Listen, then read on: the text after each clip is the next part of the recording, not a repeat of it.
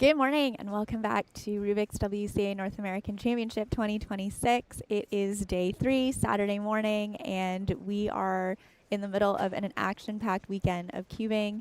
We are currently in 3x3 blindfolded round 1, and we are also joined by a special guest, Brendan Dunnigan. Welcome to the stream. Hi, thanks for having me. How are you feeling this morning? Pretty good. Yesterday I had clock finals.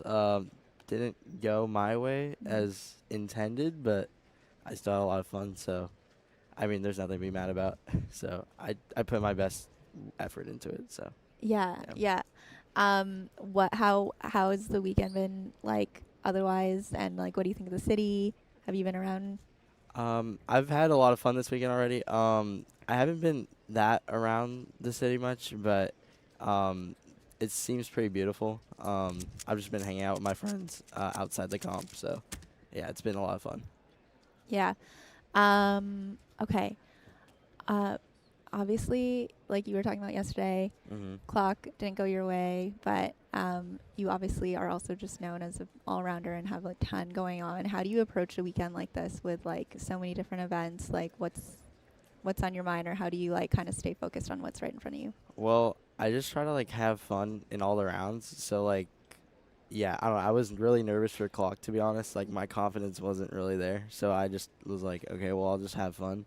And I mean, I had a really good shot at winning, so that was pretty good. I have other events to, I have square one. I Yep. won the round, so I'm probably just gonna put a lot of focus towards that today because finals are today for Yep. Squan. But yeah, I just try to have fun. That's like my main goal. So I'm not like too like like focused on my results, like so I can like have how do I put this? I just don't want to like have so much emotion toward my results. I just want to like have fun. Yeah. Okay, we're currently watching Three Blind, which Mhm. is an event that maybe you're not as well known for. So, any like third-party thoughts or commentary coming into this weekend on Three Blind? I actually did an interview with like the blindfolded like ambition, Okay. and I thought it was like really cool. I mean, I'm like somewhat knowledgeable about blind, but um, I don't know. I'm not very good at it. I think after this comp, I'm gonna try to like dabble in blind a little bit Cool. more. I'm not terrible, but I don't practice at all, so maybe I get into it now. Any predictions or hot takes for results on Three Blind this weekend? Honestly, I don't even know. I'm not like tapped into like the people that much besides like Tommy, I Yeah. guess. But yeah, I'd like to see him win again or like something really cool to happen in finals. That'd be cool. Yeah. Um, okay, want to talk about clock for a little bit. I Yeah. know it's the hot topic and Mhm. it's fresh news. I'm sure it's been a very eventful week for you with a lot of Yeah. thoughts, feelings, conversations. So, Mhm. obviously, for those that, if you don't know, although I don't know who doesn't know, that clock is being retired as an event next year, and that was Mhm. announced last week. Yeah, how are you feeling? I just wanted to give you the opportunity to talk about it if you Yeah, wanted. I don't agree with the decision at Mhm. all. I feel like it undermines a lot of the work that people like put into the event. Like I have like almost 100,000 solves in my session, just clock. So like that is a lot of like of my time that I like put into clock. Like kind of just like ooh, it's like it feels like a waste in a way. But also like we're like working towards like getting it back in a way as well. So I'm just like staying positive about it and like hoping that like the work we're doing to get clock back and like reinstated will work. But regardless of the outcome, like we'll, you know, life is life and cubing is cubing. So it's yeah. Yeah. Yeah, and I think even just thinking about that, I don't know if you're here yet in the process of how you've been thinking about it, but like it's not reinstated. How are you going to like approach this next year? It's obviously going to be clocks last year. Like what does hmm that look like for you? I don't know. I'm just gonna like I don't know. I'm not gonna put too much emotion towards it. I'm just Mhm. gonna like I don't know if it does get removed in the end, like it's whatever. Like if there's nothing, clearly we couldn't do anything about it, so there's no reason to like, be really mad about it, I guess. But yeah, I'm definitely like disappointed with the decision. Yeah, of course. Okay, I want to ask you about, because you're one of the rare, obviously defending North American champions coming Mhm. into this event, and I know the final for clock already happened, but Yeah. I want to ask you about like you're, one of the rare people coming into this event with that. And so, like, Mhm. does that add pressure for you? Like, how do you approach that when you're thinking about defending a title? Honestly, I wasn't really concerned. I was like, again, like I was just trying to have fun because like my confidence really wasn't as high as I wanted it to be. But yeah, I don't think it added pressure. Like getting that announcement like a week or a few days before this competition. But yeah, I think I don't know. I try to just like have a positive mindset, and I think it worked out really well. So yeah. Yeah. Um, Outside of obviously championship wins, another place that you've been super successful is in records, and Mhm. you have the current world record average for clock. Mhm. Are you chasing the single? Not necessarily. Okay. I mean, I'm like point oh something off of it, but I'm chasing like the sub 2 average. Mhm. Um, yeah. I think I have some comps coming up, so maybe it'll happen. But yeah, I think that's like my main goal before if it does get removed. I just want to get sub 2 average before it does get removed. Okay. Okay. Interesting. Um, you started competing just 5 years ago, and you're Mhm. already like one of the most accomplished solvers at this competition, and among the best in the U.S. And I'm just curious, like, w- uh, was this trajectory always on your mind in terms when you started cubing, and like, did you? This is probably a follow up question, but like, What was the moment where you were like, oh, I'm like really good at this? Okay, yeah, I kind of always pictured this sort of thing for me. Yeah. I don't know. I feel like I just had like a natural talent for cubing, and like once I realized I was good, like my first comp when I won, Mm. um, like I was like, okay, bro, I'm like built for this. Like, Mhm. I'm like, yeah. And then like 3 comps later, I got my first record. So I was like, I was already like locked into this like trajectory from the very start. I Mhm. feel. What like I don't know, when you have such a hot start like that, how do you not kind of let it get into your head, or like how do you keep that momentum going? Honestly, like I was like younger, so Mhm. I wasn't very aware that much. Like we talk about like BPA and like WPA, like that was never a thing on my mind until like a year ago or like a year or two ago. Mhm. So like I wasn't like very aware, which is like really good for like nerves. So you're like, yeah, I'm like I don't know when I'm on pace. I'm just like doing solves pretty much. But I feel like as I'm getting older, like I'm definitely a lot more aware of what's Mhm. happening. So like my nerves get a little bit like heightened, but yeah, I feel like in the beginning it was just like really easy for me to compete because I really wasn't thinking about it too much. Yeah, that's so interesting. It's like I'm hearing you talk, and it sounds like you're saying you almost like stumbled into the right competitive mindset without like really knowing where it came from, and Yeah. now you're having to be more intentional about it. So how Mhm. has that shift affected you, and how have you taken intentional steps towards like getting into the right mindset? I think it's like a good thing because it helps me like develop like clear mindset. Like I have something else to work on rather than like practicing. I actually have to like work on my mindset, which is really fun. Mhm. I think I've done a good job at doing so. Yeah, I mean, I feel like I don't get as many PRs like as I used to, but like I don't know, I feel like it's more fun that way because Mhm. I actually have something to like. I don't know. It feels I feel happier getting a PR now than I was like a few years ago because I would get a PR. I get like multiple PRs every comp, so like now even if I get one, I'll be happy. I love that. Okay, your profile, obviously, everyone, I think you're very well known for clock and square Mhm. one, but your profile goes so much deeper than that. And over the years, I think you really developed like a real breadth. And Mhm. so, yeah, is that something you've been really intentional about? And how do you kind of choose what you're focusing on next? I mean, you mentioned earlier, you're like, after this competition, I might just dabble in blind. Like, where does it just like where the whim takes you? Do you plan it out? I don't like. I mean, I feel like recently I've been into big cubes a lot. Mm-hmm. And I put a lot of time into big cubes recently. Over the last like 2 months or so. And yeah, I think yeah, I'm third seed going into 6x6. So yeah, I think my grind has definitely been paying off a lot. Yeah, I haven't gotten a lot of rounds, so that's just like my chance to practice. But whenever I like practice an event, it's usually not very like intentional in a way. It's more of like I get like random motivation to do an event, and then I just start doing it, and like I don't know, and then I get good at it. That's just how I got like good at all rounding back when I was really young and had a lot of time on my hands.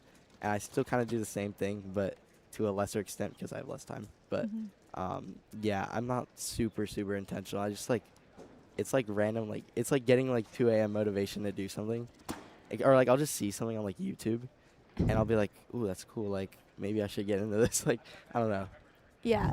I'm curious, especially with big cubes, because as I was prepping for 6x6 finals later today, I was like kind of, putting everyone's like accomplishments in and stuff like that. And obviously you're such an accomplished cuber, but um, I was like easily like, surely Brendan is like his state record holder or whatever. And then I remembered that you're from California, which is a tough one. But Mhm. I guess my question for you in that is like, kind of coming up in the cubing scene in California, obviously like such close proximity to one of the greatest of all time in Max Park. Like, Mhm. how has that impacted you or influenced you? Um, I don't really know. I feel like I don't know. Being around Max is just something I'm used to. Like Mm-hmm. at this point, like I don't know, I'm really used to like seeing him get like insane times. Like I feel like I'm desensitized in a way. Um, yeah. So like if I don't like I never like win big cubes at a comp because like Max is there. So like I don't know, I feel like maybe it like lessens pressure, but I also don't care about winning locals either. Mm-hmm. So like I don't know, I don't really think it's like done much to me besides like I don't know, it's fun to see Max and talk to his parents and whatnot. Yeah. Um, Speaking of, like locals versus coming to a major, curious how your mindset is different. Obviously it is. And how is your preparation different leading up to a major versus just another local comp? I like I think I when going into like a major, I don't know, I feel like I just practice a lot because like I try to like have this mindset of like putting all the work in before the comp and not having to like work during the comp. Mm-hmm. So I just like you know like mindfully like practice like mindset and like competition simulation and whatnot. But also I feel like majors in a way could be easier than locals because like at locals like you have to volunteer and like staff you do your assignments and stuff. I feel like it affects me sometimes when I have to like scramble a big cube before my group Mm-hmm. and like I don't get like sufficient warm up. But like here I'm like I get to warm up actually. So I don't know. In a way, it's like easier because I don't know. I'm just surrounded by good people and like everyone that I know. So like it's just more fun. I don't know. I don't know. I don't know. I love majors a lot just because like it's fun. Yeah. Yeah, of course. Um, I want to go back and ask you an all-around question, like Mhm. an all-rounder question, actually, because I'm curious. I'm always curious. Like, where do you see like skill crossover between different events, and like, is there one that maybe people won't always think about? Because obviously, I think Ooh, it's that's a like good one. big cubes, yeah, or like Mhm. across sprint events. But like, is there something that it's like, oh, like this in this event really helped me here, and no one would think that? Oh, that is a good question. I can't really think of like. I feel like there is. I feel like there is, but like, I can't really put like a touch on what it is. I don't know. I feel like I don't know. I'm like good at clocking square one for the most part. I'm trying to see if there's like any similarities between them. I don't. I mean, I guess like turning accuracy, but like the turning is way different between them. So like I don't really know. It's true. Those are two very different events. To me, Yeah. you're kind of like top two events. Mhm. Um, okay, well, you can think on that one. Maybe I'll ask you another time. Yeah. Yeah. I'll put some thought into that. Okay, what are I mean, you're still so young, obviously. Mhm. As we mentioned, like, also it feels like you've been cubing forever, but you haven't been cubing that long in Mhm. comparison to some other people that are here. Mhm. Um, you have a world record, you've won championships. Mhm. And you're still only 17. So yeah, when you look ahead Mhm. to 2027 and even beyond that, like what are you imagining or thinking about for your career? I feel like just like better. I mean, like better all rounding. But also just like continue to have fun with it, and Yeah. cause like I'm gonna have less time, obviously, as I get older. So, I'm just gonna enjoy. I'm just gonna keep enjoying it while I have it. Hmm. Um, I haven't really, yeah, no. In terms of like results or goals in that sort of context, like I don't have like too many goals besides like maybe get really insane at big cubes, but that would be about it, I think. Or like learn OBLP on Squan, but I don't know if I want to do that. So yeah, I don't know. Maybe just get good at big cubes. Yeah. I mean, Brendan, you seem like such a chill person overall. I think people would know that about you or Mhm. like, but like there's significant grind that goes into like really being good at this. And Mhm. so can you talk about that a little bit? Because I feel like you're Mhm. talking to me now and you're like, oh, it's chill. I don't know. I'll just decide what I'm going to do. And I'm like, surely you grind. Well, yeah, I Yeah. do. I do so many solves. Like, yeah, I don't know. Back when I was really young, it was like during COVID, like unhealthy. Like, Mm-hmm. I literally put like 15 hours a day into cubing. Like, I had nothing else to do with my life. I was just like a 12-year-old, like bored out of his mind. So I just decided to get world class at cubing. Yeah. So I don't know. Now I still do a lot of solves, but I feel like now it's just like more targeted, Mm-hmm. like practice and whatnot. What does that Um, look like? um, I'll target like a weakness. So I'll like find a weakness and I like so like for example like big cubes like something like was struggling with was like like pretty good look ahead. So Mm-hmm.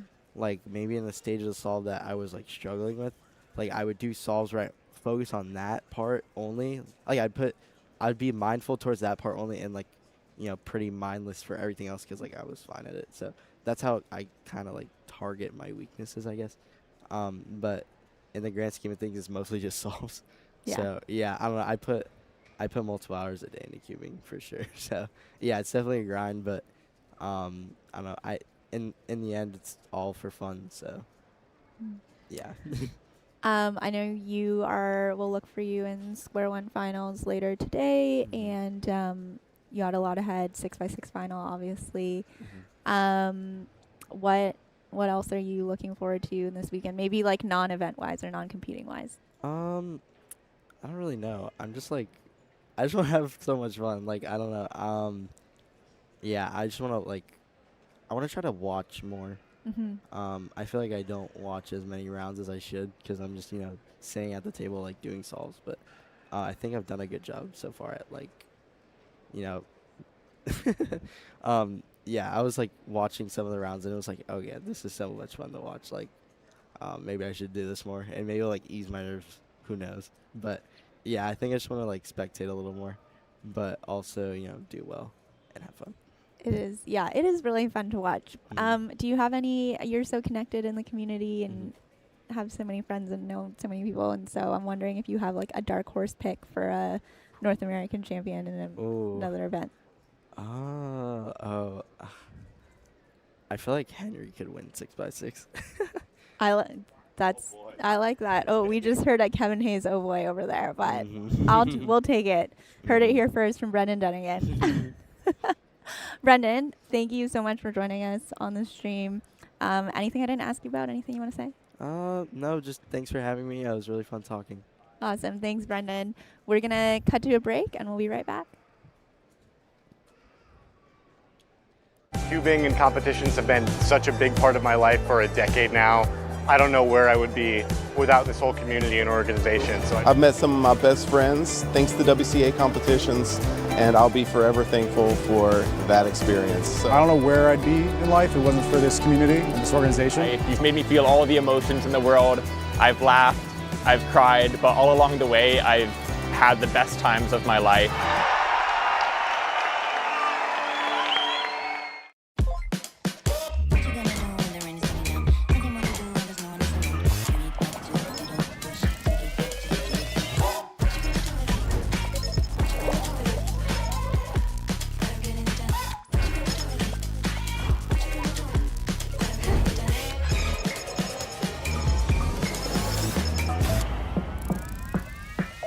Play again. Let's go.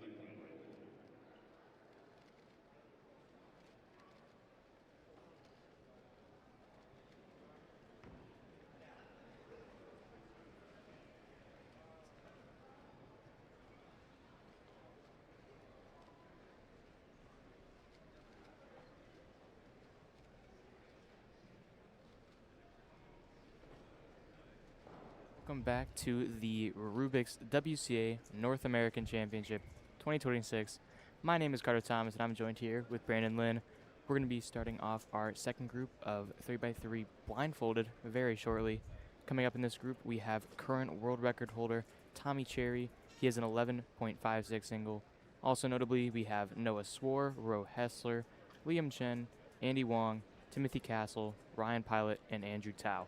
Brandon, can you give us a little preview about what this group will be like? Yeah, for sure. These are the big hitters for this group. I mean, obviously, like, Tommy is the current world record holder. He just beat that world record single last weekend. So, huge news coming off of that. I mean, these are all very similarly timed blinders, and like Noah's second seeded, Ro being a multi-blind superstar, as well as Andrew. Liam has been doing a lot of 3-blind and 4-blind, so I'm very excited to see like what's going on there. Andy and Ryan also like maybe slower than the other folks that we've mentioned here, but they are also people to be looking out for. So I'm pretty excited to see what comes out of this group here. Yeah, absolutely. And we do have a qualifier into the next round. What do you think that cut will be? And I did just check the psych sheet, and the psych sheet is around 47. So I'll say like a minute or something. yeah, and we will get started right away with Noah Swore for his first solve. Noah coming in. That 7-second memo starting his execution. 7-second memo, not that great for Noah on, looks like a tiny pause during corners here, and a DNF for a 17-second solve. Yeah, a DNF 17. Yeah, and with the new format, DNFs clearly don't matter as much. You can go all out much more often, especially considering the format is best of 5. Noah still has 4 more chances to get a successful solve. Yeah, looks like on other parts of the stream, right now we have Andrew Tao, current multi-blind world champion. Off stream, we have Ro Hessler. They haven't started their solve, and I believe that's Matt Mao off stream as well. So we'll try and keep y'all updated with some of their times. But right now, Andrew is preparing for his first solve. Yeah, Matt Mao, 25-second memo-ish. I think with decent exec speed, that could get him into finals, provided it is successful. Ro Hessler, big pause there, around 20 seconds, trying to remember his memorization here. Andrew starting his first solve of his average. Donning the blindfold around 9 seconds here. Ro with a successful 27, so he pretty much safety that solve and can go all out for the rest of the average. Smooth transition into corners for Andrew. Bit of a lockup on that B move commutator in the back. Ending with a corner twist out for a 23-second solve. Good start to the average. That'll definitely make round 2. The bottom right corner, we have Ryan.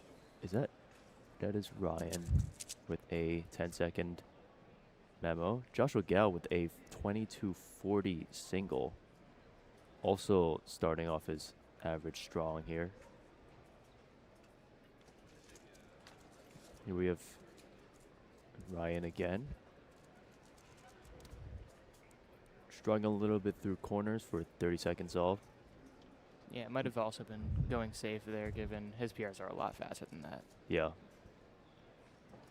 But he is also an all-rounder, so he does have to pick and choose what events he practices, and blind might not have been high priority for this competition. We'll see Noah do his second. He has a DNF for his first solve so far, so let's see if he can bounce back from that here. 8-second memo. I know Noah's much more capable of getting faster memos here, but the Noah's mostly getting to him. He's onto corners at 15. 1973. Not very happy with that solve, but will be good enough for round 2 here. Yeah, it kind of looked like a very sloppy solve, but ended up working out well enough for him to have a success. We will see Tommy Cherry, current world record holder, go up for his first.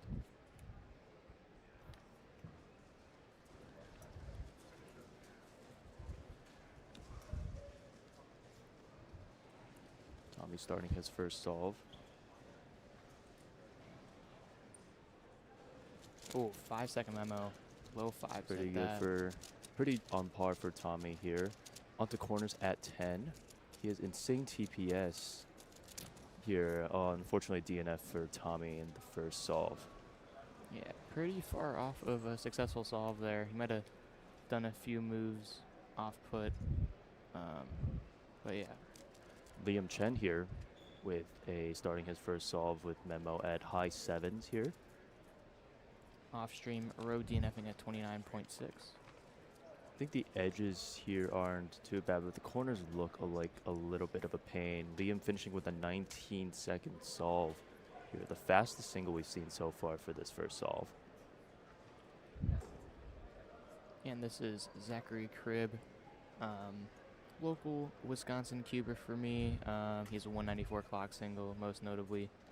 He has started to branch out into other events. He has a sub 7 3x3 average, and will also pan to Noah for his third. Noah so far has a 19 in the DNF for his first solve. Faster memo for him for the high 6. Onto corners at 13, looking decent. 1747, nice improvement over that solve over there. Yeah, I believe he has a 1550 PR single. He has a I think he has a 13 Oh, he's a actually. 13. Yeah, Oh, wow. he has one sub 15 from last year, which is a 13 single Gotcha. from Noah. We'll see Ryan, I believe, do his second. Ryan doing his second solve off stream. We have Andy Wong preparing for another solve, as well as Matt Mao.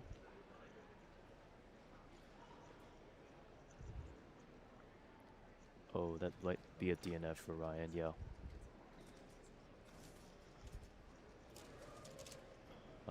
Andy Wong also going for 20-30 for Andy. Nice. Yeah, does he use blue top, white front? He uses blue top, white front, yeah. Interesting. Gotta love the unique color schemes that some folks use. Yeah, doesn't Graham do green top? Or am I remembering someone I else? think he do uses that? like yellow top, orange front, if Oh, I'm gotcha. remembering, or that might be someone else. As Andrew, slightly slower memo here. I might be a mistrace. Oh, yeah, there we go. Rowe starting another solve over here. I believe his best solve is 29 at this point. Yeah, He's been Rowe. going pretty slow, especially compared to what he's capable of. 11-second 29. memo, not horrible. Rowe pausing a bit on edges here. He has UL still unsolved. Oh, now it's solved. Finish up the floating UL commutator there. Pausing a lot during corners. And finishing up with a corner twist out for 36. Going to be slower than that last solve here. So that 29 is still going to dominate his average. Yeah, we have Noah and Tommy on stream stages. Noah starting off first. Will be in your bottom right. High 5-second memo.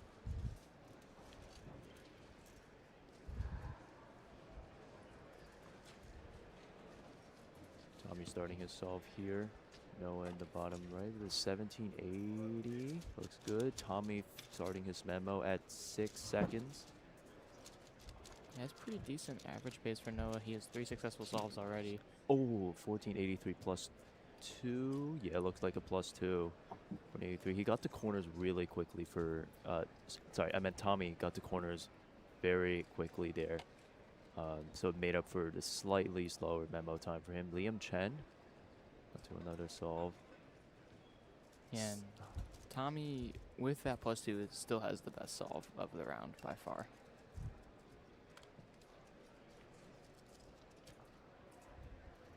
$17.57 for Liam Chen here.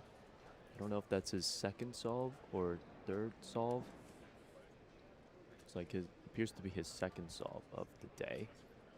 Yeah, I believe that second scramble has the abundance of white-yellow stickers on top, and I believe that scramble also has 1 or 2 corner twists. But nonetheless, 17 on that scramble is very good.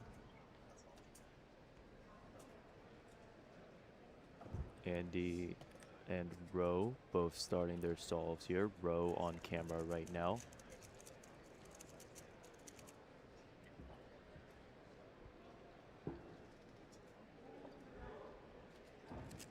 Ro with a 10-second memo here.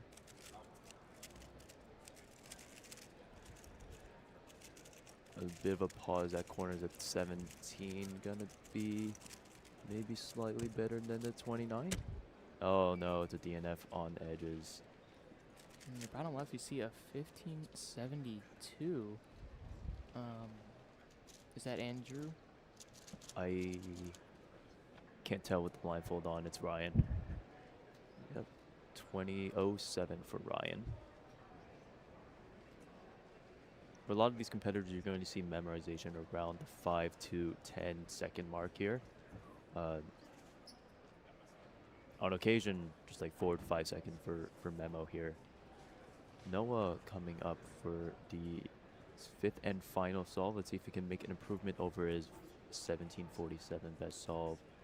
In this right now, he could go for an average, although that's not going to be great for him. High 7 solve, so maybe not the great, but he's turning really, really quickly onto corners at 11. Could he beat out Tommy? 1648, he does beat that best time, but he's not very happy about that. So many lockups on the corners there. He definitely, if he turned a little bit better, could have improved that. But yeah, 1648 with an average of 1833 puts him in a really good spot. Andrew the 2154.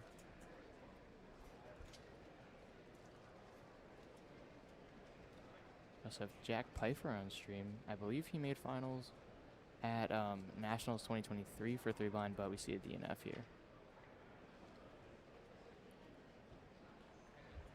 Tommy on to his 3rd solve of the day, already having a 14 plus 2. So fully capable of something better than this. I feel like there's something spicy about the later scrambles than the first one. High 6 memo for Tommy. Not on pace, but Tommy has very fast TPS. The DNF on 15. Now we see Max Chow. Not too sure which scramble this is on. He does know full 3 style though, so this could be a faster solve. 12 memo for Max. A lot of pausing, trying to remember the memorization for edges here. Yeah, he is probably also a little bit out of practice with his commutators given. Blind's not one of his main events, and he started college recently. But I don't think those edges are solved. Yeah, 34 DNF. Row with another solve. Ooh, 8 seconds. That's the fastest memo I think we've seen for Row so far, but a big pause right away on edges here. And off stream, this might have been the first group, but Illinois native Braden Thompson bringing home a 1626 is his best solve. Row with a 22. Nice. So far, Braden Thompson is leading the first round.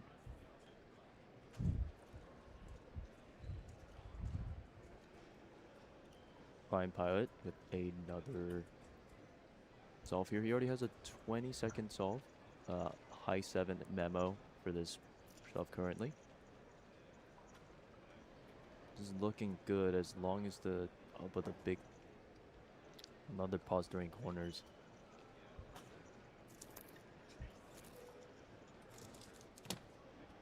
The DNF. I feel like for blind especially, you gotta get into the habit of trying to remember your corners while you're doing your edges, so you have that seamless transition between the 2 steps. So you see Luke Garrett over here. Luke Garrett famously uses M2OP, one of the starting methods for with the blindfolded, but his insane turning speed kind of makes up for that. Like if you see the rate at which he's turning, it's absolutely insane. Got Andrew with another solve. High 7 memo. Oh, a bit of a lockup on that awkward commutator here. Are the edges solved? I don't think so. It's a DNF for Andrew. Yeah, looks like he also missed a letter pair in corners.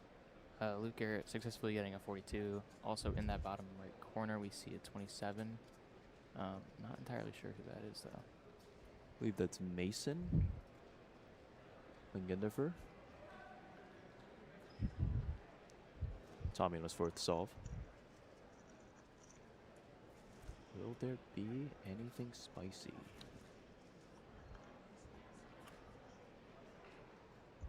Six-second memo.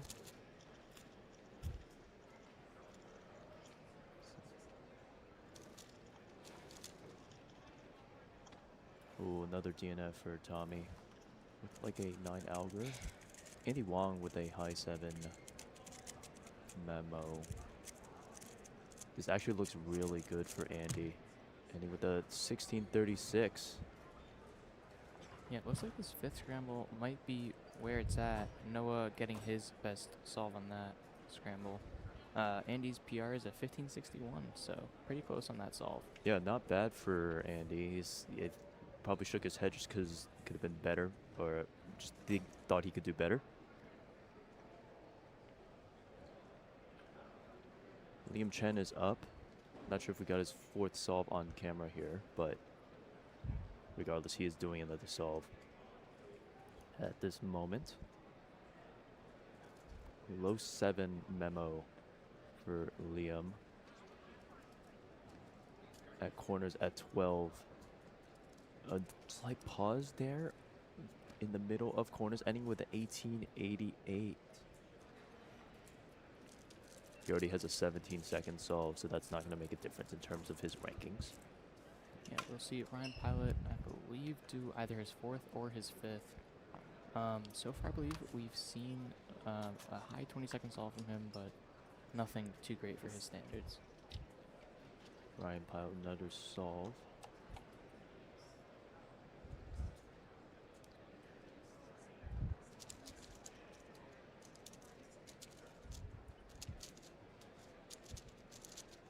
Memo at 10. Oh, this looks pretty good. But the misturn. Oh, he did corners wrong. Another DNF here. But it should be good enough for round 1. Taking a look at some of the Group 1 results we have. First seeded, we actually have Calix Tang with a 1544 single here. Jeff Park, former world record holder for 3 blind with a 1580, and once again Braden Thompson with a 1626. So they are leading a pack. Tommy still has one more solve to go, so he needs to get it in this last solve if he wants to lead off for the first round of blind. Yeah, that first scramble in Group 1 must have been really good because all of the top 3 competitors got their best solve on that and did not get much closer. Oh yeah, I was in Group 1 and it was a pretty good scramble. Maybe like a 9 alger or something like that. Unfortunately, I DNF, but you know, that's how life goes. Andrew with a 1945, ending with a sub 20 single.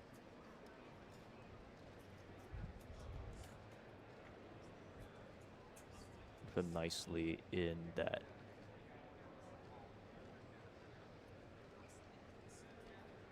Yeah, 9th spot there for Andrew Tao. Improves his best single from a 21 to a 19. Definitely can't complain about that. Easily will be making finals.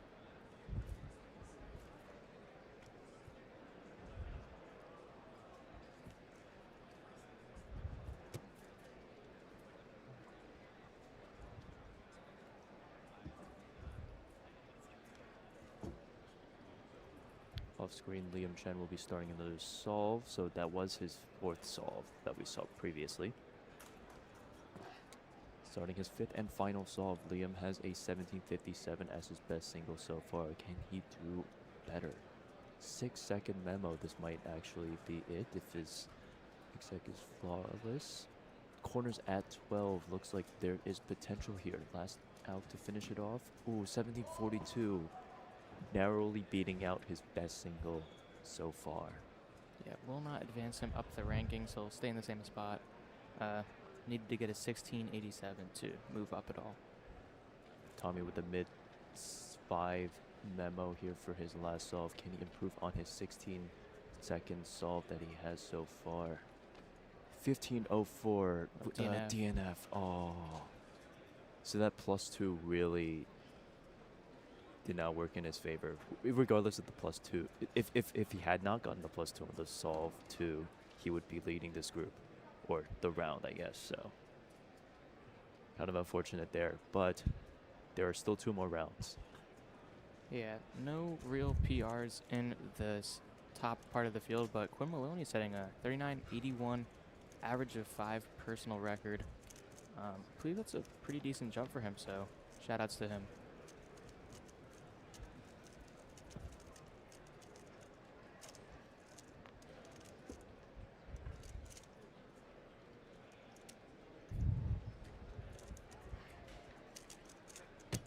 Yeah, I think a lot of the top competitors have finished their solves.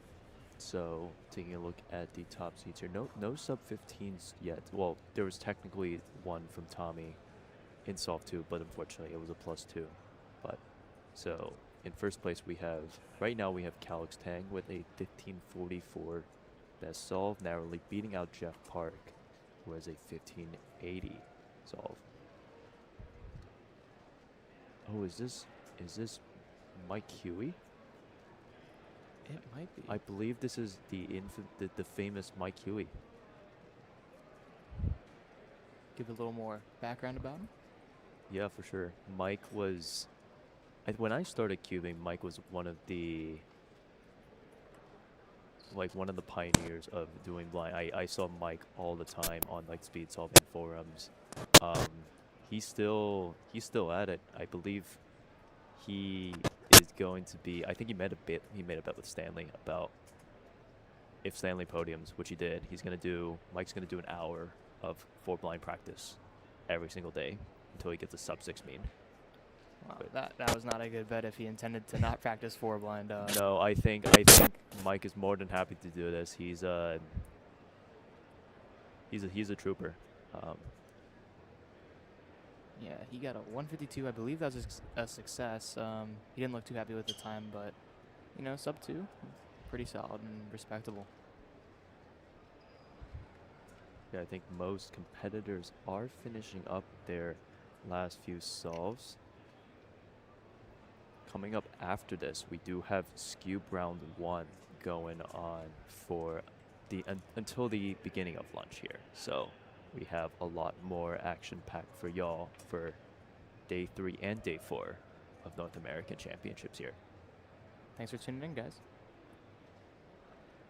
Cubing and competitions have been such a big part of my life for a decade now. I don't know where I would be without this whole community and organization. So I've met some of my best friends thanks to WCA competitions, and I'll be forever thankful for that experience. So I don't know where I'd be in life if it wasn't for this community and this organization. You've made me feel all the emotions in the world. I've laughed, I've cried, but all along the way, I've had the best times of my life.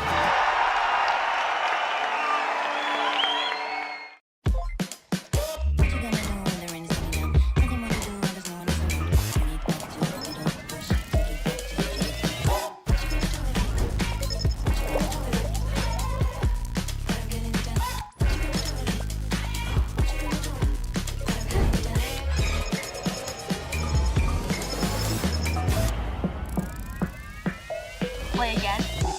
Let's go.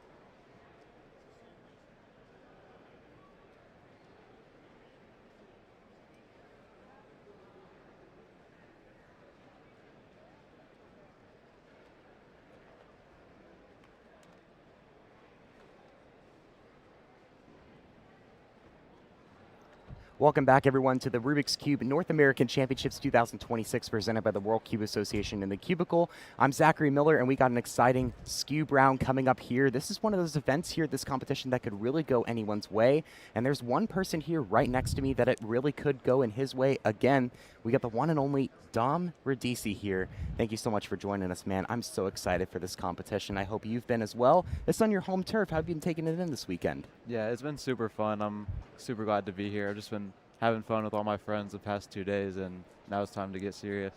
Yeah, and how does it feel to be able to watch NAC so close to you finally? This is probably the closest nationals you probably attended to your home state of Tennessee. Did you drive here? Did you fly here? How'd you get here? Yeah, so me and both my parents drove here. It was like 8 or 9 hours. It wasn't too bad. Yeah. So nice not to have to take a flight. Yeah. To get to a big comp.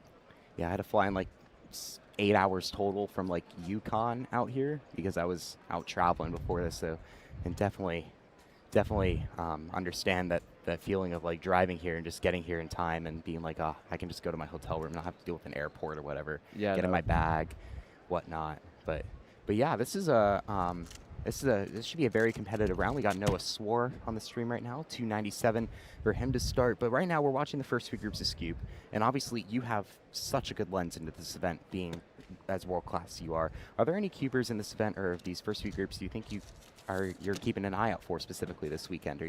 Are there any names that people might not know at home that you want to maybe shout out?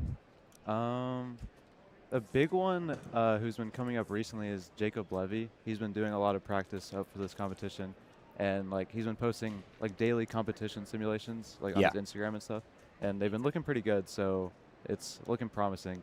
And then of course you always have Carter and Zane up there, and Braden Roten's always in there as well, Ash Black even, and even some even newer names like Sid and Dean. Yeah. Yeah, there's been a lot of really great new Scube solvers coming into the scene. Some that we've seen for a long time, like Carter Kukala, who's been such a big name in Scube since at least 2018. And then we have so many new faces like Jacob, Dean, Sid, that are just dominating at the local level, and they're ready to, show off their skills at such a high level today. And it's going to be really fun to watch. Specifically, that storyline, like we were talking about, Braden and Jacob. We haven't had a Rockies. Someone from the Rocky Mountain region podium at a North American Championship since Dan Cohen in 2013, 2014, wow. Which is crazy. Do you think they could, finally be the ones to do it? Yeah, 100%. I mean, Braden's always had the skill for many years now, and I think it'll come together at some point for him, and he'll get a good result that he's been looking for. And Jacob Levy could do it as well. He's got the skill as well. It's just a matter of who performs in finals. Yeah, so you've become a Scube household name pretty much over the past few years, and people likely did know who you did after your incredible finals performance and second round performance at NAC 2 years ago in Minneapolis. How did it feel back then getting onto one of the biggest stages of your career and doing so well at that competition? I mean, it was amazing. It was very unexpected as well. The few months leading up to the comp, I had some pretty good results. I ended up getting up to 3rd in the world before the competition, but going into it I wasn't expecting anything. I was just gonna solve my best, see what happens, and ended up going in my favor, I'd say. So yeah, it was amazing. Yeah, and you also had such a great performance at Worlds last year. You're currently the runner-up world champion in Scube. Is there just something about these majors that just fuels you? Yeah, I mean, I think it's just all the people here. It's just such an electric environment, and I've noticed I generally do better at majors than I do at locals. Leading up to Worlds, my results weren't good, and even after Worlds, my results weren't good at locals, but I ended up doing really well at Worlds. And yeah, I think it's just the major competition environment. Yeah, and building on that a little bit, what's kind of a mental mindset of doing so well in those competitions? Is it kind of a method for doing so well? Is it kind of your mindset going into those? Are you practicing a little bit differently, maybe a mix of both? Walk us through that a little bit. It's all mindset pretty much, because for Scube, the turning is so particular, and the inspection is so particular that if you are nervous or too jittery or anything like that, then your turning is not going to be right, your one looking is not going to be right, and you're going to mess up. So you just have to be as calm as possible, and the way I do that is by not having very high expectations. I'm not assuming I'm going to do bad, but more so just not being like, oh, I need to win, or oh, I need to podium. Like, I'm just going to solve, see what happens, and go from there. Yeah, and do you prepare for these any differently? I imagine you do, because you kind of already answered this question, but this is not like a usual local competition in Nashville for you. Are you preparing, like, do you prepare for every competition very similarly, or do you do a lot more dedicated stuff like simulations and stuff in prep for this? I've definitely done more preparation for this competition than my usual ones, and it's just because, of course, this is a little more important than a local. So what I've been doing recently is every single day I've been doing 101 looks, because my inspection's my biggest weakness, 100%. Yeah. So I've been really locking in on my one looking and just trying to get my percentage as high as I can. And then also I've been doing like one competition simulation a day, because you don't want to do too much or else it kind of loses its value. So you have to make sure you're still getting nervous while doing your comp sim. So I've been making sure to do that as well. Yeah, and like building on that a little bit, have you kind of added anything to your solving repertoire since Worlds and All-Stars back last year? Not so much. I've just been, I mean, I've learned like a few new algs here and there, but nothing too crazy. Just mostly just locking in what I already know, because once again, inspection is my biggest weakness. So if I can one look more things in inspection, that'll be my biggest improvement at the moment. For sure, for sure. And another thing too that we've all been kind of noticing, you've been getting some insane 3x3 results lately. Is that something new for you? You've been just practicing a lot more 3x3 recently, or you've just been something that you really haven't been able to show off as of late? I have not been practicing 3x3 very much. I mean, it's definitely my second most practice behind Scube, but it's probably like 80% and 20%. Like, I definitely practice way more Scube than 3x3. But yeah, those averages are honestly like insane for me that I've been getting in comp, because my PR is already really good for me, and the potential I've had in some rounds recently is like close to my overall PB average. Yeah.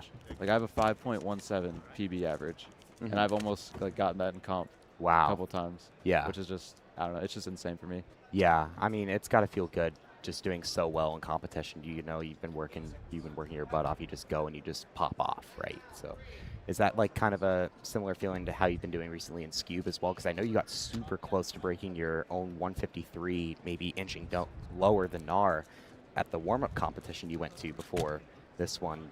I believe that was in Georgia, correct me if I'm wrong, right? Yes. The 154 you got, right? Yeah. Yeah. Was that like kind of credited due to kind of the work you've been doing at home, like the inspection stuff, or was that like, was it kind of something different that nearly got you over that barrier? It was definitely that, but also just like locking in like my mindset and just like my competing strategy, I guess you could say. Just trying to get everything as solid as I can, make sure my turning's on point, because that's the main thing. Yep. You always just have to make sure your turning's good, your inspection's good, and if on the day you're doing well at that, then I'm going to get some good averages. Exactly. And another thing too as well, I know some very huge changes are going to be coming up for you later this year. Yes. From our discussion, it appears you're heading off to Vanderbilt. So first of all, congratulations on that. Thank you. It's a great school and you're going to do well there. Do you have any plans on how you're going to, you know, maintain the skills you've built up while you're there? Because I know I've been talking to a lot of other cubers that have gone to college recently, like Hassan Kanani and many other top solvers like Max Shao and Luke Garrett as well. Is there kind of anything you've learned from them? Are you going to still like maintain like a practice routine? Because I know you're probably going to lose a lot of time when you go to college. So what's that going to kind of look like going forward for you in your mind? Well, so I'm definitely going to still be cubing because I love cubing, and but I think the transition is definitely going to be hard. So I'm probably going to be practicing less at first, just getting settled in with all my classes and everything like that. So it'll definitely get put a little bit on the back burner, at least in the first semester. But I'm planning on like joining the cube club there and everything. So I'll still be involved, and once I get all settled in, I'll definitely maintain a good practice routine so that I'm staying in my prime, I guess you could say. Yeah, so that's definitely good because, I mean, I went to Tufts University for my undergrad as well, and, like, it was insane the amount of time. Like, I thought it was like, oh, everyone's like, oh, college is so, like, free. You get to do all this stuff. No, it's not like that, especially if you're going to a school like Tufts or Vandy. I mean, it's like your life gets sucked away a little bit at times. So it's hard. Like you just gotta the change is coming, right? So Yep. it's just something that's inevitable. So it definitely is good that like the top solvers are kind of considering that type of stuff and working towards that as well.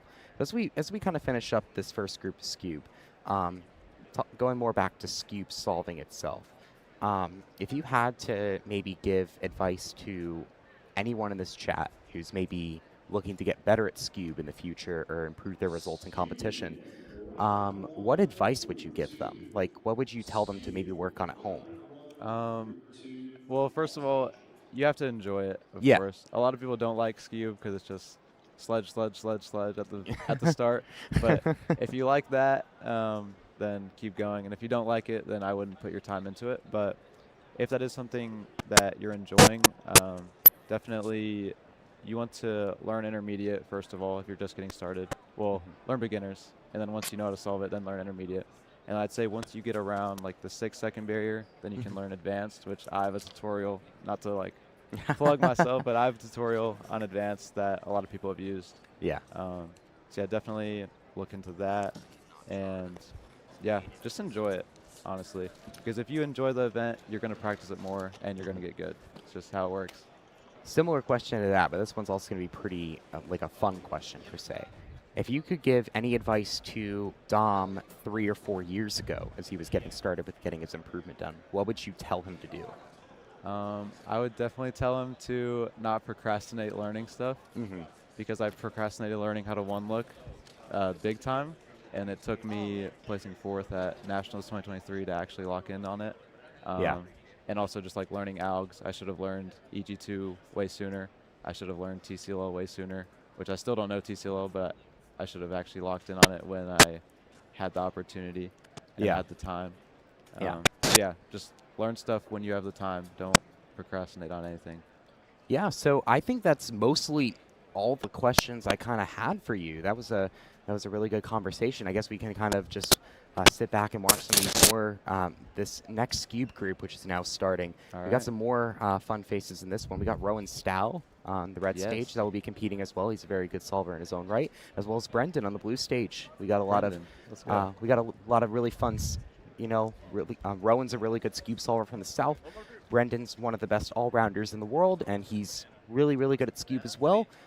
He's someone that could probably sneak into that Scube final as well. We also got keepers like Ethan Zhang, Sebastian Carrillo, and Gabriel Gauman as well. So should be pretty fun to see some new faces, come into the scene as you were talking about earlier. And yeah, and I believe some of the names you were mentioning are going to be competing a little bit later in this competition. So names like Sid are going to be in Group 4. We'll watch out for that.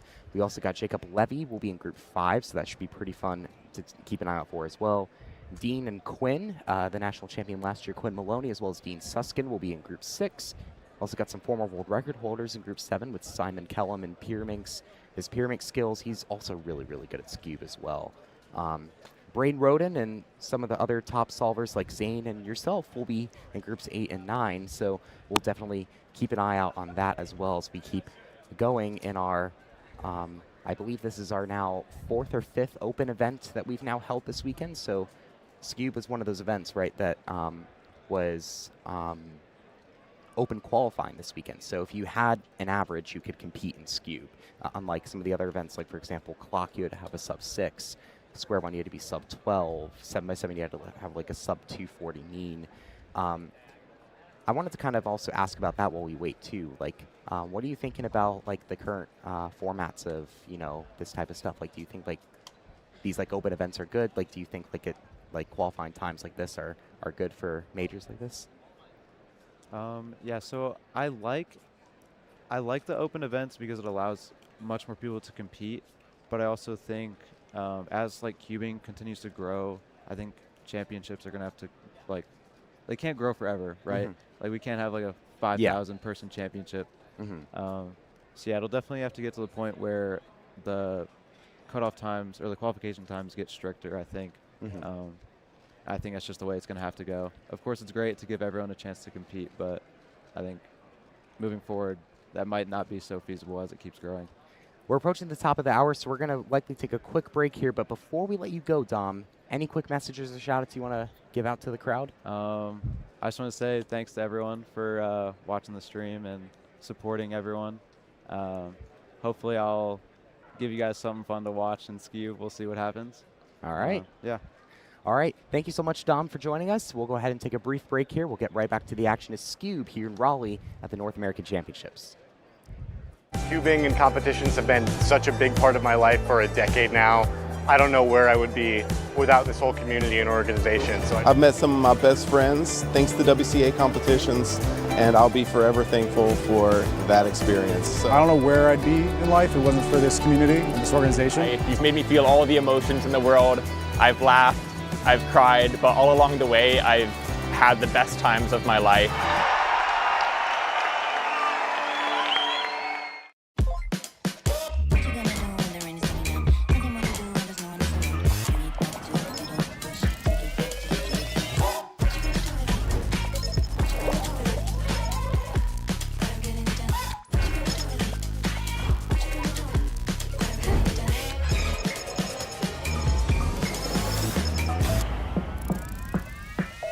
Play again.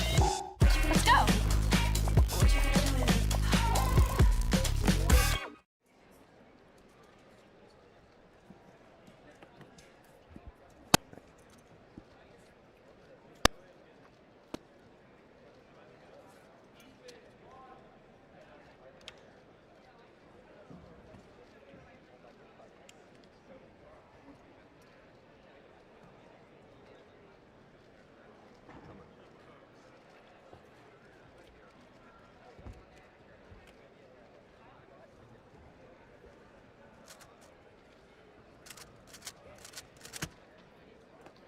All right, everyone, welcome back to the Scube action here at the WCA North American Championships 2026. Welcome back, Zach Rydell. Thank you so much for sitting down with us again. And yeah, how's your morning been, by the way? Really good. If you can't immediately tell by my voice, little raspy this morning. Had a great time at the DG the Artist concert, but unfortunately the time had its way with me as well. But I'm really excited. Got a big day going ahead of us. We have 3x3 round 1, the main event, what everyone thinks of when they think of speed solving. So really looking forward to seeing what all we can do there. Just about every single one of those groups has someone super interesting in it. Yeah. Here's Brendan Dunnigan. He'll start off, I believe. Oh, that's going to be close. Is it a +2 or will it be good? Judge Joey Day from Utah is going to check that out. Might need to get a delegate to confirm the ruling.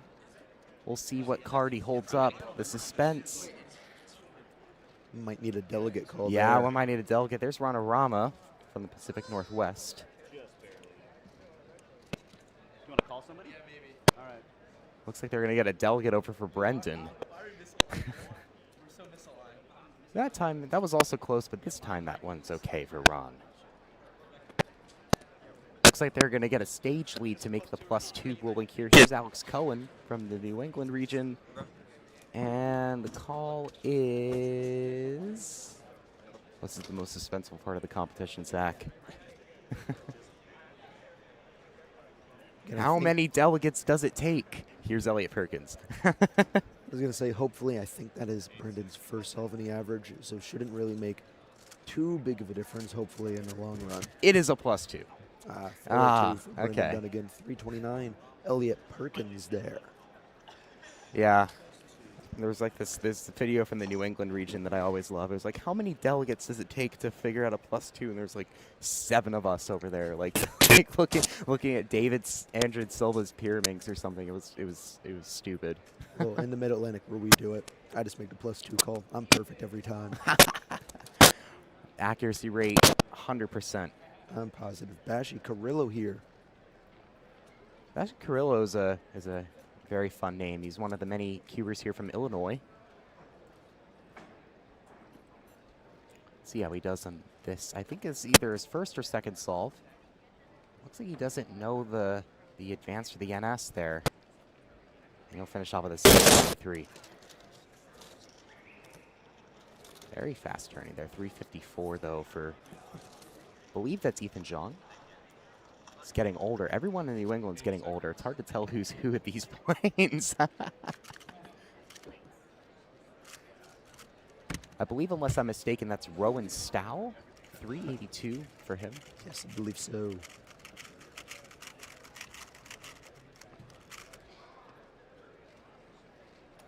Yeah, this is going to be a very exciting round today, Zach, because Scube is one of the many events here where this could truly go anyone's way today. We obviously do have some favorites, like our chat will know very well. We do know very well the household names at home with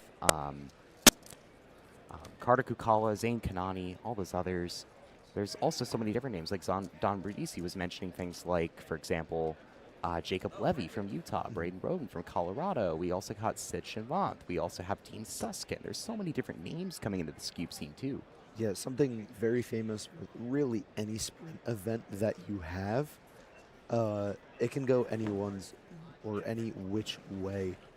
Anyone with some sort of skill and knowledge in the event has a very good chance. Is this going to come down to who holds up with the nerves the best and who can execute the best when the time comes. And then done again, solve 2.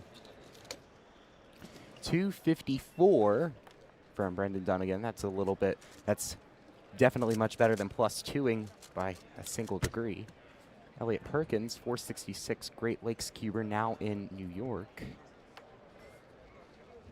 Here's one of the, I think this is Gabriel Gauman, one of the many volunteers at this competition. Delegate from Pennsylvania. Shout out the Big P, Big Pennsylvania. 324, great cubers out there, by the way. I'm including the one sitting right next to me right now. Oh, thank you, thank you. It looks like he one-looked that, but maybe hesitated, paused during the solution, trying to remember where he was. Didn't look too pleased with that.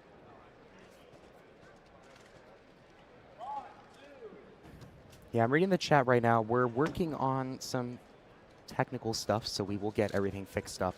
Thank you, everyone, for your feedback. We've passed it on to everyone. Here's Ethan Zhang again.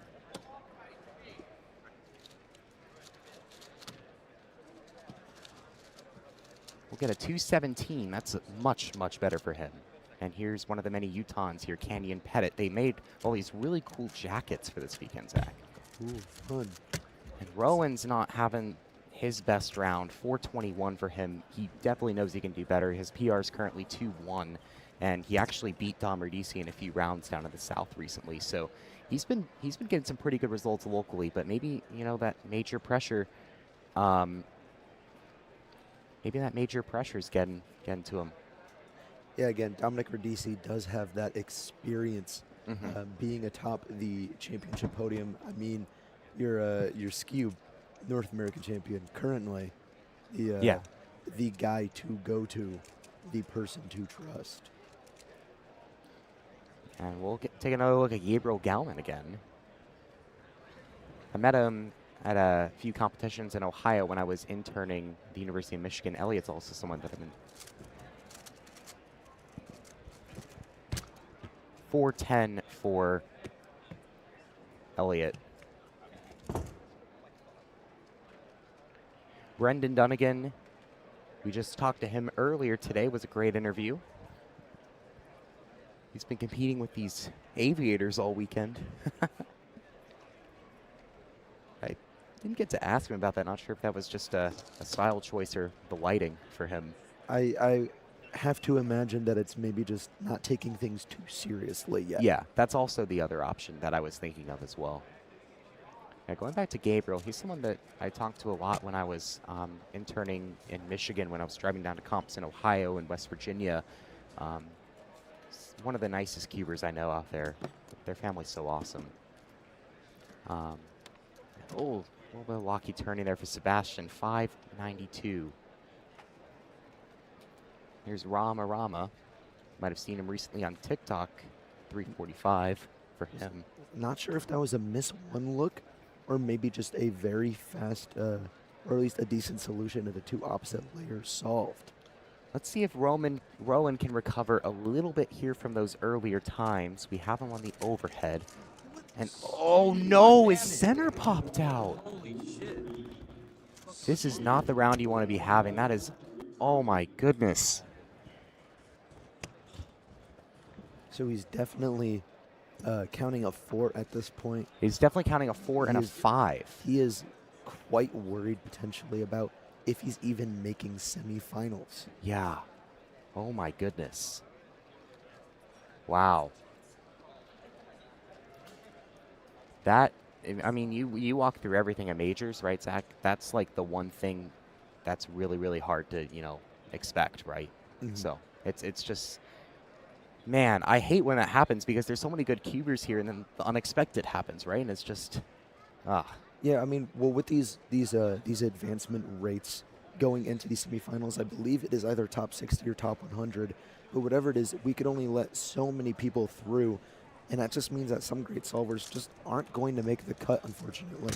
We are going to go to a, no, never mind, I'm jumping the gun on that one. I read your note too quick. Yeah, I'll be in the next group, so once group 3 gets called, I'm probably going to skedaddle out of here pretty quickly so I don't see anyone scrambles, because I would love to still be able to compete at this competition. I remember during clock semis while commentating, I was asked, "Hey, are you going to compete in clock semis?" And I'm like, "I've already seen 2 scrambles so far. It's kind of over for me now at this point." Yeah. So as a reminder, I mean, we love competing, but we also got to make sure we follow the rules, right? So, I mean, I am the rules man. So, so that's just a factor that we have to consider. So I'm gonna probably skedaddle out of here pretty quickly as we get through these 4th and 5th solves. Here's, I think, Sebastian's 4th or 5th here, 391, and yeah, he can definitely do better than what he's putting up right now from what I know from him. I was going to say, yeah, not too stoked about it. I think this might be the same scramble here for Gabe. It's that peanut case on blue, which I think we did see earlier.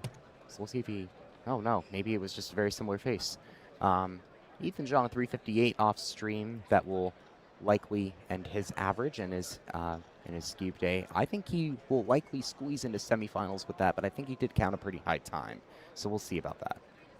Yeah, I was going to say, I mean, sprint events can go really any way. All it takes is messing up 2 solves. So we are going to go to a quick break before we go into Cube Group 3. We'll see you all back here in just a little bit.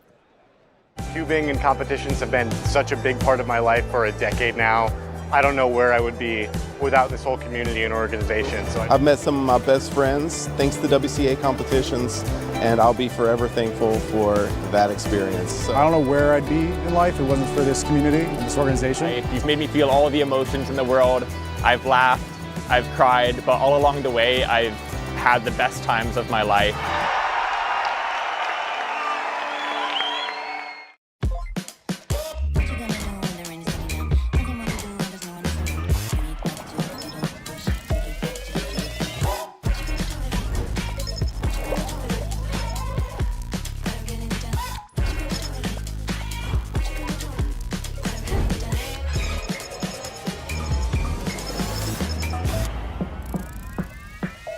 Play again.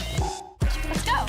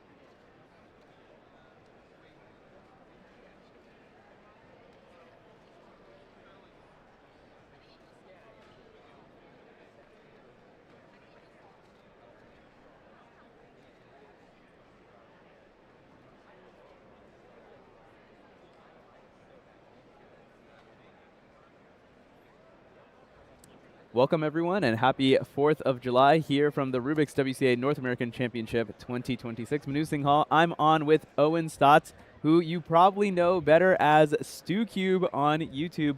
Welcome, Stu, to the stream. Welcome to the North American Championship. How have your first 2 days been so far? Oh, man. The first 2 days, it's always, at least for me, I used to, like, try to compete in the events that I'm like, not good at all. And now I'm just like, should I do the 2x2 round and drop a 4-second average? Probably not. And I did not. Instead, I decided to film some stuff. So it's been a riveting first 2 days. But last 2 days, second 2 days is going to be even better. Filming some stuff, you say. So new video coming out soon is what you're saying. Well, always. Always. Well, that's excellent. Yeah, Stu, talk a little bit about like how you got into cubing, and then from there, like how that kind of turned into like YouTube. Yeah, I got my first cube in 2017 for Christmas. My grandma gave it to me. And then from there, I cubed throughout all of that time from like 2017 to now. And YouTube was always something that I had done in that time. And so it was kind of just like a combination of those two things. So I'd made videos about other things before, but then, 2023 I decided to really go in on this channel in specific. And it worked out the best of any of the channels that I've had, which I'm very grateful for because of the great community and stuff like that and all the people I've met, and it's been great through that. So both cubing and YouTube have always been things I've done independently of one another. Yeah. But then they came together, and it was, yeah, pretty exciting. I hear in the lore somewhere that the original Speedcubing videos used to be Lego stop motion. Is this real? This is in the lore. This is true. Are they still up? Can people find them? They are still up. If you, Interesting. All right. I'm not going to give you the whereabouts, but okay, yeah. If you find them, you find them. They have a couple hundred views, and they exist. Drop a secret message in the comments on one of those videos, perhaps. Yeah. How did you get into like videography? Because you said that's kind of like sort of independent of Speedcubing, then kind of managed to merge together. My dad always did a lot of videography stuff growing up, so I was kind of always influenced by him and my uncle as well, who they like made a lot of stuff together. Yeah. So I already like had at least like some baseline level of like equipment that I could like play around with and stuff. So I guess I was always kind of drawn to that naturally. And then, as I grew up, I watched a ton of YouTube as a kid. And that was always something that I had just, tried to do, but it never really worked out to the extent that, like, either you imagine or you hope for when you're, like, a young child or whatever. Yeah, classic. Right, exactly. But, and then over time, I just continued to try to improve at it. And eventually you get something that, is like a format that you like, and it turns into at least what it is today. So, yeah, I've always kind of been around that stuff, like, in my life. So it was like an inevitability that eventually, like, I'd try to get good at it. And, that's pretty much how I, started videography stuff. So did you, like, take classes or anything like that? Or was it all, like, kind of, like, self-taught as you, like, stumbled your way through figuring out how to edit a video? Yeah, it's a lot of stumbling your way through it because naturally, like, you start out, nothing, but it's more of like every, it's always the same question of how can I make this video better? And whatever you do to do that is up to you, but it's all moving towards like the same goal. So it's a lot of trial and error and a lot of, just messing up and then doing it over again, messing up, doing it over again. And that's pretty much it. There are tutorials here and there where you can like learn stuff, and especially for like video editing, which is not a very intuitive thing by itself. But most of it is just doing it over and over again. Yeah. And that's usually like the best way in most things to get better. better. Yeah, it's pretty cool. Do you think there was like a moment or a certain video that at which point you're like, I think I figured it out, like the general flow and where I kind of want to take this channel or the stories that you tell? Right. I think like decently early on, at least for this channel, I had found something that like I vaguely wanted to do, which was like a combination of other cubing YouTubers that I'd grown up watching, like Laser Monkey and like J-Perm and Cubehead and stuff, and then like kind of, moving those formats together.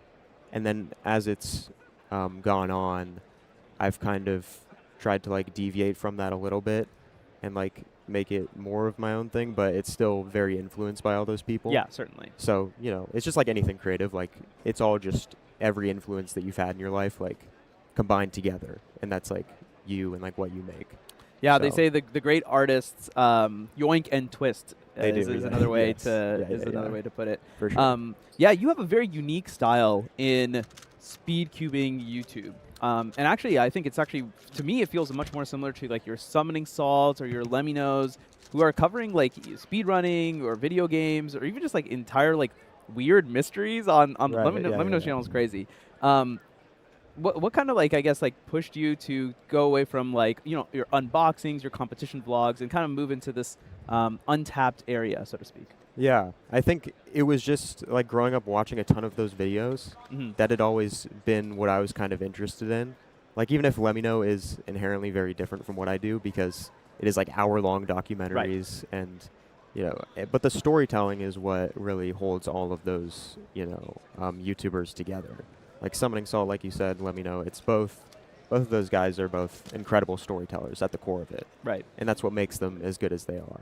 And so they do have different styles, but, you know, that's the main thread. And so I've always thought that if I could get better at storytelling, then in like telling the story of whatever cubing thing that I'm covering, then that's what's important, not as much like just, you know, taking from their style and like doing what they do. It's more of the storytelling aspect. Yeah.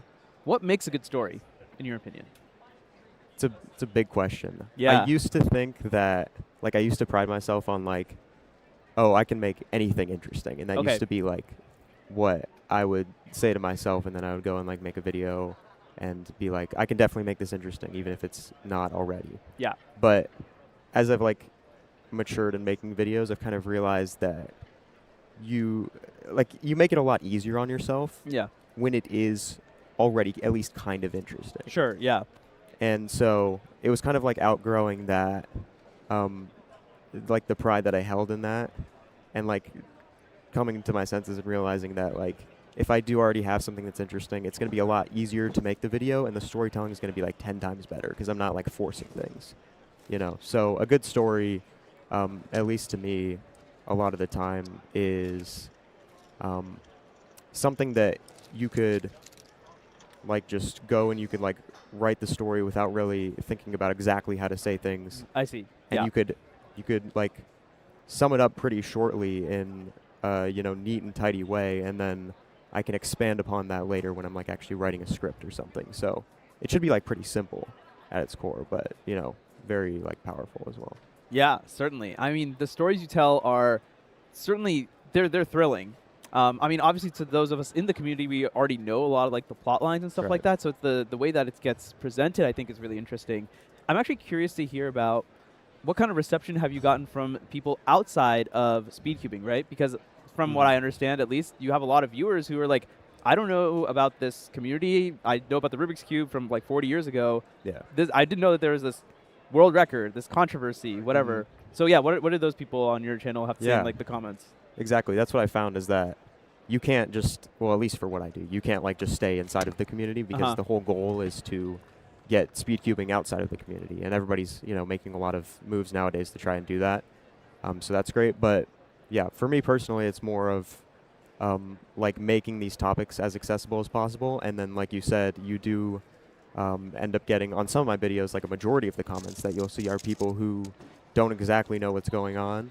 But the goal is that, you know, like they found it interesting and that they found it like something that they could immediately understand what's going on. Yeah. And then they're hooked in the story, and then they, you know, follow it all the way through, and they see, you know, like Dylan Miller get a 3.49 second solve. Yeah, and they're like, wow, like that was, and they can just tell by his reaction as well. It's like, that's a very important thing. Yeah. And we have a lot of great personalities in the community for that. So, yeah, it's a lot of non-cubers is what I would say. As I've gotten better at making videos, I've realized that I need to target those people more and make it simpler for them. While also, you know, cubers can still enjoy it. Yeah, well, like retaining like the essence of the story, and of course being factual and whatnot as well. And I think it's like a really interesting balance to try and figure out, because it's something that as commentators we also need to figure out as well. Like you're presenting to a lot of cubers, but also a lot of non-cubers as well. So to try and figure out exactly where that balance is, I think is very tricky. And I think you do a fantastic job of it. I'm always enthralled, even though, like, you know, I know where the story's going to end. Right. But like the way it gets told, I think, is certainly very interesting. Love the graphics also. Oh yeah. Those are very. I feel like they're very insightful, or like it gives you something really interesting to look at, I think. And Especially I remember some of like the world record reconstructions and stuff to like show exactly like here's what's going on. I think right. Yeah. is The also cube certainly helpful. graphic, like the 3D. Yeah. Yeah, Exactly. I want to talk a little bit about. So, the WCA and speedcubing in general is moving towards / in a direction of being more spectator friendly. Right. With the WCA has a new head-to-head format. The major finals are, streamed at extremely high quality these days. Where do you think YouTube creators, such as yourself, storytellers, but also like competition vloggers, unboxing, just the ecosystem in general, how do you think those go hand in hand if they do at all? Yeah, I think it, like I said, with the storytelling aspect of it, like it's easier to tell the stories that are already there in a sense. Right. Like in this, making cubing more head-to-head and more spectator-friendly is something that, like, at least for me personally, that only helps me to then tell the story in an easier way. Whereas, the average of 5 format, like, inherently is a little bit more difficult to explain quickly to somebody than just this guy's racing against this guy and this guy finished the cube faster. Right. So, of course, anything to make cubing more spectator-friendly will make the storytelling easier, and then it gives you more space to kind of do what you want with it than trying to force something that's not really there. Yeah. So making cubing spectator-friendly is, it's a great push in the storytelling direction for, like the sport in general. Yeah, totally. And I think, like YouTubers, I think have like we have like loads of like really awesome personalities in cubing, and I think there's a lot of ways for people to get in. I mean, that's why I'm in speedcubing at all, right? Because I watched a video by Andre Carpathy. He's like the originally OpenAI guy, like Tesla guy now. And like I think that's why a majority of us are here. World record solves and stuff like that too. So certainly, I think is very, very, very synergistic indeed. Thoughts on like where your channel is kind of headed from here? You want to drop like a leak or something? Like next big video, exclusive here. Yeah, of course. No, I think as there's a fly around us, and it's like. Yeah, this is kind of obnoxious. This guy's been bothering us, I think, since yesterday, unfortunately. Okay, that's unfortunate. But no, I think just making whatever I can do to make the storytelling better is essentially what's going to happen. And that's always the question, is just how can I make the video more accessible to more people? Yeah. So more people can see it, and that's essentially. What it's boiled down to, as opposed to like having any like specific goal of, I want to do this by this point. It's more of like a broader goal now of like, that's what I want to do with it. And then, of course, like you said, like everybody, that like a large portion of the people that are in this room right now, got into cubing through YouTube. Yeah. And so I think that it's a huge thing, and as more people start doing it, start making videos, it's only gonna grow the community as a whole as well. So yeah, totally. I think it's a great thing. What goes into a StuCube video from like concept inception? Okay, I want to make a video about Shwani 280, something like that, or Shwani world record, Yihung world record, to it being posted on YouTube. Yeah, I think the beginning of it is like getting down like how and like what order I want to tell the story and what aspects. Yeah, and that would be more of like an outline. Yeah. Yeah. I used to like not do an outline at all and think that I could just like start scripting the video, which was like a very arrogant thing to do, and like I can't. It's not gonna work as well. I see. So if I I have all the points, probably like more points than I need, honestly, so that I can. I'd rather like cut away stuff than like trying to force more things in. Makes sense. Yeah.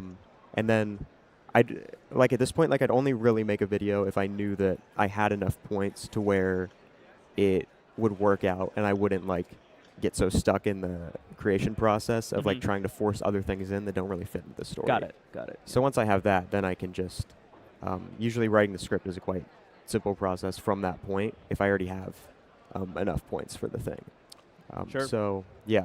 So then after you write the script, you can just I think the video editing is its own form of storytelling. Yeah. And so it's like, if I know I have a good script, then it makes me very confident going into the video editing that I can then use that to enhance the script. Yeah, totally. As opposed to like trying to save something that's not working. Right, yeah. Makes a lot of sense. What do you think is like the most challenging part about putting a video together? Maybe aside from coming up with the story in the first place. Yeah.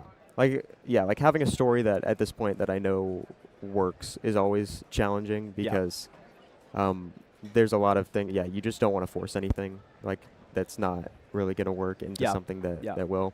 But yeah, editing is always just like it's just a time-consuming process as Certainly. opposed to like a difficult one, like a mentally, challenging one where I have to like think all that much through it because at this point, there's like a, an intuition that goes into it, and like as you edit more videos, you kind of like I can hear myself say something and like imagine immediately like what will go on the screen at that point. Right. Yeah. Yeah. Yeah. And so a lot of that's just it's like cubing. Like if you're just doing an elk that you've done 1,000 times. Yeah. And you just know it, as opposed to the scripting part, which is more of like consciously thinking about every decision that you're making. Sure. Yeah. That makes a lot of sense. And then kind of on the flip side of that, what do you think is like the most rewarding thing after video is posted?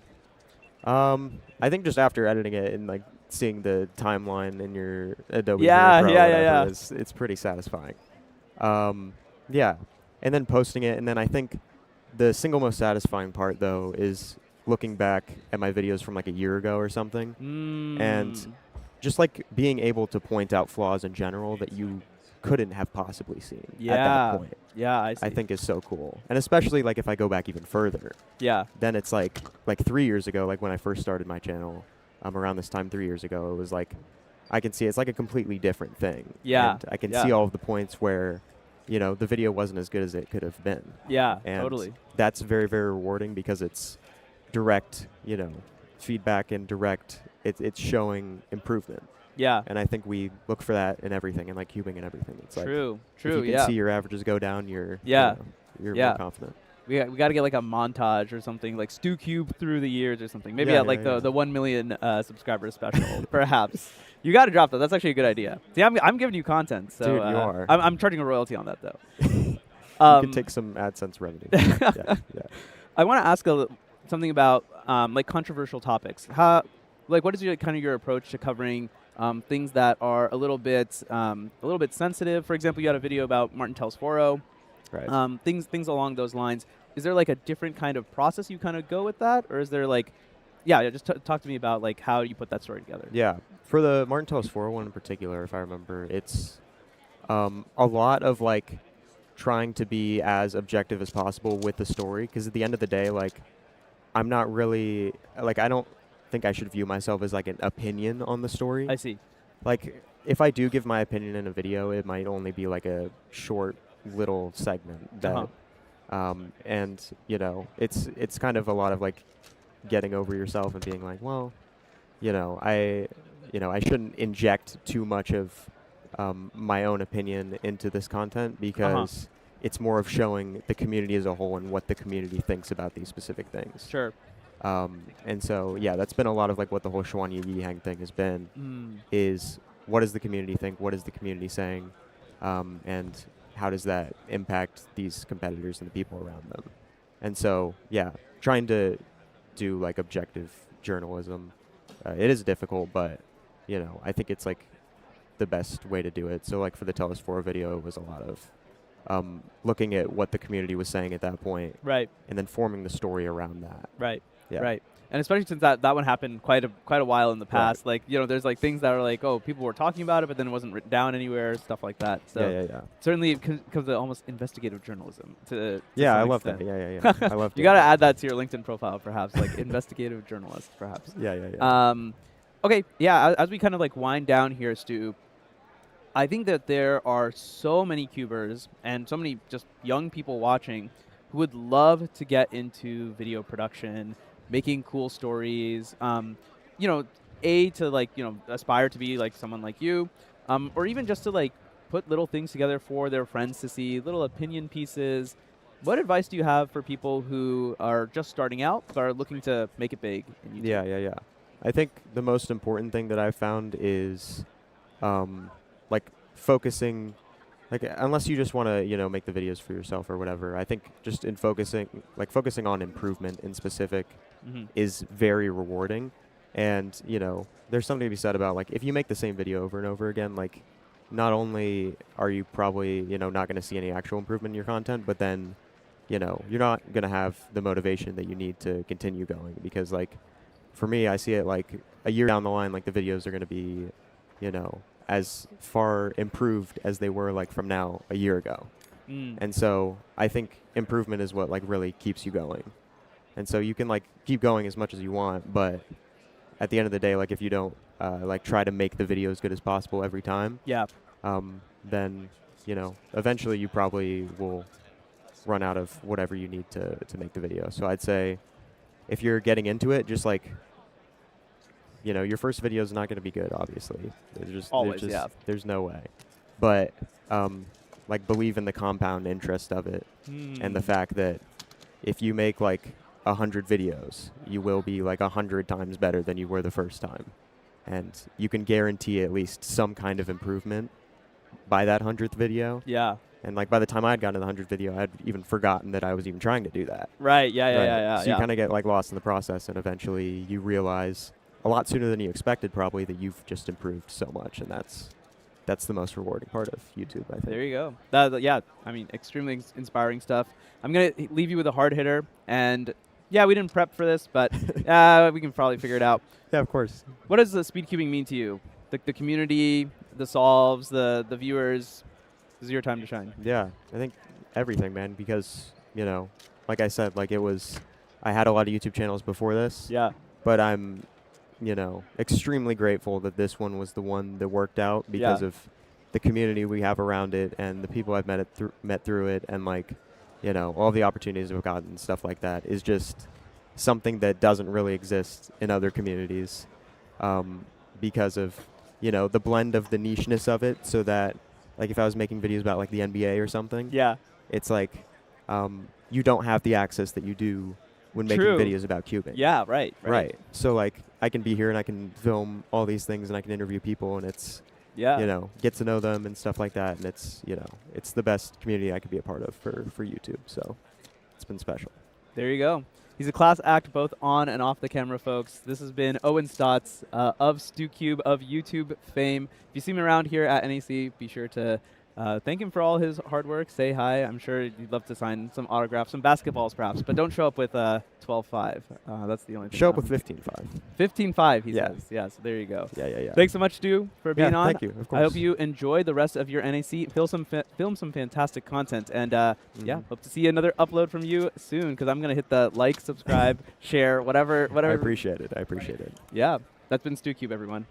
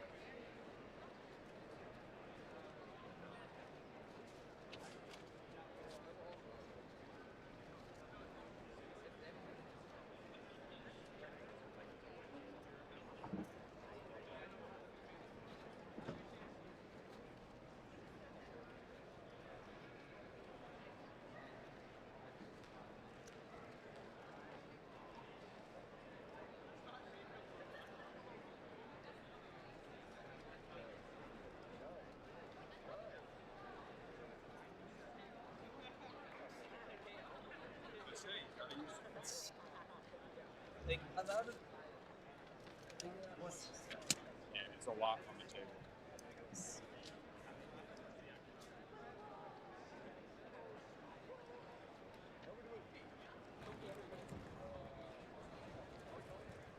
Let me know when you're ready.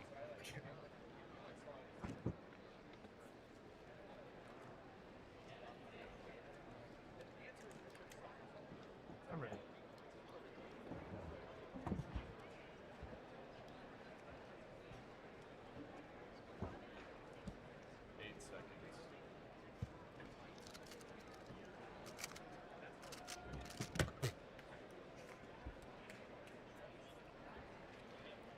Welcome back, everyone. We have a very special guest on now. They call him the Felix of sports stacking. I'm joined by William Orell. Welcome, William, to the stream. Welcome to the North American Championship. How has your NAC been so far?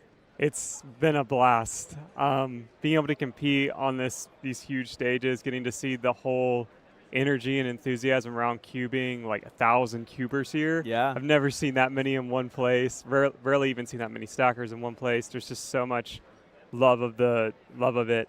And getting to spend a lot of time with Max Park. It's pretty much my hero in cubing. Yeah. So being able to cube with him, later I'm going to stack with him. I am just so over the moon with being here. Yeah, awesome. I mean, yeah, it's fantastic to get you on as well. Happy 4th of July, by the way.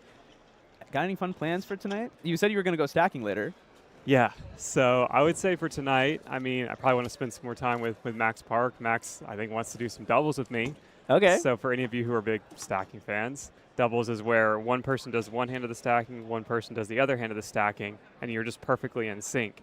And so Max is really good at left. I'm really good at right. So I think we're going to be an excellent combo. Okay, there we go. We've seen like Shwani and Chishian do like one cube, two cubers, and they each have one hand. So this is kind of like that then. Yeah, same Sport deal. stacking doubles. That's very exciting. Is that going to get uploaded somewhere? Yeah, I mean, if we get a strong time, we're definitely going to put his YouTube channel and my YouTube channel. Okay, there we go. There we go. We could see some. Could a world record? Is it on the cards? I at least think we could probably be somewhere between like the top 5 to top 10 in the world if we at least put in a couple hours. We'll see. Okay, that is extremely impressive because I mean, yeah, top 5 in cubing. It's like makes headlines, right? So, so we could see a potentially major result here tonight. For those of you who like aren't familiar with you or your career in sports stacking, can you give you like a quick introduction, how you got into it, and a little bit about sports stacking for all the cubers out there? Of course. So sports stacking is a sport that involves stacking 12 specially designed cups into different sequences as fast as possible. So like cubing, you have the timer, you put your hands on the timer, stack the cups really fast, stop the timer. There's 3 individual events, so a lot like cubing, which is mostly individual events. Then there's the doubles event that I was telling you about. One person does left, one person does right. Then there's relay events. And there's often head-to-head relay events, which are really big hype in sports stacking. So it's really intense. They can be neck and neck. People can win by like 100th of a second. So it's a lot of fun. And so how I got into the sport, I learned it in my elementary school PE class. So it was a really big thing back in the early 2000s, a huge craze. And at my school, my PE teacher was hyper passionate about it. She ran 2 tournaments every year. She ran a sports stacking club. I attended it every week. Me and my next door neighbor and a few of my good friends just got obsessed. And we trained like crazy. And the rest is history. I've been going to tournaments since then. I stacked for hours and hours a day when I was younger, just nonstop. And from that effort, like years and years in, like I think it was about 5 years in, I set my first like official world record. And since then, I've set the most world records of any sports stacker in history. So yeah, all that practice, man, it paid off. Yeah, I mean that's why they call you the GOAT. No, that's simply incredible stuff. And it's interesting because I mean you're also a speed cuber. Like how did you get into cubing? Yeah, so I mean I guess heard about speed cubing pretty soon after I heard about stacking. I got my first like 2x2 ice Rubik's cube, and was playing around with that for a couple years. I wasn't able to solve it actually until I think about 3 years after I had my first cube. I finally just got motivated to do it because my 8th grade math teacher had a bunch of puzzles, hundreds of puzzles. Okay. And he had a 5x5 Rubik's Cube, which no one had ever solved. And I was like, I'm going to solve that thing. Okay, I'm going to be the first one. And I pulled it off that year in 8th grade. And I got really into Speedcubing pretty quick, and that was not until I was about 13 years old. Okay. So I got into stacking when I was about 7. So cubing is something I've done more just for fun. Yeah. But at some points I was practicing it like hours every day because I got kind of obsessed with it. Cool. Do you have like a favorite Speedcubing event? Yeah, I would say right now it's 4x4, but when I was younger it was pretty much always 3x3. Just standard. Yeah, totally. I guess like if you had to draw parallels between the stacking events and the cubing events, what would you say is like the 3x3 of like the stacking world? The cycle stack for sure. Cycle That's stack. The premier stack. Cool. What does cycle stack kind of like look like? So it's where you stack 3 cups, then 6, then 3. Okay. Then you bring it down. So you always down stack after you up stack for sports stacking. Okay. And then you do 6, and then 6, and then you take those down. And then you pretty much put the 2 cups to the side and build a huge pyramid of 10. So 4, 3, 2, 1. Okay. Then bring it back down into 3, 6, and 3 again. So that's pretty much the premier stack. And I've been in the sport of sports stacking. I've had the fastest cycle ever done since 2013, unbroken. Wow. So that is extremely impressive. And again, another insane accolade. I guess, yeah, the Felix comparisons, I think, are certainly very apt. Yeah, I mean, we're already talking about like lots of things that are like similar between the two. How would you kind of like compare them in terms of like when you attend a competition and like the communities as well? Yes, I would say the communities are pretty much like identical in terms of like they're so supportive. Yeah. Everybody has just phenomenal sportsmanship. And every time I go to a tournament, it's just a joy. Like I get to meet so many awesome people. And they're always like competing against themselves and uplifting those around them. They always want themselves to be better versions of themselves. They want everybody around them to grow and, prosper as people. And that's just, it's beautiful. I've very rarely seen that in in communities out there in the world, like just that level of it. Like stacking and cubing, they know what they're doing. Yeah, no, certainly. I think like whenever I ask people like, what is your favorite thing about Speedcubing, every single time it always ends up being about the community. Just the supportiveness of it. I think it's something interesting about like kind of like our niche sports, kind of like subgenre of sports even, right? Where it's like, where it's like small enough where like everyone kind of knows each other to some extent. And because of that, like, yeah, like you can participate in competitions with the best of the best and like learn from them, and everyone's really open about it. It's not as gatekeepy and stuff like that as well. So very glad to hear that sports stacking is in a similar vein there. I want to ask perhaps a little bit of a controversial question about 4-pad mode. So we use the same timers. The G5 timers are used in both Speedcubing and sports stacking. And at some point, stacking moved away from using the 2-pad mode to the 4-pad mode. Can you talk a little bit about what may have been some reasons behind that and what kind of problems that was looking to solve?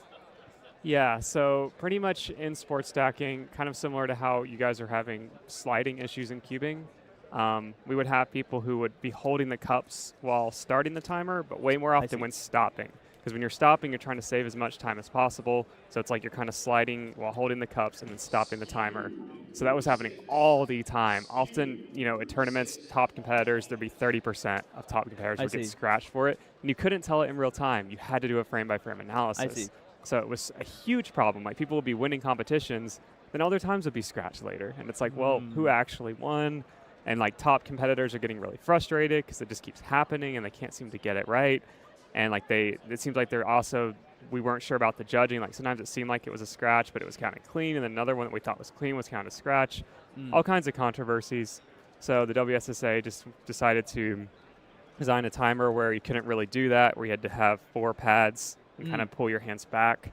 And I had a lot of complicated feelings about it. Like I lost more age division world records than anybody in stacking by far. I think it was like 12 to 14 that I lost because they had to reset all the records when I went to 4 pads. So I was pretty like down about that. But at the same time, when it came out, I accepted like, hey, this is just a huge problem, and this was inevitable at some point. Like our sport does not have legitimacy if we can't know if these times are clean. Like if world records look like people are holding the cups, then it's like we need some sort of standard where we can know that this is like a clean record. I see. And like especially top competitors, we don't want them to have to worry every time they get a good time. Like, is it going to be scratched? Right. Like a moment later. So it was just a painful but necessary transition in my view. Interesting. Do you think like the rest of the community kind of ended up like adopting like a similar view, like, oh, we're really uncomfortable about this right now, but then as time goes on, we understand the reasons as to why it had to be done?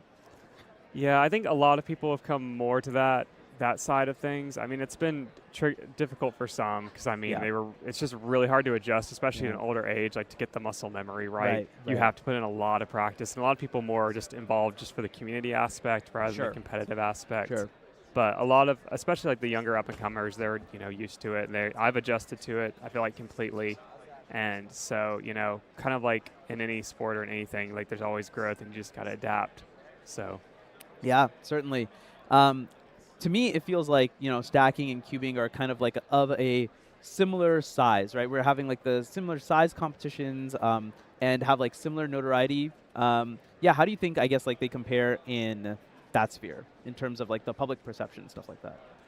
Yeah, so I mean, it's cubing is huge these days. Like it's, my mind is blown, like seeing like the number of people going to competitions, the number of competitions like every week. So I'd say cubing is definitely like kind of taken off a lot more than stacking from what I've seen. Oh, interesting. But stacking, I definitely think it still has a lot of notoriety. I haven't been following it as much recently. Sure. But I definitely think there's similar vibes between the two communities and excitement around it. Like especially if you show somebody who's not a stacker or a cuber, like stacking or cubing, they're just like, it's blown. They think it's the coolest thing. Yeah, definitely. I mean, especially because I also did some stacking in elementary school because it was just in a lot of schools around the country. And I think if you show someone stacking, someone's like, oh, yeah, like I remember doing this in school and stuff. So I think, and cubing people remember from the 80s, right? Because the Rubik's Cube was just so big. And so I think like, yeah, they also have like this similar like wow factor to it. It is certainly very incredible. Stacking is like, the dexterity required and the accuracy required, I think, is pretty mind-blowing. There's some like really accurate stuff you need to do in cubing, but I think the level to which that muscle memory is done in stacking is simply astounding. I mean, props to you all for just having an incredible sport. I want to ask a little bit about, your NAC experience. Have you ever attended a major competition before? Never in cubing, only in stacking, and I'm really delighted with what I see. It's just like a major stacking competition. People are super hyped. People are super locked in. Yeah. People are just like smiling and laughing and connecting over cubing. Yeah. And it's just, I don't know, when I walk around these tables and just witness it, I'm just beaming. I'm just like, yes, this is what life is about, man. Yeah. I absolutely agree. There's something about like your niche sports again, where like everybody like feels like the whole world is here, right? Like all these people, like you're talking about like being able to compete with Max Park and being able to talk with him and stuff like that is certainly, I think, a once in a lifetime opportunity. So you've already competed in 2x2 and 4x4. We have 3x3 coming up today. Do you have like any goals for 3x3 or the rest of your NAC? Yeah, I mean, I already achieved my my 3x3 goal at my last comp 3 years ago. I wanted to get an 11-second average. Got it. Nice. So, I mean, I would say one day I'd love to get a sub-10 3x3 single competition. I'm not like, going for it. I'm just like, I'm doing cubing for fun at this point, just like stacking. So, like, if I get it, I get it. But otherwise, I'm just going to go up there. I'm going to laugh. I'm going to joke. I'm going to have fun. And what happens, happens, Yeah, that's awesome. So I want to ask a little bit of a slightly more serious question, and for the viewers, it's going to relate to mental health. So according to your bio on YouTube, you've kind of taken a step back from competing and focused a lot more as a mental health therapist. I just wanted you to talk about that a little bit, and kind of want to talk about how like being so prominent in stacking as the greatest of all time. Do you think that kind of influenced kind of going into this profession and like how you approach it now? Yeah, so I certainly would say that my experiences in stacking definitely shaped me in such a way that I really do want to help people and be there for people and support people. So yeah, I mean, I with my own lived experience with mental health, I just felt like I was called to be there for people in the midst of those very like painful struggles. Yeah. And help them feel less alone, more empowered, more hopeful. And really be there with the patience and the persistence for them, and helping them bring out like their authenticity. That's a big part of therapy, is you want people to find their authenticity, find their community, find what's going to make them feel alive, what's going to make their hearts sing in life. And I feel like with stacking, I found that. I brought out my own authenticity in stacking. I saw so many other people like come alive in stacking like you get in cubing. Right. And in the therapy room, I'm always trying to do that for people, like help them just, provide a space where they can come alive, where they can find out who they are despite all the things they've experienced in life, really buried beneath all that suffering, all that pain, all this stuff. Who are they really, and how can they bring that alive? Yeah. That's it's the story of life, the goal of life to some extent, right? It's to find out what your calling is. And I think it goes, probably we don't talk about it enough. Recently we've started talking about it more in cubing, like what does it mean to set your own personal records, to go for it, to sometimes miss out on like big opportunities like that. So it's certainly, I think, a topic that's very important for people to be thinking about. And I want to thank you for the work that you're doing in this space as well, because I think it's something that's really, really important that, in the past hasn't really been explored nearly as much as it should be. So I'm glad to hear that, more and more people are getting the help that they need. Yeah, and I would say too, like we always see, like especially with like competitors and people, we see like the external.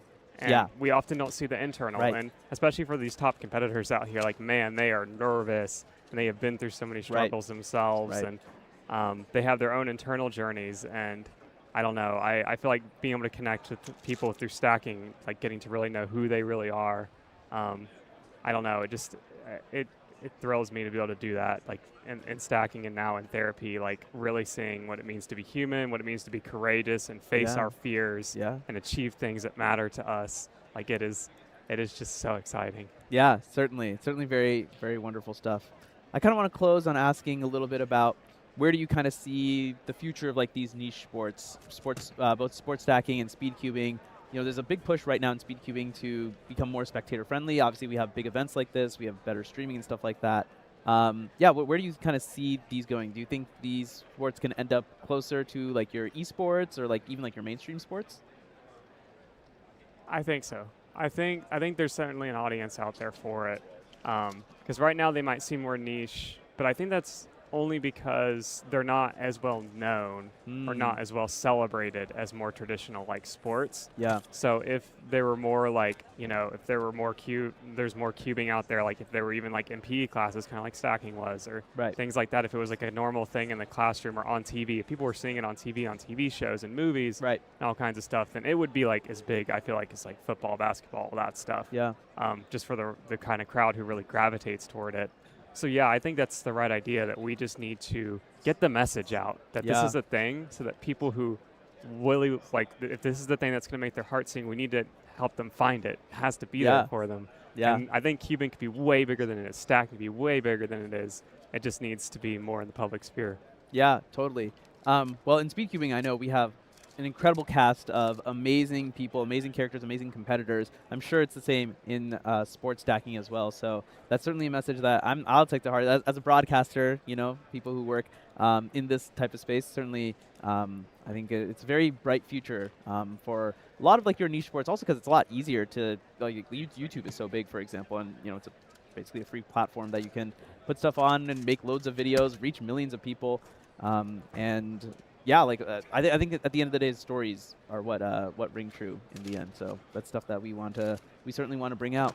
Will, as we kind of like conclude the interview here, any final thoughts on what it means to be here at NAC?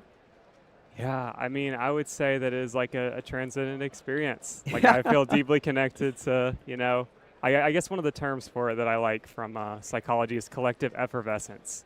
Have you ever heard that term? No, I haven't. Educate me. Yeah, so collective effervescence, I mean, I think speed cubers, sports stackers, any athlete would like this term. It basically just means people like moving in unison.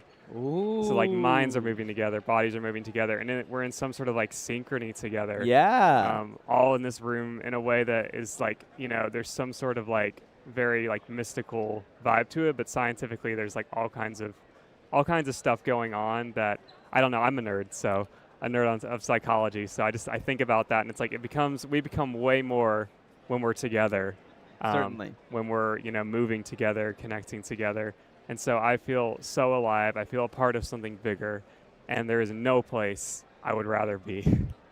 Incredible, incredible. The only thing I can follow up with that is, where can people find out more about you, about sports stacking, and all the things that you do?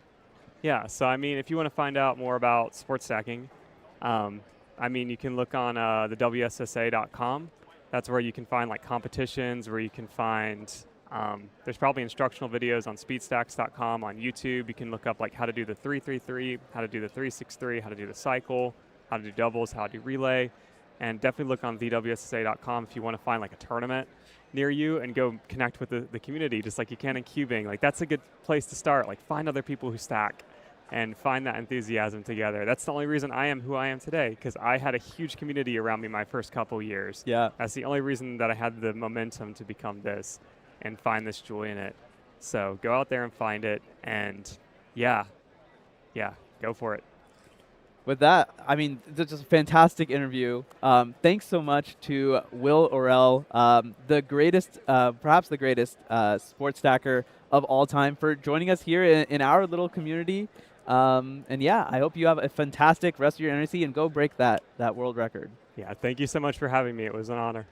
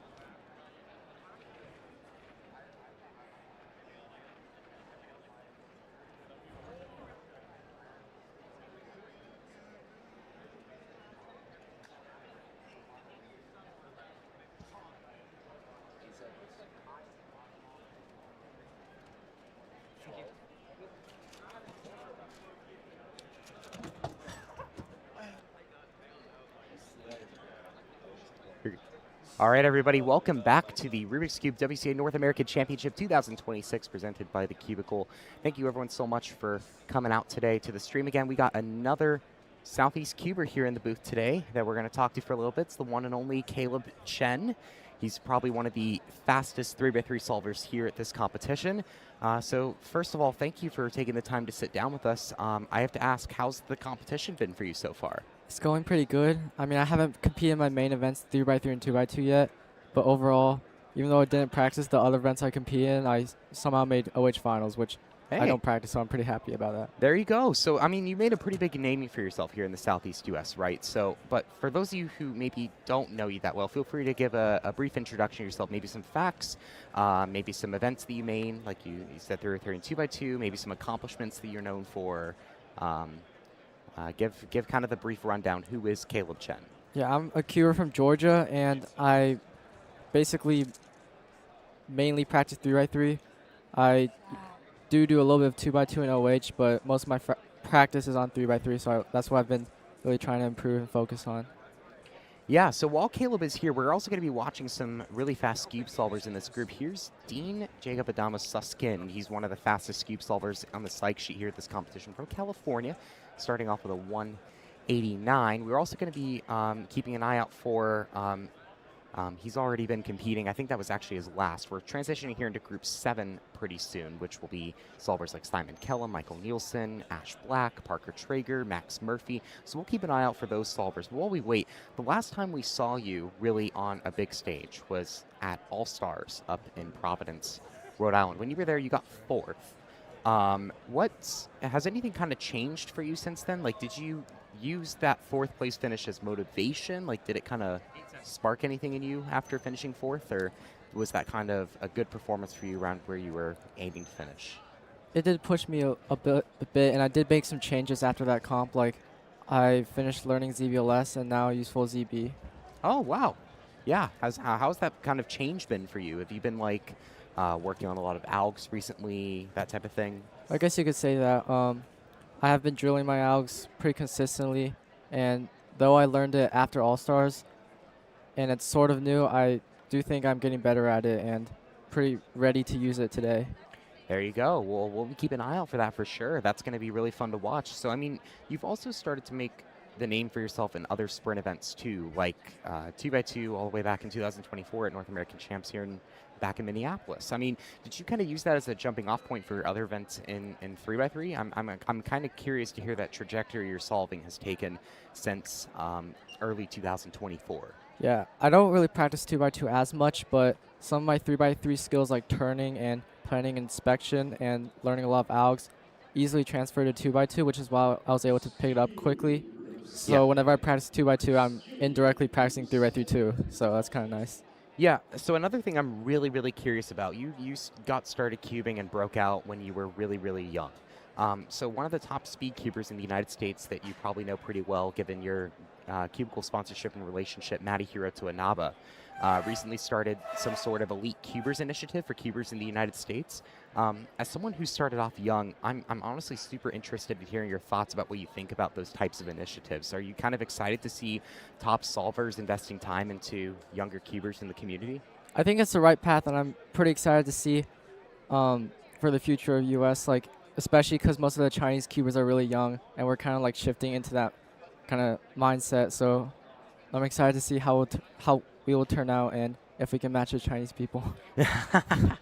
Do you happen to know any of them in there? I mean, there were some that I've competed with in my region before, like Shota Fukuoka and a few others. Are you familiar with any of the names, or? Really? Yeah, I know all of them. I mean, I'm pretty good friends with Zuri too, so it's pretty fun. Yeah, I'm really excited to see how that turns out, and it's super exciting to hear that cubers like you are fully in support of those types of initiatives. I mean, so another thing too is you've now attended a few major championships in your career. What's your favorite part about being here at competitions like NAC 2026? I'm pretty excited to have a lot of connections, see a lot of people, and because at my normal competitions, there's only a small number of top cubers, but if going to these competitions, I get so many cubers to interact with and many top cubers to learn tricks from. Yeah, and do you do anything differently to prepare for these types of competitions? Like, this isn't some like local competition you should go to in the Atlanta Metro, obviously. This is a huge 900+ person competition. Like, what goes kind of into preparing for NAC compared to, you know, a competition that you go to on a normal April weekend? Well, usually I stop learning new things, and I really just try to solidify my solving by doing a bunch of solves in CompSim to make sure I'm most prepared for the competition environment at a big stage. Yeah. Yeah, and that definitely makes a lot of sense too, because you just need to make sure you're locked in mentally for these types of competitions. I mean, you were just competing in OH finals. That's such a different environment than like maybe a 60-person comp in Atlanta, right? The crowd's all getting into it. You're trying to feed off that energy. You're trying to keep yourself composed, like that type of thing. I imagine that's pretty similar, right? Yeah. So I know you're still well into the early stage of your cubing career. You're so young. You have so much to look forward to over the next few years. Do you have any goals that you have in mind going forward over the next few years? I'm curious to hear where you're kind of looking at ahead into the future.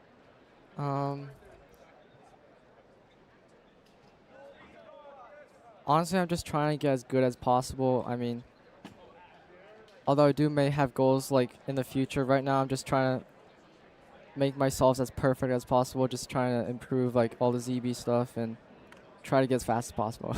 Yeah, that's definitely understandable. So, I mean, So I don't really have too many questions here to end off, so we can continue watching some of these awesome cube solvers here in Group 7. We got lots of familiar names and faces like the Parker Traeger coming up on the blue stage here, and lots of different really skilled all-rounders in this group as well. So while we're watching, I mean, before we let you go, what advice would you give to a viewer at home or a cuber here in person looking to get into or improve in 3x3 and 2x2? Do you have like any messages or advice you'd give to them specifically? I would always say like keep on learning, like don't stop learning. Like in school, you don't stop learning. So like you should always like maybe not do the same thing over and over, but try to constantly learn new stuff and take more in. Yeah. That's definitely something good to take away for sure. I mean, and one last thing, do you have any messages or shout outs you want to give to anyone at home or in the chat or anything? I want to thank my parents for supporting me and also you for interviewing me. Yeah. I mean, it's a thankless job, so I appreciate it. Thank you so much. That means a lot. So we'll take a look at Michael Nielsen here in the meantime. And we also got Ash Black coming up here. Ash Black is pretty underrated cuber, I'd say, in this cube scene, but Michael Nielsen's also pretty good as well. He's got a lot of incredible results at sprint events.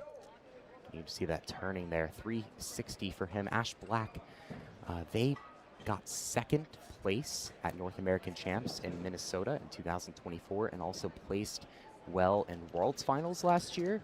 And looks like Ash missed one look, 389 for their solve. I'm not too certain how many solves Ash has done because we don't have live data entry right now, to my knowledge. But we'll work on getting some of those up soon. So we don't have live data entry or graphics for this one, but we'll keep an eye on these cubers. There's Parker Traeger again. Parker very good at one-handed pyraminx, various different events. 313. Yeah, we'll do that. And so while we go ahead and keep an eye on these cube solvers, we'll likely go ahead soon and make a transition in casters too. We got a huge, super exciting interview coming up here pretty soon too. We got the one and only DG the artist over there too. We're gonna talk to him momentarily. That's gonna be pretty fun. He did a huge concert that I heard was a lot of fun. Zach Rydell was there, and if you've talked to Zach Rydell at all, like, or heard him earlier, his voice is gone. Like, that's gotta have been wild. I wasn't able to go, but I heard it was a really, really good time. It's also one of those other things that I really enjoy about NEC, right, Caleb? Like, you just get to connect with so many different people and everything out there. So, it's a great time. So while we finish up with this cube group, we're gonna go ahead and make a casting change. Caleb, thank you so much for joining us. Really appreciate you. We'll keep an eye on these solvers as we go ahead and take a brief break. We'll be right back here on the stream.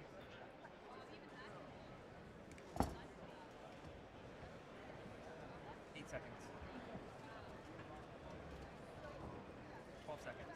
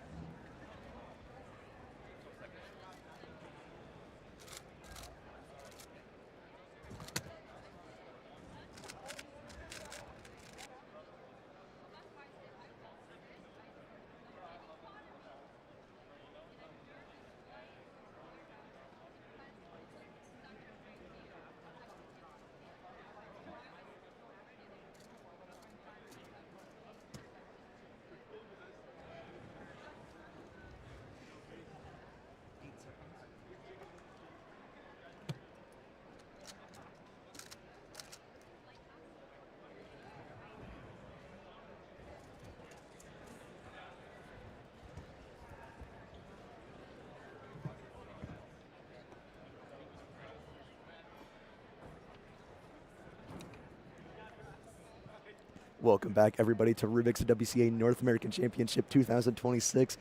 Here I am with the man, the very reason why my voice sounds the way it does today, DG the artist, also known as Daniel Goodman. I was going to say DG Daniel Goodman, as well as DG Cubes, the ever famous UCuber.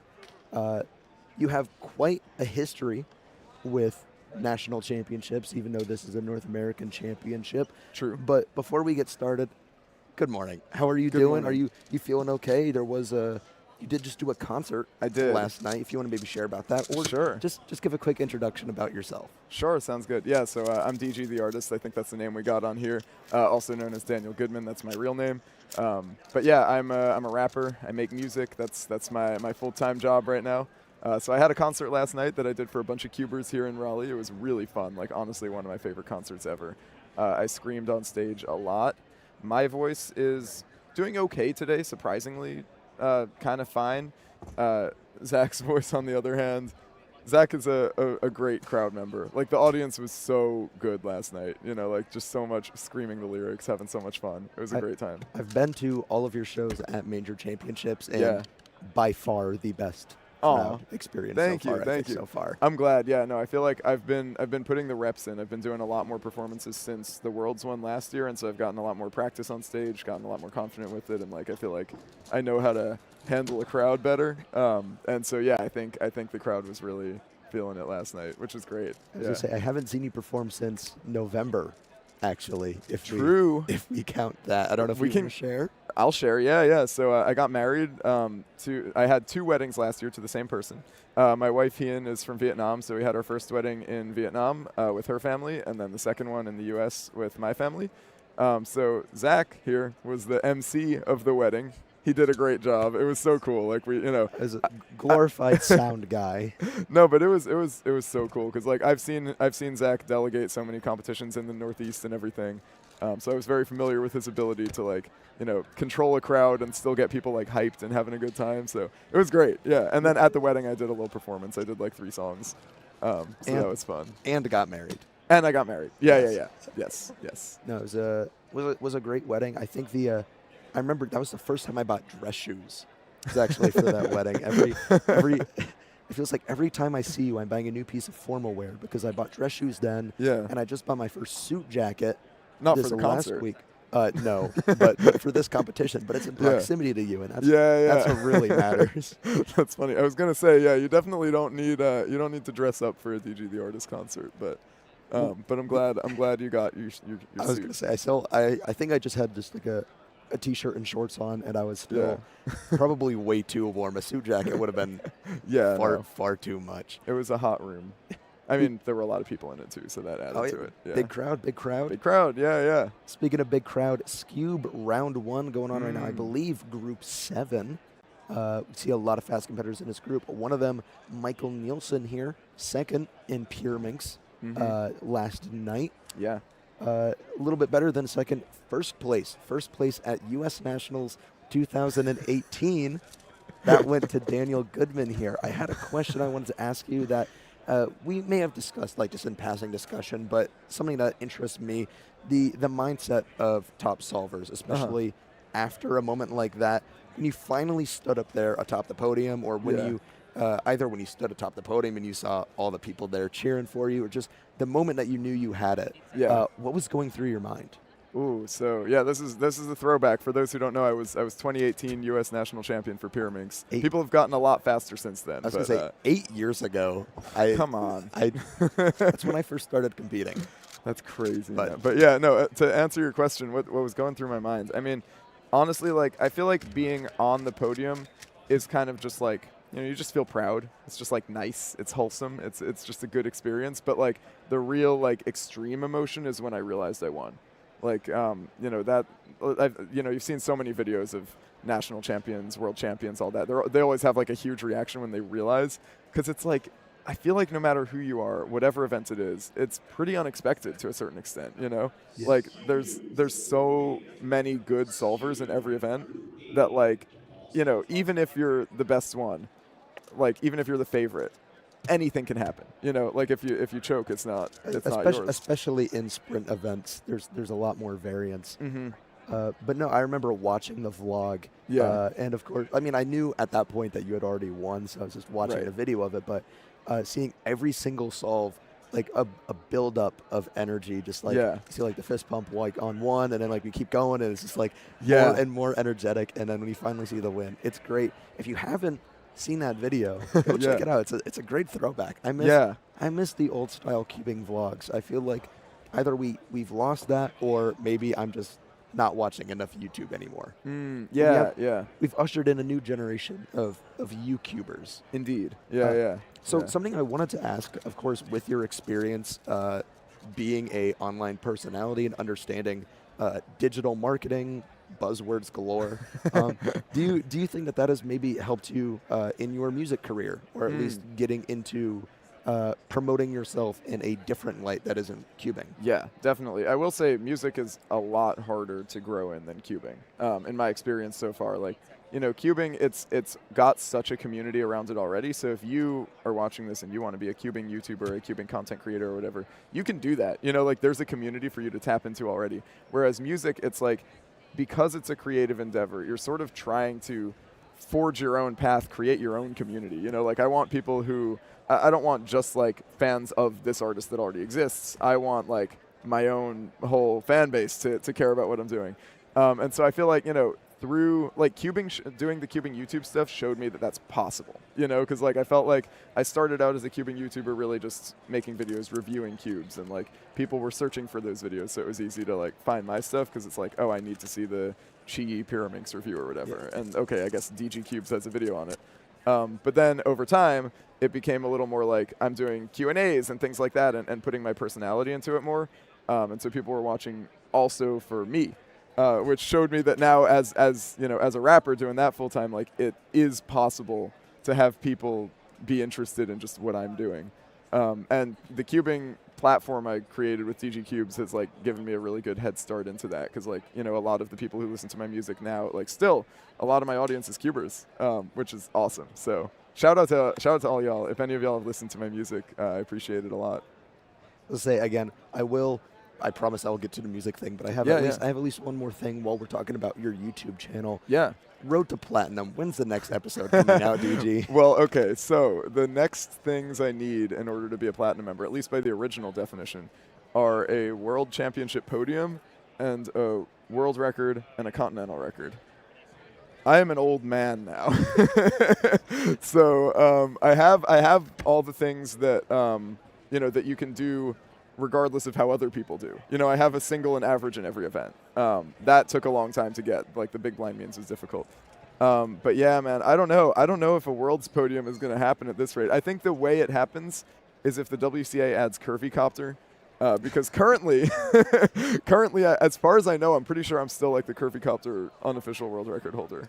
Or world's best I feel like holder. there's been a growing community. Of course, with FTO being added, there's all these talks about which unofficial offense would be great adds to the WCA. Yeah. And I've seen at least 5 people say Curvy Copter. Yeah. That might be the entire community. It might for be. all I know. Yeah. But I think the thing that's tricky is a lot of people do Curvy Copter no jumbling, but like I have the jumbling records as far as I'm aware. So, well, because like yeah. it's the puzzle. Right. It's the puzzle. I think so too. Yeah. You should jumble it. Yeah. But no, I think the best way for me to get another Road to Platinum video out there would be if they add Curvy Copter, and then I become world champion and get a world record, and then people get faster outside North America, and then I get a continental record. That are similar to like what universities do with like honorary degrees or honorary doctorates. You get like honorary world record.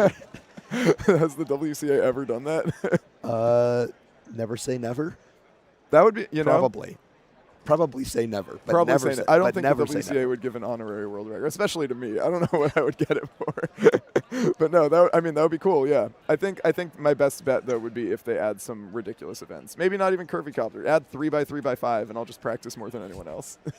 or you just hop on your FMC arc. You are an adult. So you can thank you.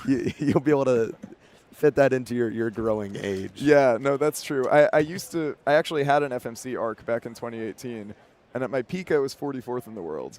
But that mean that I got back then that got me 44th in the world is still my PR. So I have not gotten proficient with domino reduction like I was doing it back when that wasn't really a thing that people took seriously. So yeah. So I was going to say while talking about FMC is that I was going to say employed, but now famously, choosing maybe this is a good time to promote the new EP. Sure. That has come out. Let's do it. Yeah. The title of which. The title of which, yeah. So I just dropped my EP about a week ago.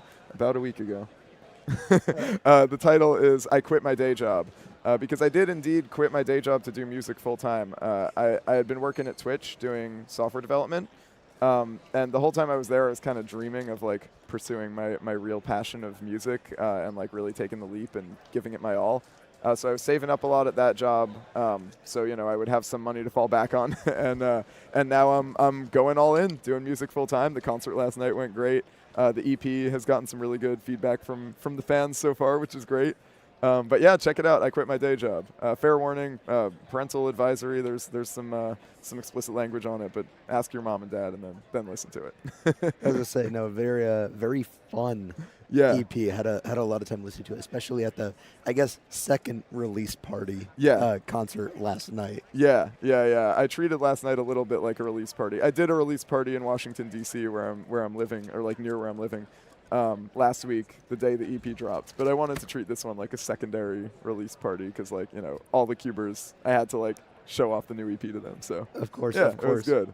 So in other parts of your, your outside of cubing life and even outside your music life, giving you a bear hug. Oh. I was like, I didn't realize where you were going with that. Yes, giving you a bear hug. Indeed. Would you like? Should I elaborate? Of course. Yeah, that was like a Nardwuar moment. You ever watch Nardwuar interviews? That's what I was going for. I was like, I don't know what he's referencing. Yeah, no. I was on Wheel of Fortune. Back in February was when it aired. I won. I won a car. I won a trip to Patagonia, and I won $8,700 in cash. And the bonus round puzzle that I solved was giving you a bear hug. I practiced a lot. I prepared a lot for Wheel of Fortune. I made a video over on DG the Artist on YouTube where I like break down my whole like practice strategy and everything. It's like a 28-minute video that you can watch if you're interested in being on Wheel of Fortune yourself. But yeah, I like doing side quests. I remember where I was. I was eating dinner at that time, and it was like. It's the perfect length and depth for a video to enjoy a true TV dinner in a sense. But no, amazing journey. Do you have the car yet? The Ford Bronco? Not yet. So I'll spill all the tea here. They take a long time to get this stuff to you. Tea. Yeah, no, they take a long time to get like all the prizes and stuff to you. I got the prize money that I got to check like pretty early on. The trip to Patagonia is booked. I'm going in December. And then I'm waiting on the Ford Bronco. I am planning to sell the car because tax implications are quite a lot. You have to pay income tax on like the value of everything you win on a game show. So if I kept the car, it would basically be like I'm paying still like, you know, it would be like I'm getting a car at a very good discount. Yeah. But I have a car already that I like. So what I'm going to do instead is just sell the car, pay the income tax on it, and then I'll just get a nice payday from it. So, yeah. Financial advice here from DG the Oh, Artist. I am not a financial advisor. This is not this is not financial advice. No. Is there anything else that you would like to shout out? You shouted out the EP earlier, but anyone at home that you maybe want to give a shout out before we wrap up the interview? I think my parents at home are watching. Shout out to my parents, Mark and Susan Goodman in New Jersey. Shout out to my wife, Ian, who I think might also be watching. I think she was at the convention center, so maybe she's wandering around doing her thing. Shout out Andrew Tao.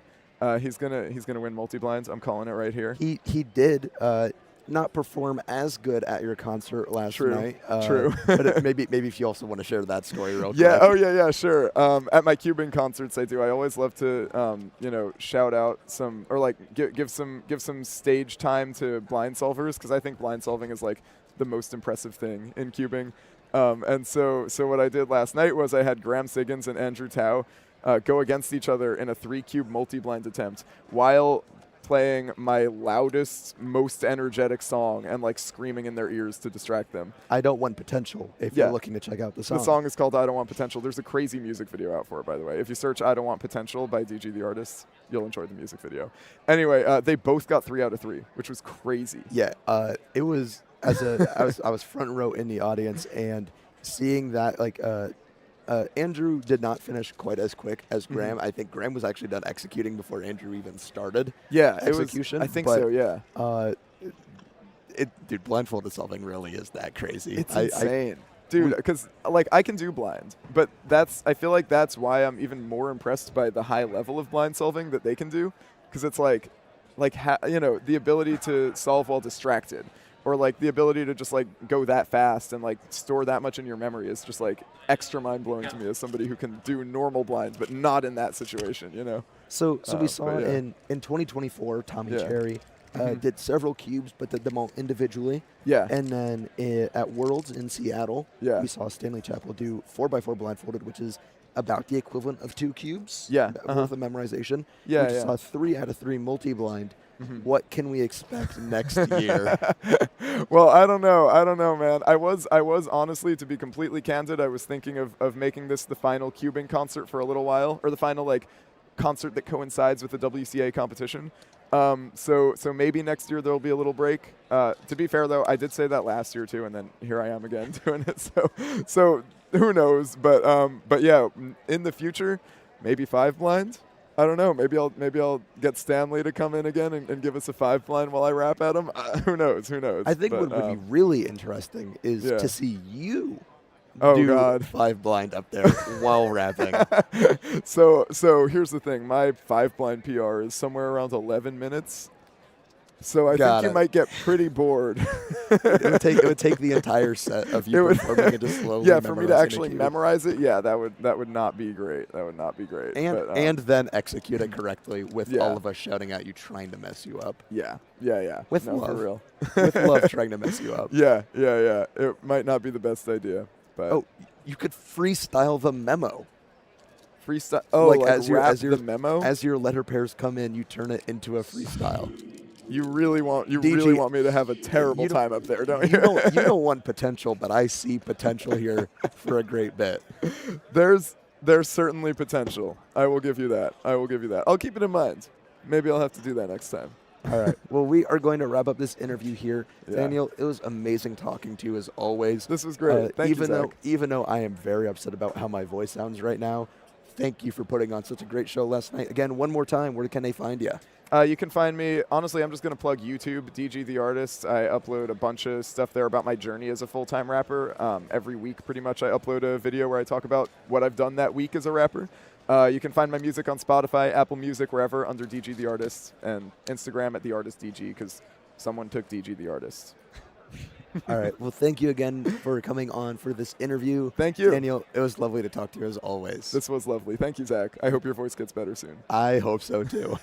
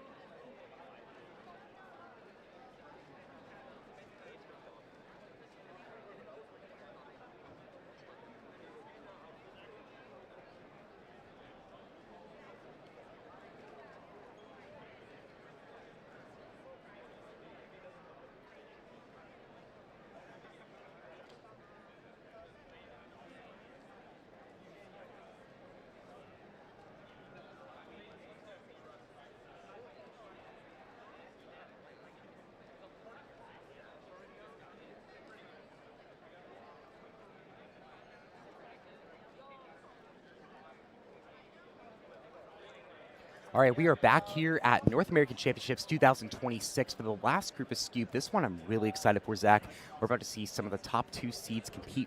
Dominic Radici and Zane Kanani, who are likely the top 2 favorites to potentially take a North American champion title later in the competition. So this should be really exciting to watch. We're going to go ahead and take a look at Dom right now. This should be his first solve on the blue stage.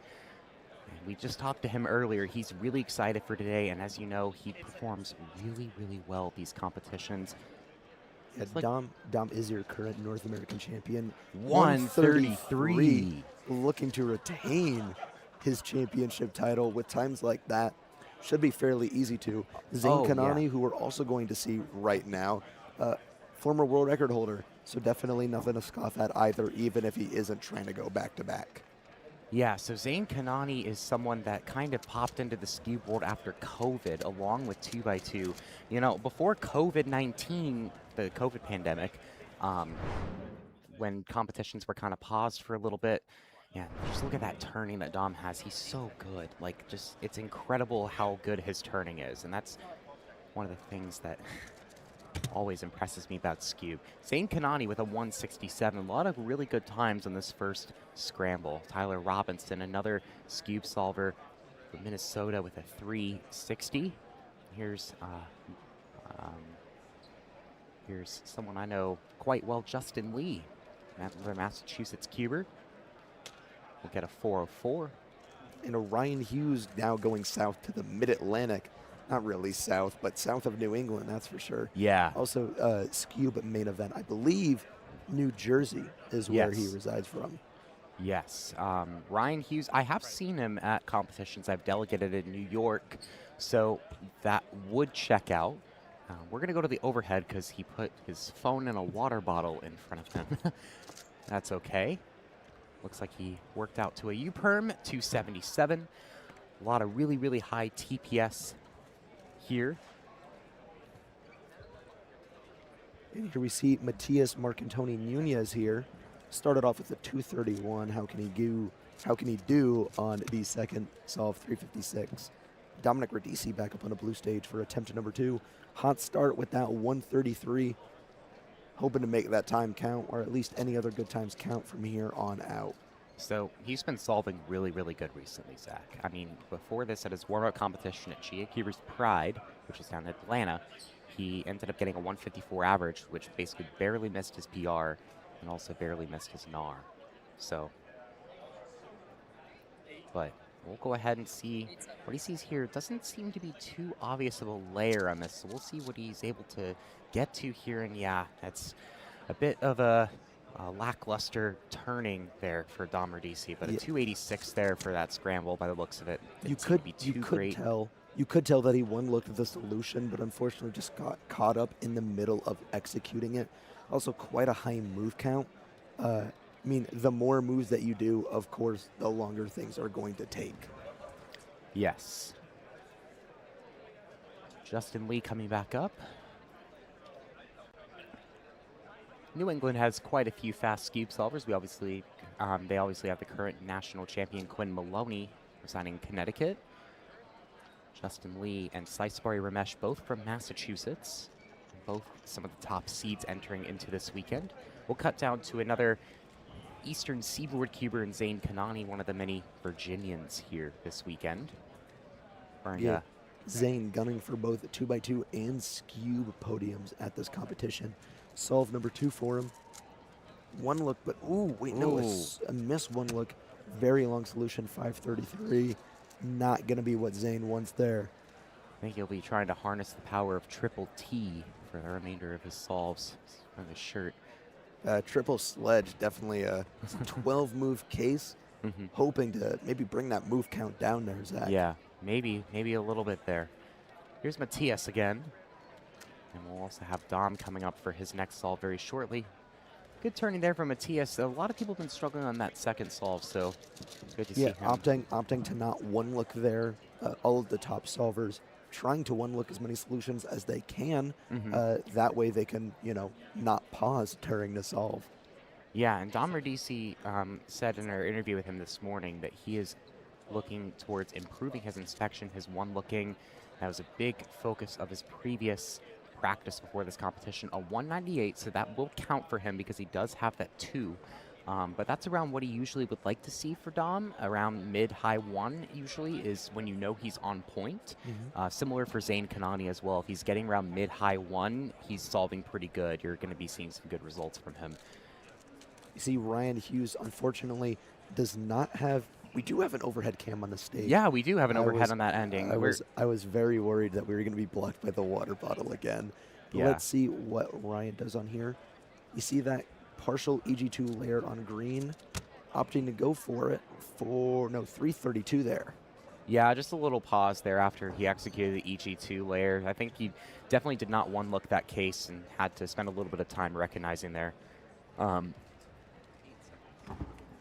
But, you know, that's sometimes things that can happen. EG2 is still not very popular set that a lot of extremely fast cube solvers use. It's a lot of the algorithms are pretty tough, pretty challenging turning. So, but I'm glad to see it getting more use because I do like making those types of layers in my solves, and I really do struggle with my turning. Yuto Kano with a 3 flat as well on the red stage. We'll go back over to Zane Kanani for his third solve, 167 and a 533 for his second.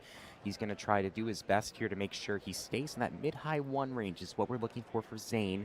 And this solve is a lot better. 151, that will be his best so far. So he's counting a 167. So far, not counting the best and the worst, he is outpacing Dom. But we'll see what he's able to do on solves 4 and 5. I believe we do have a replay, so we'll get to see and take a chance here.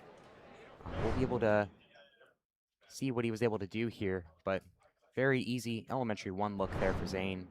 Looked like an NS. And we'll go back over and take a look at Dom now for his 4th. I believe this is one of the first times we're seeing this scramble. And yeah, not really a lot of, don't see any particularly good layers here. So we'll see what Dom's able to make out of this one. Again, what separates the good from the best, being able to perform on scrambles that don't look the greatest. 188 there for Dom Rhodisi, doing just that. We see right now a 173 best possible or 224 worst possible average there for Dom. Yeah, if Dom's able to get a 173, especially on this scramble set, which doesn't look to be too impressive, I think that I think we can safely write him down as someone who's going to have a very good chance of doing very well in Scoop this weekend. Same thing with Zane. Carter and Braden also performing really well earlier too. They both got sub 2 in the previous rounds. Jacob Levy with a low 2 as well. I'm also going to be looking out for them this weekend as well. Like I said, this is going to be a very competitive event here at this competition, but like Clock and Pyraminx the other day, this could go anyone's way. That's why I love watching these sprint events, because really anyone can come from behind and win. I mean, we had the 17th seed, 16th seed win Clock the other day. Ryan Hughes with a 302. Yeah, Dominic Rhodisi, that 224 worst possible average, if he gets that, is still projected 6th in the round. So he doesn't even really need to do his last solve if he doesn't want to, and he can make it in the semis without any hassle. We're going to go back to Yuto Kano here. He's also one of the other top psych-sheeted competitors in Scube. 350. Very clean turning. Yeah, there. very, very clean turning. Here's Justin Lee. Another clean solve. Looks like that looks like the same solution, unless I was mistaken. So looks like something looked obvious to both of those. We'll see if Dom does the same thing for his 4th, or his 5th. It looks like Zane's a little behind. We'll see when he comes out, but it looks like Zane is behind a solve, so this will be Dom's last, so we'll get to see if he's able to get his BPA here. 173, needs a 133 or lower to get that BPA of 173. I'd say if he finishes this one out pretty cleanly, Zach, I think he's probably going to be in a very good position heading into tomorrow's rounds. Of course. And yeah, we are going to be keeping an eye out. Let's watch Dom solve first before I go into anything else. 184, not bad, not bad. I think he'll take that. That's going to be high 1, so 190. That's pretty much around where Dom wants to be in a usual round. So he's absolutely going to take that, especially on a set that didn't look too great. He was able to stay very, very consistent. And just look at this turning. I'm so blown away by Scube turners recently. Like, they have such good finger tricks. It's such an unusually turning puzzle, Zach. So look at this. Good turner here, Zane Very- Kanani. It was a 291 very, though. very fast start for the turning, but unfortunately couldn't keep it going. 203 best possible, 330 worst possible average for Zane Kanani. A 330 should easily make semis, so I would not be concerned if I were Zane. Here's Matthias, one of the Southeast cubers here this weekend, 279. Looks like he should also have a decent shot of making it into the next round here as well. But we'll take a look as well at Ryan Hughes' last solve. We're going to go to an overhead here as he does prefer to... His fourth solve. His fourth solve, excuse me. Thank you for the assist there, Manu. Oh, Ryan moved his camera this time. How thoughtful. Ryan is being a very thoughtful individual, allowing us to check this out from multiple angles. I'm sure he's really not too worried about it. He's a lot more priority on his camera, which Yeah. is fair. Yeah. He's got his channel. He's got to get his solves. A lot of these solvers like to watch their own solves back. 281, very, very solid there for Ryan Hughes. It looks like he'll get low 3. He'll have an easy chance. He'll have a no doubt shot of making it into the semifinals. Unfortunately, for the Zachary Miller fans at home, that likely kicks me out of semis. Yeah. But we'll keep an eye out on that. Ryan Hughes has a PR average of 279, which he's not going to be able to match, but he's going to be able to get pretty close to. So really explains why he's so thrilled, especially performing in a high-pressure environment like North American Championships. Yuto Kano here, 5th solve. Big pause, not one looked, 368. It will be worst possible average of 328 there. Yeah, for the Zachary Miller fans at home, I'm currently 90th. So keep your fingers crossed for Zachary Miller's Scube semifinals. That's a plug. I was going to say, I'm one position behind you, 491, Oh, actually. I beat you in Scube. By Yeah. 0.01, that doesn't matter. Zane Kanani, 193. He will finish out with a 217 average. Good way to finish it out. Harness the power of Triple T to finish That it is out. currently projected 5th in this round, so good finish there from Zane Kanani. Amazing scoop solving all around. And we're going to be rolling right into our semis block. Wow, Going into 4x4 semifinals. We're going to go to a quick ad break, and then we'll see you all there for 4x4 semis. Cubing and competitions have been such a big part of my life for a decade now. I don't know where I would be without this whole community and organization. So I've met some of my best friends thanks to WCA competitions, and I'll be forever thankful for that experience. So. I don't know where I'd be in life if it wasn't for this community and this organization. You've made me feel all of the emotions in the world. I've laughed, I've cried, but all along the way, I've had the best times of my life.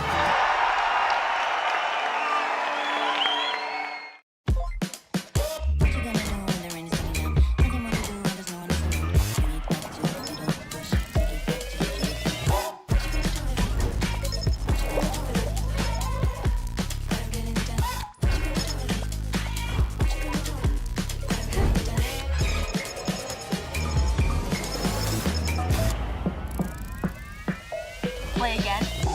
Let's go.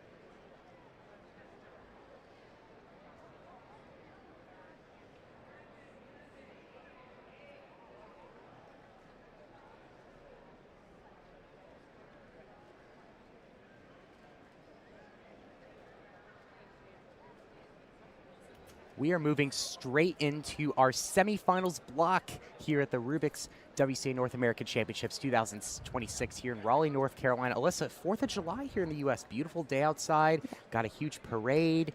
And now we're going to see a parade of 4x4 solvers come up onto these stages here in a minute.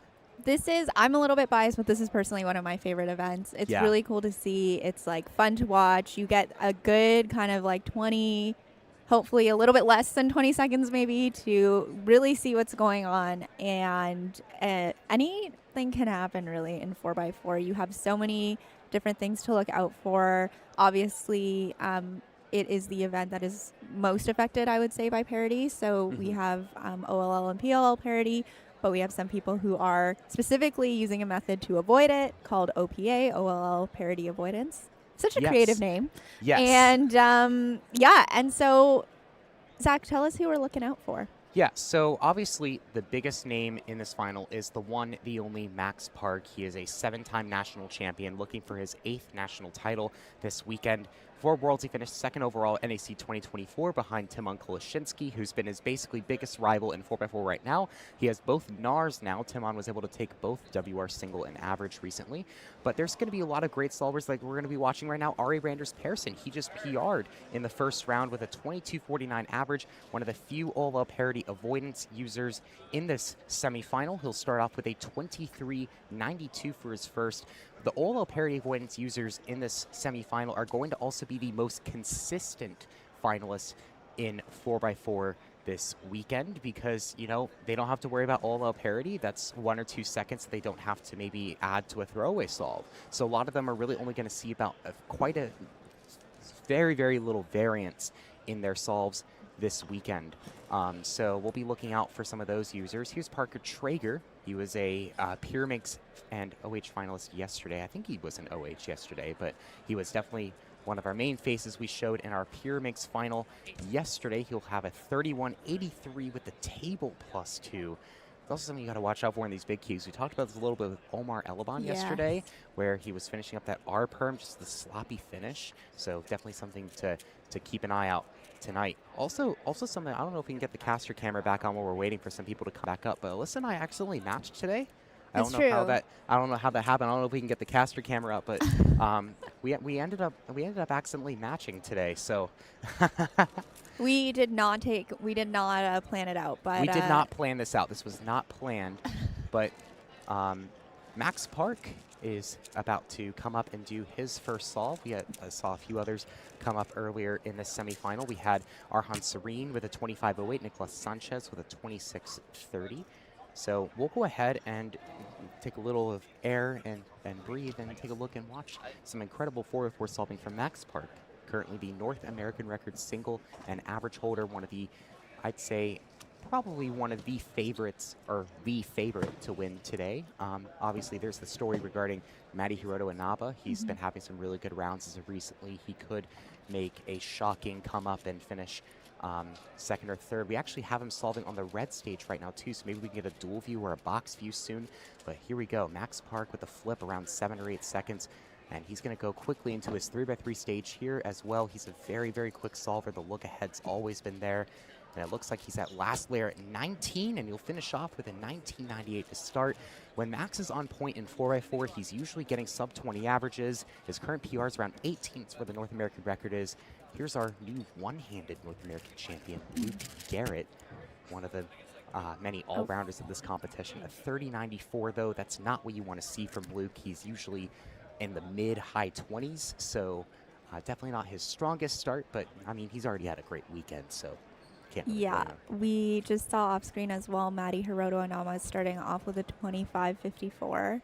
Yeah, that's definitely not Matty's best solving there. He's his current PR is 20.72. There's a clear drop-off when we get from Max to Matty. So Max is 18, Matty is 20, and then beyond that we get people that are psyched 20, 22, 23. There's a very clear drop-off. It's Max at the top, then it's Matty like a few steps down, and then everyone else another few steps down. Yeah. But if I had to give you guys someone at home a few steps down that I really like, it's the man on screen, Ari Randers Persson, as we were mentioning, one of the many OLL parity avoidance users in this semifinal, where you basically, the method is quite unusual. You basically trace all the wings during inspection and you count the amount of slices you make during centers. After you finish centers, though, it's pretty easy to do everything, though, like once you finish your cross edges, because every slice is counter slice, so you really don't have to keep track of it anymore. But you'll be able to see, unless he mistraced, as we watch Ari for the overhead. There he goes. He goes into a COL that he didn't know, but 22.92 for his second. As you can see, the consistency is just there. And he's been solving pretty well this weekend. He PR'd yesterday, and he's been having a pretty good competition so far. And we also, I think this is on the left. I'm not too certain who else is solving right now. Yes, I believe this is, unless I'm mistaken. Yeah, we also have Luke Garrett coming up very soon, too.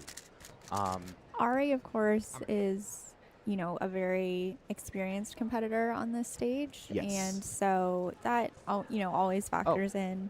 I'm having a brain fog. That was the person who just got the 23 on stream, I think was Ray Bai. Excuse me. Great. I am so sorry, guys. But Luke Garrett Shout out solved to Ray. Shout out Ray Bai. Super sorry about that. I had a brain fog. It's been a long weekend here at North American Championships. All of our voices are fried. I've been having all those like lozenges that Alyssa graciously gifted us yesterday.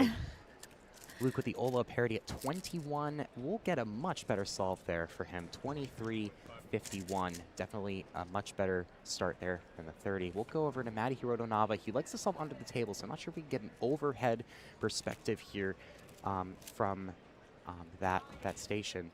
That one's Luke. We'll go back to Matty while he's solving. We'll see when he brings it back up in the meantime.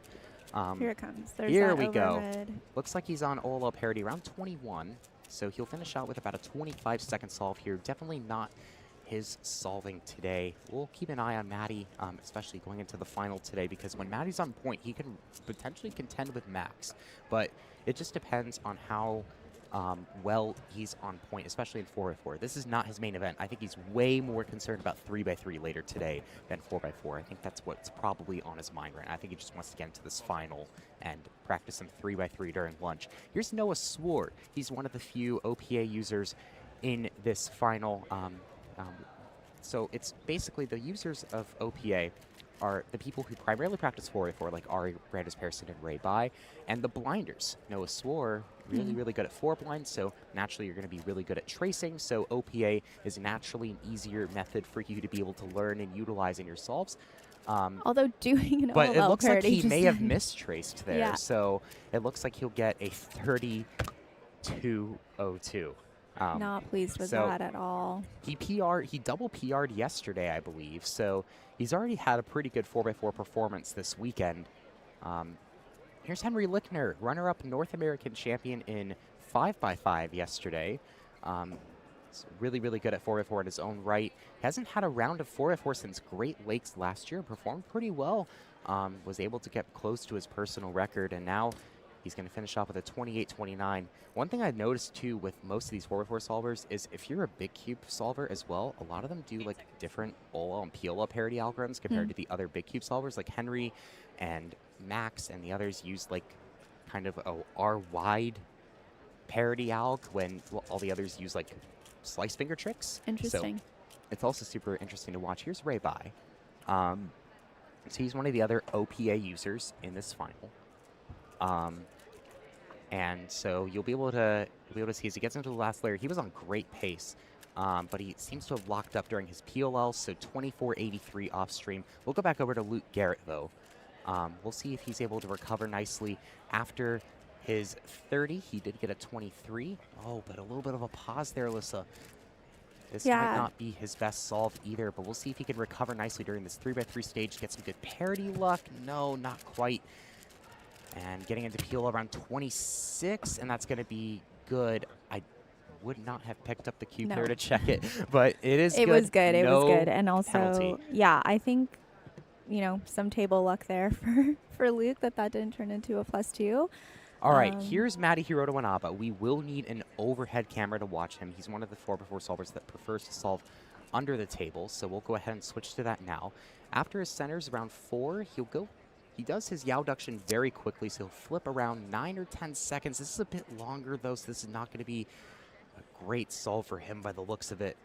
We'll see how quickly he gets through his 3-2-3 around 18, but he's really good at the transition. Like Max Park, that's what sets him apart. All low parity, and not sure what happened there, but someone react, someone get mad.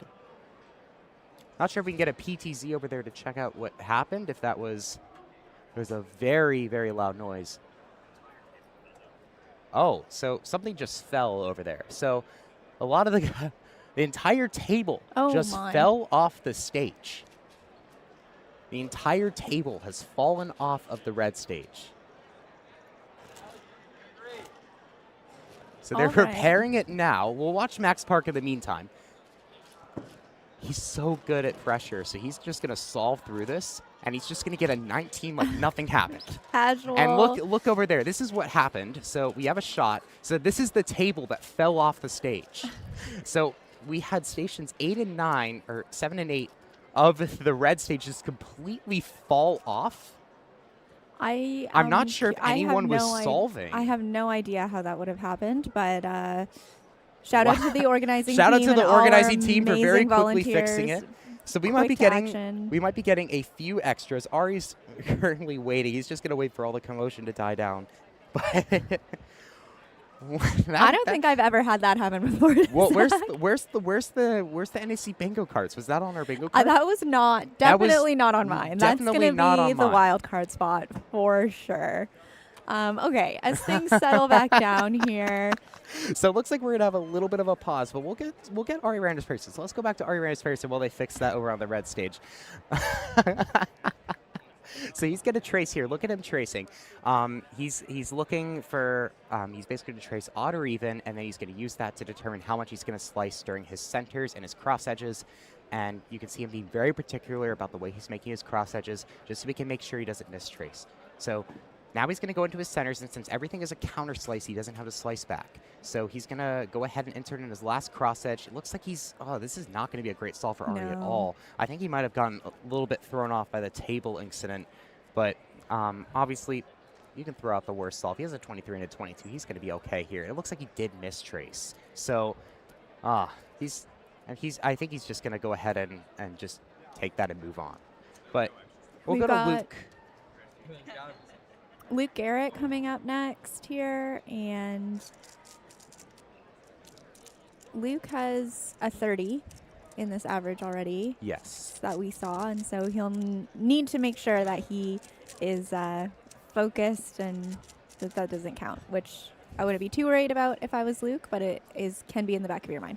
Yeah, so Luke is one of the many all-rounders in this finals we've already been talking about. We in the semifinal, we have lots of all-rounders in this competition that are competing in so many different events. I can name so many: Max Shao, Ryan Pilot, many other names that come to mind, like Noah Swart, et cetera, et cetera. Brendan Dunnigan. Brendan Dunnigan as well. That's also another one. Like the chat could just probably name like tens, and I'd be like, yes, yes, yes, yes. There's so many I could name. Luke is probably the only one of the all-rounders that has an incredibly solid chance of podiuming, just because of how far ahead he is of the rest of them at 4x4 and the amount of time he spent practicing end by ends compared to the other all-rounders. Ooh, fumble there. 27. But like we said, it's probably going to be around 28, 29 to make this final. As long as he gets sub 30, he's probably going to have a decent shot. That is the big story in these semifinals as well. Of course, we're always looking for that positioning at the top, who's positioning themselves for a podium finish. But the big question, too, as well, is who's going to sneak in and that 20th spot? Is there anyone falling who might fall out? And just making sure that, you know, that's the bubble, as we call it, and we want to make sure that, those big names don't fall below that bubble. So let's take a look at what happened there. So this was on PLL, and then he just dropped it while he was doing his correction for the adjacent parity. I don't think he lost that much time on it, though. He didn't lose too much time, probably about maybe half a second. Here's Aaron J. Kwong. For those that were not watching yesterday, he is our clock North American champion after yesterday. Really great performance from him. It went from the 16th seed all the way to the 1 seed in the final. Great performance by him. Good job to him. And it looks like he messed up on 3-2-3, so he'll just chill out here a little bit, have some fun. He's already had a good weekend, so he's probably not too worried about that. Here is Max Park, and I don't know if we can move to the overhead, but Like, watch his solving here. If you have not watched a lot of Max solving, he is just so incredibly quick with his transitions and his look ahead and everything. Look, he's just already going into 3x3 stage like nothing is happening. All-low parity at 17, and he's pacing into PLO at 20-41. So 19-20, 19-20. He's probably going to be able to get into this final with his sub-20 average, which he's able to get about half of the time he competes, depending on his parity luck. That's probably going to be very, very good for him going into this final. That is going to be solidly our #1 seed at this point, given what we've seen from our other solvers here, by actually quite a big margin, larger margin than maybe I would have expected, Zach. Yeah, so Noah Swore is going to go ahead and show us what should be another OPA solve here. I'm not sure if he's using it during this round. He might be just trying to get into finals, so he might not be.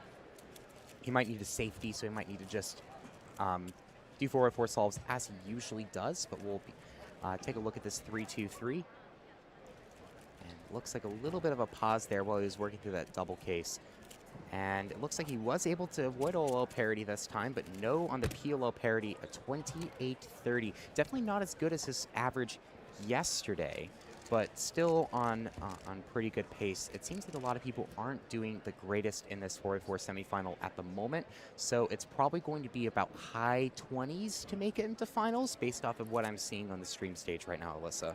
I wonder if there's something about this like pre-lunch time slot that just Yeah. gives people a little bit of, I don't know, slows people down a little bit, because we saw this yesterday in the 6x6 semi as well. Maybe people were just thinking about chicken tenders in the concession stand a little bit. You know, I'm hungry, so. Yeah, I got some over there. After I finish my slots here, I'm gonna chow down some chicken tenders over there while I wait for my other assignments. Another OLL parity from Ari here. That's 2 OLL parities we've seen him do in this average. Yeah, and I mean, he's 23 with that with OLL parity is pretty good. He's definitely not on his game today, considering that he is using OPA. But I mean, you can't really complain when you're getting 23 still by doing that. I mean, without OLL parity, that probably would have been about 21. So that probably would have been his best solve of the average if he did trace. But Luke Garrett now, we'll take a look at his next solve. Currently, my WCA live was frozen, so I wasn't able to get the live results up. But Luke Garrett currently is in the projected in the later half of this round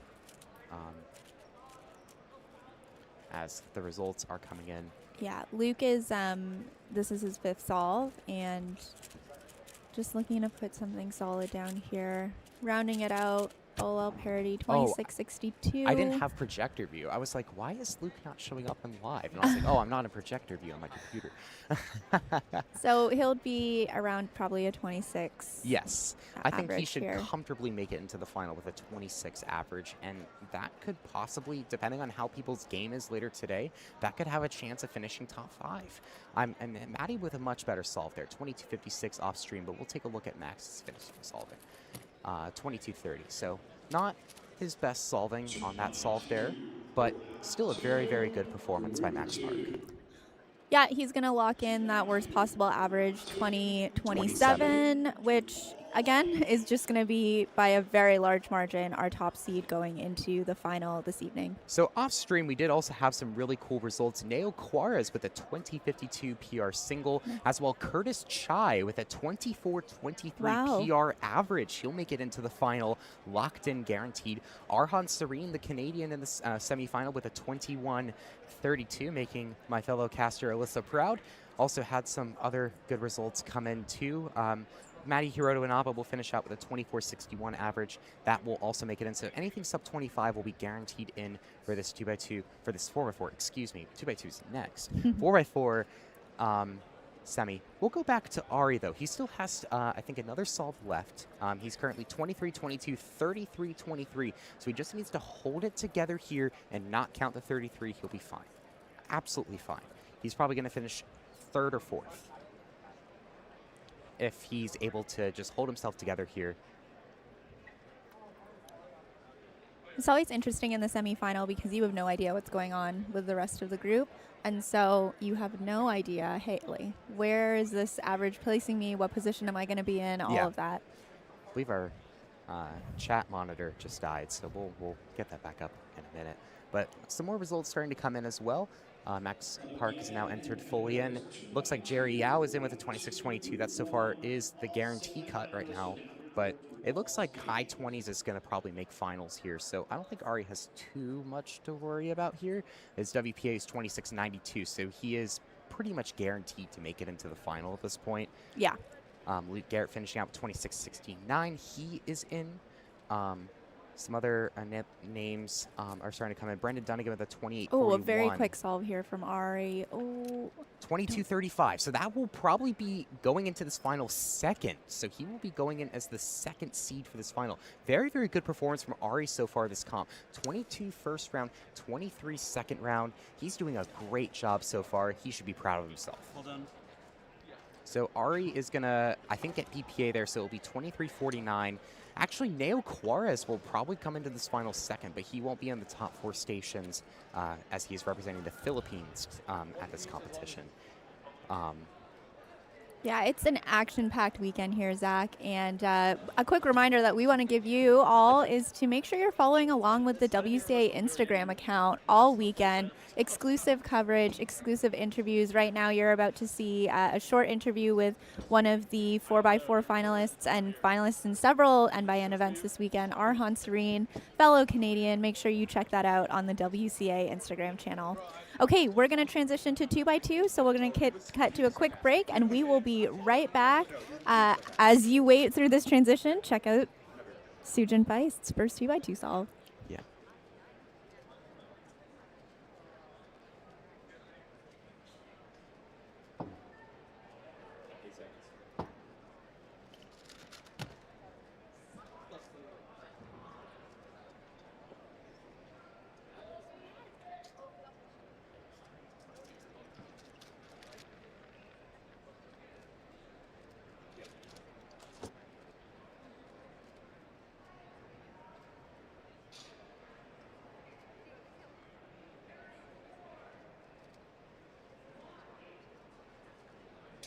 All right, here we are with 2x2 semifinals. It is Zach Rydell and Manu Singh Hall here at Rubik's WCA North American Championship. We are already flowing through. I did see 1.1 there from Sujin Feist. Manu, what are we looking for? Who are we looking for in this final? It's going to be everyone. Semifinal. It's going to be everyone and everyone. The top 20 are going to be advancing to the finals. The data is going to be entered semi-live, so you'll see it on a slight delay as what you see on the stream. Yeah, Sujin Feist, a huge name. It turned out that 110 was actually a +2, so that's actually 310. Pretty huge, actually. A +2, the 2x2 is such a volatile event that any error you make, a little bit of a lockup or like a +2, for example, can completely knock you out of contention entirely. So we're going to really need to see how the competitors navigate, this really complex turning and very precise puzzle. But in the inverse, being able to just lock in, I guess. Certainly. Anyone is able to really succeed at such a high level. Gabriel Fromm, 151 to start out, projected second. Exactly that, showing that anyone is able to perform well. Not if Ezra Severson has something to say about it. 120 from the Pacific Northwest native. He's looking good. He's going to want to make a big push to make it into the final.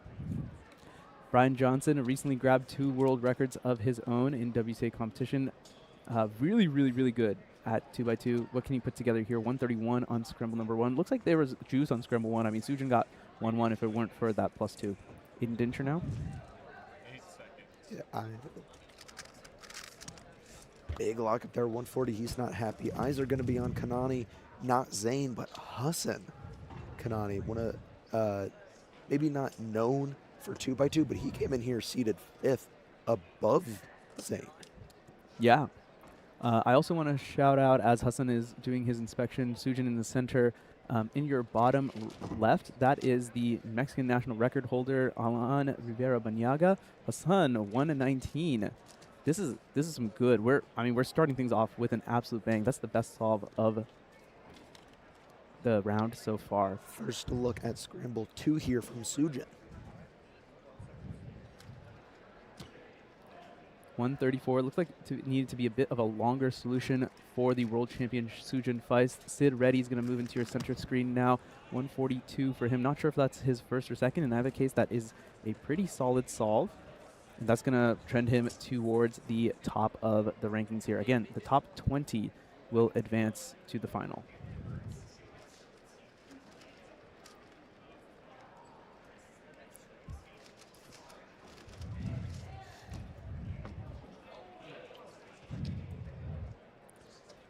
go back to Ezra. Ezra inspecting now. This is attempt 2, starting off hot with 120, hoping to keep things rolling. Can he keep up the good pace? Yes, he can at 225. A bit of a longer solution, unfortunately, but no major mistakes is good.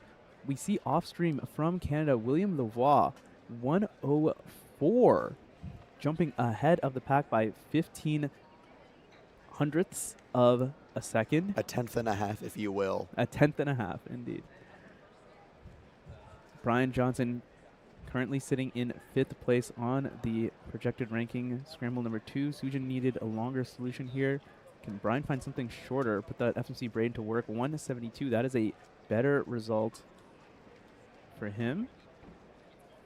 Yeah, Brian was projected 5th. After that solve, probably going to bump down a little bit, unfortunately.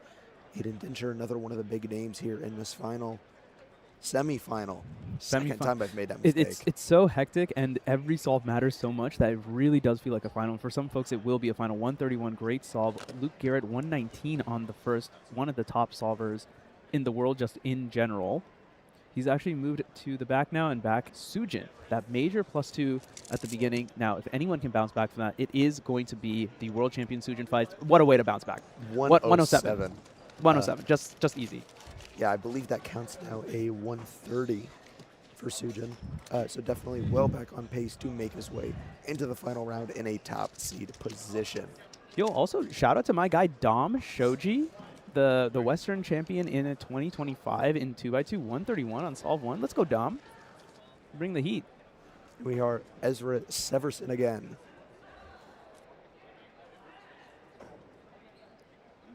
Solve number 3. 131. That is looking really close. Joey Day, the judge. What is the decision here? It's picked up the OK card. Might need a little bit of consultation. Oh, I think he's looking for the +2 card. Yeah. Oh, no. Ezra knows it himself. I think that's going to be a 331 or there. Oh, there it is. That is unfortunate. Back to Brian Johnson now. 131, 172 so far. 161 to follow that up. I mean, just solid solving from Brian. I think he's a competitor who is like more than likely to make it. So if he just solves solidly, he has a good chance of putting his name into the hat. William Lavoie, the Canadian, on top of the ranking so far, starting things off with a 104. Everyone else getting only 115 as the best. 139, great follow-up from them as well. Was able to qualify into the U.S. National Championship, actually. So certainly a high-caliber solver. Here's Dom Shoji now, one of my guys from the West. 188, great solve from him. Hey, great job, Dom, showing nerves of steel here. Hassan Kanani right now on stream on the blue stage. 131. Hassan's brother Zane, who you know for 2x2, unfortunately due to seeding is not on one of the stream stages, but his 2 solves right now, 138 and 198, projected 15th. Getting kind of close to the bubble menu. Yeah. We'll see. I think it's just because everyone is solving so well through the first 2 attempts that we're really going to see this best solver separate them here, just like this. 111 from Sujin. He has that huge 3 that's looming over his head, but now he's counted that 111. Sujin is looking fantastic. He needs like a high 1 probably, and he'll still make it into the final just because of the fantastic position he's put himself in. Aiden Dincher here started off 140, 131. Can he keep it rolling? 113. Wow. Yes, he can. Incredible solution, incredible turning. This is an insane semifinal. Like, these solves are all good. The competitors have shown up. They are not making major mistakes. 138 there. Big pause on the drop, it seemed, making sure that it was solved. Right, because of that +2 that Ezra had earlier. Just now needing to tiptoe around. Really want to make sure that it doesn't end up counting. Right. Ryan kind of looked like he got lost in the sauce there a little bit, or some like misrecognition. I don't think he one-looked it. Yeah, correct. I mean, still ended up with a sub-2, which is, I mean, just fantastic. Like I said, I think that type of solver, if he can keep that up, I think he's looking pretty decent. Remember, you want to make it into the final. You don't need to win this round right now. Alon 140, the Mexican national record holder, has shown he is also throwing darts. We're going to switch over to the Canadian William Lavoie. We believe this is solve number 3 for him. This will be a big one to see which of these times is going to count. It's going to be his previous 139 that will be counting thus far. But even if 156 counts, that's still a pretty good counting time considering the rest of the field. Matias Marc-Antoni Nunez, 124, 116, 161. Those, again, due to seating off stream. 109 from Sujin in your top right. Without that +2 on the first solve, Sujin would have a 110 average right now. Hassan Kanani, 130, rolling the train through. I think we got some juicers here, Manu. We got some great scrambles. We got some great solvers. We're getting great solutions. This is amazing. This is exactly the type of semifinal that we want to see at home. Maybe not. I mean, the competitors don't know that everyone else is doing so well. I was going to say that's one of the things competitors might be trying to safety their way into finals, not realizing so many people are getting great times. Might see some big names miss it. 292 for Dominic Shoji. Ah, that's a tough one, yeah. Looks like the execution was just not great from the get-go, and then bad last case. The sub one, the first sub one of this final goes to Ezra Severson. No safetying there whatsoever. Some applause from the crowd as well. Just fearless solving from Ezra. So that is our first look at scramble number 5, and it looks to be even better than everything that we've seen so far. So, or sorry, we did see Sujin do it earlier, but we might be seeing some best possible averages. Some big names might not be making the cut with everyone. Someone is going to be left out at this point. It's just a matter of who is it going to be. Another sub 1 for Brian Johnson. Interesting. We see Sid ready at the bottom here with DNS. DNS on the last 2. We'll wait to get more information on that once it becomes available. Definitely a developing story here.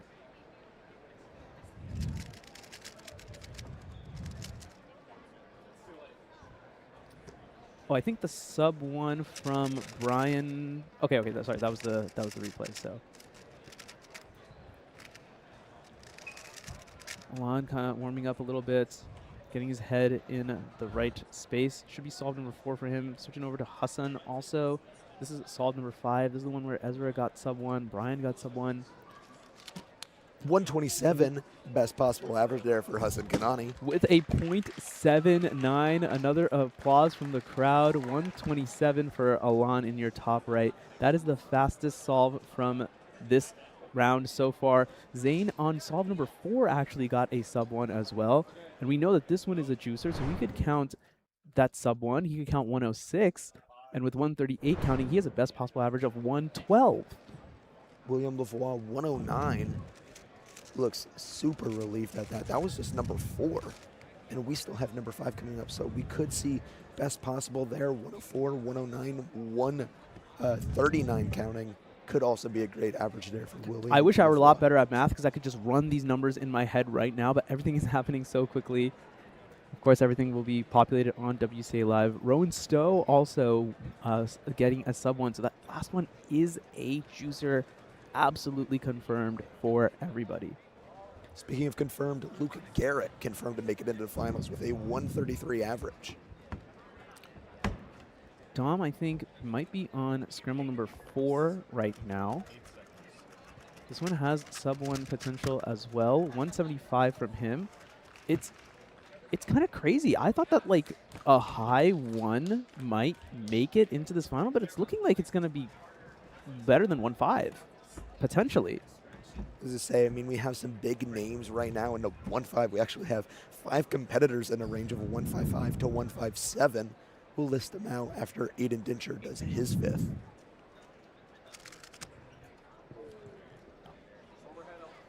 .76 for Aiden Dincher. Another fantastic solve. Best possible average for him, 1.28. Zane Kanani, 149 on the last, gets a 131 average. Unfortunately, not doing too well on that juicer that we thought. Ethan Zhuang off stream with a .77 on the 5th as well. Wow. Matthias Marcantoni Nunez, 0.86 on the final for 117 average in the clubhouse. Alon on your screen right now, 138 best possible average. If he can beat 1.40 based on the results around, definitely possible for him. And he does with a 0.86. So many sub ones coming out of the woodwork here. William Lavoie going up now. Best possible of 117.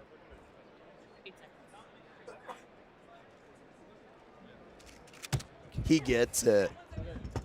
Great work from the Canadian with that 0.80. He's actually going to take over the first seed right now from Matthias Marcantoni Nunez because of he has a better single.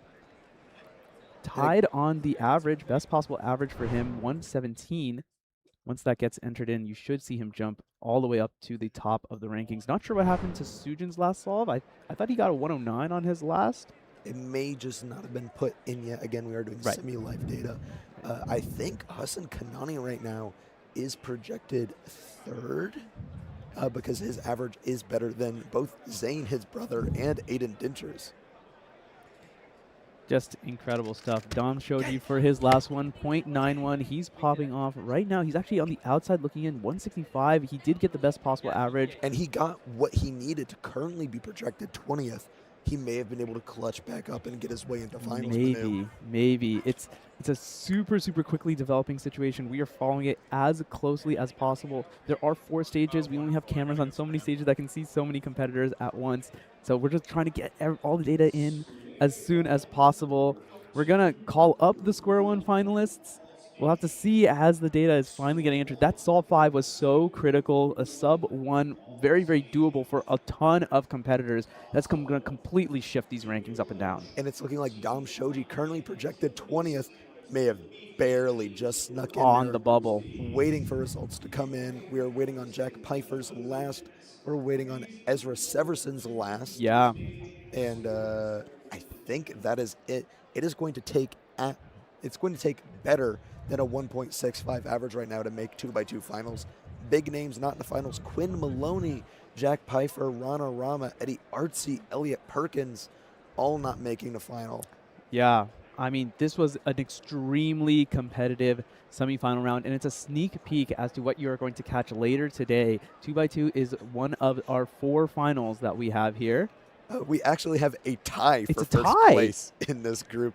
Matthias Marcantoni Nunez and William Lavoie, both 117 averages, William being PR, and both having a 0.80 best single. Wow. Makes it tied. So we won't even have second place. This must be a first for a non-FMC event at a major championship, I have to think, right? I don't want to say it and then get wrong. Hassan Kanani, that 127 was a personal record average as well. Big showings here. Dominic Shoji kicked out of finals, unfortunately. By Ezra Severson, the 0.93 was good to go. And Jack Pfeiffer got enough with 164. We see 3 164 averages, but needing a better single.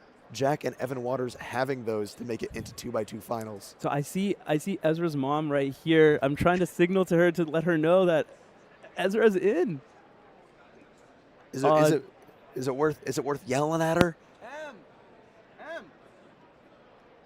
M, let's get Ezra.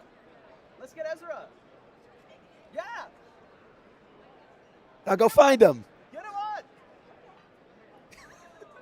on. We are currently recording field interviews with people who did really well in the semifinals, maybe just clutched up in the finals. If you want to check those out, go follow the WCA Instagram. Yeah. And you will see the stories posted there. I believe we just talked to Arhan Serene about 4x4 finals. Yeah, he was extremely excited. He actually he got to A-Perm on an 18. We're going to go into Square One immediately. Instantly into Square One. Brian Johnson, 509. Hot start there. And I will leave you in the capable hands of the one and only Brendan Lynn.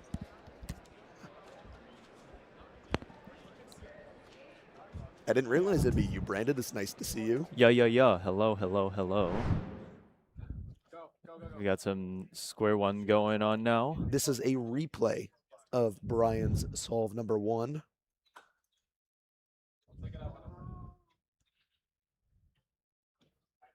Yeah, 509 there. Okay.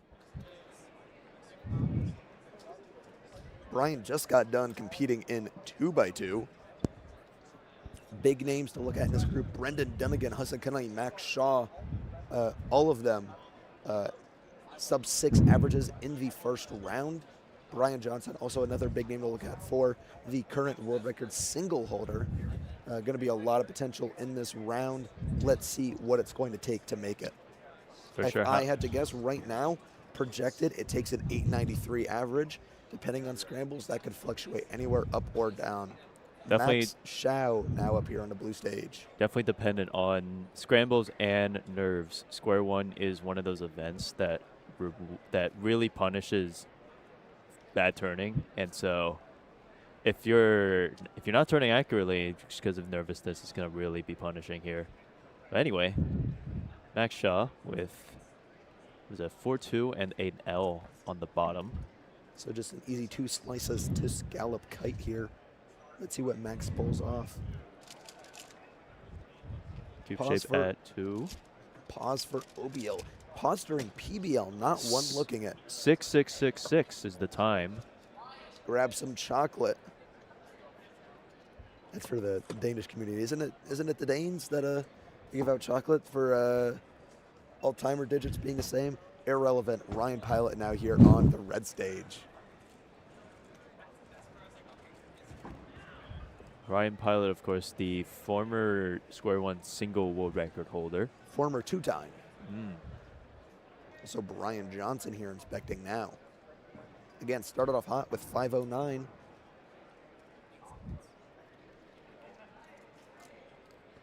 Cube shape at mid 2. 604 for Brian. Current PR average of 525, so maybe straying a little bit away from that, but that's all right. Got plenty of time to make up for it. Ryan Pilot, 849. Oh. Not how you want to start this semifinal off. Brendan Dunnigan, one of the top 5 in the world, 5 flat PR average. Current first seed coming in from the first round of Square One. Also the fastest single from round 1 of Square One. A lot of competitors pulling out high 6 singles. Stanley Chapel with a 6 and a 14. Anyway, Brendan is going to be starting this solve. Quick OBL finished at 3. Really struggling with this PBL. Yeah, slipped up there, let go of the cube during that. 6-7, it is not an awful start, still quite high projected up there. It's going to take a Hassan. lot for Brendan to not make this final. Oh, for sure. Hassan going for the... Is this his first solve? This is his first solve. This is his first solve. Hassan Yeah, you doing can see this it. this 4-2 L on the bottom. And maybe So even going here. for OBL prediction if he can. It looked like a very short OBL, so maybe could see a good time here if he does such. And he does. And he does do it. But he Oh, no. executes OBL after predicting it. Very lucky. 659. Not too happy about that solve. I think when we watched them in the first round, I don't think we saw any OBL prediction, right? I don't think so, no. I think if I'm remembering correctly, but yeah, that was definitely a one of the lockier solves here. But let's see how he does with the remaining 4. Off stream, now on stream is Elijah Rain Phelps. Also, former world record holder for Square One single. For sure. This does not look like the first solve for him. Still opting to do 5-look or 4-look Vandenberg with a 918. That looks good.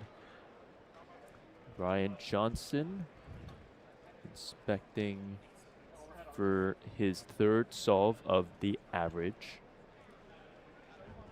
Pick up a bit of a pause during OBL, finishing at mid-5 for the 567.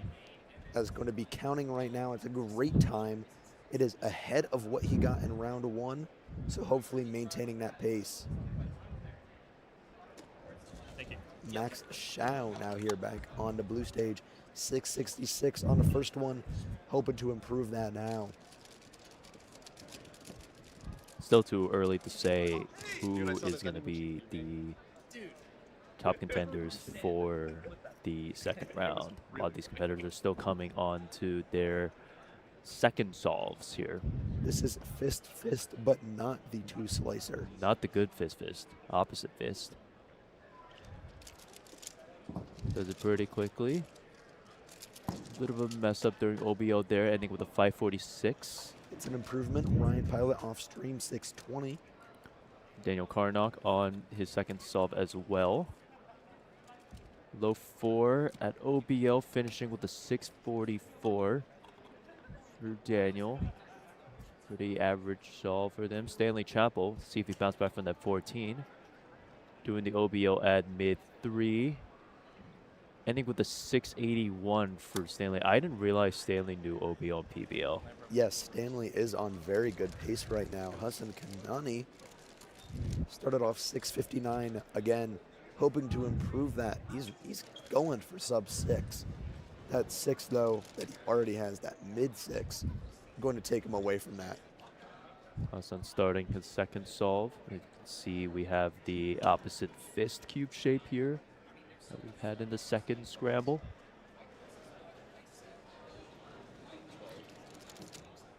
Not doing OBO prediction here. Still getting to OBO at 3. Ending with a 528, slightly better than the first solve. Oh, no, actually a lot better than the first solve. So still in contention for that sub 6. Brendan Dunigan with another solve over here. I believe this is going to be a second solve with the opposite fist. A little of a locky OBL. Ooh. Nice PBL though. He is quite nervous. You can see it in his fingers while he's turning. He is shaking. Quite unfortunate. Brian Johnson here started off counting 5.67. 5.67, sorry. Brian Johnson doing here. Simple OBL to slicer peers, but a nasty PBL for a 638 in the end.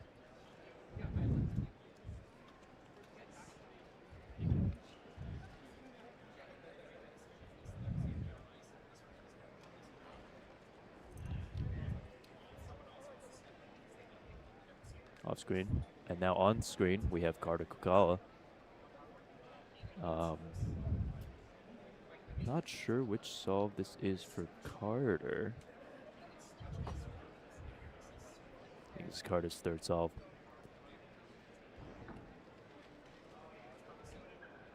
OBL there from Carter also does the OBL. So the 690, much big improvement over his past 2 times, an 11 and a 13. Max shot on screen now. Third solve the average. Well, I'm trying to get a hold of this cube shape. Looks like a pawn fist.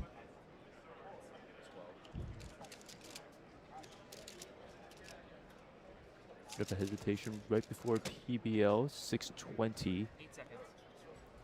Again, not going to be ideal, but it's going to be enough. Ryan Pilot going smoothly into PBL without much of a pause for 654 here. Going to be improvement over the 849 he got in the first solve of his average. Hassan Kanani, one of the big names to watch here. Scramble 3 for him. Started off 659 and 528, hoping to make that 5 count.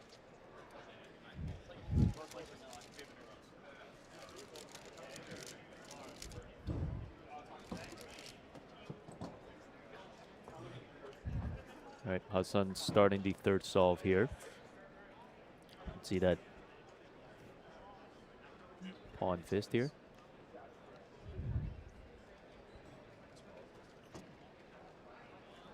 No OBO prediction on this one, but still pretty quickly with the sub 5 solve, 491. That's the first one I believe we've seen so far. Yeah, it's the first sub 5 solve that we've seen and that so far in the second round. Will count that 528. So even if he ends up counting the 6, it's going to be a good looking average for Hassan Kanani. Brian Johnson with the hesitation on the OBO here, as well as the PBL. Not happy with the 711 that he has. It's going to be a 603, worst possible average. Not sub 6, but it will definitely guarantee him a spot in finals. Brendan on the third solve. Can he overcome his nerves for the upcoming 3 solves that he has left?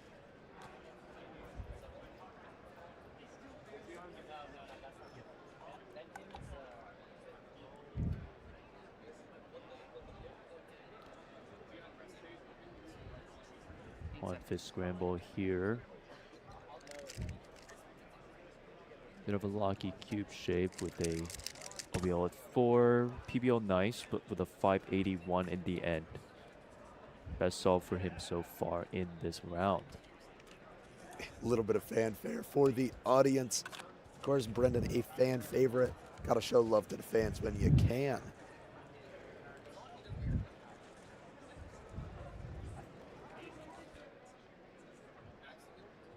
Oh.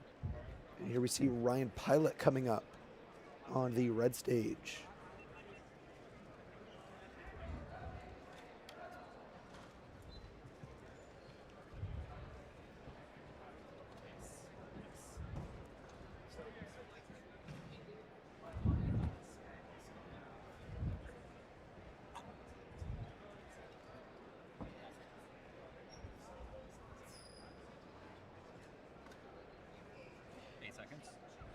Off screen, we do have Max Shaw also preparing for his next solve, starting inspection.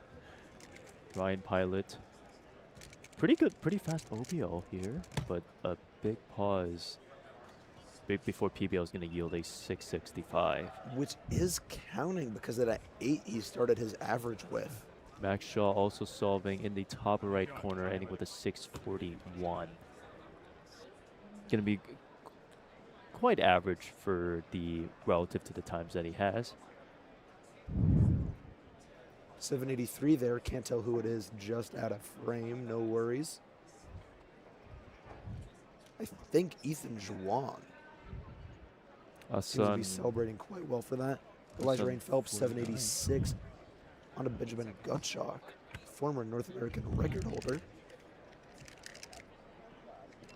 Nice OBL. Oh, the cube drop is going to be real punishing here. 868, it will count an 821 in his average, but he's got a counting 6 to make up for it. Hassan and Brendan going at the same time. Hassan's going to solve first. Oh, did he mess up the OBL? He missed OBL P'd. You see it off by just 1 edge, 672. 557 for Brendan Dunigan in the top right of your screen. It's going to count with 581. So Brendan's still putting up a fight here with these last few solves being much better than his earlier ones. Hassan still solidly in a commanding position here, even with this 672. He's got that counting 528. That's going to put his average in a pretty good spot relative to everyone. Brian Johnson with a 2 5s and 2 6s is also going to be putting him quite in the lead here.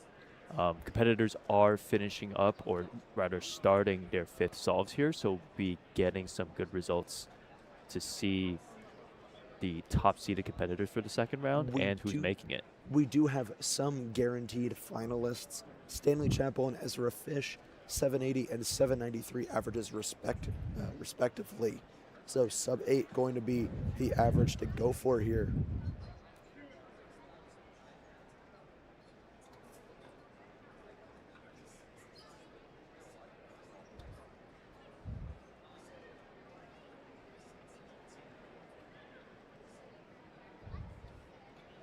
Ooh, +2.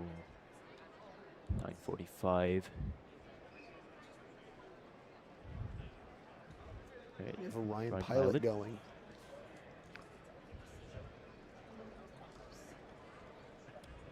Chris Chi guaranteed himself a spot in finals with an 815 average. Pause near OBL, but it was a 2 slices, so not that punishing of the OBL. It's finishing up with a 669 here for Ryan Pilot. It's going to be like a 660-ish average for Ryan here. Benjamin Gottschalk and Hassan Kanani finishing up his last solve. Hassan taking all the time he needs to warm up here.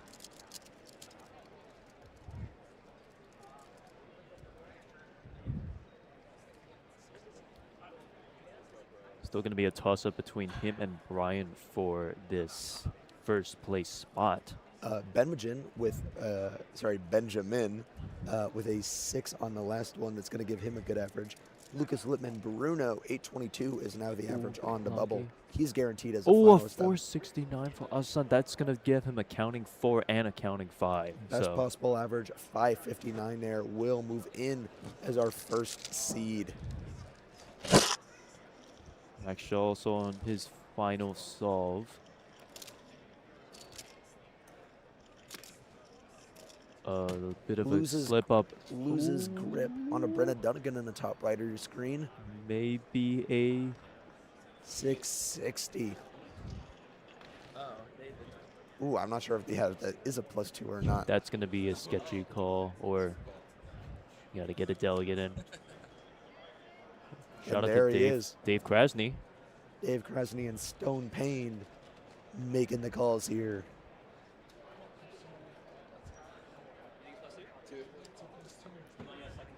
In the meantime, Samuel Fang on the red stage. You might know him as Cube Master, the square one expert he is.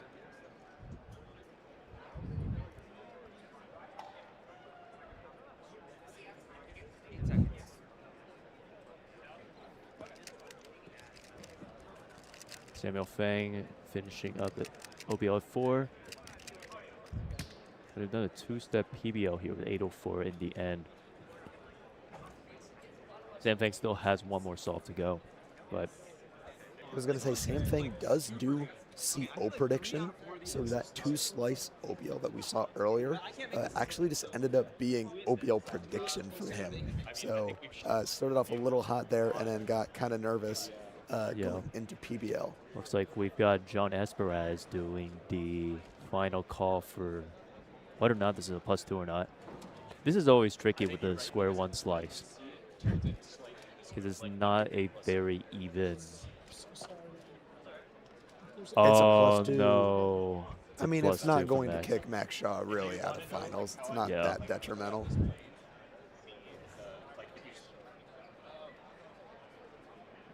Matt Mao on his final solve. Matt Mao locked up a spot in finals.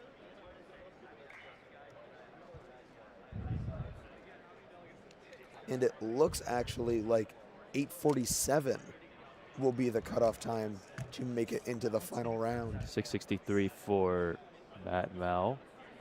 Yeah, Trevor Mendelson, 8:47 PR average, will be what it takes to get into the final round. Amazing square one semifinals that we just saw here. Amazing averages, best possible average from Hassan Kanani of 559 will take the win in the semifinals. You still got one more round to go, Brandon. Yeah, that's the only sub-6 average we're seeing in this second round. So maybe we'll see more in the finals, maybe not. Who knows? Stay tuned. Stay tuned for later. We're gonna find out, but first we're gonna go to a quick ad break. We'll see you all shortly. Cubing and competitions have been such a big part of my life for a decade now. I don't know where I would be without this whole community and organization. So I've met some of my best friends thanks to WCA competitions, and I'll be forever thankful for that experience. So I don't know where I'd be in life if it wasn't for this community and this organization. You've made me feel all the emotions in the world. I've laughed, I've cried, but all along the way, I've had the best times of my life.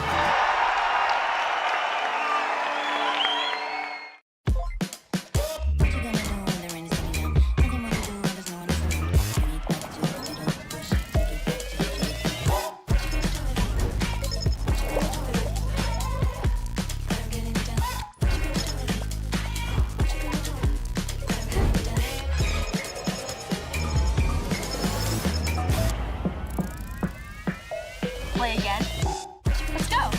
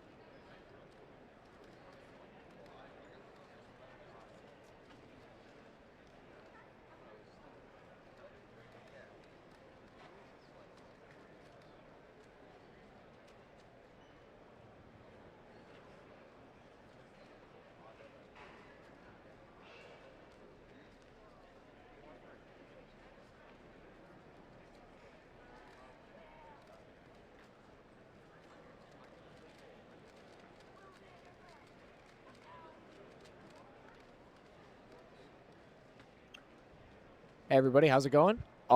We have broken for lunch, but we're going to be doing some unofficial events. So just to introduce myself real quick, my name is Braden Adams. I am a competitor from West Virginia in the United States. And we're going to be watching Killamix finals. So we had, I believe, the top 8 finalists from the first round. And we're looking at Lucas right here. Lucas is coming out of Canada, beginning his first solve. So for the viewers who don't know, Killamix is a similar puzzle to the Megaminx.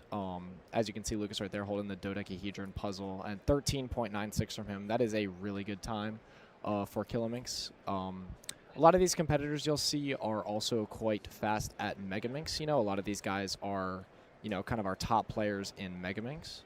I know we have Aiden Bryant solving as well. Zachariah Murr from Maryland is solving. Let's see. So yeah, Lucas is kind of your #1 seed by a lot. We also have Lucy Grace Bryson from the Midwest. She's competing in this final. Unfortunately, I'm not going to be able to give live results for every person since this is again an unofficial event. So there is no like WCA live feature for this. But I'll keep you updated and I'll watch see what other people get. So yeah, Lucas completed we believe his first solves a 13.96. Times like that should probably get the first place.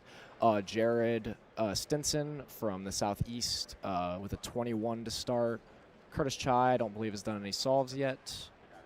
Lucy is solving right now. So Lucy with a 17.71.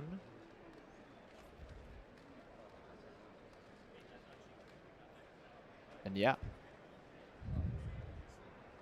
So it looks like Curtis Chai is going ahead and starting his attempt. Curtis, pretty well known for some other events. 2x2 is his main thing. He's been in multiple major championships, finals, in 2x2. I don't believe he's ever broken any North American records, but he's also, I guess, quite talented in Killamix, so we're gonna see what he can do. Jared Stinson is also solving right next to him. You can see in that bottom left corner. Curtis 15.65. That is a very good time as well. He's gonna be pretty happy with that. Let's see if Jared can match that. Jared 16.28, just a little slower. Looks like Lucas is getting ready to start his second attempt. Lucas, just a reminder, has got a high 13 on his first solve. So we'll see how close he can get to that. Like I said before, you know, those times in that 12, 13, 14 range should be pretty hot for this round. Looks like he's already on last layer. This is going to be really good. 12.68. That's another great time for him. I feel really confident in that. Megaminx, all of the rounds of Megaminx are tomorrow. I believe there's only 2 rounds of Megaminx.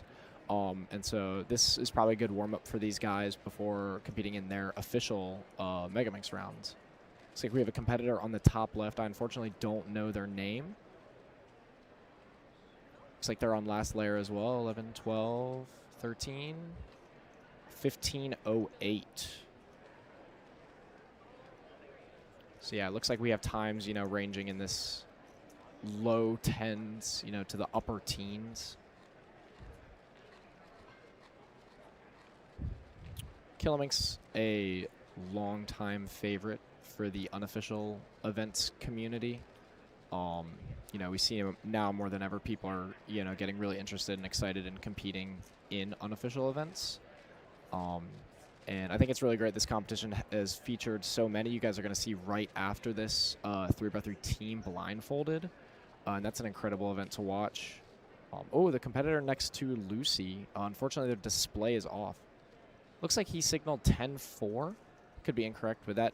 Oh, that is an incredible time as well. I don't know if that's actually the time he got. Like I said, the display is off.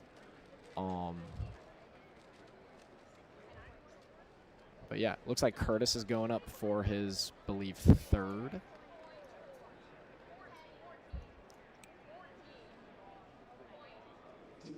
And here we go. Probably hear in the background calling for the multi-blind competitors to go ahead and submit their cubes. Let's see, Curtis is going for his third. Looks like he's on last layer. 13, 14, 16. Disappointed about that time. Still a great time. Unfortunately, that probably will not cut it for the podium. We have Lucy in the top right, beginning her next solve. Lucy, like a lot of these other competitors, a very, very world-class Megaminx solver. She recently broke the sub 30 second barrier in Megaminx. So we'll see what she can do in Kilominx. Unfortunately, her phone camera is just right in front of the cube. We can still see the timer, though. Looks disappointed. 18. That's not an excellent time for her at all. Luckily for all these competitors, this is an unofficial event, so there's not too much pressure. I mean, obviously, they want to compete and perform well, but this is nobody's main event. All right, this is Lucas going up for his third. We had a 13-9 and a low 12 to start. So an incredible start for him. Notably for Lucas, he seems to be turning a little bit slower on S2L compared to the other competitors. And then he picks it up for last layers, you can see right here. So 14, high 14, so he's definitely in that first place position right now. I don't think we've had anybody get any solves below that mark. But yeah, interestingly for Lucas, a lot of other competitors seem to be turning really fast throughout the entire solve, where he prioritizes that last layer speed. Kilominx compared to Megaminx have this way less algorithms and cases to learn, so it is a lot more common for competitors who want to prioritize this unofficial event to learn, that full OLL and full PLL. A lot of the algorithms also transfer, so if you know a lot of Megaminx OLL and PLL, that will translate really well to Kilominx. Looks like Curtis Chai is going up for his next solve. Jared Stinson with a 15.4, so he will still be in that contention for the podium. Unfortunately, he got the 21 on that first attempt. Competitor in the top right, unfortunately don't know his name. Trying to see what he's signaling for, but I can't really understand, but seems very happy about that. Curtis on last layer, it looks like. No, this is going to be an unfortunate time for him. Yeah, 21 for him. That's not excellent by any means. But that's all right. Like I said before, I believe Curtis made 2x2 finals. Which is very exciting for him. I'll have to look. That's kind of his main event. I know he's pretty competitive in clock as well. Curtis looks like he... Oh, it looks like he didn't make 2x2 finals. No, he didn't. Oh, that's very unfortunate. He's a great kid. He's a really nice guy, and, wish him all the best. Looks like we have Lucas going up right now. On last layer, 12-9. Another incredible time from Lucas. Lucas is the Canadian record holder for Megaminx, both single and average. Not much else to say about him. He's a very fast guy. Super nice as well. I mean, all these competitors, super nice, super welcoming. I've talked to Lucy a bunch. She's super great. Jared's a super nice guy. Jared got a 15.3. So he could be, still in contention for the podium. It kind of seems like Lucas is miles ahead of the other competitors.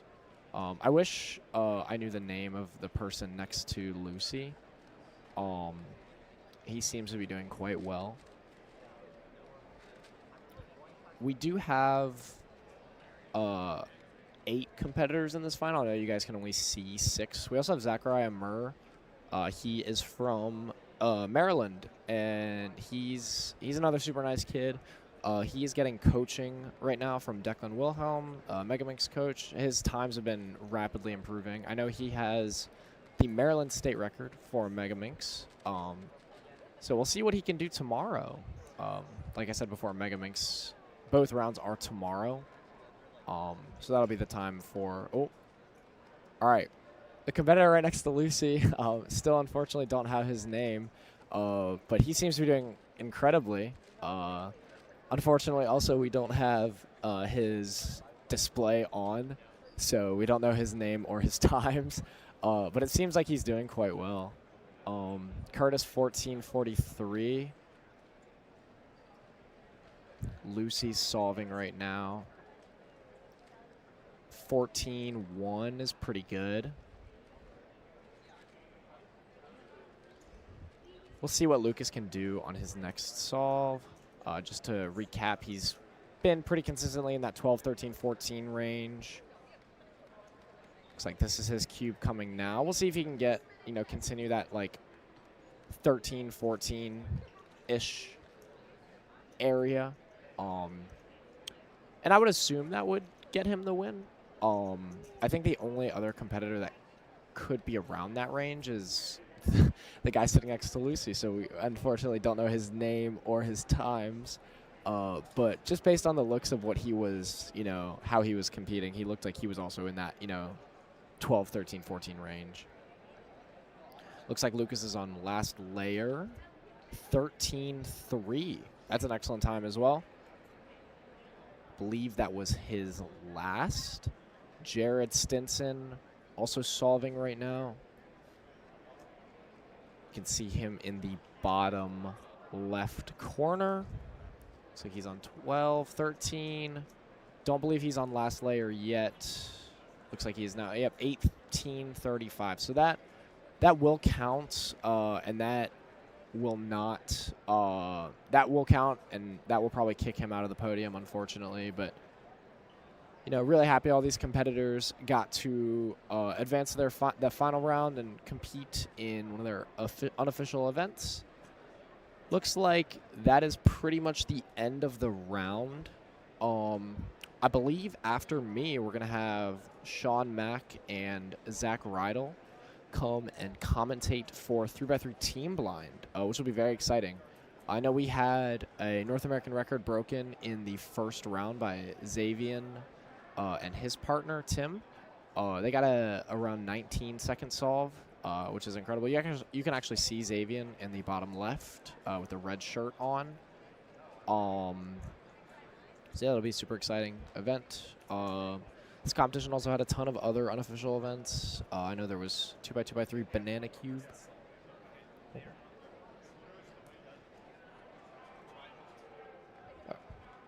Yeah, so a ton of other unofficial events at this competition. There was a 2x2x3 Banana, which is super cool. There's not a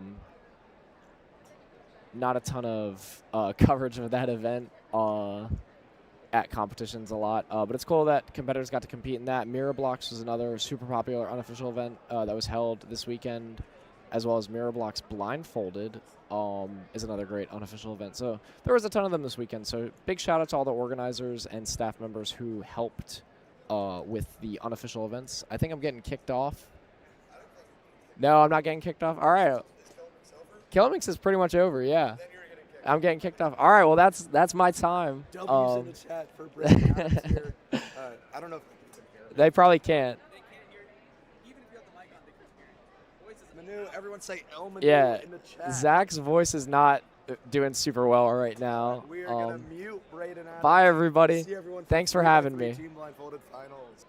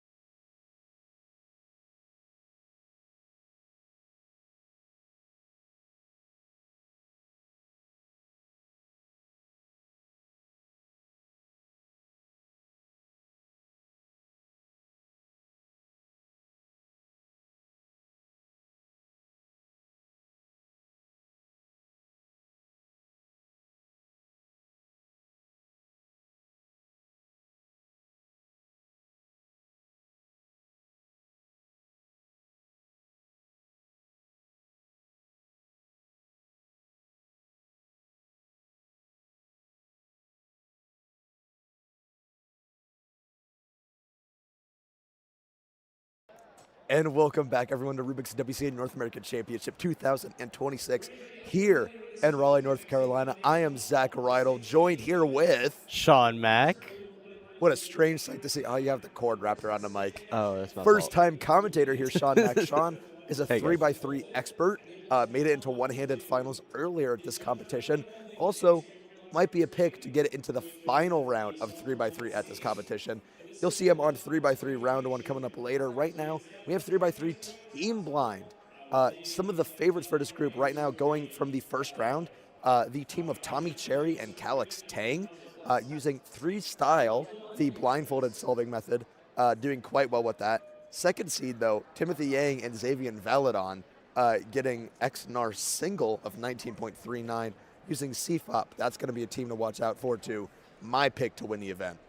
And keep in mind also, Tommy and Calix got the XNAR average for Team Blind, so we got a lot of exciting results coming up for you guys, and maybe we'll see some records get broken. Look at you, knowing how to commentate immediately. I am so scared. A born natural, you will be totally fine. I am not sure if we'll have a live results put in. Maybe I can get one of our production team members to check on that.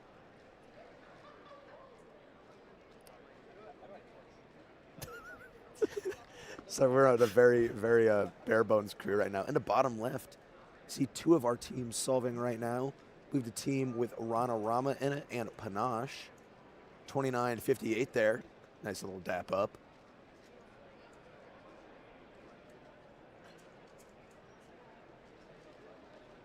Top left of your screen, you see the XNAR single holders, Timothy Yang and Xavier Valadon, names to watch out for.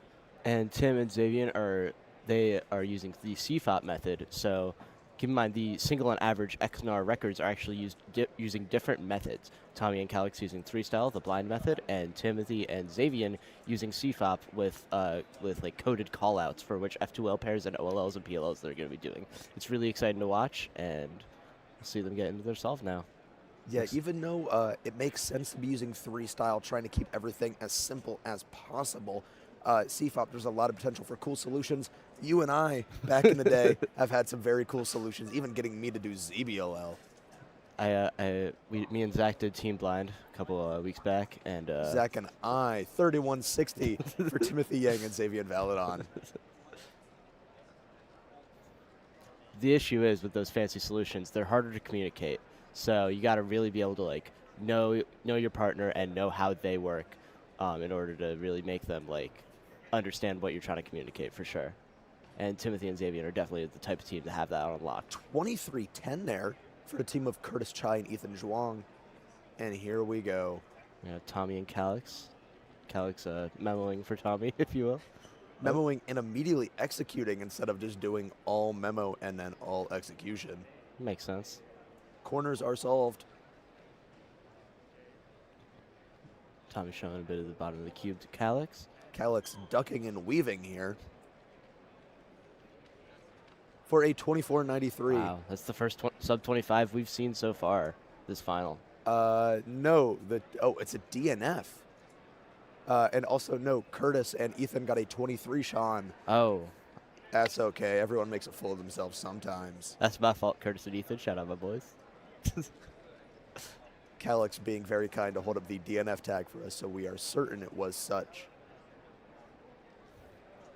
Bottom left, you got the team of Panache and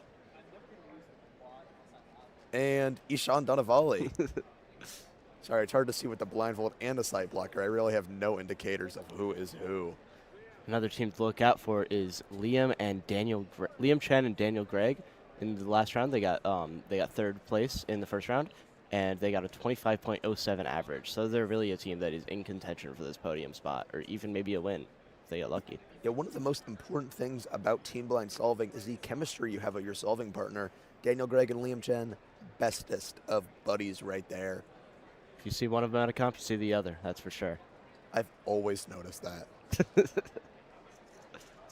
And here we have Xavier and Timothy doing their solve. Looks like they're getting about to the last layer right now. Doing blue cross, because why not? I mean, Xavier is color neutral. Oh, shout out Xavier. One of those threats you're solvers to look out for, that's for sure. Okay, they're on PLL right now. It looks like they had a R perm, I think. Yeah. Yeah, 34.04. Not exactly what they're going to be looking for, but it's all right. Survived advance.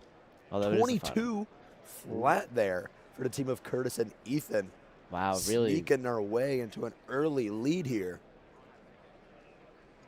And now we're going to see in the bottom right, Calix and Tommy Cherry. Tommy Cherry, your current world record holder for 3-blind single.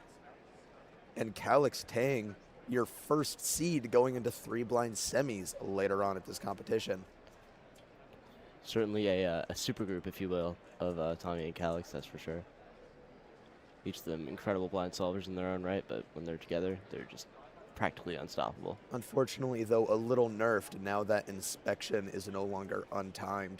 Not able to just memorize and then execute on time.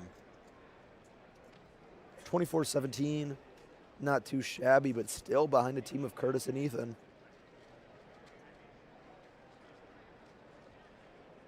What else do we have solving? Looks like we have Curtis and Ethan starting off right now.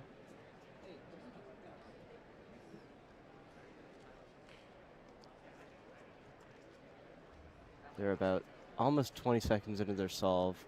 Can't exactly tell what they're doing right now, but it looks like they're on to last layer at 25-ish. And wow, yeah, 26.85. Curtis and Ethan are going to be pretty happy with that. They look kind of frustrated, actually. Yeah. Can never really tell with some of these kids, man. Curtis and Ethan also, again, the chemistry, bestest of buddies. They shared, were 2/3 of the North American champion 2x2 podium back in 2024, shared with Michael Nielsen. Michael Nielsen being the winner of that competition. Of course. In the top left, Xavier and Timothy. Looks like they're getting about to the last slot right now. Looking on to OLL. I don't think so. I still see some yellow. Oh, no, they're doing green cross. 27-49 for the team of Timothy and Xavier. Now going back to the callouts that they have, a little fun fact about Timothy and Xavier solving is one of their OLL callouts is rough. They do a dog bark. It's not rough, it's rough. You know? That is just beautiful. I mean, again, chemistry is super important when it comes to your team blind team. And we are getting announcements to start beginning to red 3. So it looks like Team Blind is going to be wrapping up soon-ish. Tommy and Calix starting very soon. The memo seems that they've adopted kind of a corners first. Yeah, they're doing corners first for their three style, where in usual 3-blind, most top blinders will do edges first. I believe it makes parity memorization a little bit easier for them. Corners first. What is this, 1980s? Certainly not. It is 2026, and we are here at the North American Championships, and we are watching Team Blind finals. Effortless right there from Sean Mack, natural on the mic. I do what I can. 21-81 there for Tommy and Calix. Ethan Zhuang and Curtis Chai up there, 22-85. I think they are well and away on pace here.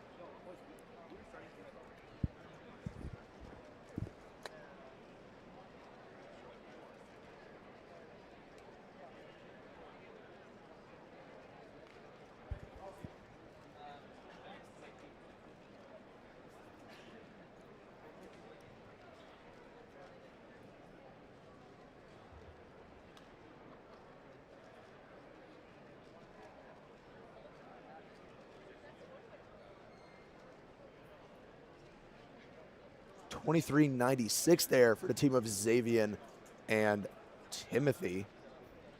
Not too bad. Looks like about on par with what they're used to.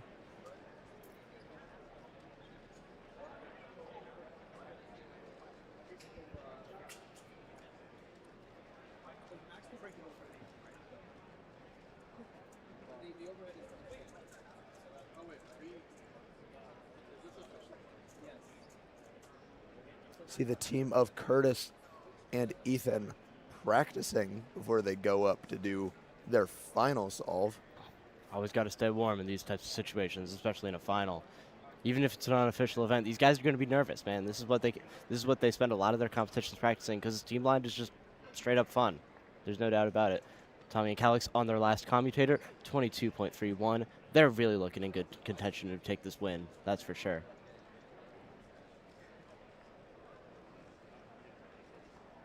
Yeah, looking really good, but being, I feel like quite far behind a team of Ethan and Curtis. Might come down to the wire. Here we see Ethan and Curtis up there in the top right. Certainly an exciting podium battle, that's for sure.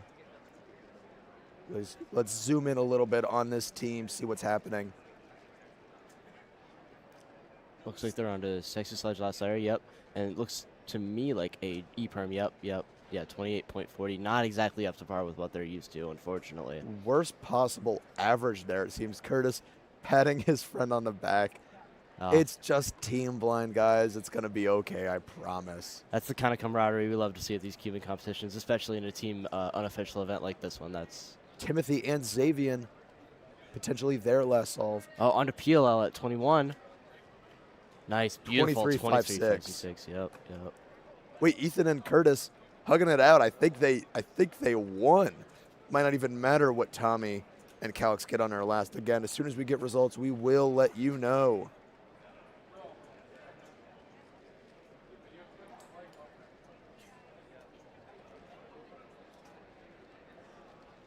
And there you see the team in the bottom right, Calix and Tommy.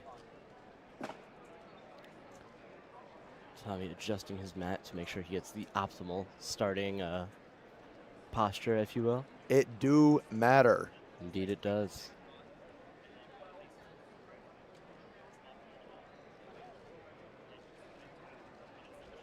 And they're off. They're starting memorization right now. Cube cover right in front of the camera. Sight Sight blocker blocking the overhead camera. Can't really win here, Sean. Making our jobs very difficult. Thank you, guys. Let's hope Tommy doesn't do that for the real third line finals. Corners are solved. Looks like they're really down to one last commutator, or maybe a parity alg, perhaps? Yeah, they're okay. So all the white edges on top are oriented, so that's not really 25 seconds to E-slice. Not something you would expect to hear in a sighted event. That's 33-53. Unfortunate to see there. Yeah. That wraps up Team Blind Finals. I think we are still trying to find out who won, but if I had to take a guess, I think Ethan and Curtis both started out the hottest there, likely continued on with that. We're going to get started with 3x3 round one. We're going to go into a quick break here. I'll see you guys.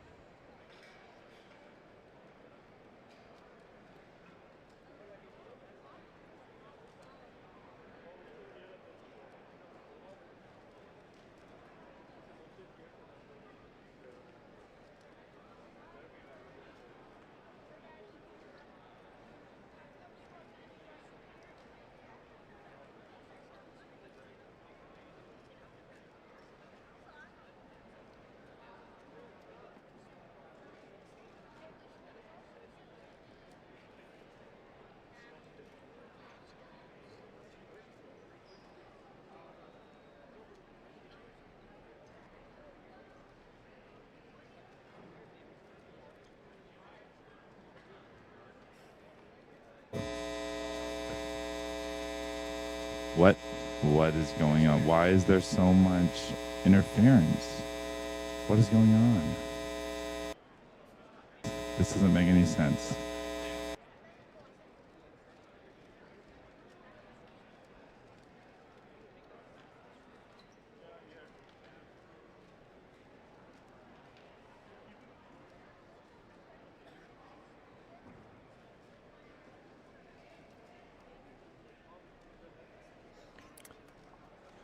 Hello. We're back. Hello. Dude, we're here. It is the event, dude.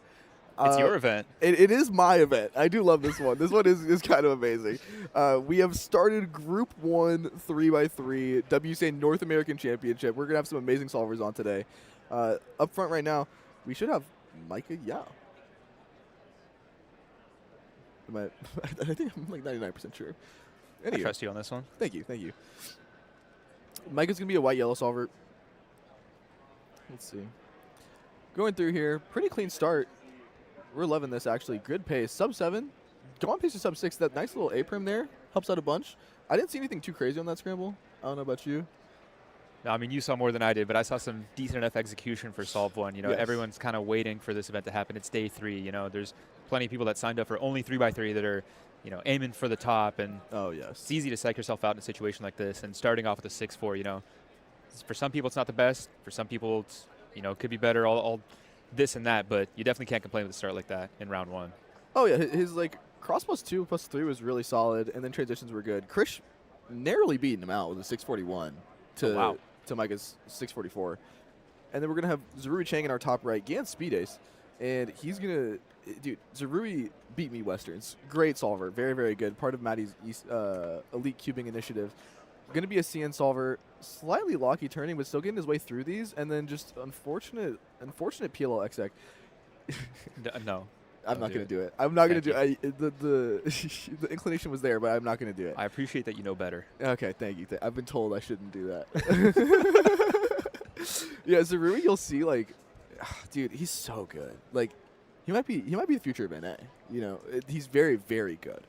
But he does get pretty frustrated with himself in averages, I've noticed. Like, that 6.7 is not a good start for him, for someone who I think like has a slightly hard time keeping his composure in mid-round. Bottom left, we have Shoto, also sub-7 solver, part of Maddie's initiative. And then we have Sid top left, another up-and-comer who has beaten me, bested me in the last like month or so. Shoto and Sid, these guys are just straight turners, bro. They turn crazy, and if they don't stop, it's insane. Sid on really good pace. Oh my gosh, wow. ZB. Oh, he didn't do the ZB. Dude, that's, oh man, 5.7. It looked like he got the last layer at like below 3. Oh yeah, he did. Yeah. Oh man. Dude, we saw like, it's always crazy when you, Rowan's eating his bowl on stage. It's always funny when you see like somebody get to pace crazy and you're like, oh, it's going to happen. And then just like, this happens with like Max. If you remember Max in OH finals yesterday, dude, he was on pace for like, he got the last layer like at 5 on OH. And then he gets like an 8.4. And it's like, oh my goodness, dude. Like, oh man. But no, Sid and a lot of these new gen kids nowadays, like they are just straight turners. If they turn and they get us together, speaking of which, we have Zuri top right, it's really, really good.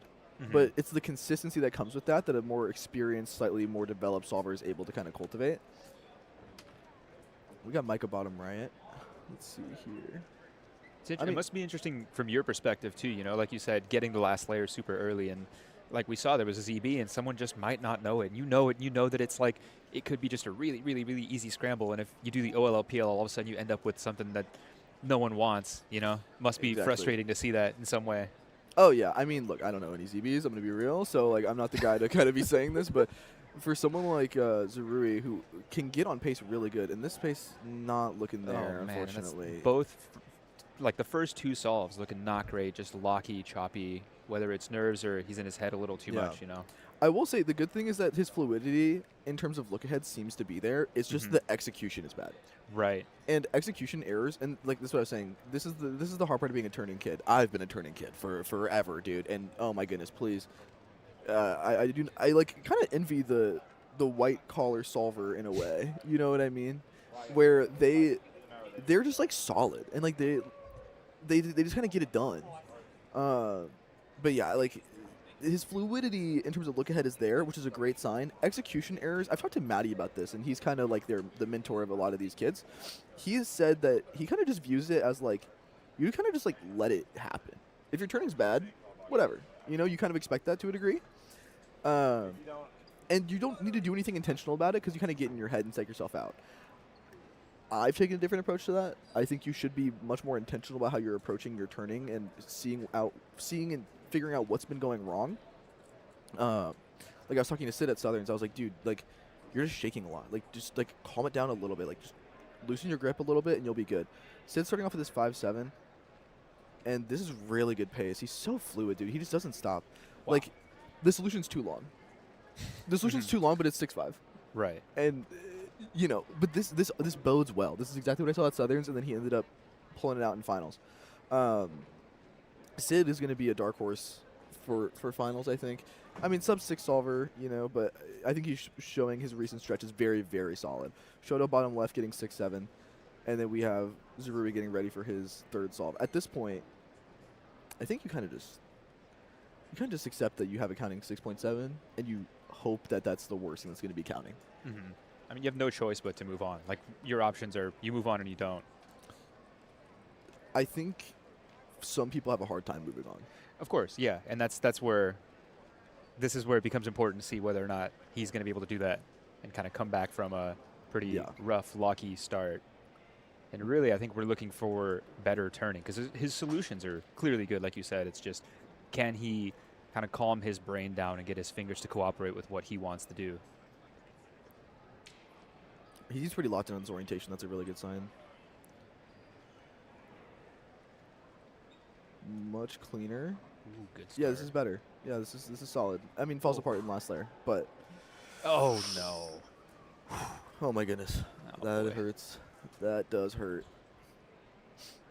And like I said, Zaruri's always really hard on himself. Like from just me talking to him, you know, kind of hurts to see, man.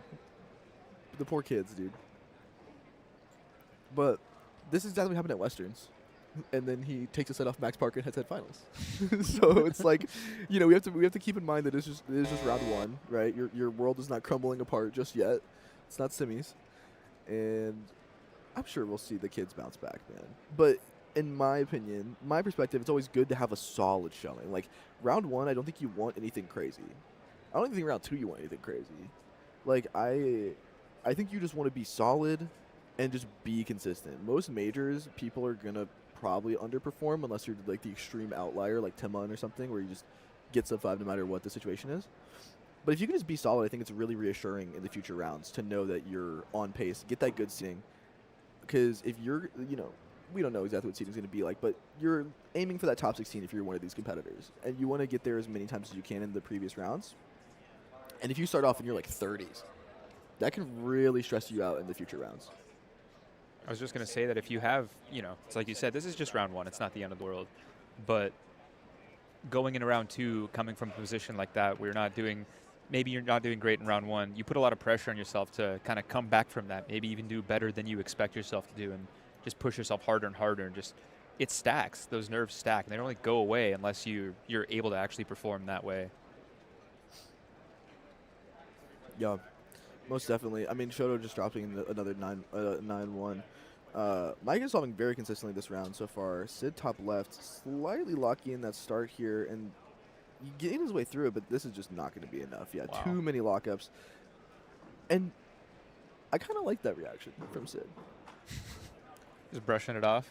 Just brushing it off, dude. You know you have the 6.5. It's like, that's good enough. You still have the 5 solve 1. We're seeing Zarui here taking a little bit longer in the subsequent solves, I think.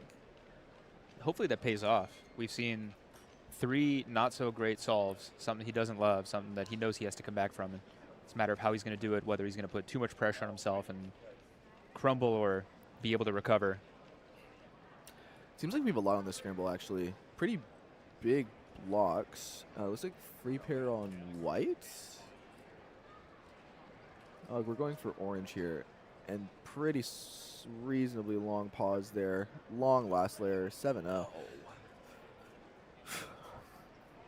I mean, Zuri's dropped like 1 sub-7 here. But, yeah. you know, 702 BPA, that's very much achievable for him. Yeah, at this pace. And even on that solve, you could see he knew what he wanted to do. He could see ahead of where his hands were, and he couldn't keep up with himself. Yep, unfortunate. And, dude, I was telling you about these new gens, dude. These new gens, they use, like, their cubes are falling apart, bro. I can't even use them given, like, enough time to try to adjust to somebody. I tried Zerui's. I don't know how anyone would ever use that. It's, like, it's genuinely remarkable to me how these kids do it. Same with Chodo, same with Calvin. Like, all these kids are just rocking the craziest cubes, and somehow they try to compete with them. I think, like, if you just, maybe I'm just biased, but I think if you have like a more put together, solid cube, you should be a little bit more put together and solid in your times. You would think, but somehow they managed to pull it off. You know, I agree. I've tried some of these cubes. You know, like my cube, if I flick really hard, I'll do like a U2, maybe a U3. Those cubes, you'll do like almost a U8. It's crazy, oh, dude. And they love it. They won't have it any other way. And if you pull on the edge, it just, you know, comes right out, just pulls right out. It's like butter. Yeah. Oh my goodness. Micah's sneakily having the best average, I think, so far. We've only seen like pretty solid mid-6s from him, and that might be PR. He's probably close to PR pace. Yeah. Pretty big spread on average. Yeah, the 655 to the 729. Yeah, but besides solve 2, he's on really good pace. 644 is definitely doable for him here. Seems locked in on this orientation. We kind of love that.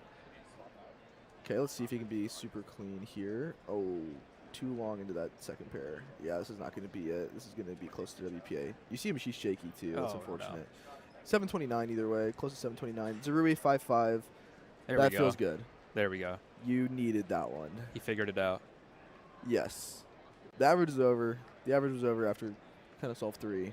But you always want to end on a high note. Yeah, it's a good omen moving forward. Don't leave the gym on a miss. That's what I've always been told. We have our boy Krish here. We see some of the pretty solid, a little bit long solutions, I think.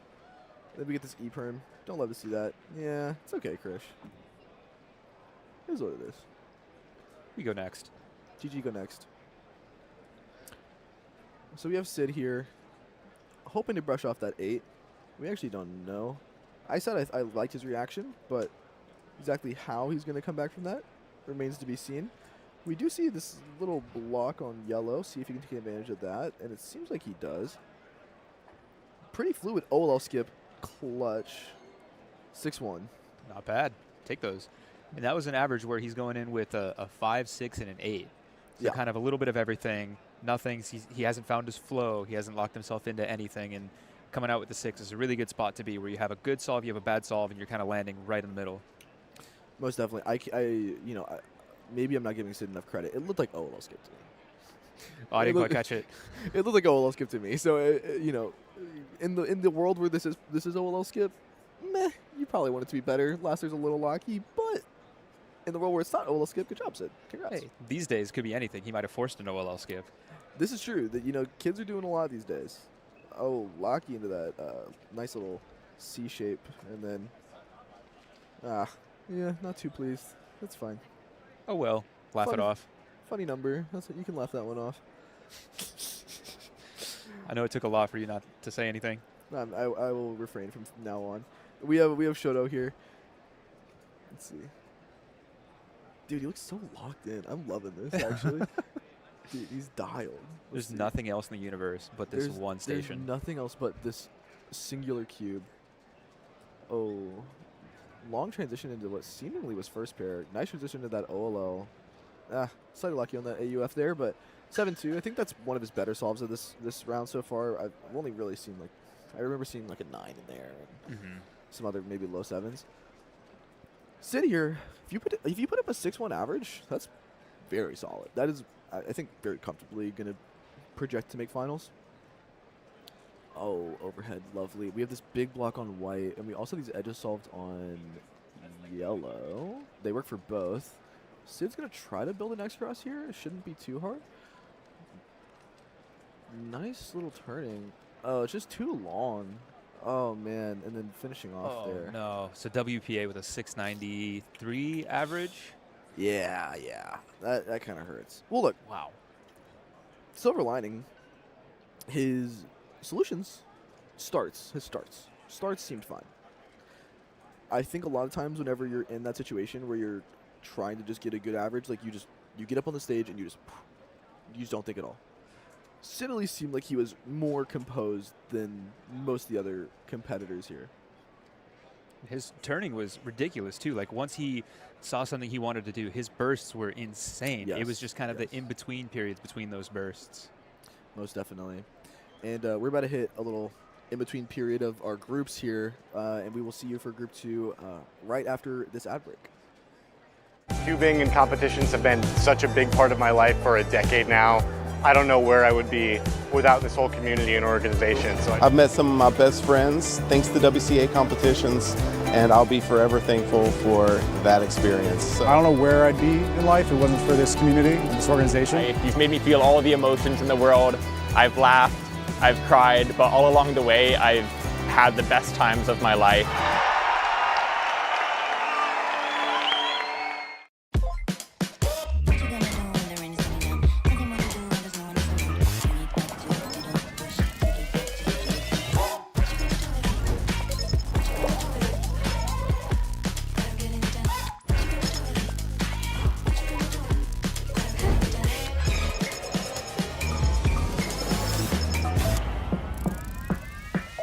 Play again. Let's go.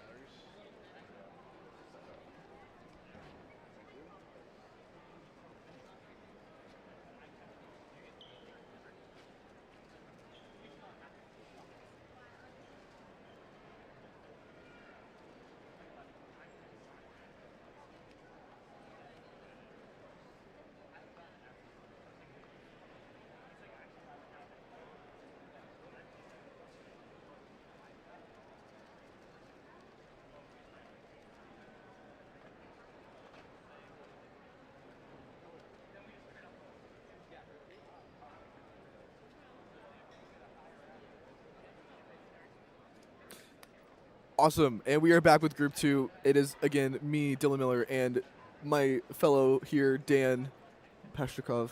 What is up, buddy? Always a pleasure. Oh, yes. We just missed 7-3 from Zeke off stream. We're going to have a bunch of pretty solid competitors here. Very excited to see them. We're getting Katie Hull on stream now, famously across on Top Solver. That's right, and flips all the way over for F2L. And recently been blowing up her little TikTok, too. I don't know if you've been seeing her TikToks, but big FTO fan. Love Katie. OG FTO solver. OG FTO solver. This is true. Not a bandwagoner. No bandwagon over here. No, for the love of the game. Yes. Pure passion. And then, yeah, here we have Alex Nealand going up. And, oh, pretty clean cross plus 2. Nice little transition here. Good pace. Unfortunately, not ending it too well. That's going to be a 7:55. Here we have Darshan coming up. Pretty solid showing in Pyraminx for Darshan in the finals. Now resides in Canada, as far as I am aware. So I haven't seen too much of his 3x3 solving, but I am very much curious to see it now. Let's see. Going through here. Nice little start. Pretty clean. Nice F moves at the end. Unfortunate PLL there.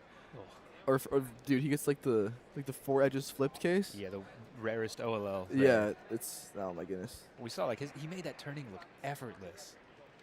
Very clean.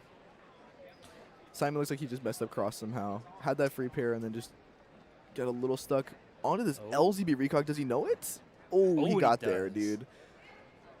You've already committed to the time, dude. Yeah, When you've already recogged like that, you got to keep it going. Carter here. Pretty solid. Oh, actually did a little B move there in the F2L. Gets his way through. Messes up that A perm. Oh my goodness. Man. Wow. We're seeing a lot of rough starts in round one. Sloppy solving from our competitors so far. The good news, if you're a 3x3 solver on today, it's only 1 round. Right. If today you're not feeling good, today you don't get the best results, doesn't matter. You have a literal reset tomorrow. Yeah, you have go a whole get some night's dinner, sleep. Sleep it off. Yeah, you are wake good. Up, drink some coffee, right back at it, fresh. Exactly. It's not like you have to just instantly go into the second or semifinals at the end of the day here. Zeke, sub-6 solver, very competent. Looks like he's locked into this specific angle. Curious if we have anything here. We have Jerry Yao in our top corner. Seems like good start. Maybe try to build an X cross. I'm not entirely sure. Yeah, it's just too much. Too many moves. Jerry again. Yeah, just all around, man. Seems like kind of locky turning. No one's too happy with kind of what's going on right now. You know, the psych sheet said it's about like a mid to high 8 to make a round 2, and all these competitors are more than capable of it. But you know, it doesn't seem like they're too worried. But still, you know, not everyone's doing great. We might see that number change and kind of skew who thinks they might end up in round 2 and who might not. Most definitely. I mean, again, like I said, it's fine for today. You can get your way through it. Don't worry about it. And these are also just the starts of the averages. Like I was saying, I just think having a solid showing round 1 does so much for your mental going forward. Of course. You never want to start off on the back foot here. We got Simon going through. Oh, nice little R3 there. A solid 7-7. Yeah, it's totally fine. Not the greatest solves, but some pretty great finger tricks there. Here we got Alex Needland. Oh, this is a really clean red-green first pair. This cross looks pretty straightforward. I'm imagining you see that into back right. Yep, most definitely. Transitions here, pretty solid into these next pairs. Yeah, 7-3, that's a lot cleaner. That easier start allows you to get everything else so much smoother. And that's going to be our solve 2. So we'll see how Carter can take advantage of this same little red-green situation. I imagine that's what we'll be seeing most of our competitors go for, unless there's some multi-slot opportunities, but I don't really think so.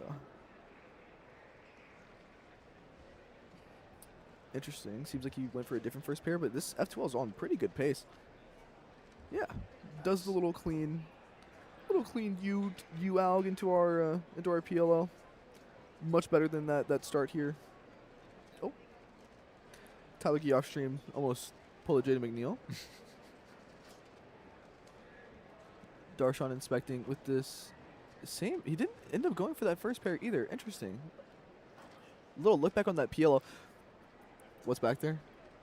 There's no pot of gold back there. There's no pot of gold back there. No, sir. You never know. Maybe one day there will be. Maybe one day, dude. That would be awesome. I mean, that's wishful thinking. See, the thing is, you don't check for it. Maybe I've missed some pot of gold before. Zeke is, oh my goodness, this is so fluid. Yeah, that's exactly where you want to be at. Nice. That was okay. Long solution, but he just did not stop turning. No, that was that's very, very clean. Jerry inspecting here, going into solve 2. Yeah, this is pretty solid on the way here. We got our little diag, fat pie alg, 6-8. You know, yeah. He seemed pretty nonchalant about it, and then see that little classic Cuber head shake at the end. We go next.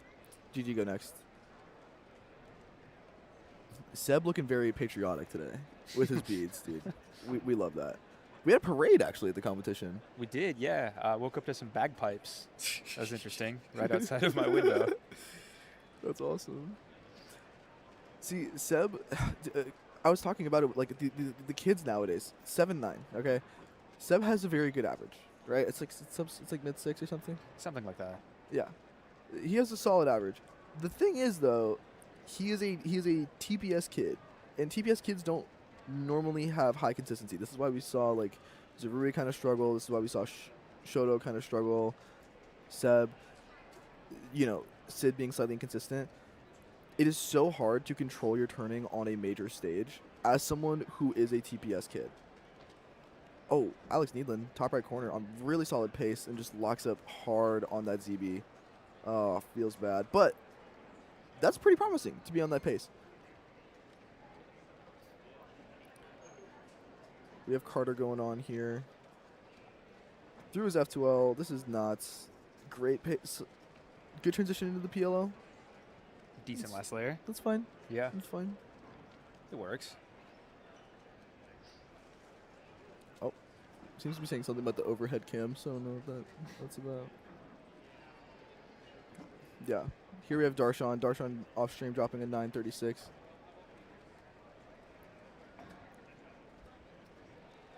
Did you see Jerry take a little peek at the scorecard there? No, I didn't.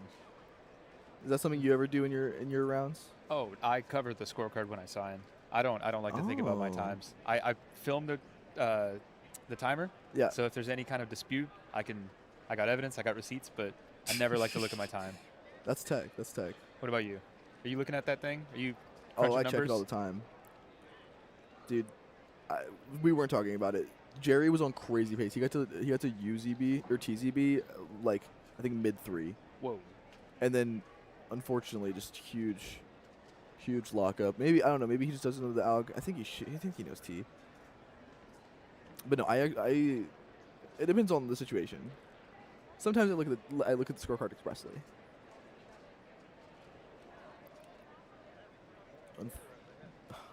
Yeah, this is fine. 6.7. We take those. We're still seeing some lockups.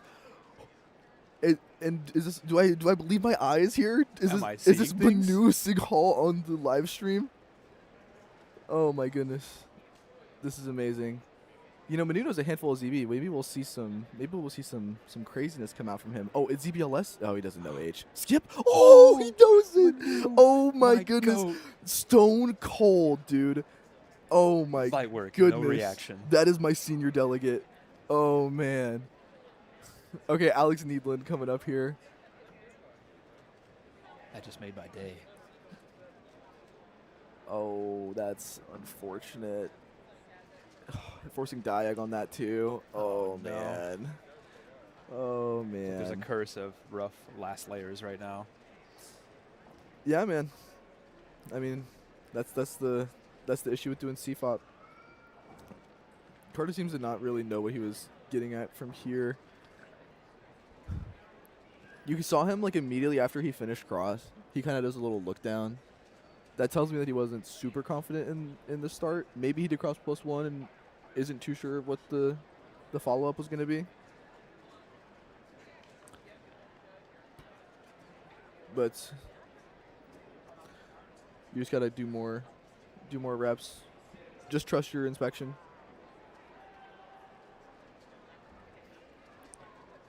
Zeke prepping here. For last solve, looking at a 6.6 BPA and a 7.4 WPA. Once again, a pretty big spread. And we've seen a 7 and an 8 from Zeke. We know that's not what he's looking for. Let's see if he can pull this off. And nice in the last layer. Oh! Clunky AUF, but still 624 is enough to get 8. Solid. AUF hurts a bit, most definitely.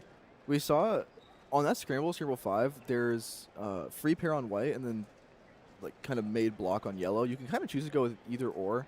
I'm not entirely sure which I think is better. I need to take a look at it more, but seems like he did something that was a pretty clean start. He was on really good pace going into last layer. Mm-hmm. Definitely knew what he was doing. Oh, for sure. And we'll see Jerry going into solve 4 here. Ooh. Yeah, he's hitting EOZB 6.7. That honestly, for the way that solve started out, you take those. Yeah, no, I mean that's a really, really clean finish for him, and he's rolling off a 7 and 3 6s, so he's just trying to stay in the pocket, stay consistent, and just finish clean at this point. Oh, this dot OLL. Not what you want to see. He seems pretty gassed. Yeah, for one reason or another. I mean, dude, dot into F perm, really clean turning, getting that at the end, like, bro, I'd be pretty happy. No, for sure, for sure. Alex all bundled up, making his way into this solve.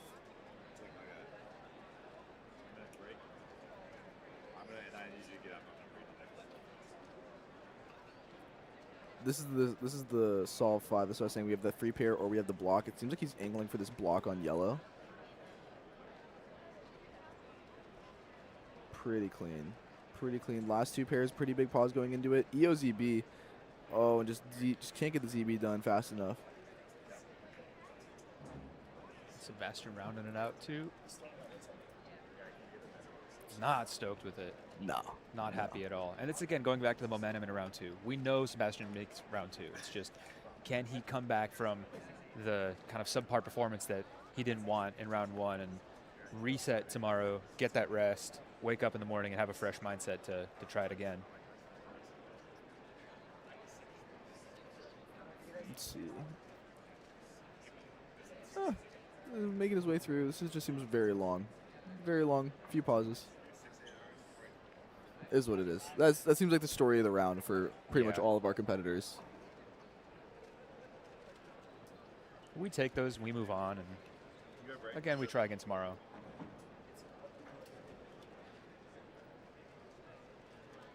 Okay.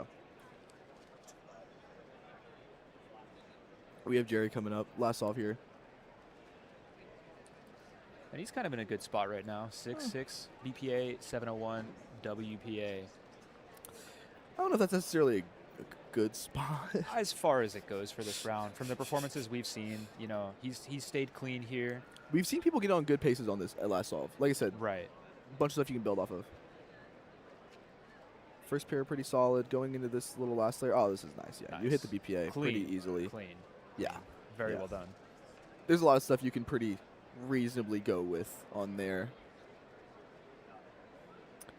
And yeah, a decently fine average from our competitors. I think just people are not solving to their peak, at least in the first 2 groups. But hopefully all of that changes right after this ad break and in our next group.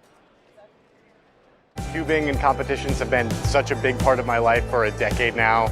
I don't know where I would be without this whole community and organization. So I've met some of my best friends thanks to WCA competitions, and I'll be forever thankful for that experience. So. I don't know where I'd be in life if it wasn't for this community and this organization. You've made me feel all of the emotions in the world.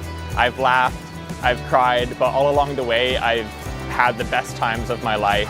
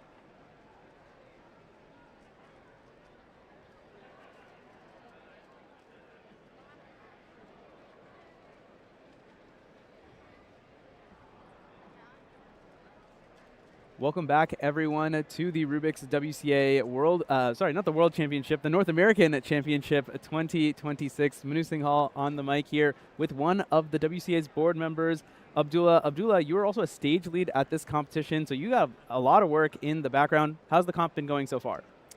Well, this is my 4th or 5th major that I have been delegating, and I'm not going to lie, it does take quite a toll on you, a lot of walking, a lot of incidents, and a lot of, being aware of what's happening. So, but I won't lie, CubingUSA always puts up a good competition, and I'm enjoying myself and having fun, and I have a good team to work with. Excellent, excellent. And yeah, I mean, a fantastic group of volunteers, delegates that we all have here. So Abdullah, you are on the WCA Board of Directors.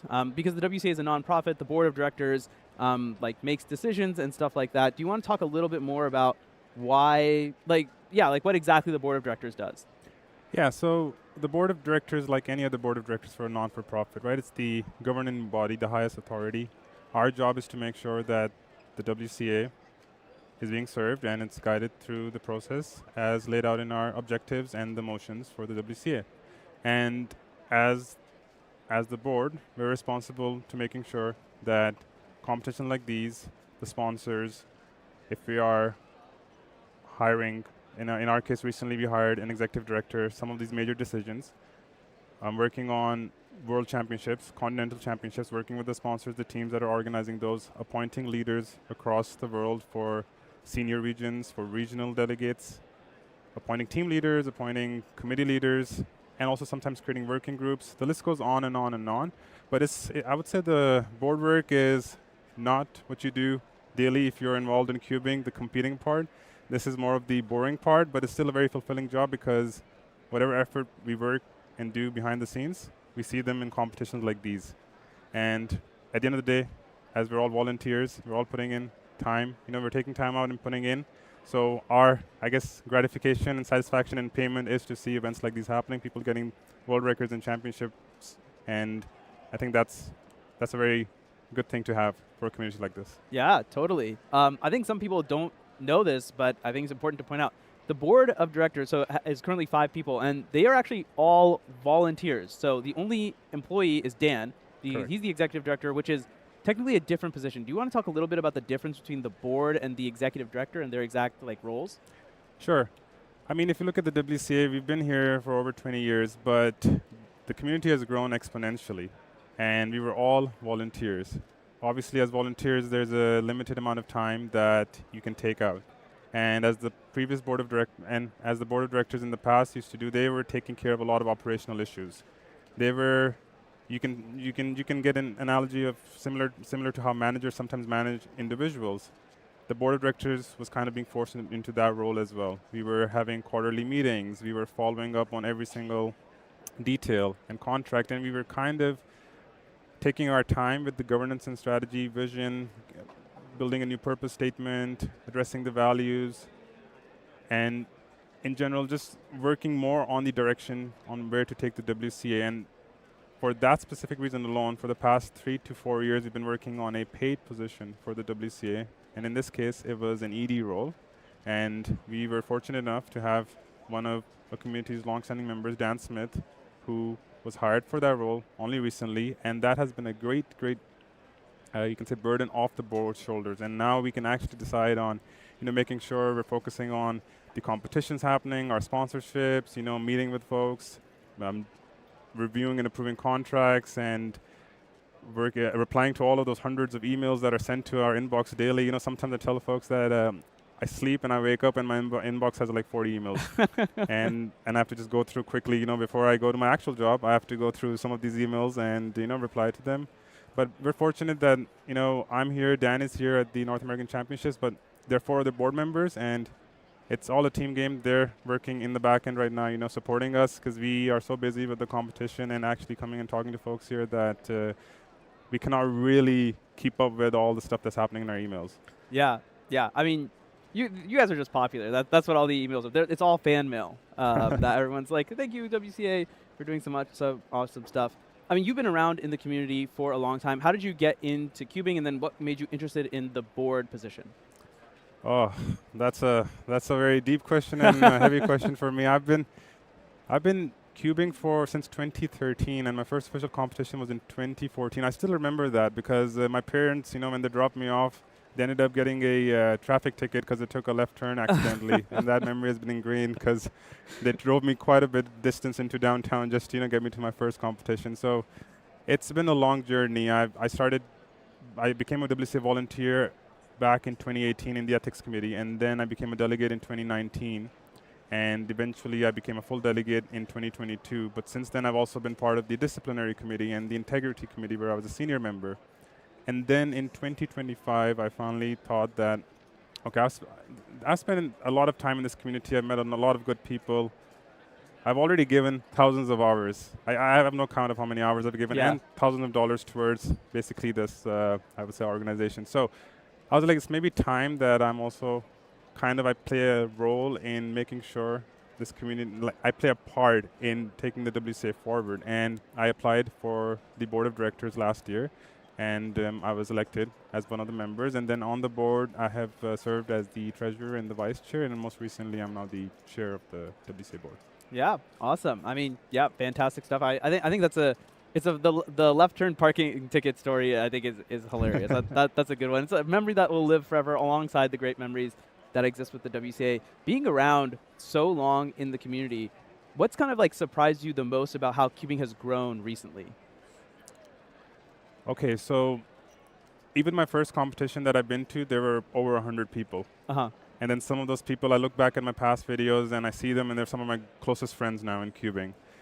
And it was a very close-knit, tight community back then. It still is now, but the growth I've seen after COVID, the numbers, the board has, one of the board members has really worked on getting these, you can say, KPIs, these numbers on how cubing has performed in the past few years. And we've seen after COVID, I guess people had time to, practice and do things, and cubing was one of them, learning new methods, just practicing there were no competitions were kind of paused, so people had this real opportunity, and more people, saw videos, and it was a significant boost to our competitor numbers. And I thought that was going to happen, but the percentage of how many people joined the WCA as competitors or volunteer positions is insane to me. We have around 800 volunteers right now. Wow. I would say over 300 voting members out of those volunteers. And I found out last year when we organized the World Championship, which was in the US, in Seattle, which was the largest competition in the world, close to 2,000 people and 7,000 people in total, right? We had to get more spectator tickets. And sold them out. And it sold out. I found out that just 2 years before that in Korea, compared to that, there was almost a 60% growth in the number of competitors. Wow. And close to 50% spectator growth. Wow. Which is insane to me. Yeah. So what I see from that is cubing is growing at a faster pace than we ever thought of it. Yeah. Yeah. It's just incredible. I think as a broadcaster, one of the great things that we get to see from that is all these live streams. I mean, I think about our setups going back to, I used to watch Nationals, the U.S. National Championship on Twitch. And you compare the 2017 Nationals to where we are in 2026, in 10 years, everything is bigger, everything is better. And it's true all around the world. It's funny you bring that up. I remember back in 2014, I heard about the U.S. World Championship happening in U.S. Yeah. And the only way I found out about those were through certain vloggers and YouTubers. Okay. And I was like, wow, this is so cool. And our head organizer for CubingUSA right now was also present there in that video back then. So people have been in the community for so long. But now, our production value, our branding, bringing this championship live to thousands around the world, to the spectators here, this is amazing. This kind of quality we had never seen before. And it's improving every single championship that I've seen. Yeah, certainly. It really feels like it's a real event. I was talking to William Morrell. He's from the speed stacking community. And he's like, when I walked in here, I'm like, this is a big major. This is legit. You can feel the energy in here. And, it's thanks to all the board work and stuff that makes it happen behind the scenes. And of course, it seems to me like how esports grew and what kind of production value they had. I think we're pretty close, and they have a lot of backing and money behind them. And we're doing this all through volunteers and people just helping on their own time. So yeah, it's amazing to see that. Yeah, absolutely. Abdullah, I think something I think the community has been kind of talking about recently is some decision that the board has to make. It's a pretty big elephant in the room. But the WCA made a decision to de-recognize clock after the World Championship next year. So after that, it will no longer be an official event. I kind of want to give you this time to talk to the community rather, and just kind of speak a little bit more about this decision and the subject. Yeah, of course, it's the big elephant in the room, so to say, right? I'll be honest, the board, as I mentioned, I'm a cuber myself. I've been part of many forums, many Reddit groups, Discord, you can say groups. I'm part of those. I've heard lots of comments. We've taken a lot of time to make this decision. However, at the moment, we have seen the amount of feedback we've gotten. We've seen the amount of, you can say, positive, constructive criticism, and also obviously, positive comments and constructive criticism regarding the decision that we made. And we've listened to, we're still navigating through all of the comments. It's only been a week since we made the original decision. But as of right now, what I will say is that we have not taken a firm decision on the path forward, but we are working on what that best path forward looks like. So we are taking the feedback and the, you can say, reaction into account. We know, the good thing with this I see is that it tells me that there is still a huge group of community that's passionate still, which was obviously a no-doubter, but it comes to light. And there are people who really care about the WCA, want to see it grow, and I'm happy to see that. And that's why our team, as I say, I'm here, Dan is here. We've been meeting enthusiastic people, passionate people who have talked to us. I go on. I was told I was given some breaks, to have lunch and stuff. But those breaks are usually occupied with me, talking and chatting with folks and getting the information. And that's the reason why we're here, right? The entire board right now, apart from myself, is working on what that best path forward looks like, and we're reflecting on that. Obviously, we are developing these thoughts, so we'll share more information as these thoughts develop. But I want to let the community know that we have taken that feedback and considered it. And we will be, actually the entire board, plus Dan, minus one member. So 4 out of the 5 board members, plus Dan, we will be at the Euros, the European Championship, awesome. next week in Netherlands. So if you are, coming to Euros in the Netherlands, please find one of us, take the time to introduce yourselves, chat with us, let us know. We'll be happy to answer any questions. Yeah, there you go. I mean, that in of itself is a big shift from the board. Just being open and willing to talk, I think, is a great move forward. I'll just add to that.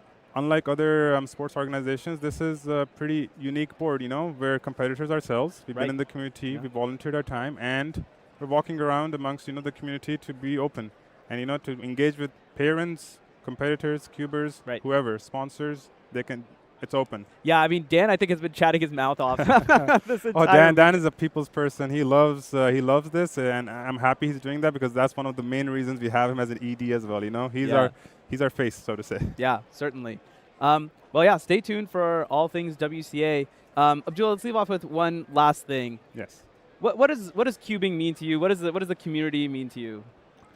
The community to me, I would say, is basically a second home to me. Yeah. I am an engineer by trade, and I thought, aerospace, I had an aerospace community, but that turned out to be part of my job, so I wouldn't consider that. Yeah. I would say that my home away from home would be my cubing competitions. It's so common now for my parents and my family and friends to hear that if I tell them, guys, I cannot make it to this trip or this, golf tournament or this, tennis, activity, they're like, what, you have a cubing competition? Everybody's aware of it. Yeah. I like that. It's become an identity. It's helped me make good friends, good connections, not just, in cubing, but outside of cubing. So I'm really happy for cubing to be part of my life, and I'm hoping it stays like that going forward. Yeah, I mean, our friendship crosses borders too, U.S. and Canada, right? So exactly, we wouldn't have met each other if it weren't for cubing. We have a cubing relationship. We have a relationship outside of cubing. So, it works out. Yeah, no, totally. Well, thanks so much, Abdullah. He's the chair of the WCA, for sitting down and talking to us a little bit at the North American Championship. You are one of the stage leads also, so I know you are very busy, so I'll let you get back to it. But thanks for taking some time out of your day thank you for having me. to talk to us, Abdullah. Appreciate it. Thanks so much. Thank you very much. We're going to get some more 3x3 action shortly after this. Don't go anywhere, folks.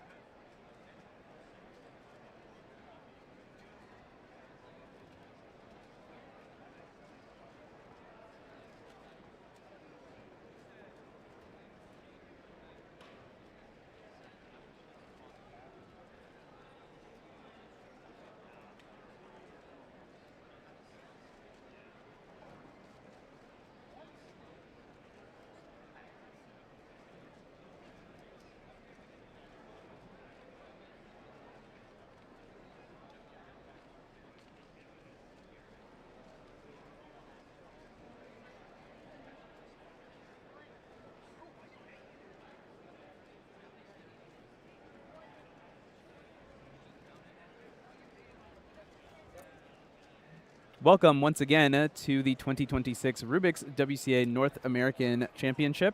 It's Manu Singhal, and I'm here with one of my good friends, Dylan Miller, one of the best 3x3 solvers in the world. You actually heard him earlier, but I kicked him out to talk to Abdul a little bit. Glad to have his hyper-analytical mind back in the booth.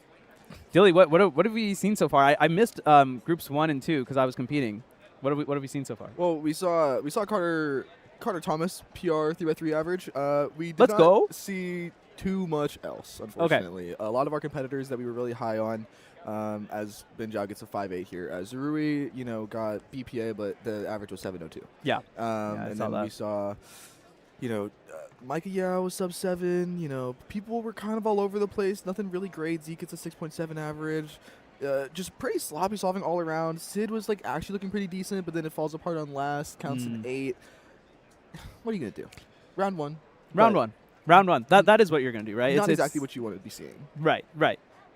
Perhaps not the greatest start, but again, yeah, round 1 for a lot of the top competitors is going to be a round where you kind of get a vibe of what's going on, figure out what needs to be tuned up tonight going into the rounds tomorrow. Tomorrow it's Championship Sunday. And that's the big prize. Everyone's going to be trying to make it into finals and win the crown at the North American Championship.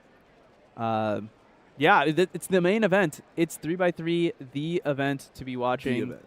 And I think the reason why we haven't seen anything much so far is we're actually going to get faster and faster solvers as we continue into the groups. So the final groups are going to be the ones that are, your real juggernauts, your contenders, your dilly-millies. Okay, well, you flatter me. We have Uzzer Varani on stream, by the way. Let's watch I love this guy. He is from the Texas region. He is a sub-8 3x3 solver. He has been one of my good friends for a very long time. As he bangs out a sub 7, oh, dude, he was right there. It was close, G-Perm. It was close. G-Perm is the fault there, but yeah, good to see Uzzer still around and kicking. That's awesome. Yeah, we also got Neo on the stream, who you saw a little bit earlier. He looks like he faltered with a 9, but earlier he had a 5.7, which is much more of his pace. He should be pretty good. We're watching Neo. We think Neo has a chance. He might make it into finals. He is a root user. He would be probably the only root user who would make it into finals. Yes, in the U.S., yeah, that would be true. Yeah, representing the Philippines, recently moved to Arkansas, though. So very exciting. We get to see more of him. Yes, we did the regions relay with Neo. Yeah, so you're not going to win OH anymore. No. I mean, Brian was already in my region. He was already cooking me anyways.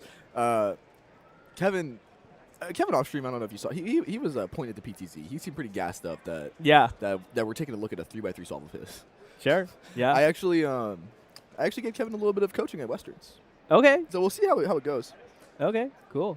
Yeah, let's see how Kevin does here. Really taking his time. Off the side, Benjao is also solving. So we'll report to you what time he gets. He gets a 6:33 on his 4th solve there. That will be a counting time, 5.8 and 6.3 counting so far. Sub 6 possible for Benjao. I think that would win the group at this rate, although Neon has 2 more solves. Kevin's pretty solid here, a little 8.3. Oh, dude. He doesn't seem too gassed up. Ben's solve was actually very clean. I mean, Ben is one of those people who is kind of underrated in the U.S. unless you're from his region. You don't really think about him too much. But I've seen some of his solves. He's posting sub 5 averages on camera, and the averages are he's not really a TPS guy. He's dare I say he's somewhat of a white collar solver, huh? Where he's got the alg knowledge, he's got some efficiency. The turning is solid but not bursty. It's just clean all around. One of my favorite parts of coming to a major championship is just watching competitors from all around the country and all around the continent here. You saw Dylan Costin, you're seeing Tommy Cherry in your top right. We got Neo now, watching Ben, watching Kevin. I mean, this we got all corners of the country covered here. Gonna get some good Canadian solvers later Neo's as looking well. Just super solid. Yeah. Just throw down a little low 6. That's all you can really ask for. Just casual. In round, oh yeah, dude, he's so nonchalant with it. In round 1, he's so effortlessly cool. Talking to him, yeah, that's the vibes I get. But I was talking with Dan about this. All you really want is just be solid. If you pop off crazy round 1, maybe that translates into positive momentum, or it actually kind of throws you off for the remainder of the rounds. If you have a really bad average, then you feel like you're on the back foot. If you're one of these competitors that's trying to really push for 3x3, whatever that be, make finals or get some type of podium, just place well. Ben drops a 7-1. You just want something solid. And Ben still does something solid. Even with that, near WPA, above average time for him, 6'4", that's going to project you into finals. It's going to make you feel okay going So in. that's what I'm going to ask now. What do you think is making finals? Dude, it's a big question. I know, and I know it's only round 1, and I know it can go one way or the other way. Depends on the scrambles. Yada yada. Simple question. What average makes it into finals? Just give me numbers. Let me think. I'm thinking it's anywhere from that 6'4", 6'4". I think 6'4" is probably where I'm thinking. 6'4" to 6'6" range. 6'6" on if you're being a little bit more gracious. 6'4" if you want to be a little bit more optimistic. It all depends on scramble sets and how people can do. There's a world where it's genuinely 6.1, but I don't think there's enough highly developed, consistent people who have that dog in them that can just bust out 6'1" in semis. So I would aim more for the 6'4" range. Okay. Yeah. I think even that 6'4" would be quite a bit faster than the qualifying time to make it into the finals in the 2024 North American Championship. As we see Neo drop a sub-6 once again. So he's going to count a 5, which is great. 5.09. I mean, that's the type of solid solving you're talking about. Oh, yeah. 6.09 average for Neo. You love that. You have the 9 on solve 2, and you held it together perfectly. You're consistent in the last 3. 6.09 average, dare I say, potentially podium. People don't do too well. I mean, look, you assume it's going to be sub-6? Yeah. Oh, okay. Well, maybe there's some disagreements here between the casters. Yeah, I think the podium is going to be sub-6. I mean, probably sub-6. Probably sub-6. Very likely. But also, I don't know. Maybe I'm just a little skewed because I saw 2025 Nats and. Yeah, sure, fair enough. There's a lot of. And yeah, I mean things can go any which way. Yeah. I mean the pressure is completely different on the majors final stage. I mean you know this both in the good way and the bad way. Oh, I'm well unfortunately. aware. Yes. So yeah, I mean literally anything can happen. Dilly, I want to talk a little bit actually. Let's continue talking about Neo. I want to talk about Ru a little bit. Where do you see kind of Ru fitting into the landscape of 3x3 speed solving? Is it really there for the two-handed solving? Oh, for sure, definitely. I think.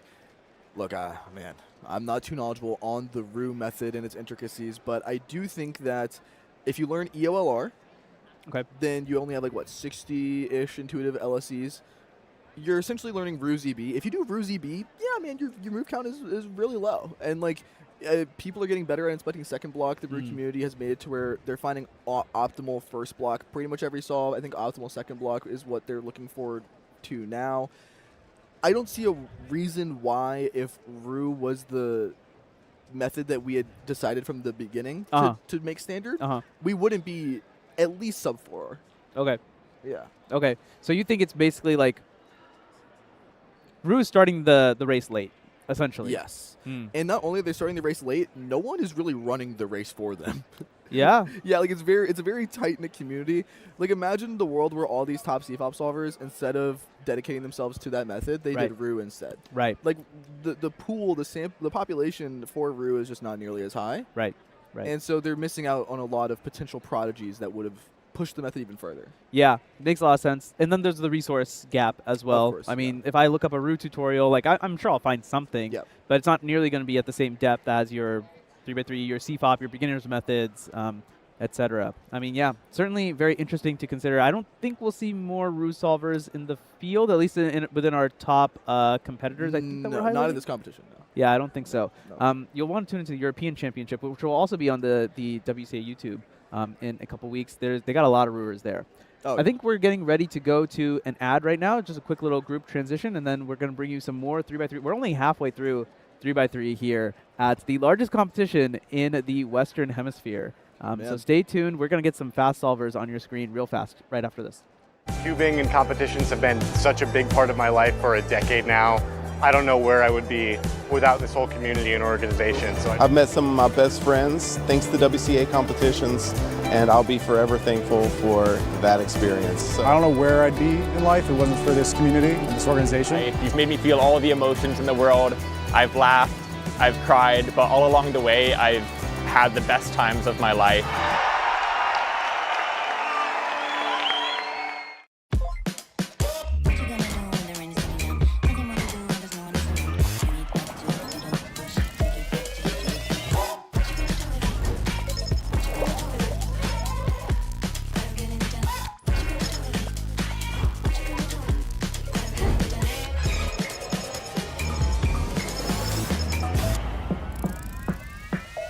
Play again?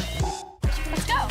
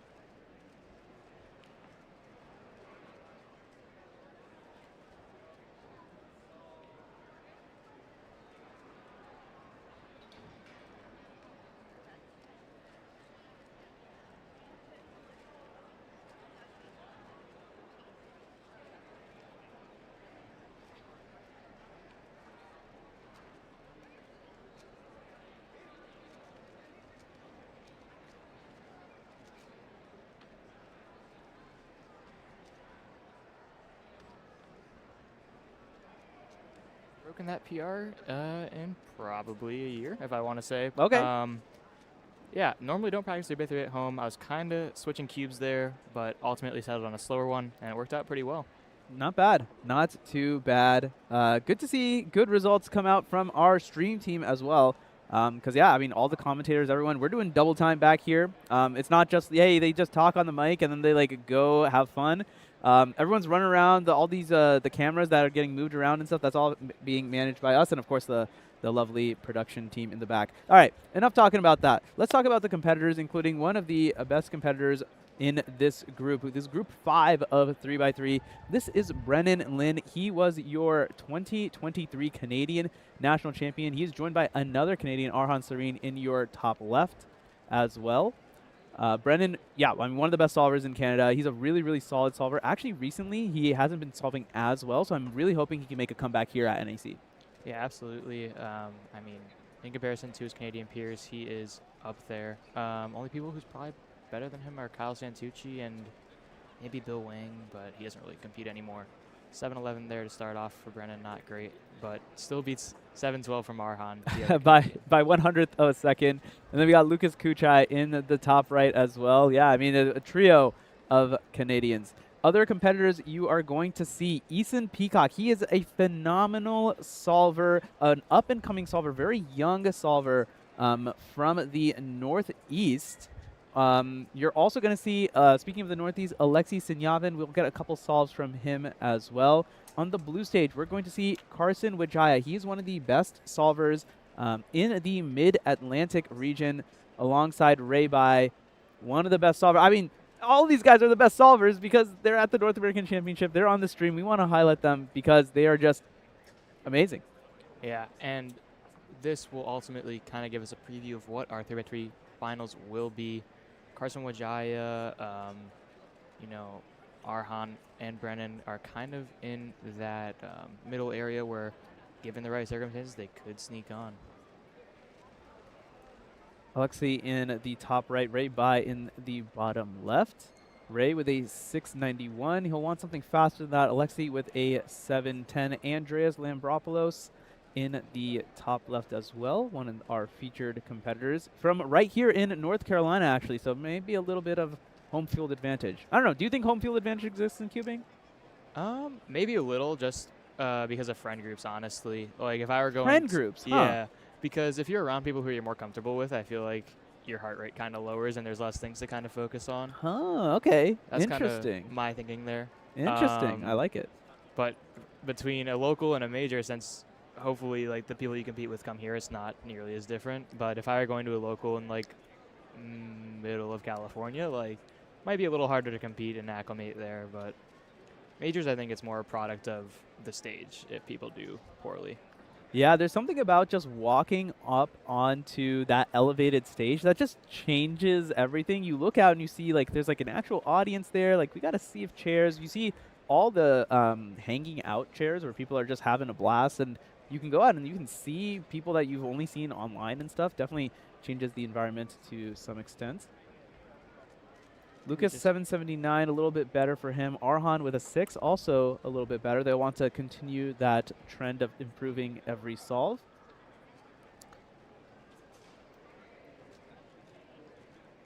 I believe we have Benjamin Gottschalk in the bottom right. Yeah, he's the region lead for the Pacific Northwest. He manages all of the delegates out there. Flew all the way across the country to attend this competition.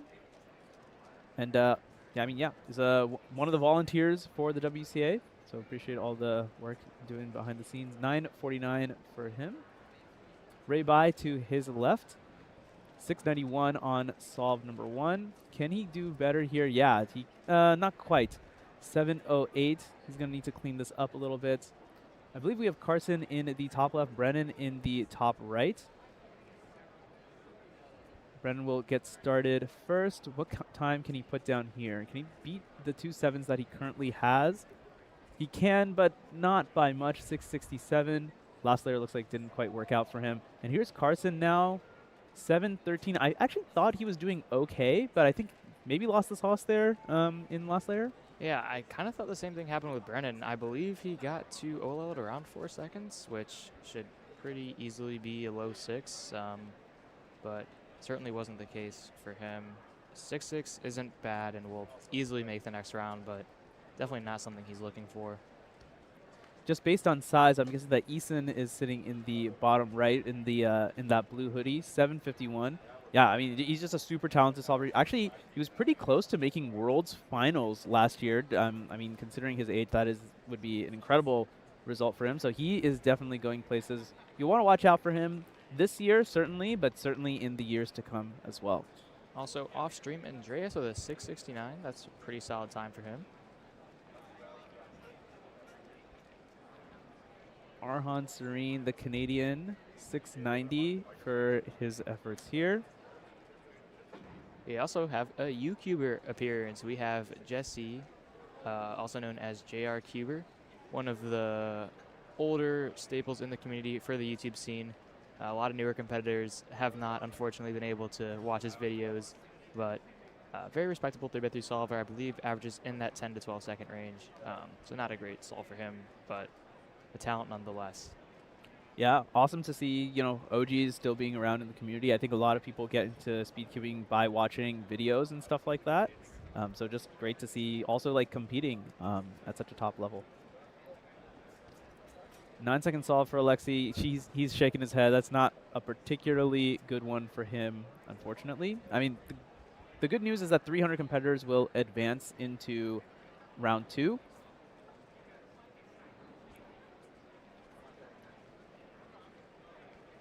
And as more and more data is entered, the data team working as hard as they can to manually process every single scorecard and make sure that the results are being entered correctly. So far, only one sub-6 average. That was from Dominic Radisi, 599. Neo, who you saw in the last group, 609. Yeah, no one's really putting on their top solving, but for Dom, that's very solid. I believe his PR is in that mid-5 area, so 5.9 in the first round of NAC is a good sign. I liked Carson's turning here. I felt like he was turning quite fast. Unfortunately, his solution looked like just had a few too many moves, and he's going to end up with 632. I mean, 632 is okay, right? We're in round 1. It's not too bad. I mean, you can't win the competition here, so you don't need to go all out. But I think I asked Dylan this. What average do you think is going to make it into final? What should competitors kind of be thinking about going into Championship Sunday? I mean, ideally, you don't really want to think about what the cut is and just focus on doing your best solving. But obviously, for the more talented solvers, you do have to consider it. My guess is probably somewhere in the mid-6 range, mid to low 6. It depends, obviously, on the scrambles and how people handle the pressure. But it is a top 48 semifinal, so definitely a smaller competitor base. So there might be a little more variance than you'd expect. But yeah, my guess is probably somewhere in that mid-6 second range. Okay, yeah, I think Dylan said somewhere between, depending on the scrambles, it could be like 6'2 to 6'4, which That seems reasonable enough to me. I mean, again, there's like nerves of competing on a big stage, especially advancing into a major championship final is no joke. That'll be held head-to-head as well, which will be certainly a little bit different. It has a little bit more pizzazz, a little more anticipation, spectator value to it. It is average of 5 head-to-head, though. Average right? of 5 head-to-head, yes, yeah. That's one solve that Andreas will regret having on stream, unfortunately. Just getting lost in PLL. Ben Gottschalk in your top right, though. 686. It's a pretty good solve for him. Let's see Carson going up for his last solve on the blue stage. Let you know when he starts that.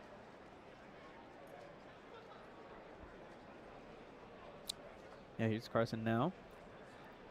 Good friend Stone Payne as the judge. Sharing a little bit of banter before, not bad. Best possible here is 639. Worst possible, 672. Hoping to count that 6.1 from solve 2. Haven't seen this scramble yet for any of our competitors, I believe, so not too sure how great it is.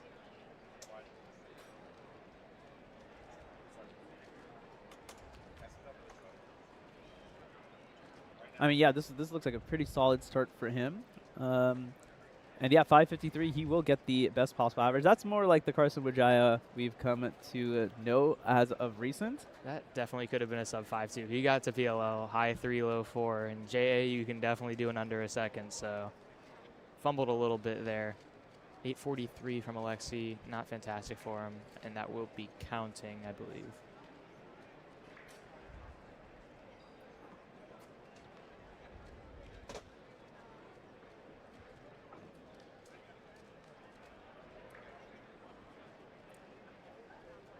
In other news, Trevor Mendelson, 626 PR average. That'll put him third in the round so far.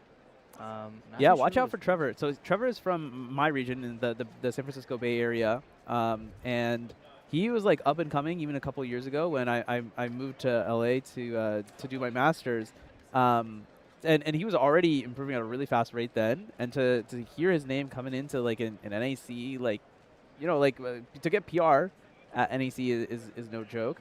I think he was in contention for some finals, like making it into some finals as well. So keep your ear out for that name, Trevor Mendelson. Is he a 3x3 specialist, or does he do other events? He does other events. At least back when I remember, yeah, he would do like loads of other events and like compete for at your local finals and stuff like that. I think Clock also. Okay. He was pretty good at Clock back then as well. Gotcha. Yeah. So yeah, just a little like recap of we've gone through 5 groups, so we've seen a lot of competitors so far. Dom Radici, as we mentioned, at the top right now amongst competitors who are entered. Neo Juarez, 609. Trevor Mendelson, 626, just behind them. Carson Wijaya, 639, which you just saw on stream. Ben Zhao, he is a sub-6 solver, 643 in the 5th place. Jerry Yao just behind him, 668. That's your top 6 so far. Brendan Lin going up for his last 689 best possible. That is not great for him. 727 worst possible. So he'll be seated somewhere within the 8 to 18 range.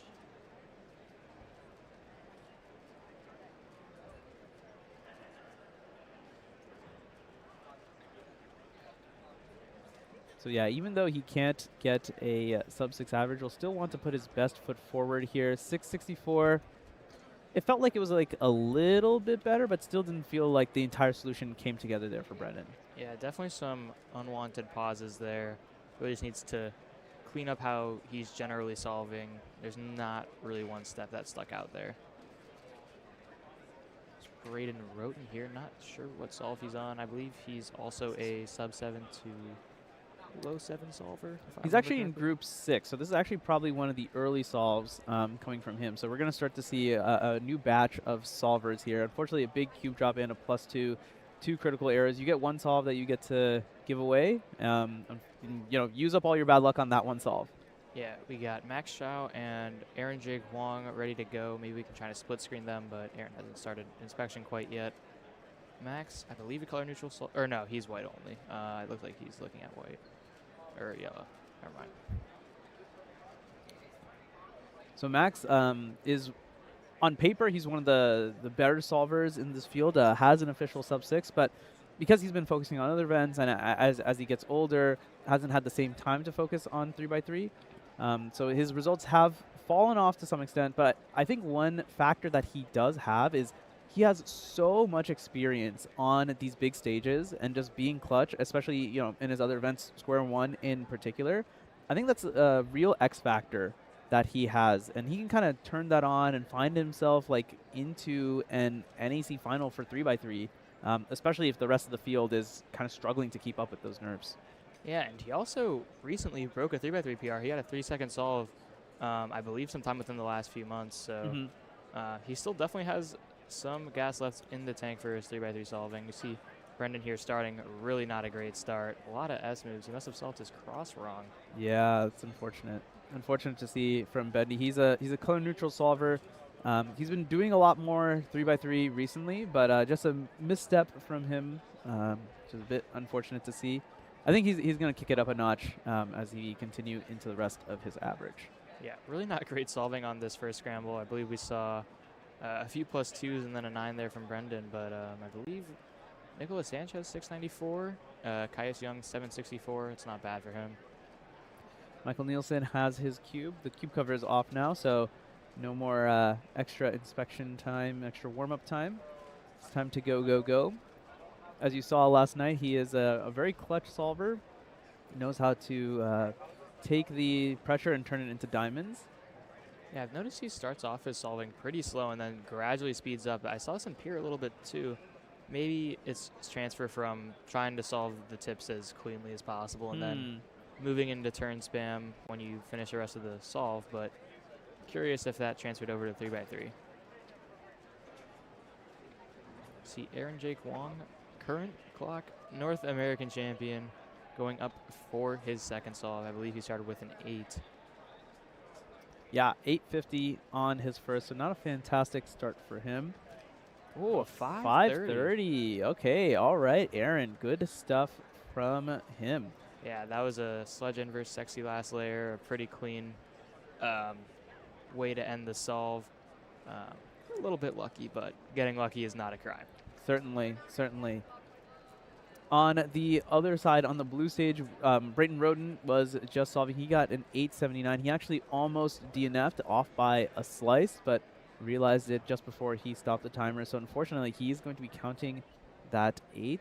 Not the way you want to start your round 1. Max Chow going up for his second. His first was a 668. Brendan off stream starting his second as well. Some of the best solvers in Group 6 of 3x3. Unfortunately, Max getting a little bit lost. 776, perhaps an homage to it's 4th of July, homage to the country. But maybe he's glad that it wasn't 1776. Another 9 from Bendy. That is tough. That one will count, unfortunately. Rather, the previous 9 is going to count now. That is a rough performance for someone with a sub-6 official average. Really needs to step it up. I'm not too sure what top 300 means in reality for this 3x3 second round cut. I would imagine it's over 10 seconds, but might have to look at that again. Yeah, if we take a look at the psych sheet here, so the psych sheet seems to suggest that at position 300 is an 885 average. Now, of course, that's if everybody gets their PR, but that's definitely not happening. I mean, we're just not seeing that happen here. I guess you got your PR, so perhaps you don't really relate. But it will certainly be worse than that. I think it will probably, I think it's going to end up being like 10 or potentially even higher than 10 here. So, I mean, for your best solvers, again, it's round 1. It doesn't matter too much in terms of advancing. But it is interesting info to get the download on so that you can kind of update your firmware, so to speak, overnight. Yeah, I mean, even if Brendan solves just as poorly, he'll still probably end up making it. Clearly isn't happy with those 2 solves. He'll probably just look to go a little safe and just clean it up gradually. .638 there from Aaron Jake Wong. I believe he is now counting that, slotting him temporarily into 4th place. Yep. 624 is his official personal record. So yeah, we could see him make a run for that if he can get another. If he can get another solve, that's a 5 or even sub his PR, then certainly he has a chance. Unfortunately, the 8 means that is going to be a little bit tough potentially. I believe this is Alex Prasad. 668 there. Not bad. All right, well, we have an on-field interview with the one and only Alyssa Esperaz that we're going to bring to you for a little bit during this 3x3 group. Let's send it to Alyssa. Some very special guests on the stream. Would you like to introduce yourselves? I'm Karen Garrett. And I'm Brad Garrett. And tell us who your son is. Luke Garrett. Okay, so last year, Brad, we famously had you on the stream, big hit, and we played a game. It was How Well Do You Know Your Cuber? So, Karen, it's your turn this year. We're going to put you to the test. So, this one is, okay, firstly, I think I'll just give you a low ball, easy one to start with. What world record does your son hold? The OH average. And what is the time of that world record? I believe it's 7:72. You are correct. Okay, do you know his 3x3 cube, like not one-handed, two-handed, at PR average? Honestly, no. And that's, excuse me. I don't know. So whenever I'm watching him cube, I download his records and I look at it before literally every event because I know it constantly changes, and then I know what his PR is. I know what he's aiming for. So then I know if he breaks something, if he did it or not. So I don't bother memorizing because it changes all the time. It's true. I think a lot of cubing parents can probably relate to that. Okay. This past fall, he podiumed at 2 events at the National Championship. Do you know what those 2 events were? At the Nationals, take me back. Where am I? What city? Rhode Island, Providence. Oh, at the All-Stars. Oh my gosh. One hand. And did he podium in 3x3? He did not. 6x6. I remember. There you go. Crazy. That was a different, and I never know what city I'm going to be in. I'm like, where was I? So there, that's being a cubing parent, never knowing what city you're going to be in. What is your favorite city that cubing has taken you to? Oh gosh, of course, Australia. That was an incredible trip, and we got to go to New Zealand when we were there. So that. I think my favorite was Luke graduated high school and wanted to go to Hawaii and see Maddie in cube. Oh my gosh! And so we went to Hawaii. Yeah. Yeah, we did Oahu, and Maddie's mom and Maddie greeted us with a little bag of all of his favorite Hawaiian treats, and that was amazing. I love that. I think cubing community, shout out to them. Okay, I'm curious to know, what do you think, I'm going to ask each of you this question. What do you think is Luke's characteristic that is the most like Brad? And then I'm going to ask you the other question the other way. Most like Brad. Gosh. That's really hard. How are you going to answer this about me? Luke's characteristic that's most like Brad. That he stole his face. Honestly, I'm yeah, it's true. That is very true. Okay, Brad, what do you think is Luke's characteristic that he's most like Karen? Very much right and wrong, very true, good character, does not think about doing things wrong. That's very much how Karen is as well. Everything has a right and everything has a wrong. I like that. I love it. Okay. What advice would you give to new cubing families? You guys are obviously so familiar with this world. What do you wish you knew when you were starting out? Goodness. It was a learning curve for us. Make sure they take breaks. And make sure they're, before each comp, creating realistic PR goals for themselves. Not them against someone else, or I have to make a podium, or I have to make the final, that they write, because we had to do that with Luke because he had such lofty goals right away, and he was pretty good.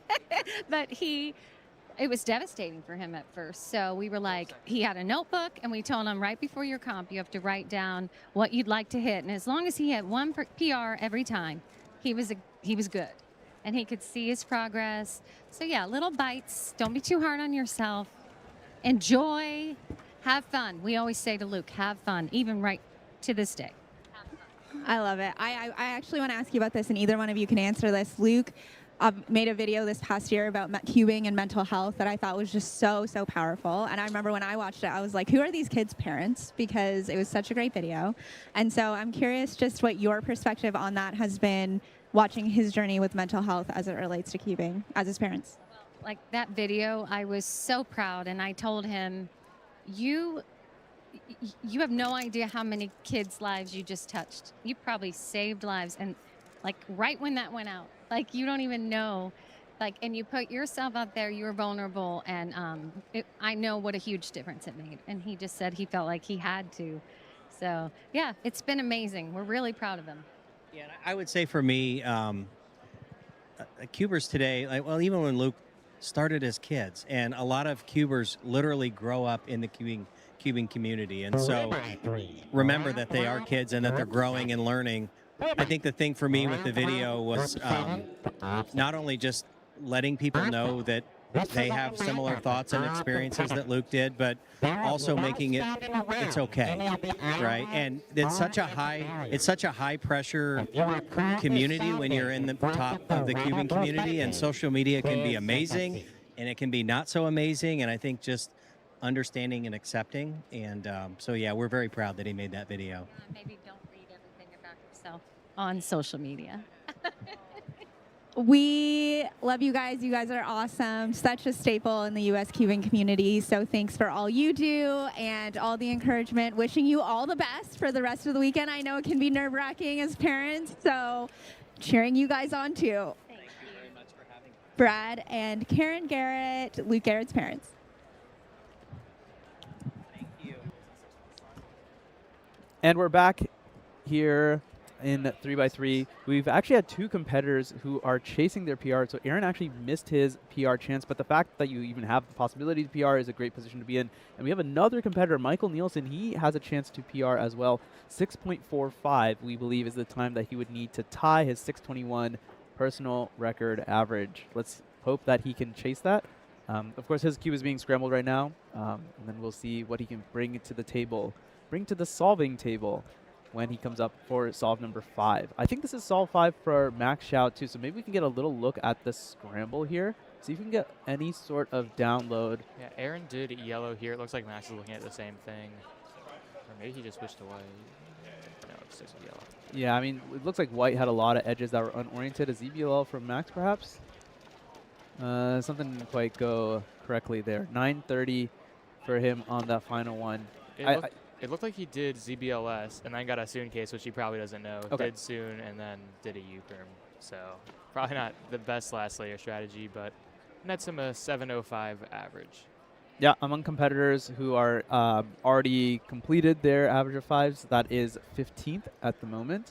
Not a great position to be in when we're thinking long-term, talking about the final. But then again, anything can happen. And Max Shout, he can flip a switch. 588 best possible average for Michael Nielsen. In order to get that, he would need to count 547.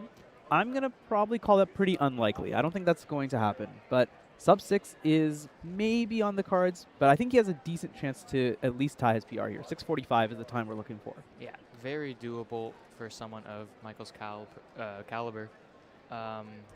Doesn't look like anyone else has done that well in this scramble, but he looks like he's opting for yellow instead as well.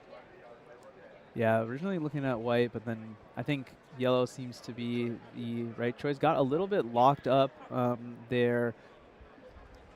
And yeah, just the opportunity has passed him. Unfortunately, I feel like he kind of lost it there in like the first two pairs. There was a pretty big pause there. Not sure if he was tracing some pieces that didn't end up where he expected them to be. I mean, he still ended up with a 638 average, right? And right now, that's actually 4th amongst competitors who are done so far. So I mean, pretty solid for him. And again, it's good to be in a position where you have a chance to get PR. Yeah, absolutely. And no one has really been able to take that great advantage of it if it's not locked after 4. Mm-hmm. You do see the rare case of Trevor Mendelson, although his might have been locked. It's kind of hard to know, but nonetheless, PR average on a big stage with a camera on you, very difficult task. And it's nice that a few people have gotten that. Evan Waters as well has gotten a 709 PR average, which I heard from, I believe, Zach Rydell halved his world rank. He was around 1,400 before this. Wow. Which I think correlates to around an 8.2 average. Okay. To okay. 709 for him. That's a big jump. Wow. Yeah. I mean, 8.2 to 7.0 that's massive. Okay. Wow. Well, good work to Evan. He sits in 17th place at the moment. Unfortunately for him, I think that is going to that rank is going to increase as we get into better and better solvers. We have the group 7 solvers coming up now. Carter Kukala, one of them. We are also going to see a guy who was on the North American Championship podium. Luke Greiser is going to be in this group as well. Kyle Santucci, the Canadian phenom, and Stanley Chappell as well. I think we're ready for another on-field interview with Alyssa as Carter gets a 774. And yeah, I think if we're ready, I think let's hit it over to her.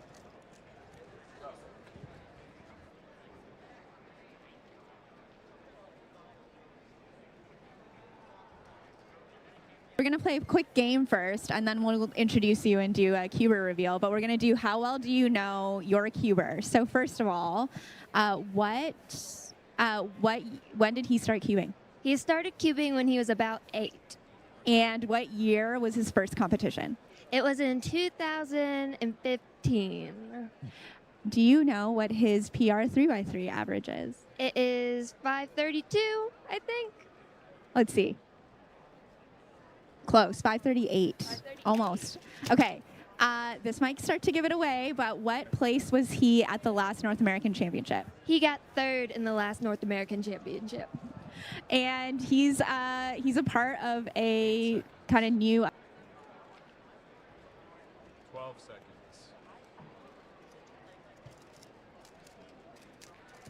Give us a cuber reveal. Tell us who you are and who your fiance is. I'm Austin Clark, and I'm Luke Greiser's fiance.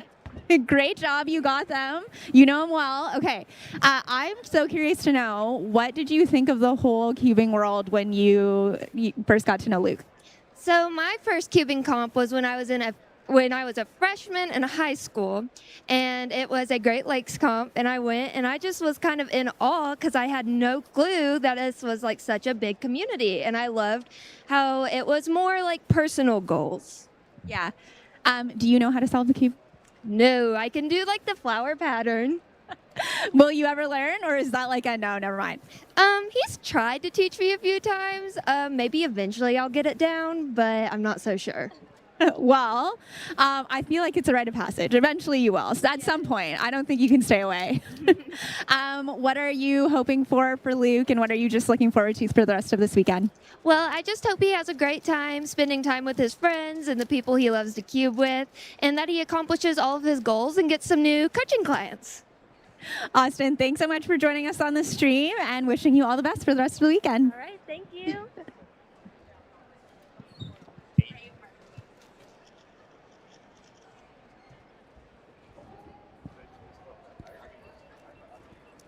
Seeing some fantastic solving already coming out from all of our competitors. A much better solve there from Carter Kukala, a big WCA volunteer. Actually knows like a ton of different methods and one of the better all-rounders in the world. Yeah, they use roofer one-handed too, so they definitely have a lot of 3x3 prowess. Elijah Rain Phelps dropping his cube, letting it sit there for about half a second, and then finishing the solve. I'm not too sure what that was about, but we will see Stanley Chappell go up for his first solve, I believe. Second for Stanley. He is one of the folks who have already gotten a North American Championship title, that being in the 5x5 blindfolded event. He is by and far the best in the world at that. We're watching Luke Greiser on your main screen, 536 from him. He's looking quite fluid, very, very solid stuff there. Yeah, that scramble must be pretty decent for yellow. Or, no, I'm trying to remember what color it was. But Kyle is looking at white, but it seems like people found pretty good solutions on it so far. 536 is the Canadian national record holder is Kyle, so he certainly has the chops. 582, he's shaking his head, but like a 5.8 is like a pretty good solve at this stage in the game. And somehow that's probably only the 3rd best on that scramble. For this round. Carter Kukala 541, I believe that's one of their best official singles. It's pretty solid for them. I'm actually curious. Yeah, what is Carter's PR single? 471, it looks like. You got a good eye. Yeah, 471. 471. 649 PR average. I believe that one's pretty recent as well. So that, yeah, this is kind of what I've been talking about. Like the level of competitor is gonna steadily increase as we get to the later and later groups, and then by the end, I think we will not be able to contain our excitement at the level of solvers that we're going to see. You're going to see Max Park, multiple-time North American, the defending North American champion. You're going to see Madihiro Inaba, who also won the North American Championship back in 2022. Loads of fantastic solvers to come. Back to Carter now.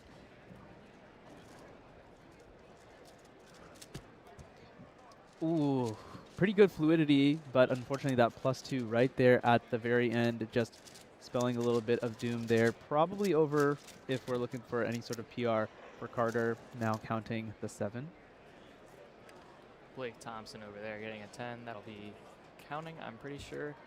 Not quite up to his PR, but not a freaking competitor these days. Watching Paul Mavi now, he's a big cube specialist. He's one of the few people I know who still is green cross only. Not many competitors left in this day and age who solve green cross at all and then green cross only. Yeah, the only one that really comes to mind is Kieran. Maybe Daniel Goodman too, I believe. Yeah, yeah. I mean, they're super OGs. We're gonna have Daniel Karnock up on stream. Not too sure what he has at the moment. I think this must be one of the first solves we're seeing from Daniel. An incredible competitor in his own right. Multiple-time Square One World Championship podiumer. We have both Luke and Kyle going into their inspection. Kyle starting first. A lot of hesitation there on the F2L and rotating, but a nice ZB recognition for a 5.7 and a 5.4 from Luke Greiser. Yeah, advantage to Greiser here. I mean, he is looking really, really, really solid. I remember back, not even that long ago, even like about a year and a half ago, sometimes you just didn't know which Luke was going to show up sometimes. If it was going to be the Greiser who podiumed at the North American Championship in 2024, or just couldn't quite get it together and ended up with like a 6 or 7 second average. But he's looking extremely solid here, kind of getting a lot more things under control. Looks like he's opting to turn off that ZB switch that we were kind of talking about a little bit during Alyssa's interview. That, to me, that's incredibly impressive, to be able to turn that switch off and say, okay, I'm going to actively try to not recognize the ZBLs, even though like I know these cases and I spent so much time trying to get good at them. Even as someone who averages a lot worse than Luke and knows maybe a fraction of however many he knows, I still often hesitate to see if I know a ZB, but I have never been able to turn the switch off quite like he has today, starting off with 3 5-second solves. Yeah, so good stuff from him. Kyle's matching him in that department, 575, 582, 571. Of course, just a little bit worse for the Canadian national record holder. Blake getting a sub-10 finally. Good to see. Dominic Shoji at 10.23. All right. 5.4 for Carter Kukala. Okay, wait. So let's do some numbers. Yeah, there is a PR BPA, 6.12. Their current PR, I believe, we can go take a look at that. 6.49.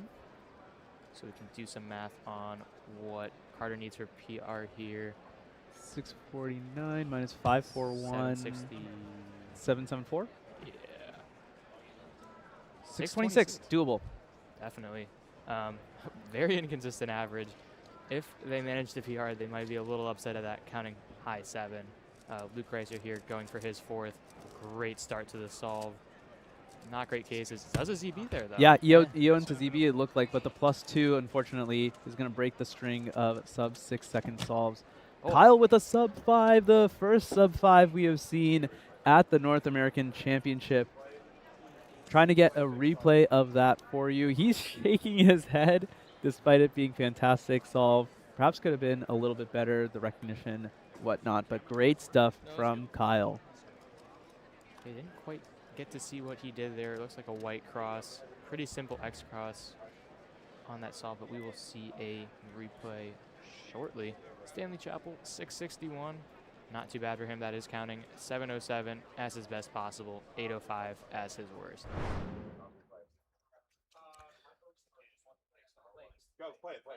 So this is the So this is a replay, I think, of yeah, there we go. So yeah, let's see what we so white cross was the choice. I mean, just great F2O. Looks like it was a U. U is a pretty nice subset. It was actually one of the worst subsets of U from what I could tell, but maybe a particularly good one of one of the worst subsets of U. I mean, just great stuff. So Carter, Kukala, they are on PR watch here. 626 is the time to beat.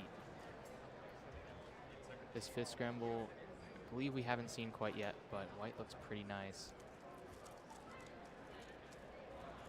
Not bad turning. The F2L is way too long here. I don't think this is happening. Yeah, and the +2 to boot. This is all over the place average, unfortunately, for Carter Kukala. Looks like they had to do an extra F2L pair as well, which is really rough. Yeah. Yeah, not what you want to see, especially when you're on that type of pace. Counting a low 5 when your PR average is mid-6. All right, looks like Greiser has a 555 best possible average. 555 would be very, very, very solid, and that would be an amazing confidence booster going into round 2. I mean, your first round of NAC, again, you're using this round to kind of scout it out and kind of just get a sense of how you're solving, right? It's okay if it's not good, but 555, I mean, you got to feel good if you end up with something like that. Yeah, he definitely doesn't have that many averages quite that quick on his profile. From a cursory glance, no more than 5 or so. We'll see him do his solve. He shook his head in inspection. Yeah, definitely not going to hit that best possible. Yeah, I mean, one solve to give, and that's fine. Again, at the end of the day, it looks like he actually locked up pretty badly on just the first several turns. So he's going to end up with a 576 average. Oh, excuse me, 642 average. Ended up counting that 7. Kyle going up for his last. He has a pretty low range of times for his average to be 544 best possible, 576 worst possible. Despite what the outcome here is on this last solve, pretty remarkable average. He'll be slotted in first place. Yeah, I feel like even if he gets WPA, I feel like his goal should be pure sub 6. If you can get pure sub 6, especially for a solver like Kyle, who has struggled with consistency in the past, that would be a huge boon to him. Some great turning. Looks like he had a great solution. And there it is. Again, worst possible average, but it is pure sub 6 from Kyle Santucci. He is the cream of the crop at the moment. 576 average. That is extremely solid.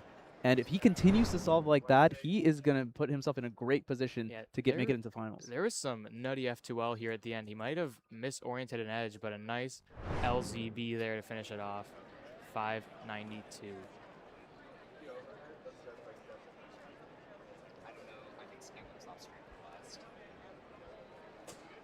That is the type of solving that I think we are going to see here from the rest of the solvers. Of course, they will be getting slightly different, well, they will actually be getting completely different scrambles. Everyone in the same group gets the same scrambles, but it's just simply not possible to give literally everyone in the competition the same scrambles in round 1. But of course, as the rounds continue, the number of groups decreases, the competitiveness increases, and therefore the competitors get more and more, especially the top competitors, they'll be getting the same scrambles to ensure that everything is fair. Yeah, Blake tried to pull off a ZBLL there and got a PLL, so he didn't quite do it right. Looked a little disappointed when he didn't guess correctly, but that'll be another 10 added to his average. I mean, a 10 might advance to round 2. I mean, Yeah, depending that'll on be pretty how things shake out. So, not necessarily too bad there for Blake, former board member. Long-time community member. Good to see still attending these major championships and being a part of the community. It gets harder and harder the older you get. I believe we will see kind of hard to tell that. I think it's Owen Brooks. Yes, I believe this is Owen Brooks. He is Group 8. Also in this group, Caleb Chen, Dylan Miller as the most notable solvers. Then we have Nicholas Sanchez, Aiden Dinsher, Owen Brooks, Xavion Valadon, Vikram Haldar, and Zachary Cribb. I believe all of them are sub-7 solvers. Yeah, I got my eye on Caleb Chen. Wow, just off stream, big 538 there from Owen Brooks. Yeah, maybe Fantastic we can get a stuff. replay there. He had a nice finish to that solve. It looked like he had some E moves, if I saw it correctly, but great way to start off an average for him. Yeah, we'll take a look at that after we watch Caleb's solve here. I mean, that might be a signal that Caleb might be able to get something really nice as well. He's one of the best solvers in the Southeast. Not too bad. There's that ZBLS, and now the soon ZB is 676 for him. Let's look at Owen. What did he find here? Yeah, I think he like did some E moves to insert an edge and then got a nice little PLL skip. Great start to that average for Owen Brooks. Yeah, it does. I mean, it looked like just whatever solution he found just ended up working out very, very well. 702 for Aiden Dinsher. Nicolas Sanchez, also from the Southeast, from Georgia. Nice little soon ZB there. I think he's full ZB user now. 596. Great to start things off with a sub-6. Yeah, not too sure what his full ZB knowledge is, but 5.9, good way to start off an average. I'm not too sure if he has sub-6 official, but either way, pretty good way to kick it off. 606, so just outside the sub-6 official. 123rd in the world. So with that, I mean, we have 2 full ZB users in this group, which is certainly very exciting. Watching Vikram Haldar, I believe, get an 805 as Dylan Miller, one of the best solvers from the South, hailing from Louisiana. I like to call him the Bayou Boy. Yeah, he is not a full ZB user. Yellow here probably looks best. It looks like the corner cap might have been a little adjusted and he had to push that in. But yeah, he's got white on the bottom now. Yeah, white is the cross color of choice. Looked like his F2L had pretty decent turning, but the solution is just long overall. 704, that's not really a time that he is looking for. It almost looks like he tried to do ZBLS. Like he did 2 hedges or something to try and orient his edges, but he ended up with a bad OL nonetheless. Owen Brooks here following up that 538 with a 743. Caleb Chen on his second. Now, Caleb is an extremely talented solver, but he has struggled with nerves in the past. I mean, this is a great time to struggle with your nerves because even when he's struggling, he will easily advance to the next round. This way he can kind of, yeah, again, feel out the environment. He'll definitely need something a lot faster than an 8 if he is to contend for a podium spot. Wisconsinite Zach Cribb there with a 788 on his first solve. He has been rapidly improving at 3x3. It's more of a clock solver in general. He was the Great Lakes champion for that, but also a very respectable 3x3 solver with a sub-7 official average. We're on to Xavier now. I believe Xavier had actually qualified for the North American All-Stars competition that was held in 2024. Green Cross is the choice. Just a little bit pausey, but otherwise relatively fluid. 720. Nicolas Sanchez following up his sub-6 with a 672. Playing it up with the crowd a little bit as well. Aiden Dinsher in the seat. Yeah, and I believe, or no, sorry, it's not wrong. But Aiden going up for his second. Should be his second. 702, 702 I thought was his first. 696 for him, not too great. We'll move on to Vikram. Started off with an 8. Can he improve on that? Doesn't look like he'll be a lot better. Yeah, 815. So more of the same for him. Tulissa? So, first one, when was his first competition? 10 years ago. 2016. 2016, that's right. You got it. Okay, how many national records does he hold? He held 10 different ones. 10. You got it. 10 national records. Okay, Clara, which 2 events were those national records in? 2x2, 3x3. You got it. Absolutely. Do you remember what his first national record was? Well, it's 2x2, 1.729. Okay. I'm really impressed. It was 1.73, so very close. 2x2 average at National Capital Region 2019. Yeah, great work. Okay, how many national championship podiums does he have? Oh, shoot. Championship podium. National, so it's Canadian, right? So 4. Yes, yeah, you got it. 4.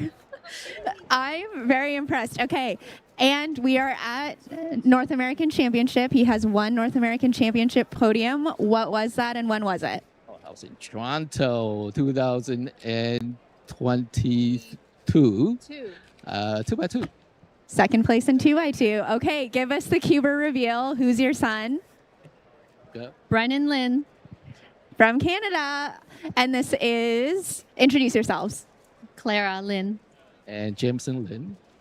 Brennan's parents. Now, give us some cubing parent advice. What would you say to a parent who's just starting out? What do you wish you knew when you were starting out as a cubing parent? I think let him find his passion. If he will love it, and he would continue to be involved in this community. And it's a great community. You get to meet many wonderful people, and whether it's fellow competitors and delegates and organizers, there are many, many amazing people in this community. And I think it's a wonderful place for your kids, your children to be involved. Yeah, great community. I think that how he got inspired was when he attended the first competition. And then so some of the ones that he's always admired, like and even to this day, like that was it for him. So when he was able to like find inspiration in other cubers, and then he just joined the amazing community. So there was just so much that he got from that.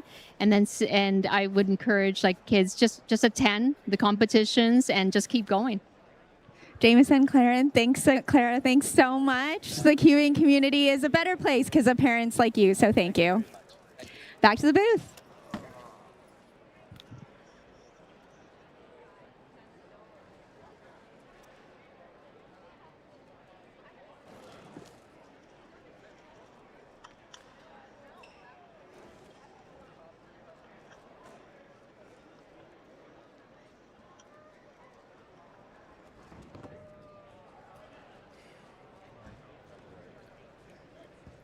Yeah, welcome back, everyone. Yeah, thanks, Alyssa, for doing these field interviews. Trying to find people is not easy in this big venue. We're seeing some great solving coming out from a couple solvers. Caleb Chen getting a great 5.11 earlier.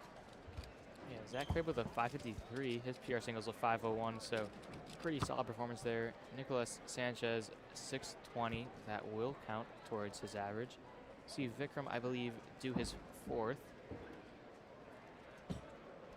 Did get an 11-second solve on the previous, unfortunately. So,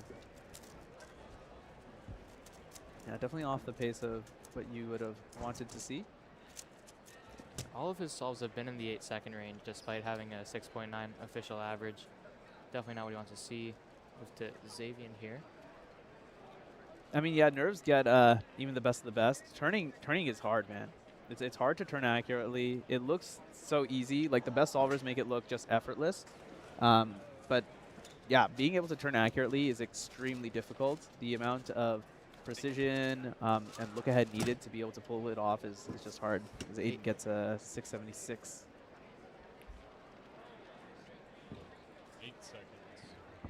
See Owen do one of his last solves. Started with a 5.3. Maybe he can count that in some way, but does not look likely here. 795. It's going to be a 7 average. Caleb Chen, this could have been something, maybe. 532 is great. I mean, being able to count that is nice. Unfortunately, he is counting 676, so 673, excuse me, is his best possible. Kind of looked like he struggled there a little bit, and yeah, just could not get the F2L going there. Soon ZB, he's going to count a 7. So he's trending in the wrong direction there as he finishes up his average. Yeah, I'm not entirely sure what he was doing there. It looked like he had a dot OLO and then did EO, which was definitely interesting. I think normally he does ZBLS, but I could be mistaken. Dylan using up a lot of inspection. He looks like he couldn't pick his cross color until the very end, but when he did, I mean, his turning looked really good. It looked to me that it was completely pauseless until last layer. 568, that's a lot better from Dylan. Nicholas is 648 from him. He's going to round out his average. It's going to be a 6 average for him, a pretty solid average, all things considered. He should end up in like a 6.4, I think. There we go, 6.47. 706 there for Zach Cribb. That will count towards his average. Probably slating him in somewhere in the low to mid 7-second range. Looks like for Vikram this round has not really gone the way he anticipated, but I mean, he's a 6-second solver and he shows you why. Can produce moments like that from time to time. Yeah, got a little bit bailed there with an OLL skip case into a nice PLL, but nonetheless, you take a 6.5. Xavier also looks like hasn't had really the round that he was potentially hoping for. Looking a little locky here. It's at 866. Shakes his head. Finish up the average. It's time to move on to the next event for him.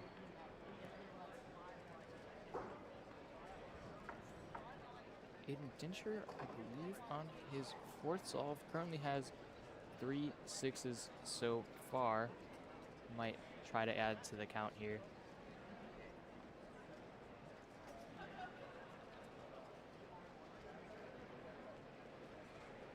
Nice solid turning after, it looks like he did like cross +1, then need to do some inspection there. 744, the final time as he puts it down. Not able to keep up the sub-7 streak. Off stream we have Max Woloschek. He's a low 7-second solver, and he's going to get around an 8 here. Not too great for him. He's known for big cubes and almost close to that 5x5 final, but not quite there. But we will pan to Dylan Miller, who is currently counting a 568 and a 704, which means a pretty high variance for what his potential average could be, anywhere from 613 to 675. Yeah, I mean, if he gets 613, obviously, like, he's going to think, man, this average is cooked. I counted a 7. But it's actually one of the better averages we've seen so far, which tracks. I mean, he's one of the better solvers we've seen so far. It's not all doom and gloom. This time it looks like, yeah, White Cross was selected fairly early. I mean, these F2Ls are looking, okay, a bit long. But, I mean, I actually couldn't tell when F2L ended, and then he went into OLL, PLL. That was actually pretty solid. I mean, smile on his face, 599, very solid. He's going to end up with 624 average. Yeah, I mean, not great because you counted 7, but the 3 solves were good.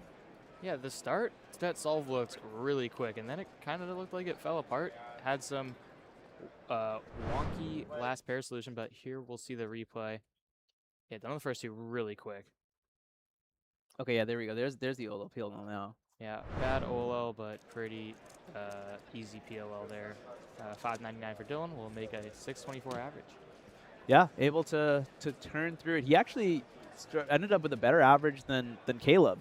Somehow, right? I mean, we started with 2 7s, thinking it's over. Caleb, I mean, 2 5s. Okay, yeah, looks like he might have something here. Caleb ended up counting that 7 too, and then kind of not really what he wanted to see either. So yeah, the top 3 right now, as we're through 8 groups: Kyle Santucci, Dominic Radici, Neil Juarez, 576, 599, 609 respectively. Behind him, yeah, you just saw Dylan Miller get a 624. Trevor Mendelson, 626 PR, still standing up after a bunch of, you know, top-tier solvers. So, I mean, good work to him. Yeah, and we'll also see some notables from our group round out the top 20. We had Nicholas Sanchez, and we also saw Aiden Dincher. Didn't see their last solve, I don't think. But I think we must have missed one yeah. somewhere in between. But somewhere between a 6.8 and a 7.1 average, so pretty solid there. Yeah, as we load up the results to kind of show you in a little bit more detail what everyone. Yeah, here we go. Thanks to the production team for getting this up and running for us. Carter, while we have like a little bit of a break here, kind of want to ask you, who do you think is like kind of like of the solvers that we've kind of seen so far, who do you think is kind of like an up and coming solver that people are not paying enough attention to right now? A few years ago, I would say Ben Zhao. He placed, I believe, third in NAC semifinals. He was the third seed for that final, but fortunately with college starting, he's kind of petered off a little off his really good trajectory. I think Aaron is a really respectable 3x3 solver as well. He showed really good improvement in clock, and nothing's really preventing me from saying that he'll have quite as good of an improvement story in 3x3. Someone like Carson Wajaya has also been very good for a while. I think he has a decent bit of potential as well. Okay. Yeah, I mean, tons of rising stars in the field so far, which is great to see. I mean, Speedcubing, again, it's a sport that's always evolving, and sometimes it feels like it's evolving at a breakneck pace. So good to see that, you know, here in the U.S. and Canada and the rest of North America, we have a bunch of solvers who are just getting their names out there. I mean, it's important for them to be able to, yeah, like on these live streams, right? Like we mention their names. We see them do some solves. It like, you know, lives in the public consciousness a little bit, so to speak. So next time you see one of these guys at a competition, yeah, congratulate them. I mean, they're here at the North American Championship. They're one of the featured competitors. And one thing I love about Speedcubing is you can kind of go up to like a top solver most of the time. Is, you know, if they're not busy doing something else, say hi, can I get an autograph? Can I get a picture? And everyone's like, yeah, absolutely. Like, you know, some tips. Yeah, here you go. Like I can. Here's a little bit of knowledge transfer as well. Yeah, and even on the other side of that, if they're not wanting to be approached, it's nice that of the last two major championships, we've had a quiet area, so yeah, people at least know when they're not like able to do that sort of thing where they interact with the community. But a lot of the time, you'll see them out and about and free to ask questions too, which is fantastic. We'll see Noah Swore start up his average. Had a really good 4x4 showing in that first round, but unfortunately did not make the final after round 2. See him start off his first. Yeah, and his appearance signals that we will be starting Group 9. I believe Alyssa is prepping another interview out on the field, and I think we're ready to transition over to her as we get started with Group 9.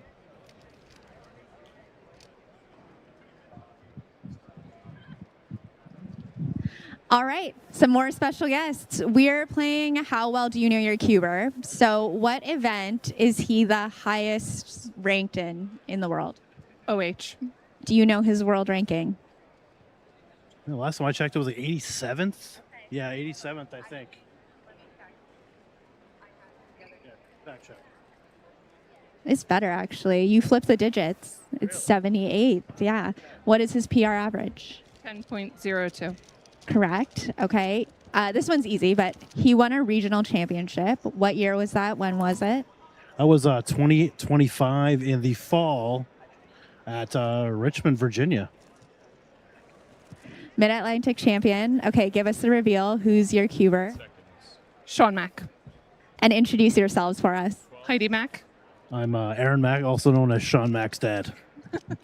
That's fair. Everyone is known by their cuber around here. Give us, you guys are like staple parents in the cubing community, Mid-Atlantic region. Give us your like best cubing parent tip. Enjoy getting to know the other parents. Yeah, I would say get involved. Truly learn how to judge, learn how to run. Running judge, whatever you're doing, just do it. Get involved, honestly. Yeah, I love it. What is your go-to cubing competition day snack? Definitely like sour gummy situation or nibs. Yeah, that Diet Coke. Honestly, sodas are free on Cube Comp days. That's my personal philosophy.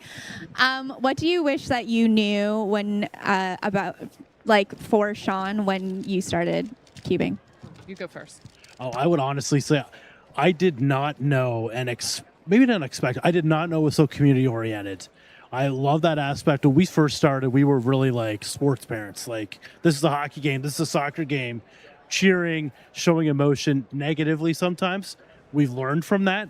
I know I have learned from that. So just the community, honestly. Is there some deep lore about like Aaron Mack almost getting kicked out of a competition for like chirping? Neither confirm nor deny. I'll neither confirm nor deny. Heidi, what about you? What do you wish you knew when you guys were getting started? Just how many great friends I'd make, like the cubing moms and dads and everybody cheering on Sean and us cheering on other cubers. It's been the best. Yeah. Awesome. Okay, well, the last thing I'll do is give a shout out to the Canada jersey. Unfortunately, sadly, we don't have good news to report on, but no big spoilers. But fellow Canadian, we always love that shout out. Awesome. Heidi and Aaron, thanks for joining us. Thank you.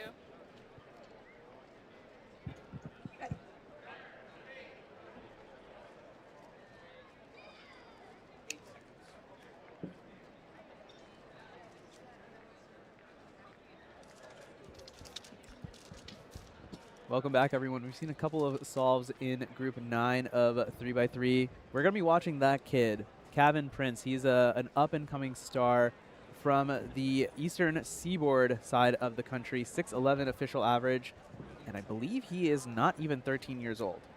Yeah, that's 7.5. Unfortunately, had a misrecognition of that ZBLL case. But nonetheless, from what I've seen, he is a very good solver. Zane Kanani, longtime veteran, multiple-time world record holder, getting a 7.6 right there. We have Chris Sun in the bottom right of your screen now. Chris Sun, he is a big talking point at this competition because at the U.S. National Championship last year, he stunned the country and stunned the world by getting second ahead of Matti Rodionava, getting a 5.69 average at that competition to steal the silver medal just behind Max Park. A big story here is, can he keep up that momentum? This is only his 4th competition since that one, which took place in November of last year. 6.65 on his second. As we watch another one from Noah Swore. Yeah, nice LZB recognition there. I didn't know he learned those. He's more of a 3 blind guy. Didn't realize how heavy he was. Graham Stone picking up a 6.21. Yeah, pretty good. Good stuff from him. Started off with a 5.96 as well. He might be in a little bit of a PR watch. His PR average is 6.90. Okay. Okay.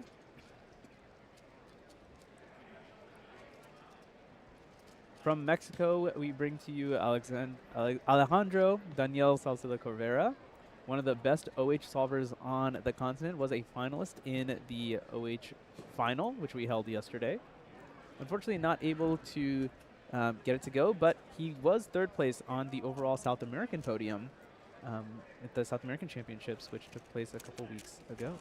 Zane with a Pi ZB. Following up his 7.6 with a 6.7 single there for his 3rd solve. Yeah, just as a little reminder. Yeah, you are watching a WCA competition after all. See Christopher Sun go up for his 3rd solve. When we weren't commentating, he got a 5.78. So 6.22 average of those 2 times. Yeah, this 3rd one can be kind of interesting because it kind of gives you a sense of where the average is going to go. Some good turning coming out from him. The commentator's curse strikes exactly as I say that. A 6.8, still like not too bad, but with that 6.6 counting, the average is trending in the wrong direction. He's going to need to bring it back a little bit. Here is Kevin. 6.6. Needing to stand up to solve. Just because, yeah, he's just that young, just that talented. Wow. A 5.86 from him. There was so much hesitation to start that solve, too. It looked like he was trying to insert a corner and did a lot of D moves in the wrong way, but still ended up with a 5.8. Phenomenal save for that solve. We'll see Noah do his 3rd. Nice TZB. 6.05. Yeah, not too bad. Good stuff from him. He is moving in the right direction, I believe, after getting a 7 on solve 1, following that up with 3 6s in a row. Watching Jack Pfeiffer now. 8 seconds. He is a Buckeye from the state of Ohio. Ohio actually a pretty good community when it comes to speed solving. A lot of good solvers in a big variety of events, as he gets an 8:24. Also a standout star at the national championship last year in Rhode Island.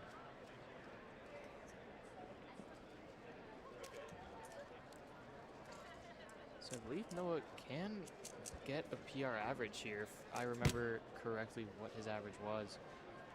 Pretty sure he has somewhere in that 6-second range. Yeah, 699.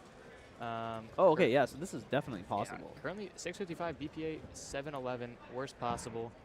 We can calculate what exactly he needs. We're going to watch another solve of Chris Sun's, then Alyssa has an interview ready for us. Chris Sun, again, yeah, I mean, a big name to be watching out for. No one really knew him until the national championship last year, but he's burst onto the scene in a big way. A 6.6 from him, so this is going to end up being a pretty solid average for him overall. Let's go to Alyssa. She's on the field with some more interviews.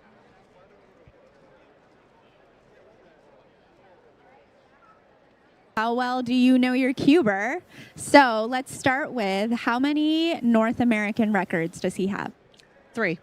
Do you remember what the first one was and where it was? It was in Northern Virginia. I forget the name of the comp, but it was 178. Oh, Pyraminx. Okay, Pyraminx average 178. How many national championship podiums does he have? I'm going to say 4. It's actually 6. We've had a lot of humble parents up here, honestly, which is good. He does have 4 national titles, though, so maybe that's what you were thinking of.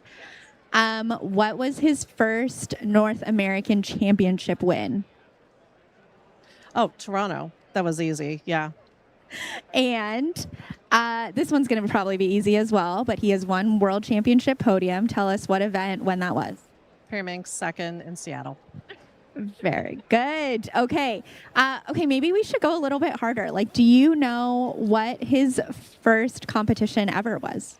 Oh, yeah, that one's easy. It was ODU Big Blue fall of 2017. You just can't be stumped. It's great. Good work. Okay. And then, I get it. I totally get it. Okay, and then do you know his 3x3 average PR? Oh, 496. That's his single. Do you know his average? Oh, gosh. No. All good. You know what? I'm really impressed you knew the single. So, okay, if we haven't figured it out yet, talking all about Pyraminx, give us the reveal. Who's your cuber? Michael Nielsen. And can you just introduce yourselves for us? Sure. I'm Mom Michelle. And Ken. There's Thank you for joining us. Okay, I want to ask you, what do you wish that you knew when you guys first got involved with cubing? How much travel would be involved, and then also how far he would go with it. Yeah. I would say the extensiveness of it. We had no idea the extension, how big the community was. That was very interesting. What advice would you give to a new parent starting out? Their kid has just gotten into this, they're bringing this to them, and they're like, I don't know what this is or what this involves. Like, what would you say to that parent? I would tell them to put a camping chair in the back of their car because it's not always comfortable seating. I would also say embrace it because it's a lot of fun and you meet a lot of great parents and a lot of great cubers, and it's a very supportive community. Very much the same. What she said is always a good answer. We love it. Okay. Ken and Michelle, thank you so much for joining us. Wishing you all the best for the rest of the weekend. Thank you.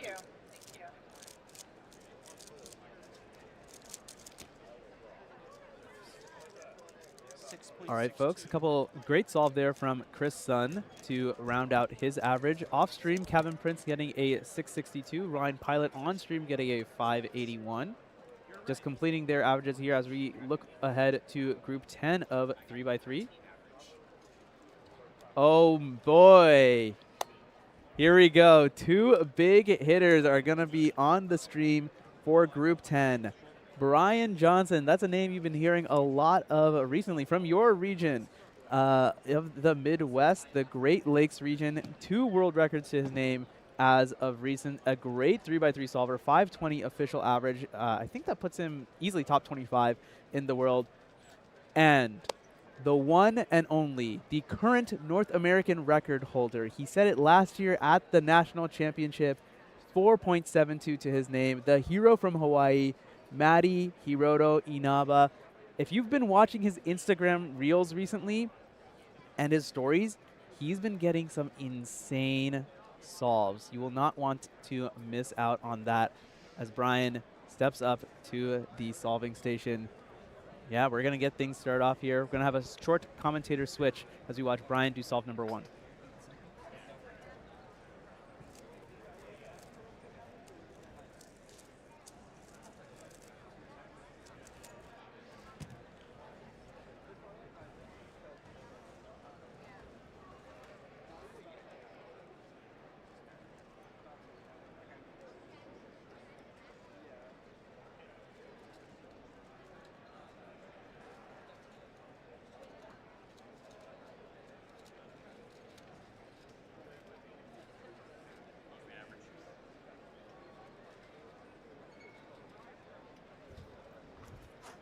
All right, welcome back, folks. Manu Singh Hall is now joined by the one and only Zachary Miller. How's it going, Ziller? Well, I mean, I wish my 3x3 results could have been a little bit better, that I had just gone, oh, that was not something I should have put up. But, well, you and I are the same there. My 3x3 was not particularly fantastic. Yeah, I was like, oh, that was not something I should have put up in terms of my results. I mean, it was like, I started off with a 9. I was like, yeah, and then I got like 3 13s and +2 to 12. Yeah. Unfortunate. That's why we're here and not there. Isn't that right? Exactly. No, but certainly joined by a very, very capable voice. He's actually pretty close to professional, I got to say, and a great time to jump in as well because as we alluded to just earlier, Brian Johnson, Matti Hiroto Inaba should be in this group alongside this guy, Matias Marcantoni Nunez, Jeremy Blambot, Eli Parker, Ron Giorama, Calix Tang, Jake Maddox. Oh, man, these are all such great solvers. They put in so much work into their craft. Brian Johnson, I've known him for years. I actually got coaching from him. He's actually my coach, so shout out Brian. There you go. And he's given me a lot of great advice, even though I didn't do as well here at NAC. Just a lot of nerves here at the thing. It's just different. I was talking about this with Carter. Like, you step up onto stage, and it's weird. You don't think about it, but it definitely affects the subconscious. Alejandro from the previous group is going to be, I hope, finishing up his average here. If not, it shouldn't be too big of a deal. Z-Perm there at the end, getting a little lucky. 8:49 for him. Yeah, and after that, we should be moving in a little bit quickly into this 10th group. Let's talk about Matti. Yes. So Matti at the last major championship, the U.S. National Championship, he gets 472. He breaks the NAR that was long held by Max Park in the semifinal. Fantastic result. He actually locked it up in 4 solves. But then going into finals, just couldn't quite get it going. He was the favorite to at least get second, maybe potentially even steal one from Max, but just couldn't quite get it to happen there. We'll talk a little bit more once we watch Brian's second solve here. Yeah, soon ZB into a 687. Not terrible, not terrible. I think he would have liked to maybe get the recognition a little bit faster there. I know he's been working a lot on that at home recently. So, but still, I think he's going to be happy to hold himself together in a round like this, especially. Yeah. I mean, round 1, again, just kind of looking to feel things out. But so what do you think Matti needs to do to kind of avoid those big crashes, so to speak, when it comes to the finals, and how can he perform to his peak that we know that he is capable of? Yeah, and I mean, I was on the stage when Matti got that NAR. It was insane to see in person. I mean, you were back home in California when it happened on remote, but like in Providence, the environment when he broke that was just insane. The room exploded, and it was just so great to see all of his hard work pay off there. But like in terms of like the final, like you said, he fell back behind to his main 3x3 rival in North America, Max Park. And I mean, I think in terms of Matti and Max has been able to handle the pressure, and Matti hasn't yet. While Maddie's done a great job, I think that that's going to be his key, is just making sure he can hold himself together during those big moments. Yeah, and I know Maddie thinks about it a lot. I mean, he keeps recommending me this book, The Inner Game of the Inner Game of Tennis. Yeah. Which is, I think, a book that a lot of people read these days to kind of get like a little bit more like on that mental side and kind of clue themselves in. So he definitely thinks about it a lot. He's a golf player. Again, golf is a mental game. I've been talking a lot about this too. I've been sitting at the table. Everyone's been hearing me. I'm like, if you're looking to improve your mental game, read a golf mental game book. I swear to God, like, it actually really, really helps. Like you learn a lot of visualization techniques, a lot of breathing techniques, a lot of manifestation is a big part of cubing, actually. Like seeing, like coming into a competition, like knowing what you want to get, and being able to visualize yourself solving is a great, because you're not going to be able to turn unless you know what you're doing, right? So yeah, certainly. But look, here's Maddie. Yeah, we shouldn't even need to. I mean, his solving just speaks for itself. Yeah. I mean, that was like, I think by his standards, not a particularly good solve, a little bit locky, but I mean, he was able to turn through the lockups and ended up with a 554. Maddie has been one of the best turners in North America for some time now, but I feel like his solutions have also improved. The really thing I really want to cue in the listeners here, pay attention to, this is a major difference, I think, between Maddie and other solvers. His transitions are just incredible as we pull up the I'm not sure if here. we're going to get a replay here. Here was this last solve. You look at this turning, and he just flies through every step without even a pause. Like, that just is what sets him apart from every solver. That's something that Max is also incredibly good at. Yeah. So, like, the turning for Max isn't the best, but he excels at that. Maddie has the turning and the look ahead. So it's just a matter of, can he improve the turning now? He has the skills that Max has. Max has been able to, even though his finger tricks aren't the best, he's able to be an accurate turner. Maddie sometimes struggles with keeping himself accurate. So if he can work on doing that throughout these rounds, I think he should set himself up for a good performance at this competition. Another big advantage, a potential advantage that Maddie has against some other competitors in the field is, and he, along with Max Park, are color neutral solvers. He can solve on any cross color. That means that he has 6 potential starting points. Now, why does this matter? This matters because that means that you have 6 chances to get lucky to some extent. And the luckier you can get on the first several moves, the easier it is to look ahead into your next several moves. The best of the best solvers, as we see Matthias get another 6 there, very, very solid for him. The best of the best solvers, instead of doing a bunch of turns really quickly and then thinking about what they do, they actually do the thinking and the turning at the same time. That's what we call look ahead. Sometimes people call it tracing pieces. And Maddie is just incredible at that. Like, you will rarely see him pause. Well, I think Alyssa is set up for another little mobile interview. She's standing by right now, and we're gonna send it over to her.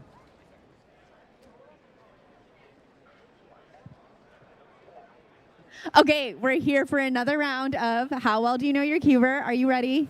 I'm ready. Okay, first question. What was his first ever competition? Lawrenceville, Kansas. Do you know what year? 2015. Correct. Great work. Okay. He has one.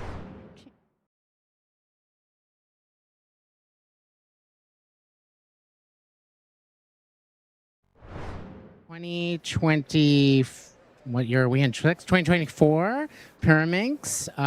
Third for North America. Second for US. Correct. That's right. Okay.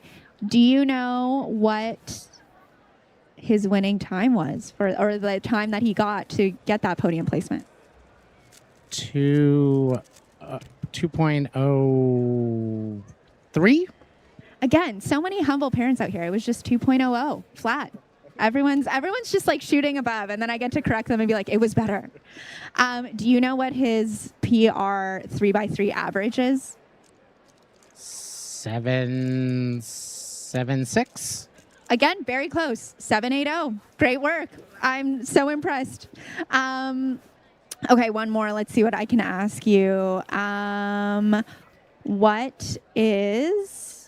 Do you know his ranking in North America for Pyraminx currently? Currently, 27th.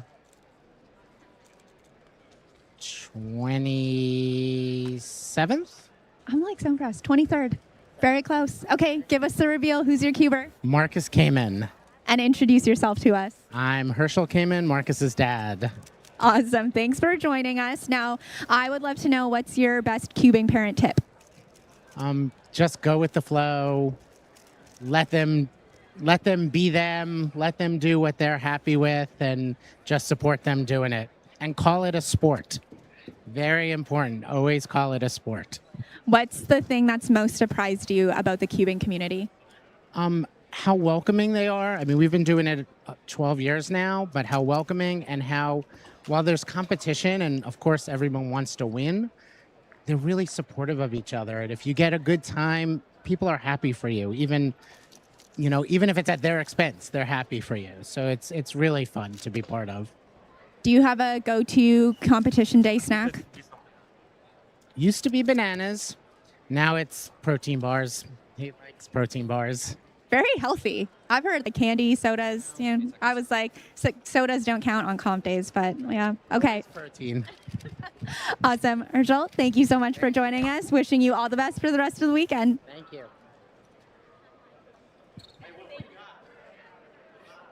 Bro, like 8, 1, 6, 9, 14, this.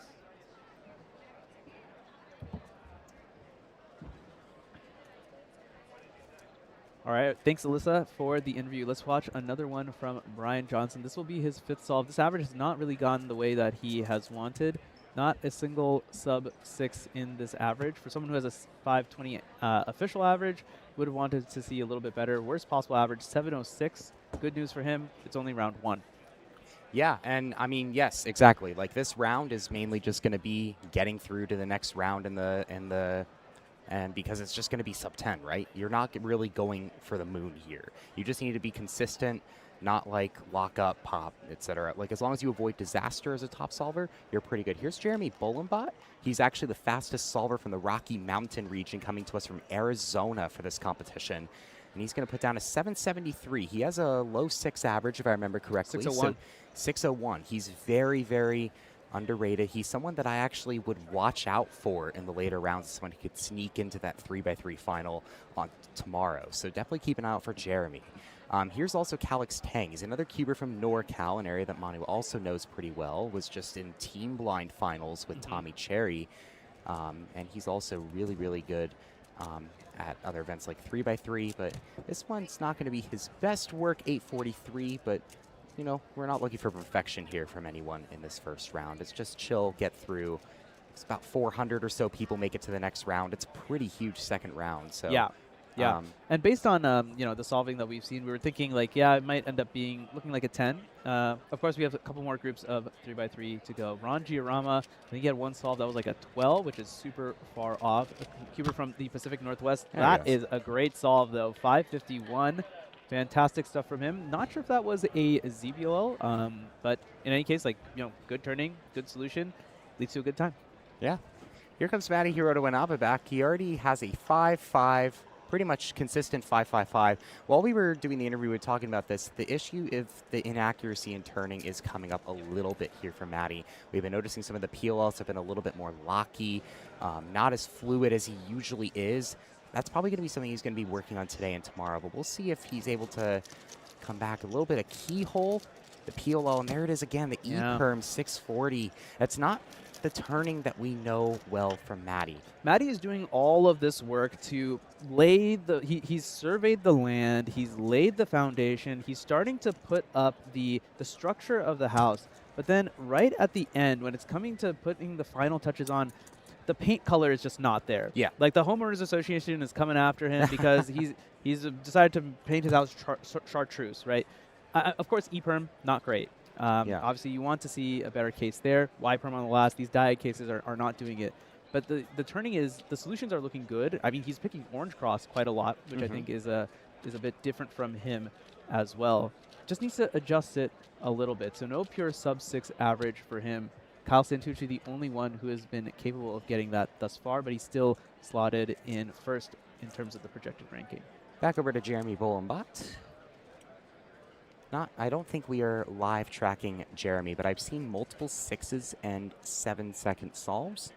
And This is look, does he ZBLL. know the ZB? Yes, 652. Yeah, he's been messing around with some Yeah. ZBLL. I think he doesn't do ZBLS. Yeah. So obviously his chances of getting ZBLL are much, much, much lower, aside from some EOZB cases. But Yeah. he did tell me he was messing around with it a little bit. He's a great OH solver. Yes, By the way. So I think a pretty solid average from Jeremy. I think he's probably ended up in like your high 6 average, dare I say a 6-7-ish average, which is, very, very solid.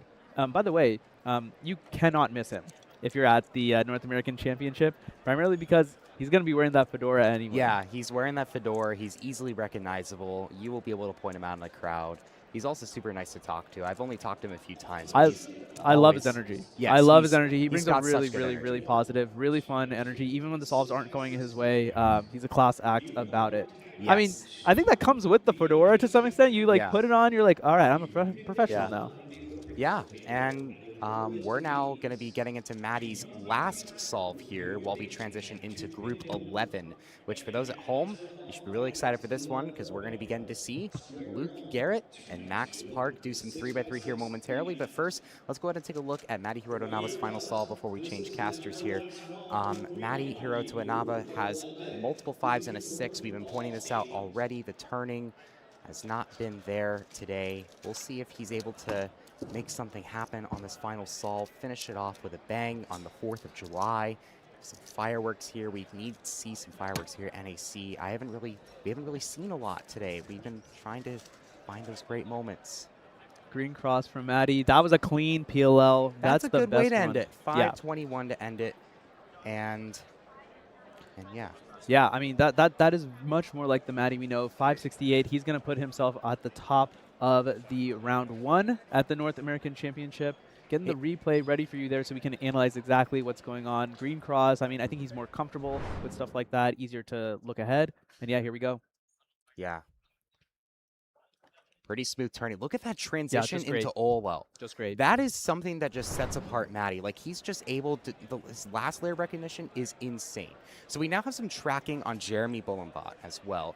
He's pacing for a low mid-6 average, and he currently, with everything inputted into live right now, would place 12th in the round. So he's doing really, really well. That's what we're talking about. This is someone that can easily sneak into the 3x3 final today. And here he goes. 636 best possible average for him. Would need to beat a 628 to get there. Looks like he came close. He came close. He came really close, and he's going to do a really good job, get a 653 average. He's actually going to get a really nice average here. 644 average. That'll place him 14th so great. far. Obviously, we still have the last group to go, but I think he'll finish in the top 20 for the round. Yeah. Yeah, I mean, great stuff there from Jeremy. I mean, I feel like you can't really complain too much if you're him. I mean, he just ended up getting some solid solves. All right, so as we transition into the final group of 3x3, I'm going to leave you with a certainly much more capable commentator than myself. I will leave you in the trusty hands of Dylan Miller, and we'll be back right after this for MillerCast. Yeah. Cubing and competitions have been such a big part of my life for a decade now. I don't know where I would be without this whole community and organization. So I've met some of my best friends thanks to WCA competitions, and I'll be forever thankful for that experience. So. I don't know where I'd be in life if it wasn't for this community and this organization. He's made me feel all the emotions in the world. I've laughed, I've cried, but all along the way, I've had the best times of my life.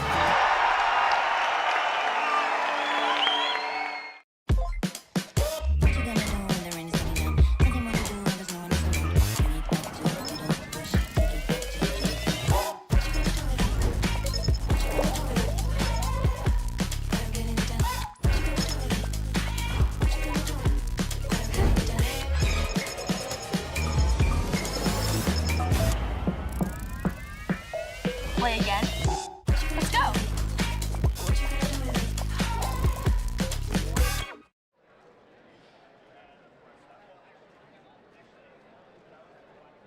All right, everybody, we are officially back here.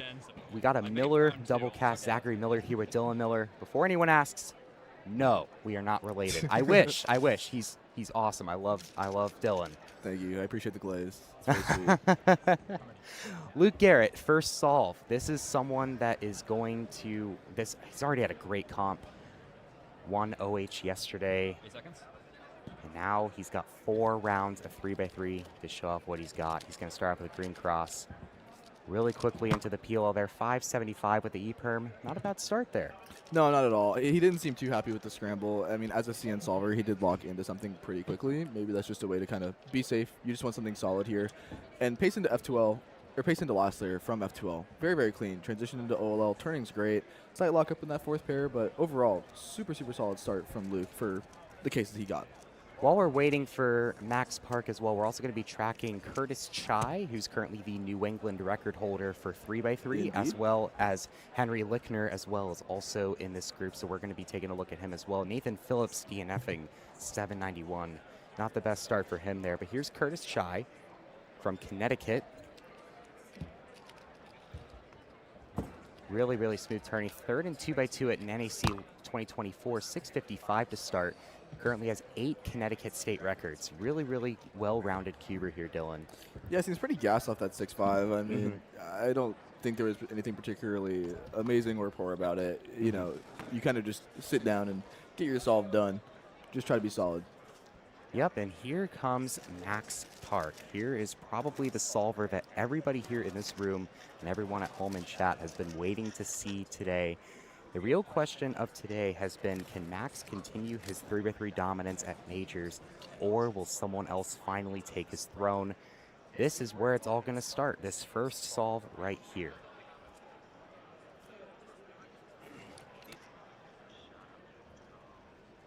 Looks like he'll be going with white. And Max has an incredible look ahead, even with that turning, a 583 to start. Even though, like this is the thing when watching Max, the turning never looks like extremely fast or efficient, but his solves are incredibly fluid. Yeah, I mean, Luke's putting up not a great time here. I mean, yeah, you see he's kind of messing around with that timer stop. Yeah. On Max, I mean, 5.8, you know, you kind of think of that as kind of a drop solve from him, right? Given the cases that he got in last layer, Max notoriously single flicks all of his U moves. Never does double flicks, never has, never will. And he got pie case, and pie case for even people that do double flicks and such is the worst cross case. Max got it, had to do all these single flicks, goes into F-perm. Transitions are as good as you can possibly ask for, but still just not good enough, right? And we know that Max is best whenever his LO transitions are no pre or post AUFs and really clean transitions all the way through. So yeah, so let's take a look at this. You see all those, you see that turning. This is a long F2L. Yeah. Then you get these single flicks here, boom, boom, and now you have to go into that F-perm. Also one of the longer AUGs that you're going to do. It's executable, but it's not amazing, right? Yes. Curtis Chai, 573 on Solve 2. A lot better for him there. He's someone that I know is also capable of getting sub 6, but it is a bit of an ask. But he's an incredibly skilled cuber from the Northeast United States. Good at a lot of different events. Most definitely, yes.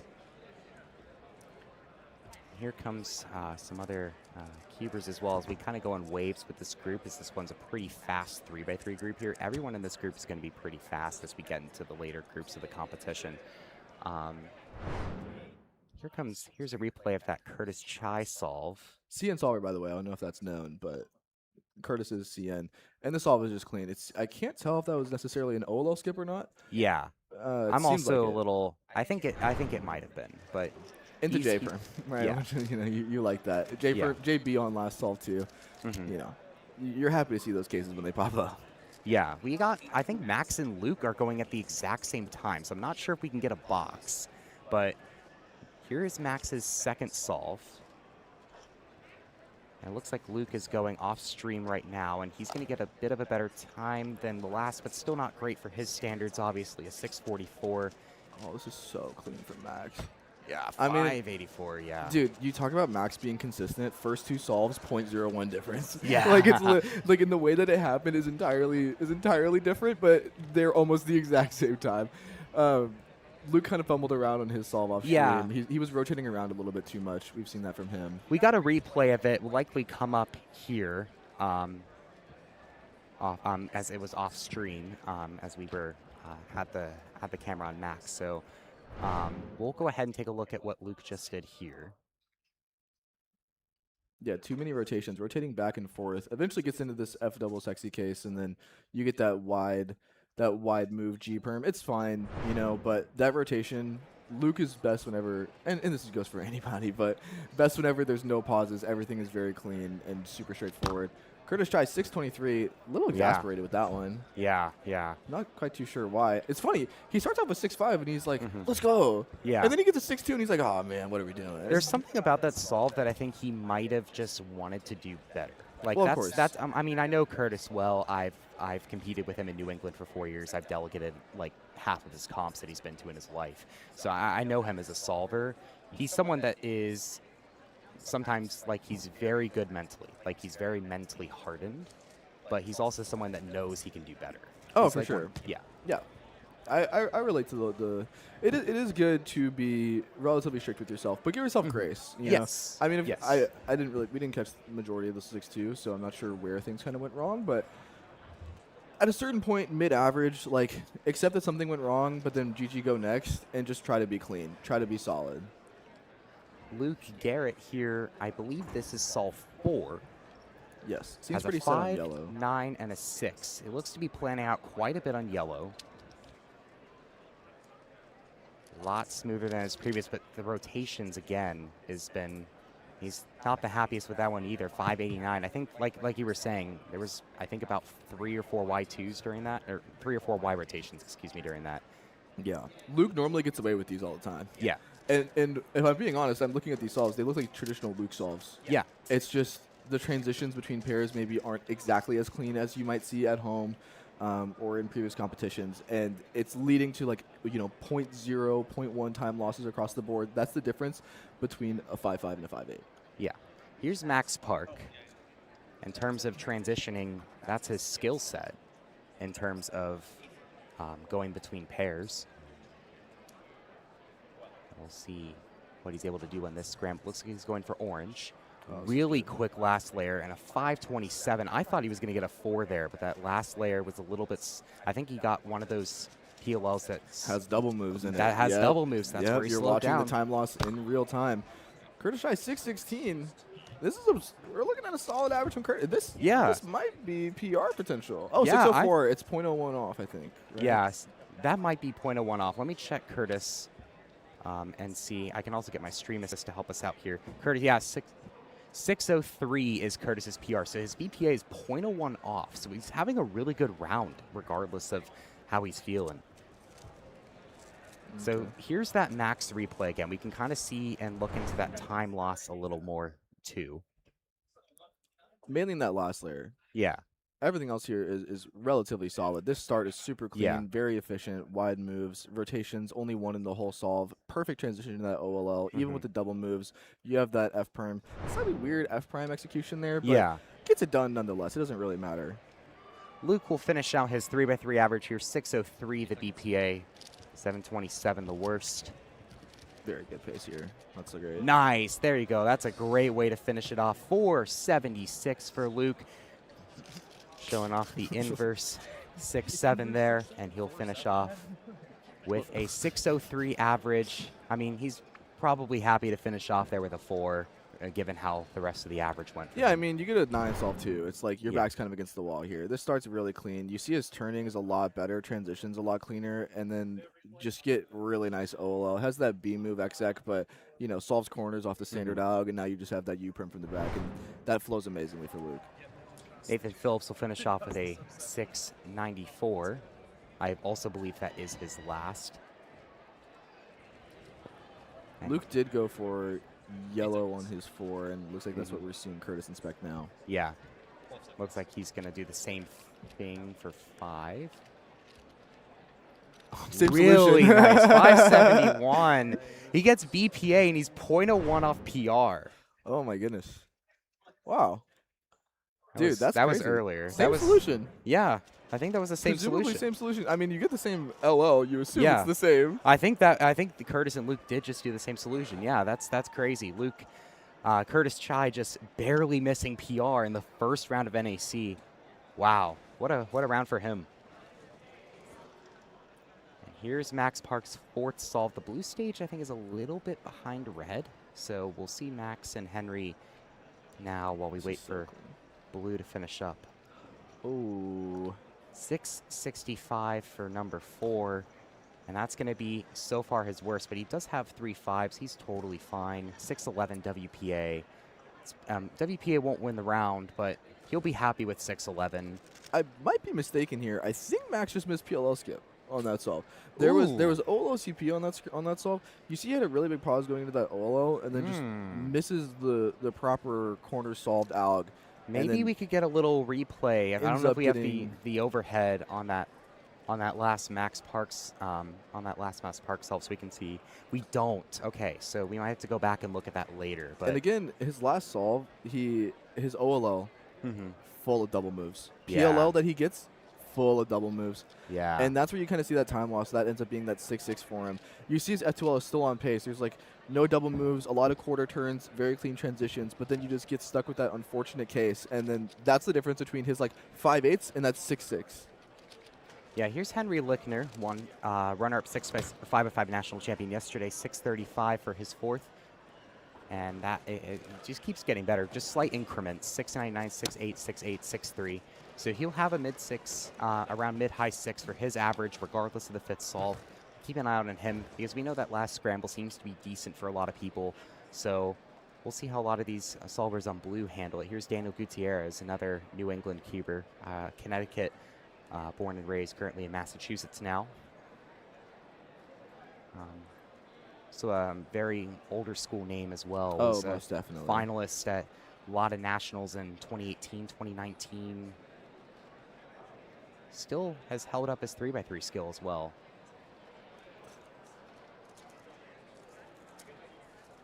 Not the best last layer turning there, but 965 for Daniel Gutierrez.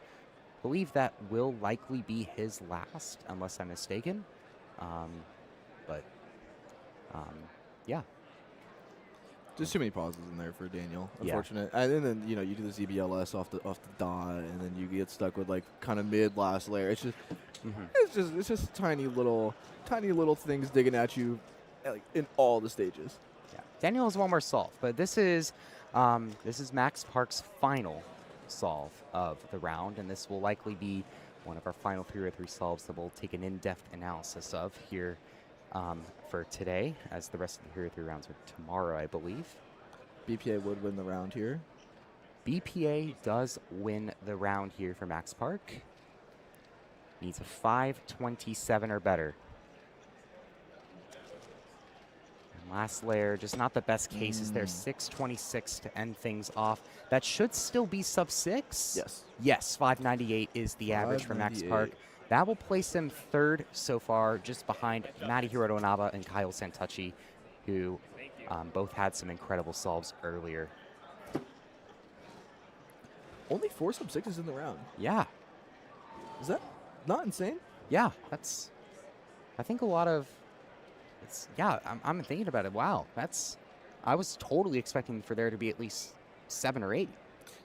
And still, I mean, we've talked about, like, what do we think projects into finals? Yeah. 6-4 was my guess. And I'm, not to toot my own horn, I'm pretty bang on right there, okay? Yeah. 6-4 is 16th seed. Yeah, right now we have 651, 20th, 6-4 for 16th. And, yeah, you're right on the dot. Ben Zhao currently in 16th right now. We'll probably see more names come in here as they enter results later in the competition. But right now it's like high 5, low 6 will probably get you into finals guaranteed.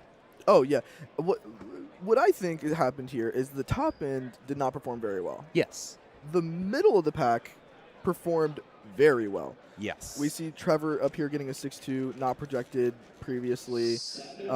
We're seeing, these other solvers who like seem to have performed better to their average. Michael Nielsen dropping like a 6-3 average. That's not always constant for him. Matthias dropping a 6-3. These are people who are very capable of doing these, but have not been able to do them very consistently. And so I think we'll still have 6-4 be 16th going forward. But I think the distribution is going to be a lot more gradual as opposed to it being very stacked up in that. Because the difference between 5th and 9th, 5th and 10th seed is only like 0.2. Yeah. While Daniel Gutierrez finishes his last 3x3 solve, we're going to go ahead and transition to our next event, which is 7x7. So that was a great 3x3 round, Dylan. I'm really excited to see what comes out in the next rounds. Thanks so much for joining me for this group. We're going to go ahead and show off some amazing 7x7 solves right here on the WCA's YouTube channel here in Raleigh, North Carolina. Stay tuned, guys.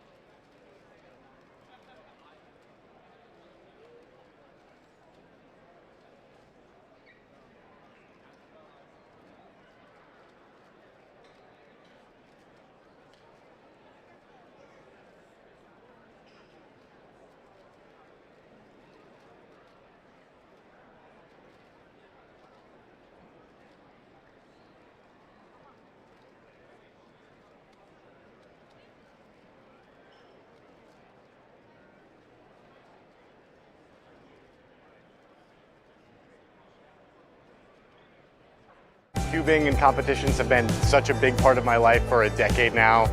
I don't know where I would be without this whole community and organization. So I've met some of my best friends thanks to WCA competitions, and I'll be forever thankful for that experience. So. I don't know where I'd be in life if it wasn't for this community and this organization. You've made me feel all the emotions in the world. I've laughed, I've cried, but all along the way, I've had the best times of my life.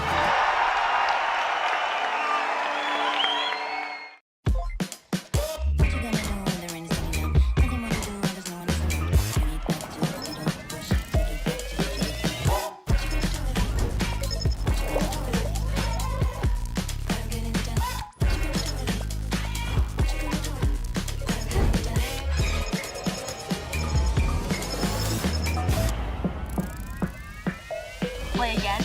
Let's go.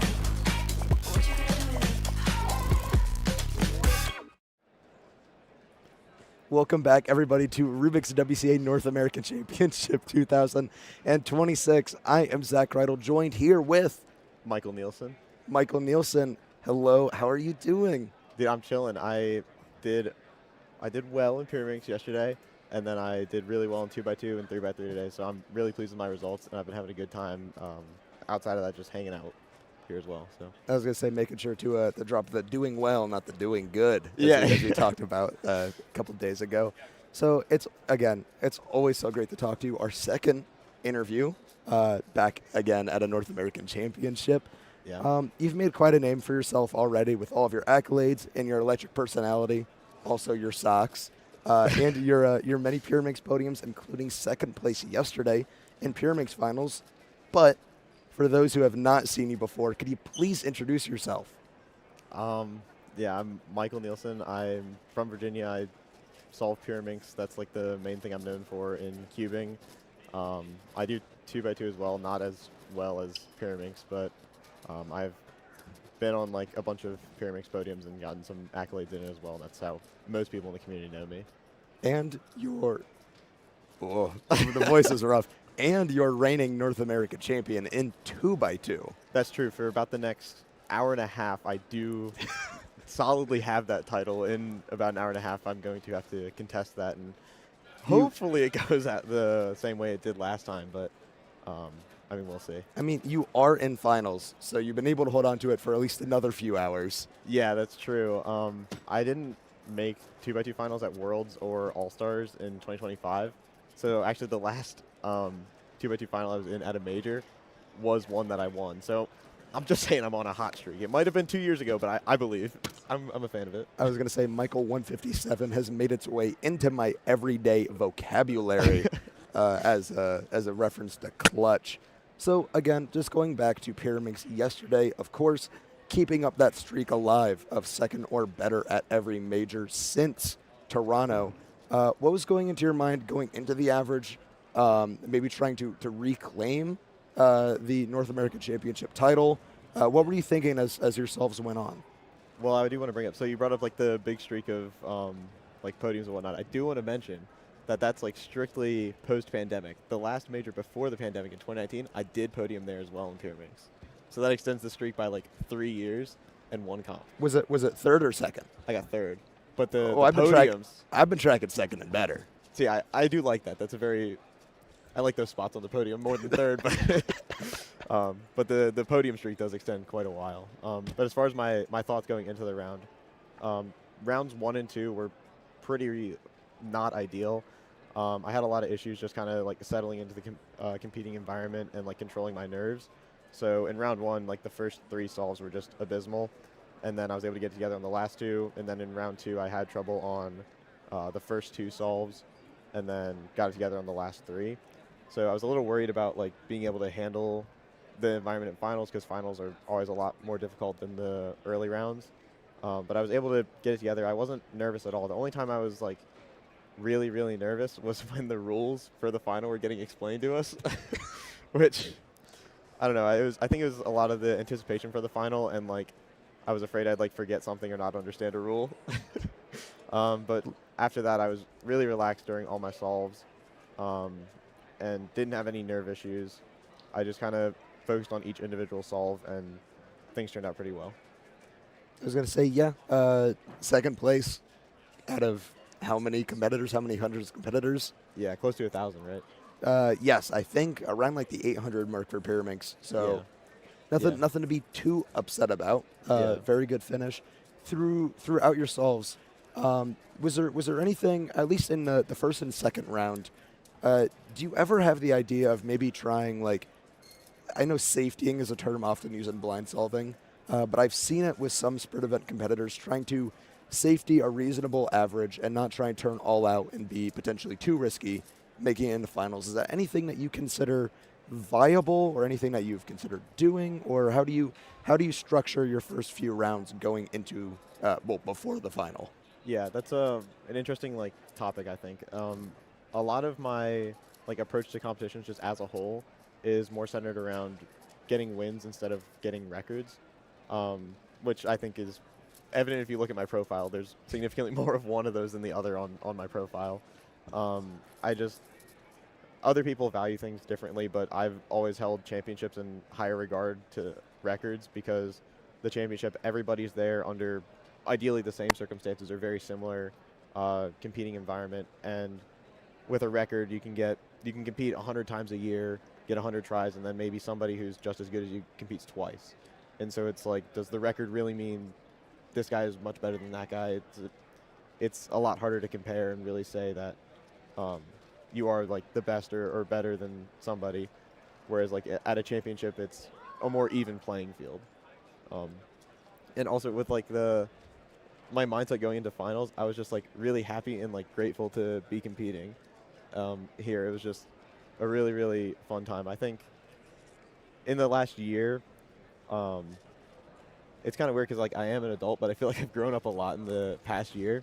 So my perspective on competing and cubing, how it fits into my life, I think has shifted significantly, and sometimes you have to turn it down and make sure that life being an adulting comes first. I mean, there have been times I've turned it down when I was so younger, but nowadays, I mean, I understand it's not the only thing in my life, and there's more important things, and that's something at All Stars was going through my mind a lot during Pyramix finals when I did win, and then here when I got second. So it's just something that I think is a big change in how I've been approaching cubing from even this time a year ago. I was going to say familiar face on both of those podiums. Besides you, of course, David Andron Silva, podiuming at All Stars and then taking the win home yesterday. Thoughts on him as a solver? Anything that you maybe want to implement into your own solves? What do you see in him? Do you see him as a very stable threat for the future? Yeah, threat seems very serious, but he's definitely a very strong competitor and incredibly talented at Pyramix. I mean, nobody has won a championship without being incredibly talented and very good at what they're doing. So I do need to look at his solves a bit more. I don't think I'm not as good at studying as I used to be in Pyramix, and maybe that shows it with my performance in recent years. But he's incredibly talented, and I like the way that he approaches the event, and it made me very happy to see that he and Kyle were on the podium with me, because the way that they, at least as I see it, the way they approach Pyramix is very similar to how I approach it, and so it makes me very happy to see that these guys that will be cubing after I've quit, and will be taking over Pyramix for years after I'm no longer competing, approach it similar to how I see it. I was going to say Kyle Mead, definitely not a name to be left off the conversation when talking about the podium. I think we are both very big Kyle Mead fans. For sure. If I am not rooting for you, I'm rooting for Kyle. But I'm rooting for you. I'm in the same boat. I root for me first, and then he usually takes, if I can't root for me for some reason, then I'll cheer for him. Of course. So, again, you have a very large collection of hardware from major championships. North American Championship in 2022, you took home to win. U.S. Nationals 23 and 25 took home to win. Do you have a favorite win from these, or even just another round from a local competition that you look back really fondly on? That's actually a great question. Thank you. Actually, I had the chance recently to go through all my trophies, because my parents are moving, so I had to pack up all my stuff in my bedroom. So I got to go through all my trophies, take them off my shelf, and I went, oh yeah, this one was nice, this one was great. And then my mom was helping me pack those up, so she got to relive the stories, whether she wanted to or not, of all those different trophies. I think that my favorite Pyramix win was probably North American Champs 2022, because that was my first championship win and my first sub 2. So it was really just two big accomplishments wrapped into one, and then it also started this path of really successful rounds that I had. Later that same year, I got my first North American record. 4 months after that, I got my first world record, and then a couple months after my world record, I won my first national championship. So it was that kind of kick-started all this success that I had. And then I think my favorite 2x2 podium was actually not at North American Champs. I think it was at Nationals 2023, because I always felt that I was a very underrated 2x2 solver, and then I think getting a national podium helped back up what I thought about myself for a while, that I was as good as I thought I was. And 2 years ago proving that wasn't a fluke. Exactly. And getting it again. Yeah. I hope to today at least put up a good result that proves that it was not a fluke, and that the last year has just been bad for whatever reason. So, of course, there is, I'll save it for a question. After the question, I'm going to ask you now, looking into the future, you are a recent graduate of Virginia Tech. I have in my notes, go Hokies. Got that right? Yeah. And you're starting in pursuit of a master's degree in data science. How do you foresee this affecting your cubing, and again, in quotes, career, even if not just the time commitment, but maybe the way that you approach preparation for competitions? Yeah, it's definitely cubing has impacted my academic and professional life, and my academic and professional life has impacted cubing.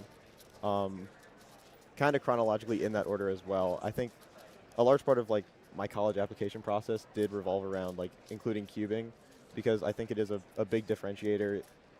There's only so many times you can look at somebody took calculus in high school before it just kind of blends together, and then you see, oh, this guy, competes at Rubik's Cube championships and he wins at these, and I think that's a better differentiator. He won.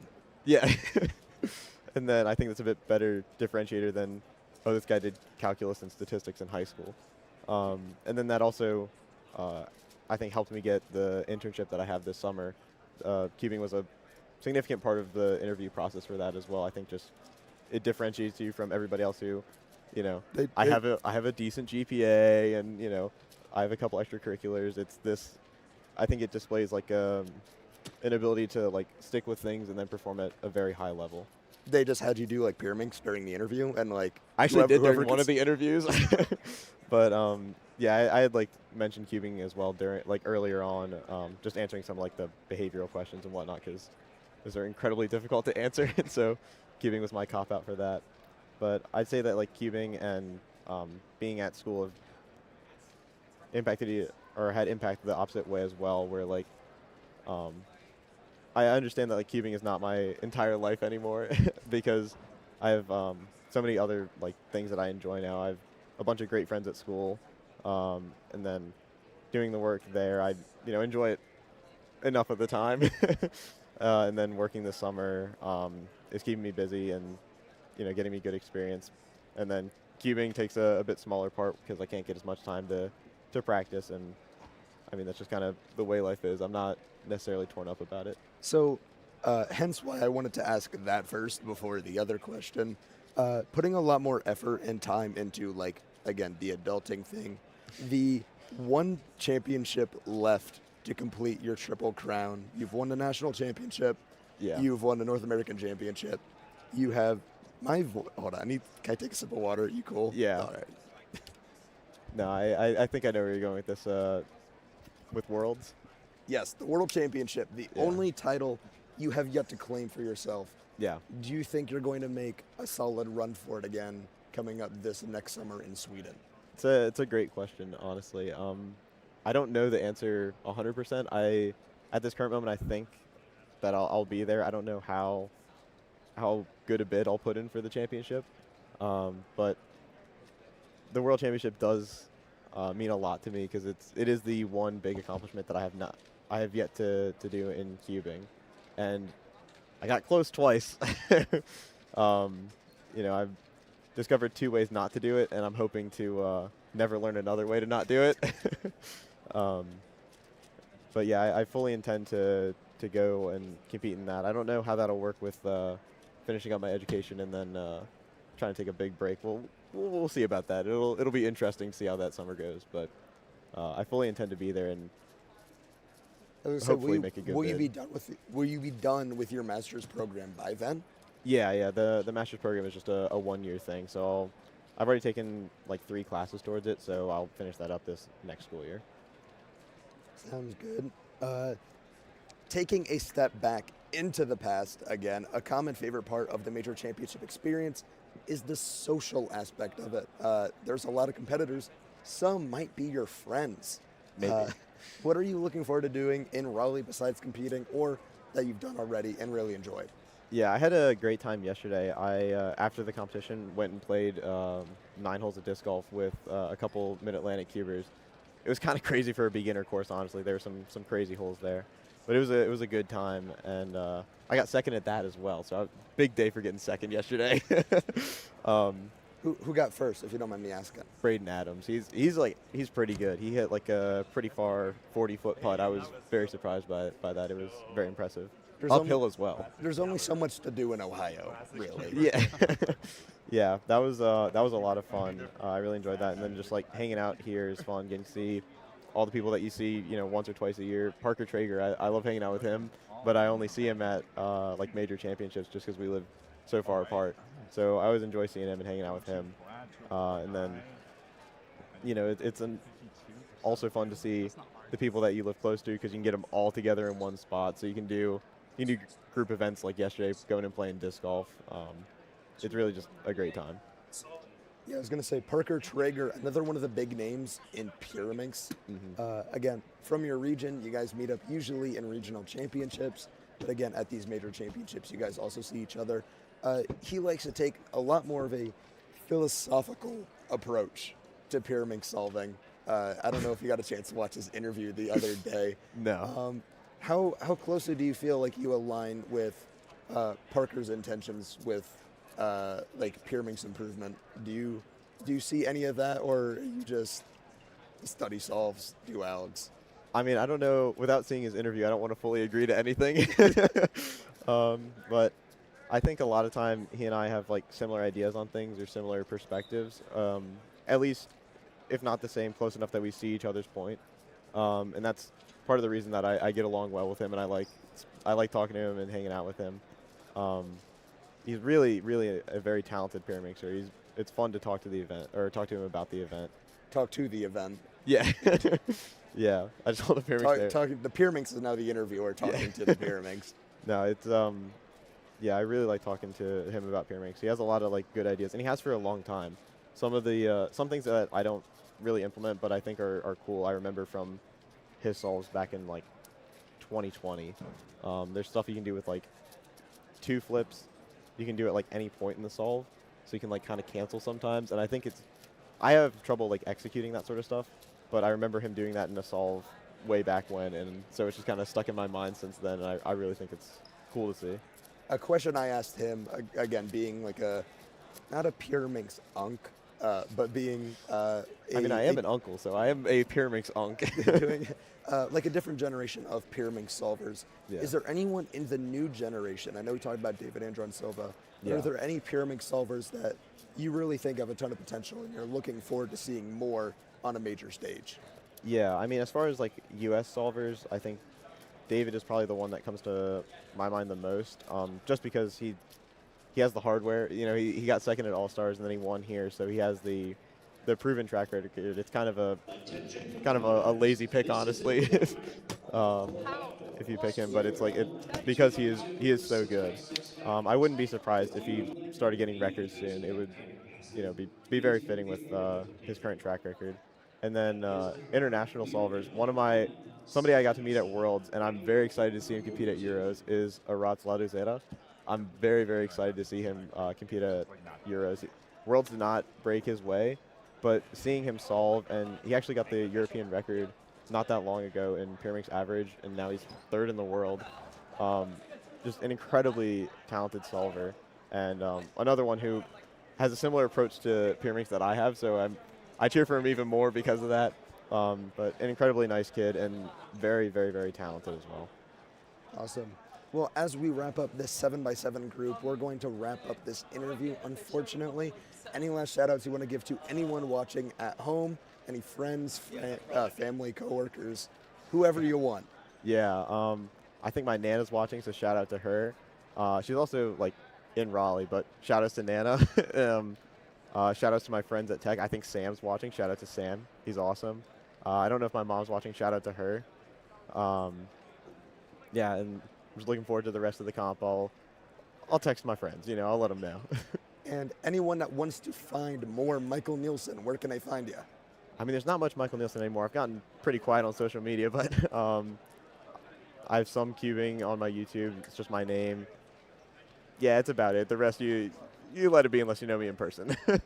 All right. Thank you very much for this interview, Michael. We're going to go to a quick ad break, and we'll be right back with more 7x7 action. Cubing and competitions have been such a big part of my life for a decade now.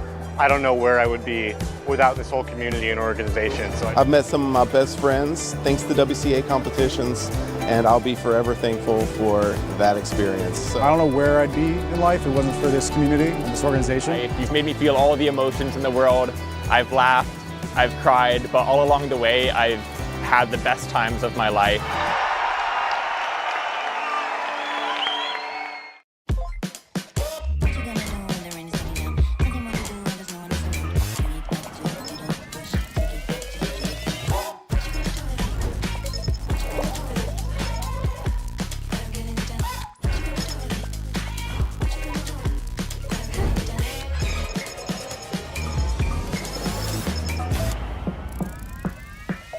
Play again.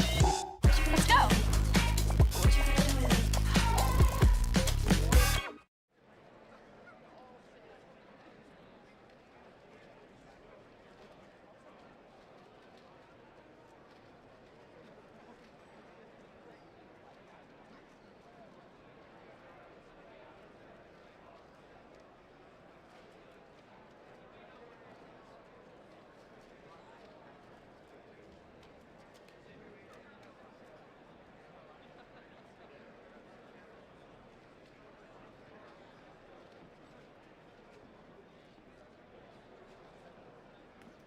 Welcome back to Rubiks North American Championship 2026. I'm Kevin Hayes, joined by my co-host Zachary White. All right, we're here to bring you 7x7 action Group 2. Group 1 just finished up. Nothing much too crazy. Henry Lichtner with a 152, Kate Graham with a 155. Double PR. Had an unfortunate DNF by Vishwa. Yeah, actually, that was probably the biggest thing. 7x7, definitely not as deep as 6x6, especially given most of the Yao kids, it's pretty difficult. You have to actually grind some Yao to be good at 7. And so, because of that, the skill discrepancy in, especially North America, is much stronger on 6 than 7. All the decent competitors, there's much less depth. All the decent competitors will have no problem advancing, but unfortunate to see Vishwa not make it due to that DNF. I did see him with the cube on the floor, pieces out, and that's just the danger of round 1. So you gotta, the first step, especially at an event where it's not quite Worlds, you're not looking for that every second. It's going to be a safe final, Mag. Yeah, you got to be careful. Oh, yeah, definitely for round 1s. From my experience, go slow, turn smooth. So we got Jeffrey Lee here, very solid cuber himself. Yeah, Ethan Cho and Jeffrey Lee. Jeffrey got that sub-2 mean a while ago. He came to NA US All-Stars.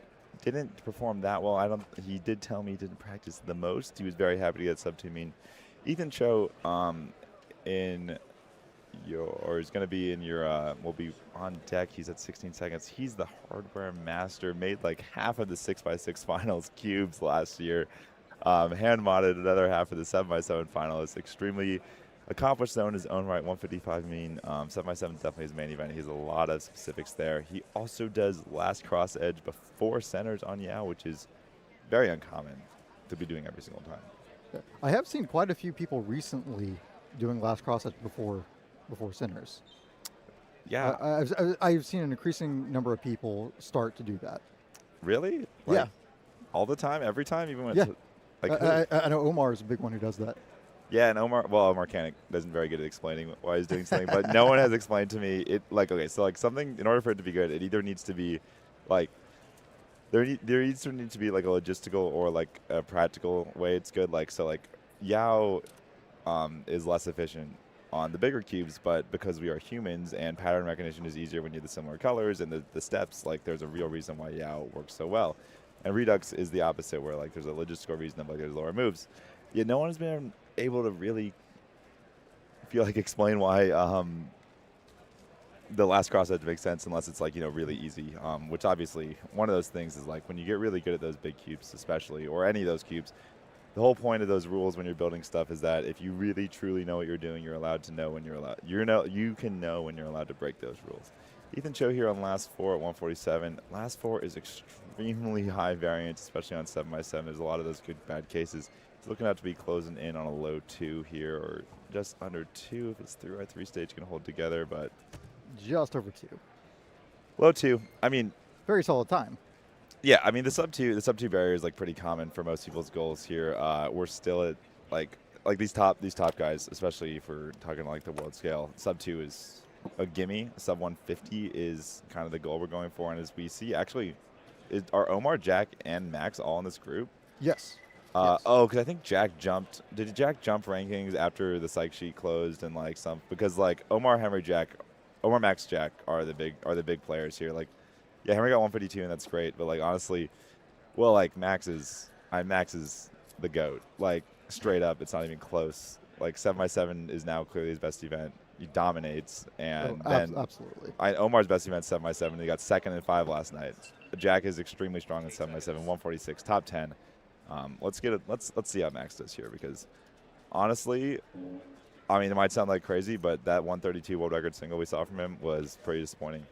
He was straight up on pace for 129 with when he hit last 4 edges, he was on pace for 129. He didn't even need good end to get 129. A normal end was 129, and he got 120.32 world record. And I was and I've just seen Max for the last year, and it's not if you get these miracle edges, miracle centers together, you get this 129. I'm within every mean of 3 that I see he does, I'm if you just put this rearrange those Mina threes, he get a 129. And I'm like, yeah, it's not most common, but it's still 1 out of 9 times that should happen.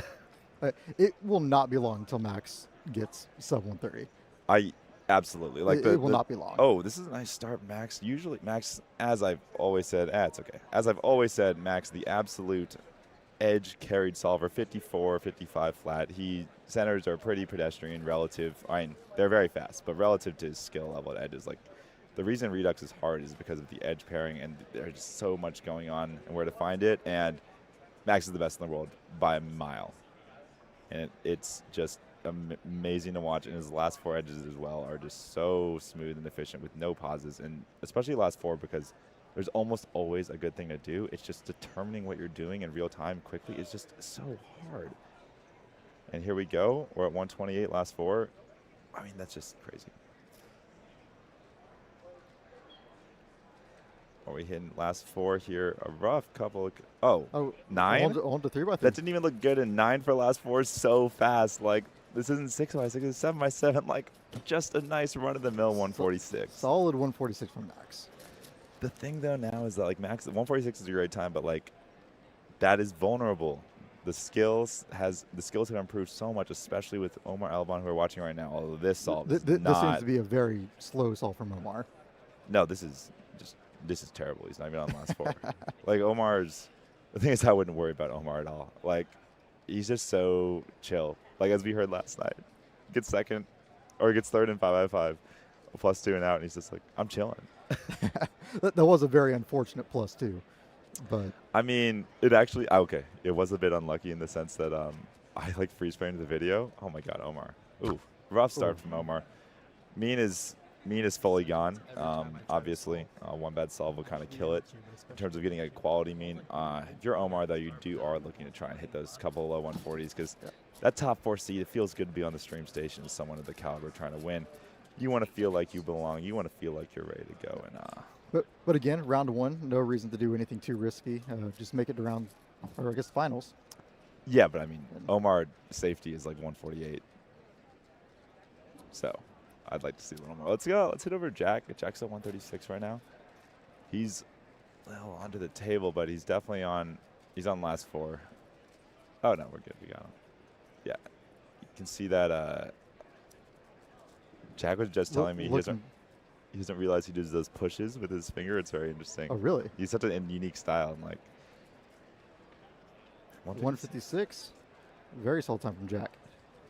No. Well, like in the grand scheme of things, his standards are so much higher. Zach, this is 2026. Like Jack is ranked 10 with 146. Like 146 is ranked 10. People are good.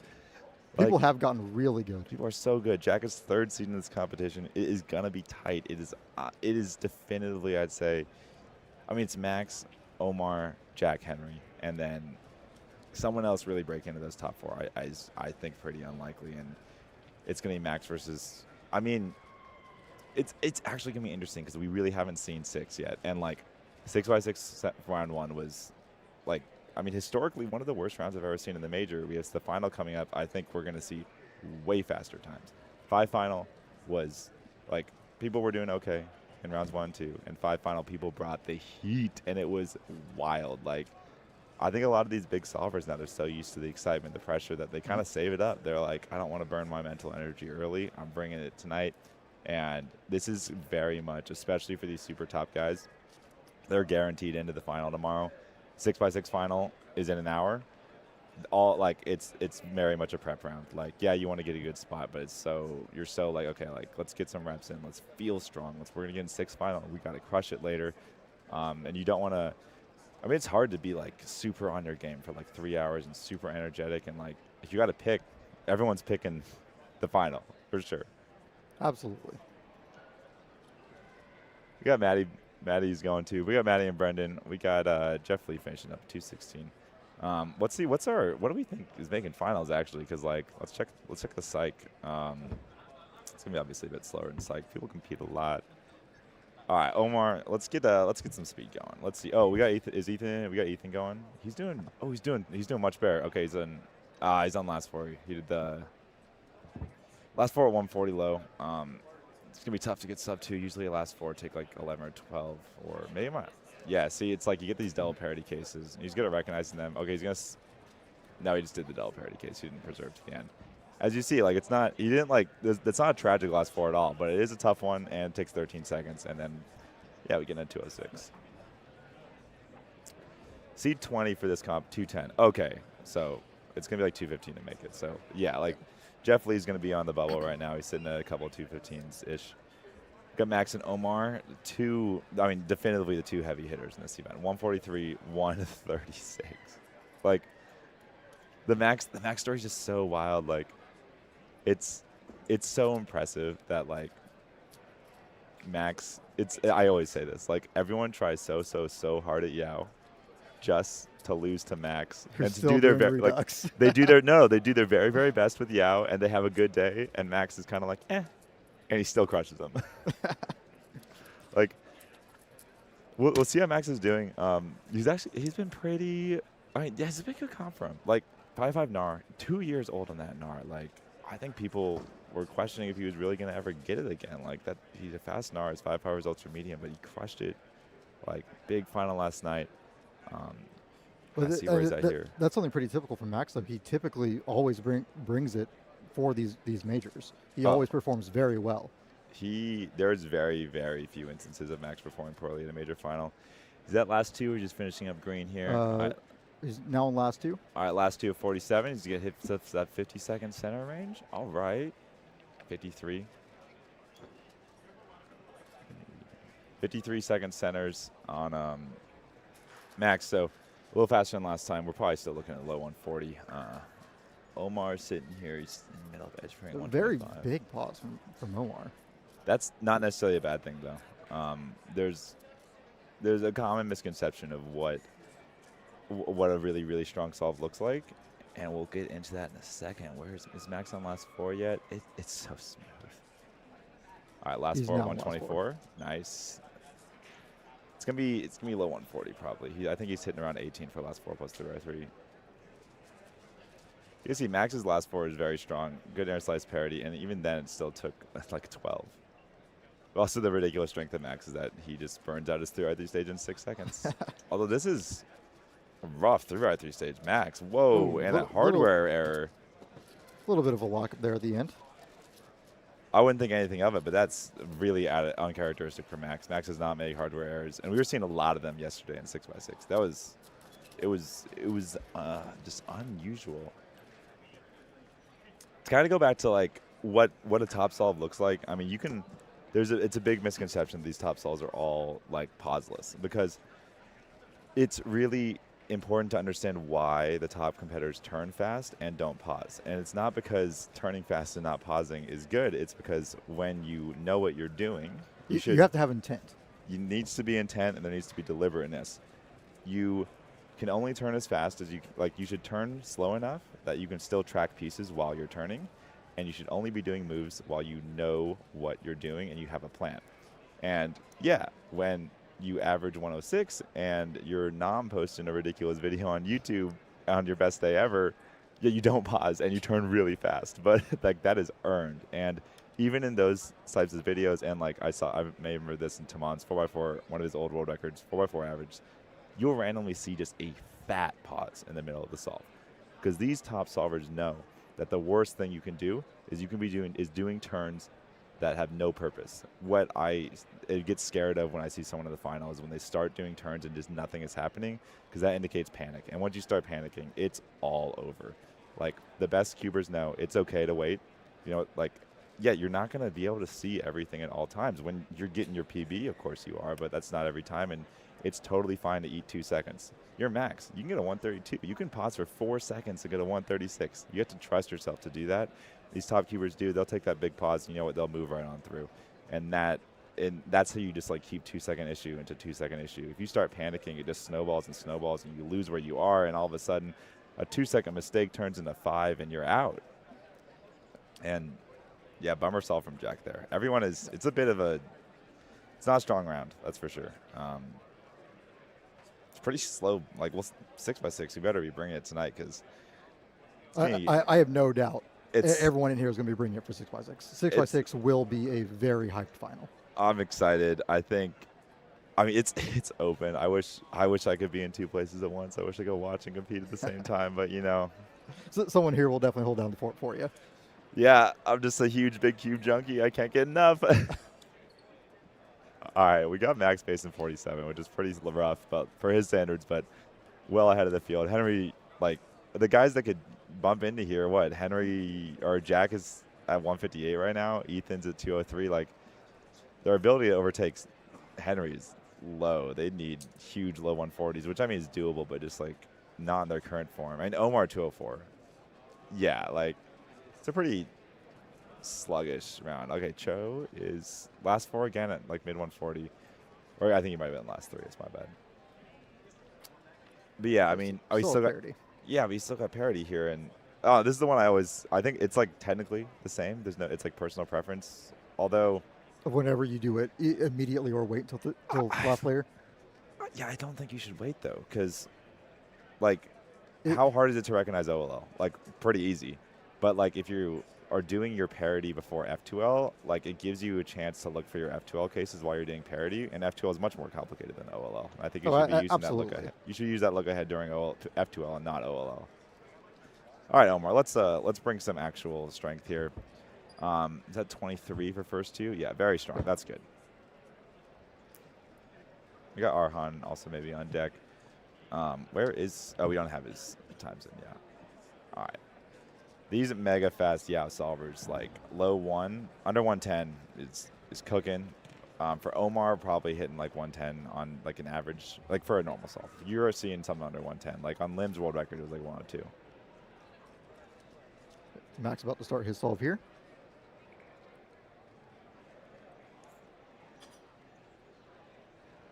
We'll keep you updated on Omar too on his flip here. It's okay. I mean, it's unlikely. Like the form usually continues. Yeah, you can pull off some crazy single, but like Omar hitting 206, 202. Like yeah, it's like get some rhythm in, but you're not hitting that low 140.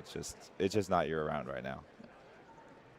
And also a very good example there of what you were saying earlier with pausing to make intentful moves. Exactly what Omar was just doing.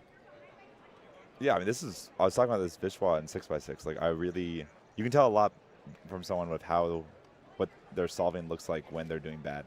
Because that tells you a lot about their mental, and it tells you, because at some point in these major finals, you're going to start doing bad. And if you want to do well, if you want to perform well, you need to know how to recover from that. You can't just gamble on feeling good every time. And that's what I see. Although Max just kind of feels good all the time, but that's what I see from some of these competitors. Omar, at least get the sub 2 down here. Omar 201. He's going to slot in just ahead of yours truly. Man, Omar have been fun to sit together. We're 7 and 8 right now. Maybe Arhan will like jump in between us to get us a table mate. It's always fun to be playing the.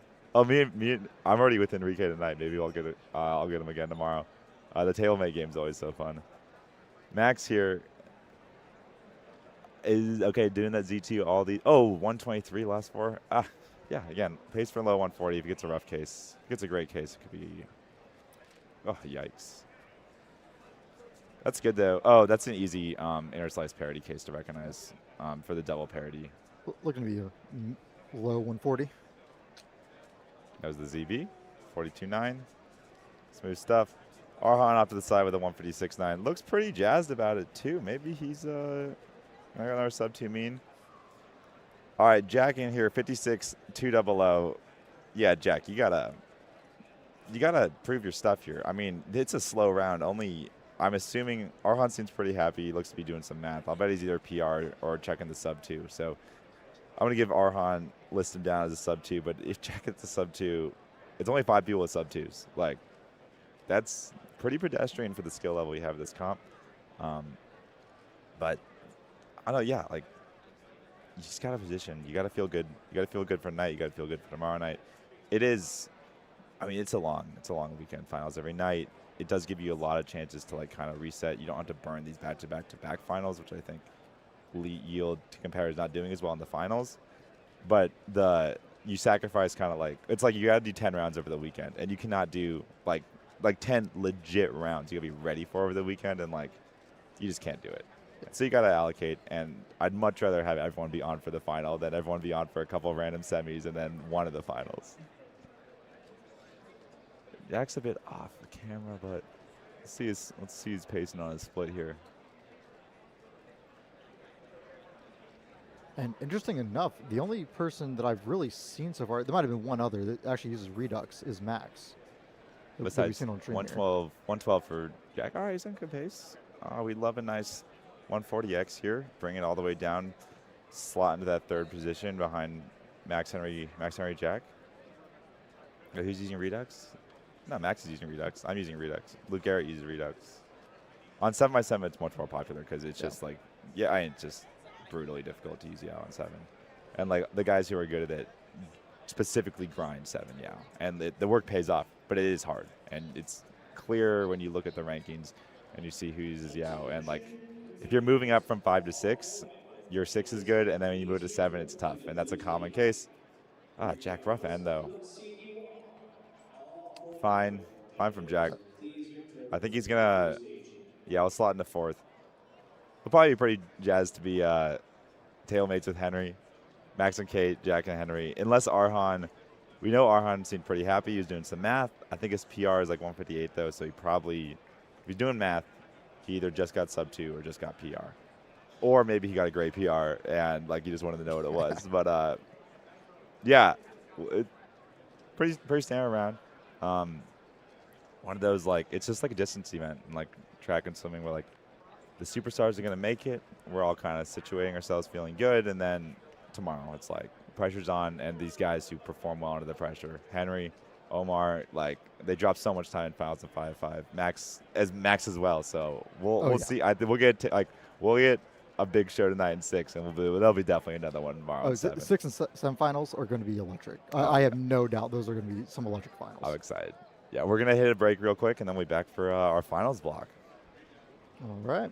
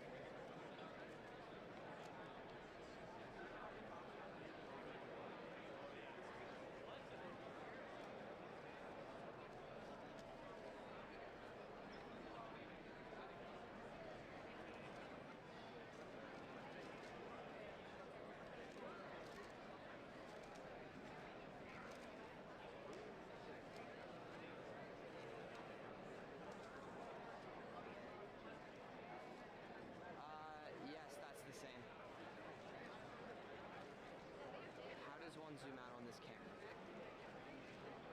All right. Yeah.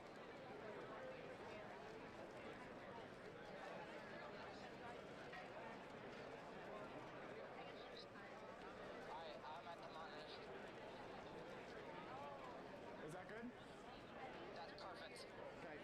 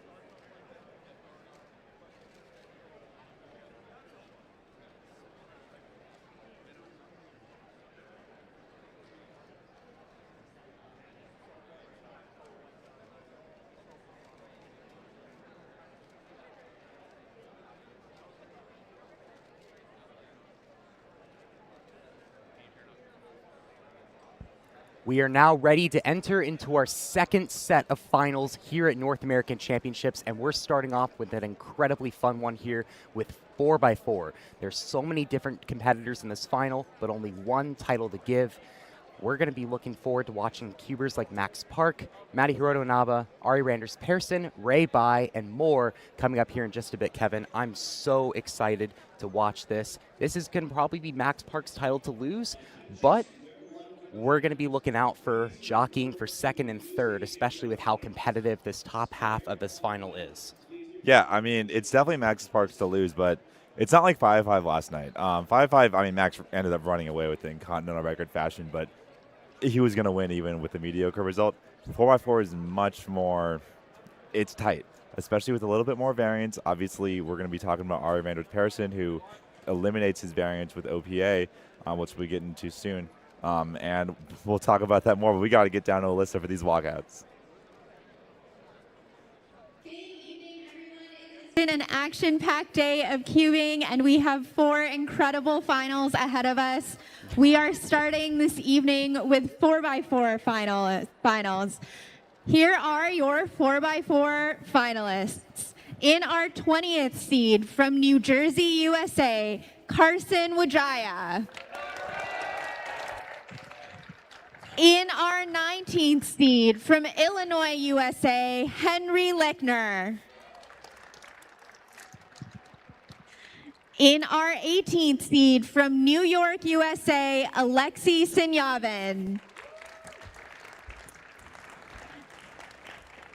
In our 17th seed from Texas, USA, Ryan Pilot. In our 16th seed from Georgia, USA, Nicholas Sanchez. In our 15th seed from Georgia, USA, Vishwa Sankar. In our 14th seed from Illinois, USA, Carter Thomas. In our 13th seed from Michigan, USA, Stanley Chappell. In our 12th seed from Pennsylvania, USA, Christopher Sun. In our 11th seed from California, USA, Paul Mavi. In our 10th seed from Washington, USA, Max Shao. In our 9th seed from Indiana, USA, Luke Garrett. In our 8th seed from New Jersey, USA, Jerry Yao. In our 7th seed from Texas, USA, Ray Bai. In our 6th seed, placing second at the last North American Championship from Hawaii, USA, Maddie Hiroto Inaba. Our 2nd seed represents the Philippines, placed 3rd at the last Philippine National Championship from representing the Philippines, Neo Juarez. And our top 4 North American seeds. In our 5th seed, the current Northeast champion from Connecticut, USA, Curtis Chai. Our 4th seed is ranked 4th in Canada for 4x4 average from Ontario, Canada, Arhan Serene. Our 3rd seed placed 3rd at the last North American Championship from Virginia, USA, Ari Ronders Pearson. And our 1st seed is a 3-time national record holder, an 8-time North American record holder, including the current single and average, a 17-time world record holder, the 2016, 2017, 2018, 2019, 2023, 2024, and current U.S. national champion, a 2-time world champion, and the defending North American champion from California, USA, Max Park. Good luck to all our finalists. All right, thank you, Alyssa, for that. And you just heard it all right there. Max Park, one of the greatest 4x4 solvers of all time. This is probably his title to lose, similar to all years. The 7-time back-to-back national champion is going to be entering in prime position to potentially make it 8 in a row today, Kevin. Yeah, I mean, Yeah, I mean, it sounds wild to like just talk about Max's dominance for so long, but yeah, it's like, oh, Ari's wait, okay, Ari's just doing, so Ari's doing some not allowed to use competition timers or competition use only. Ari's just doing some prep work. I love the practice. You gotta feel, you gotta know the routine. Yeah. I always talk about like these big finals. There's so much unexpected. There's so much that's going on. You gotta feel comfortable with the things that you already know it's gonna happen. Sit down, you're relaxed. Take control what you control, and then you just gotta roll with the punches. It happens. Yeah, and I mean, we are also talking a little bit too earlier about Madi Hiroto Inaba. It's slowly creeping up on Max Park's competition times, but so far, good start. Good, the first one. Ray does Hoya, so it's gonna be a little different. Yeah, Ray Bai is one of those interesting solvers in this 4x4 final. He's OPA, and he uses Hoya, one of the fastest Hoya solvers in the world. So watching his solves are going to be so interesting. Not one of, he is the fastest Hoya solver in the world.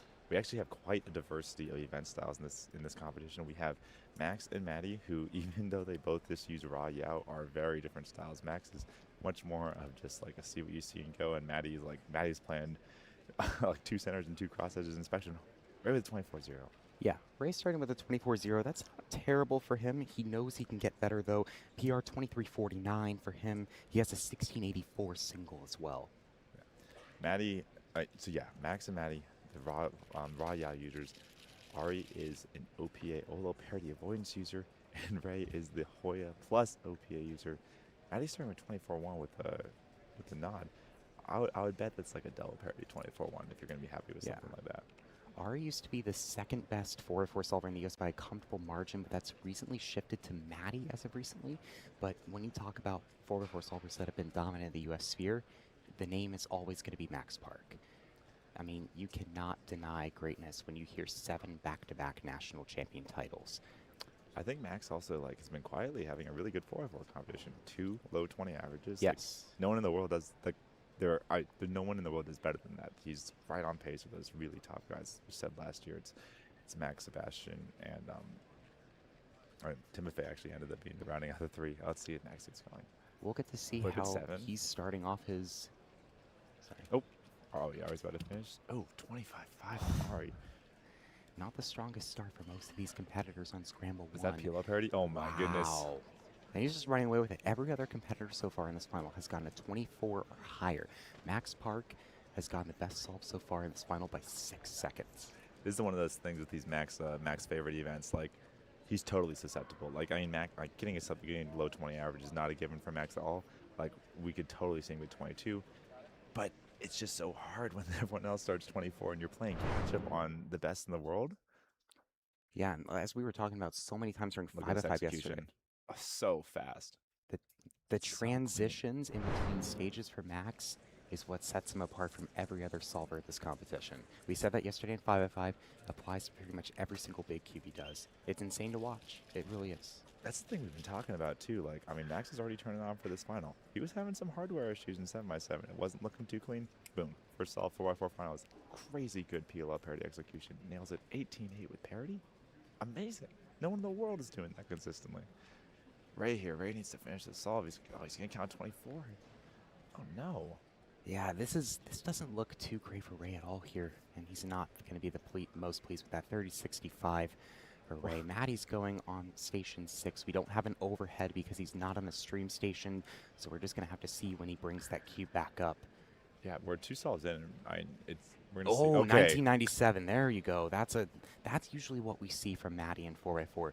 Those high 19, low 20 times. That's usually what he's able to do. For Maddie, you just need to hope that you're able to outpace Max Park and have him suscept to some mistakes. But based off of that first solve that Max had, I don't think I think that's going to be a harder ask than it is to be answered. That is Arhan. Arhan had a decent 5-5 round last night to get 5th behind the 4 leaders, and definitely wasn't too happy about it. Not starting too hot here. The big thing about Maddie and his solving is that he does run into his TPS issues. He's such a fast TPS solver on 3x3, and you can see it on his 4x4 that he starts to kind of lock up. The cube doesn't work quite as smoothly, 8 seconds. but when he's on, it's unbelievable. He does the He does the alternate old style, like a 4x4 parody out, and he does it in like 0.8. And it's just like he whips, like does like the whip turn on his wrist for it. It's phenomenal. Ari, obviously, OLO parody points is going to get 0 out of 5. Someone like him is hoping everyone else rolls a 5 out of 5 so he can maximize his advantage. Not the case so far. We saw Max not get OLO parry in the first, and Ari needs to finish up right here. It looks like he's about to move. Yeah, 23.98. He's looking for his 3rd straight national championship podium here today, Kevin. And he also finished ahead of Max at Worlds 2025. He got 6th. Remember, back at Worlds 25, Max ended up getting not the best times, so we'll see if he's able to recover here at this major. Yeah, and so the big thing about Worlds 25 is he actually started the same way here. We're going to want to see 2 good ones because he started Worlds, although he was at Redux at 13. Olo parody at 16. Wow, he's on. This is going to be a 2069. Wow, he's running away with it so far.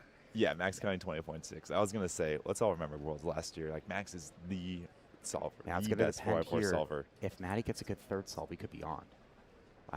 He needs to lift it up soon. It's probably going to be a 23 or 24. I think it's probably going to be Max's to lose. This is not good for Maddie. 27-29. Yeah, he's going to count that 24. So it's probably, unless Max has a lot of issues in these last 3 solves, I think that we're very early on seeing a very clear favorite come out here, Kevin. Yeah, I mean, the thing about Maddie, at least, is that you can't, like a lot of these solvers, they're kind of getting the last layer. They start moving their hands. Maddie's a pure, he does not move his arms to start stopping the timer until he's, halfway through PLL. We are kind of as expected looking at that Max Park runaway. It was a little, you never really know, especially in 4x4. And after we saw last year, Max started with that crazy 17 and fell all the way down to 5th, off the podium completely. But I think there's a little bit of that World's pressure into last year where it's you got to keep going. And Max is he's just the best. And a couple solves in, he's counting a 19, and he's just got such a cushion on everyone else because Maddie's counting that 24. Neo, let's take a look at Neo. Crazy story. Obviously, OH World Champion from last year. Yeah. The OH guy, big on Ru. Yeah, huge double PR for 4x4 in the semifinal. We were geeking out over his OLO parody combo algorithm, the Sebastian Weyer 4x4 parody PLO plus parody algorithm, and Neo's does an OLO one, which Sebastian was oh yeah, I should learn. And so when you're talking world champion hasn't even learned these things, and Neo was oh yeah, I learned all of them. Yeah. I was what? Yeah, look at that. What in the world? 2230. Right. Neo's such a chill guy. He's so fun. Yeah, Neo is so chill, so fun to talk to, and he's also just such an incredibly talented. Let's hit overhead on Max here. He's about to start his 3rd solve. And yeah, that's what I was also going to ask for. Let's get an overhead view on Max Park's 3rd solve here. We're watching for that flip over to 3-2-3. 8, so a little behind the pace, but we can, these edges, sometimes you randomly just skip all of them, and yeah, it's not what's quite the, this one's definitely off the pace. Yeah, this one's probably going to be about mid-20s here. There's that OLO parity that we'd like to avoid, yeah, but 22:36. Yeah, that's a little behind Max's usual pace, but still doing very well. And right now we're not really talking Ari, about 27-2. It's brutal. What's he pacing right now? He's all the way down there at 10th place, 25, 23, 27. Oh no, the pressure. Ari is looking for his 3rd straight national podium today, and it's looking like he's not going to be able to get it at this current pace at all. Okay, Maddie is the one that 24, 19, 27. He needs a good solve here, but can easily jump all the way up into the front here. Let's try and grab. I'm also going to watch out for Carson Wijaya. He has 24 and 23 on 1 and 2. We're going to see what he gets on 3.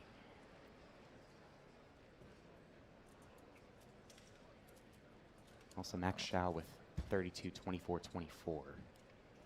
Yeah, Maddie knows it. 24-8. It's one of those things where he doesn't quite understand how slow the rest of the field is going, but he knows his fate is no longer in his own hands.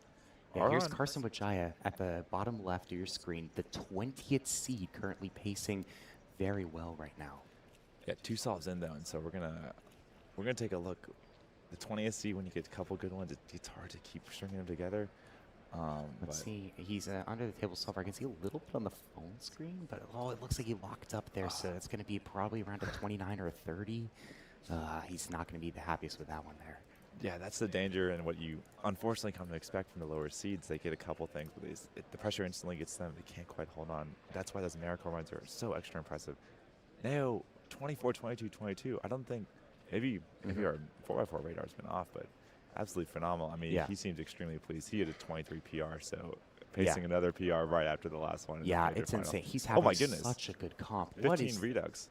What is this solving, guys? Also, remember, he does Rue and has to learn like CFOP just to do this, and he knows his PL. Like, what in the world? 2362. He He's can't on even PR believe it. pace. Look, he's just. All right, Max is going. Max is about to lock up this win with this solve, but Neo is. Yes. Wow, Max very Park impressive will stuff. probably lock up a win here very easily here. Let's go ahead and watch from the overhead view. Flip it around 8 again.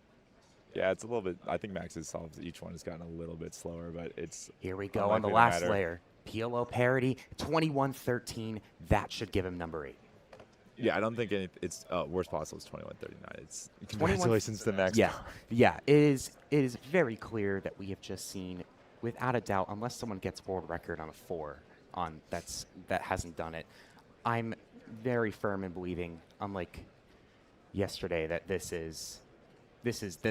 That's number 8. That's number 8. Maddie needs to get a 24.5 to stay in front of Chris Sun's pace right now, which would put him second in the North American race. Neo is running 23.5. Neo's running away with second right now, and overall, it's crazy. Yeah, what's crazy is that Neo doesn't even seem to be expecting Yeah, it. he's guaranteed another PR and 15th in Asia with that average. Wow. I'm not sure what that ranking is for Philippines. It's probably up there. He had to learn CFOP just to qualify. He was doing CFOP in Nations Cup. He was doing CFOP in the Regions Relay. Wait, really? Wait, he swapped to CFOP for his regular 3x3?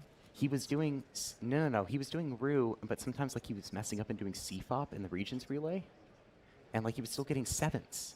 Wow. Yeah, like it's crazy. He's so good. All right, so Maddie with the 23.8 average locked in. We're gonna be looking at Max Xiao. Max Xiao. Oh my goodness, Max Xiao 2096. All right, This is a race, guys. Max Xiao hasn't had a lot of rounds since he started school at Johns Hopkins University, and he is going insane right now. 32, 24, 24, 20. So we're gonna be looking out. Arhan Serene ending with the 22 as well, bumping all the way up to the 24, 34. It is a race of the lower seeds right now. Yeah, Max Xiao to get. I'm not sure what it's going to be to get third in North America, but I'm pretty sure he just needs to make sure he doesn't count that 32. Here's Neo's 5th. So it's Max, Maddie, Arhan, 1, 2, 3 currently, and Max is guaranteed. But Max, Xiao, Christopher Sun, and Carson Wujaya can all make moves. All right, here's Max's final. Neo's gonna brutal last solve here. Definitely going to be responsible, unfortunately. He made a large mistake, but still very impressive 23.51. Yeah. Here's Max's final solve. Pretty much a formality at this point. He's pretty much guaranteed North American champion like 3 solves ago. On Olo parity, this might not be his best work, but he'll finish it off with a strong 21-18. Max Park, 8th time in a row. 8 is great. On 250th anniversary of the United States of America, setting off some fireworks in Raleigh. Max Park, the 2026 North American champion. Congratulations to him. Very impressive stuff. 21.39 average. Very nice consistency. 1 parity on every solve. We're waiting on the last couple of solves here. We have Max, Neo, Maddie, Arhan. So it's Max, Maddie, Arhan for 1, 2, 3. Neo is guaranteed overall podium. Where is Max Xiao? Where's our camera? Oh, no. 25.80 for last. Wait. Does that do it? Does that beat Arhan? We'll have to wait for that to get entered. 25.80 for the last for Max Xiao. It's going to be up to Chris Sun, I think, now. Chris Sun cannot jump ahead of Can Chris Sun not jump ahead? No. Maddie is 23.8. Okay. So it's probably going to be Maddie is guaranteed runner-up. Ari 27 at the end. Yeah. Bomber after 2 impressive rounds, got 2nd and 3rd. He's going to finish up looking like in about 9th place next to Henry. Definitely a disappointing final for him. Yeah, I think Chris is still waiting for his last, so we'll get to wait for him. Max Xiao got a 25, and I believe that'll put him at high 24, which will likely keep him out.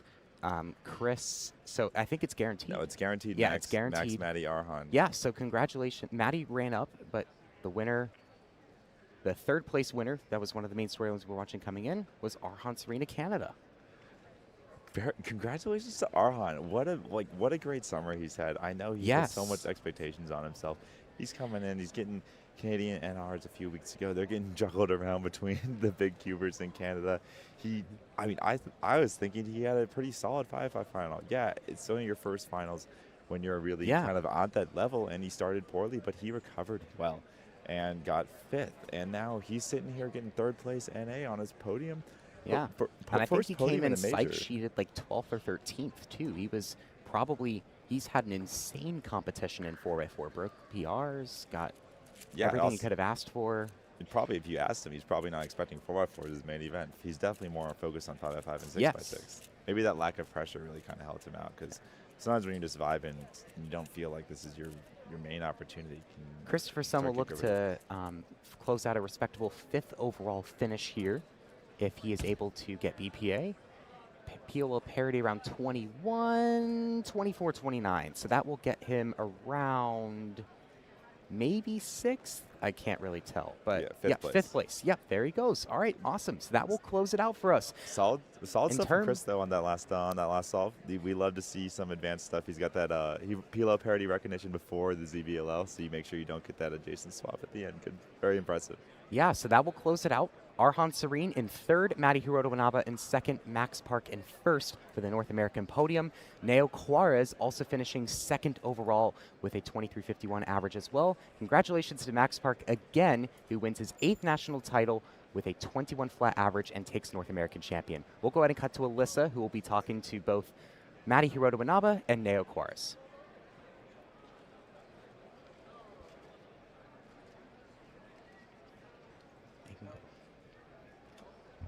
You could go.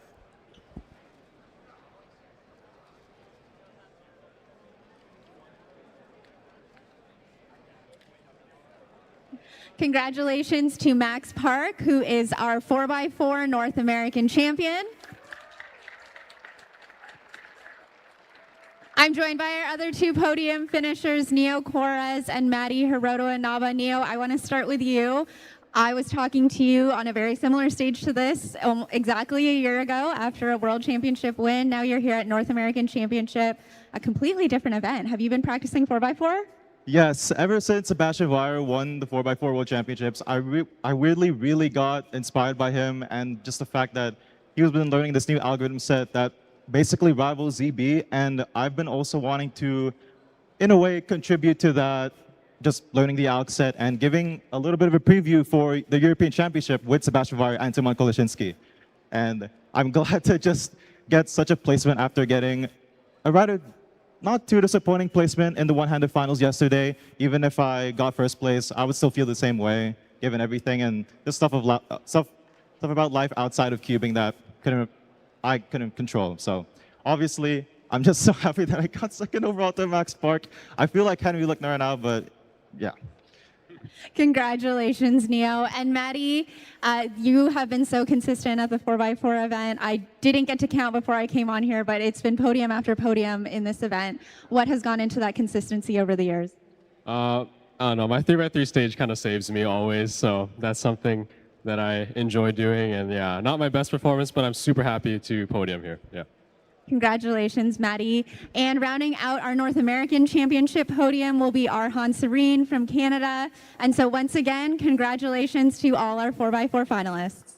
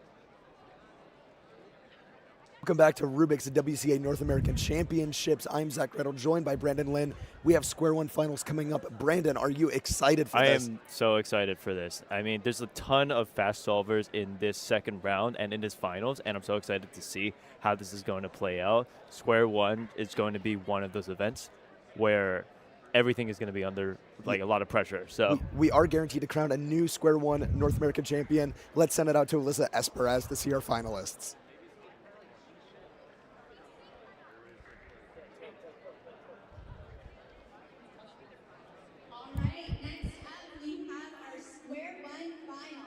Here are your Square One finalists. In our 20th seed, from California, USA, Trevor Mendelson. In our 19th seed, from Utah, USA, Elliot Pimentel. In our 19th seed, from New York, USA, Aiden Dinter. 17th seed from Wisconsin, USA, Lucas Littman Bruno. 16th seed from New York, USA, Chris Chi. 15th seed from Oregon, USA, Ezra Fish. In our 14th seed from Florida, USA, Noah Swore. In our 13th seed from Michigan, USA, Stanley Chappell.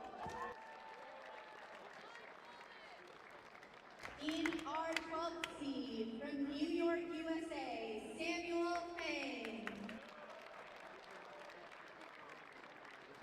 In our 11th seed from California, USA, Calvin Nielsen. In our 10th seed from Virginia, USA, Benson Kim.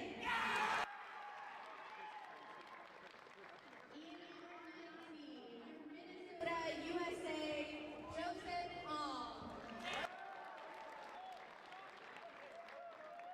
In our 8th seed from Oregon, USA, Benjamin Gottschalk.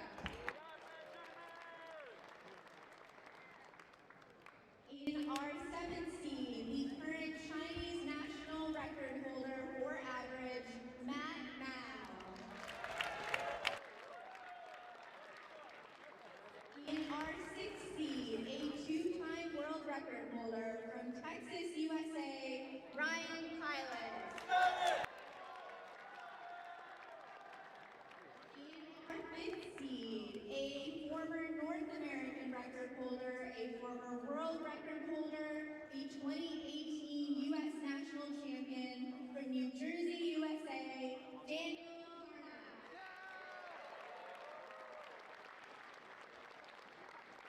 In our 4th seed, a three-time national record holder, a four-time world record holder, placing 3rd at the last North American Championship from Washington, USA, Matt Chow.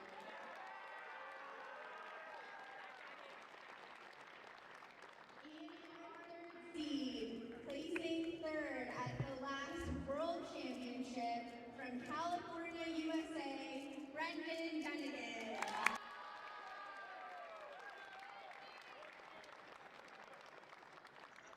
In our 2nd seed, the current world record single holder from Wisconsin, USA, Ryan Johnson.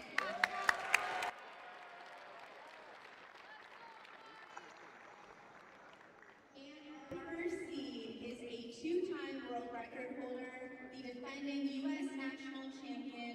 He placed 2nd at the last World Championship and 2nd at the last North American Championship from Virginia, USA, Hassan Kanani.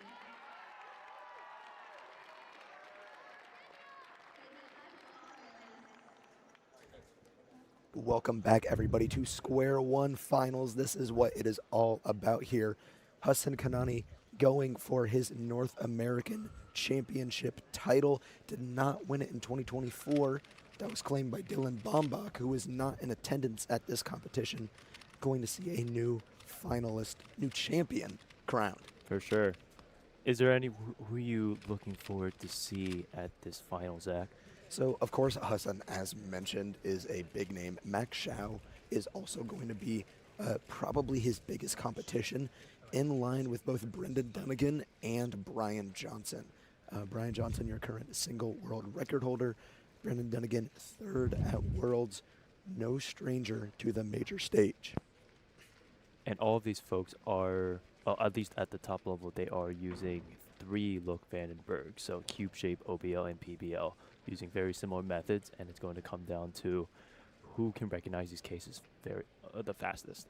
And there are also some solvers, notably Hassan and Max, both of which know OBLP and might implement some of their solves predicting OBL in inspection. So let's see Brendan Dunnigan with the first solve of his average. Brendan coming in as the 3rd seed of the second round. Getting to OBL 3.5. Very long PBL there with a 663. Not an excellent start from Brendan here. Brian Johnson also starting up his first solve. Pause from OBL, finishing it at 4.5. Oh, did he did the wrong PBL potentially? Ending with an 1190 for Brian. Yeah, not how you want to start off this finals. Any bad time you get from here on out counts or makes that 11 count. Hassan inspecting now. Max Shell also getting ready, but Hassan starting his solve. Did not predict OBL there and finished at 4 seconds, ending with a 6:57. Similar time to Brendan here, so a little bit neck and neck. Ryan Pilot getting a 6:67 off camera. Benson Kim with a 6:71. So a lot of these solvers, not anything really spicy in this first solve, unless Max does something right now. But not a lot of huge spiciness in this beginning solve here. As I say, not a lot of movement. The Yep. top solvers all getting 6s. Max finishing OBL at 5. Max with a 5:45. That's the fastest time we've seen this first solve. So Off to a great start, positioning himself in front of the rest of the competition.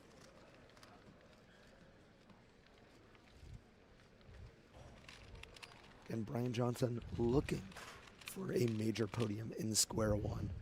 Has the world record single to back it up. Brian's been doing a lot of grinding for Square One. It's been his thing, along with many events, like especially FMC. Brendan getting to OBL pretty early, ending with the 5:18 here for the second solve. So bouncing back a little bit, quite a bit actually for this average. I was going to say very nice solution there.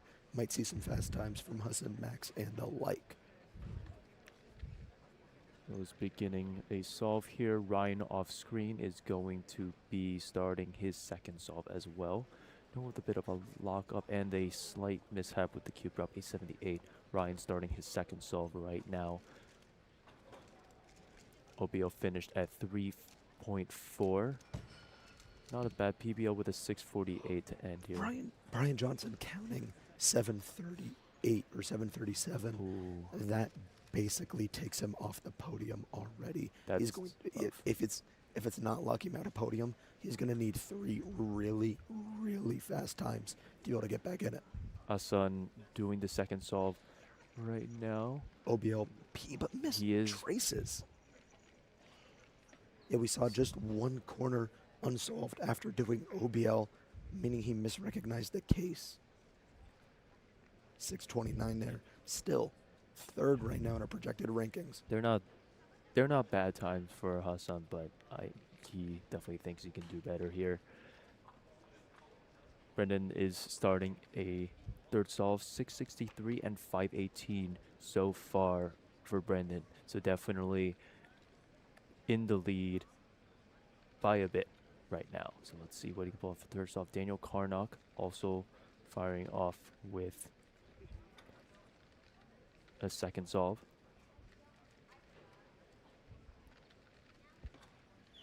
Daniel finishing OBL 4. Daniel ending with a 643. Brendan is ending with a 649. He's going to be relatively happy about this one. Well, I guess it is. Think Yes, it's like a sketchy. It's good, but it's not. It's not a +2. Yes. Yes. So Brendan currently projected 3rd after that solve. Max Xiao projected 1st. Speaking of Max Xiao, starting his 2nd solve over here. Most folks seem to be doing better on the 2nd solve versus the 1st solve. But Max already has a pretty good 1st solve, so let's see what we can pull off here. Oh, what disastrous cube drop there. Doing OBO at 5. Ending with an 823. That cube drop was definitely not ideal there. Heartbreaking to see. The saving grace is that he still has the leading single from the 1st solve, so hopefully that pads out things a little bit as he gets the rest of the 3 solves. Brian Johnson also starting off camera with his, let's see, that is oh, that cube drop. Brian Johnson off screen is going to be doing OBO at 3 and at 8 seconds. 613 for Brian here. Unfortunately, he is going to be counting that 8-second solve he got on the 2nd solve. Sorry, 7-second solve that he got. Ryan Pyle with the 621. Benson Kim, 570, counting a 671, projected 4th right now.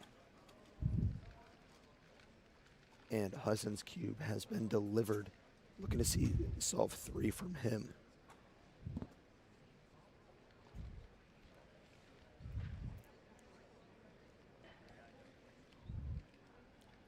So far, it's little too early to tell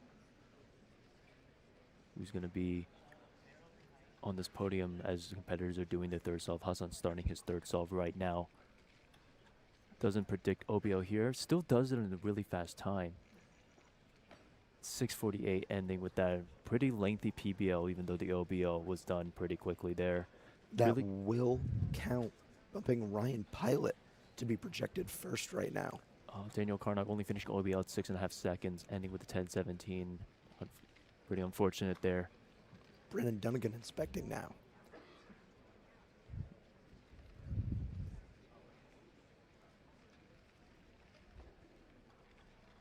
Brendan also finishing OBO at 3, pretty locky PBL. Ends with a 575, not a bad time considering everything else that's been happening this final. So I should put him in a comfortable position.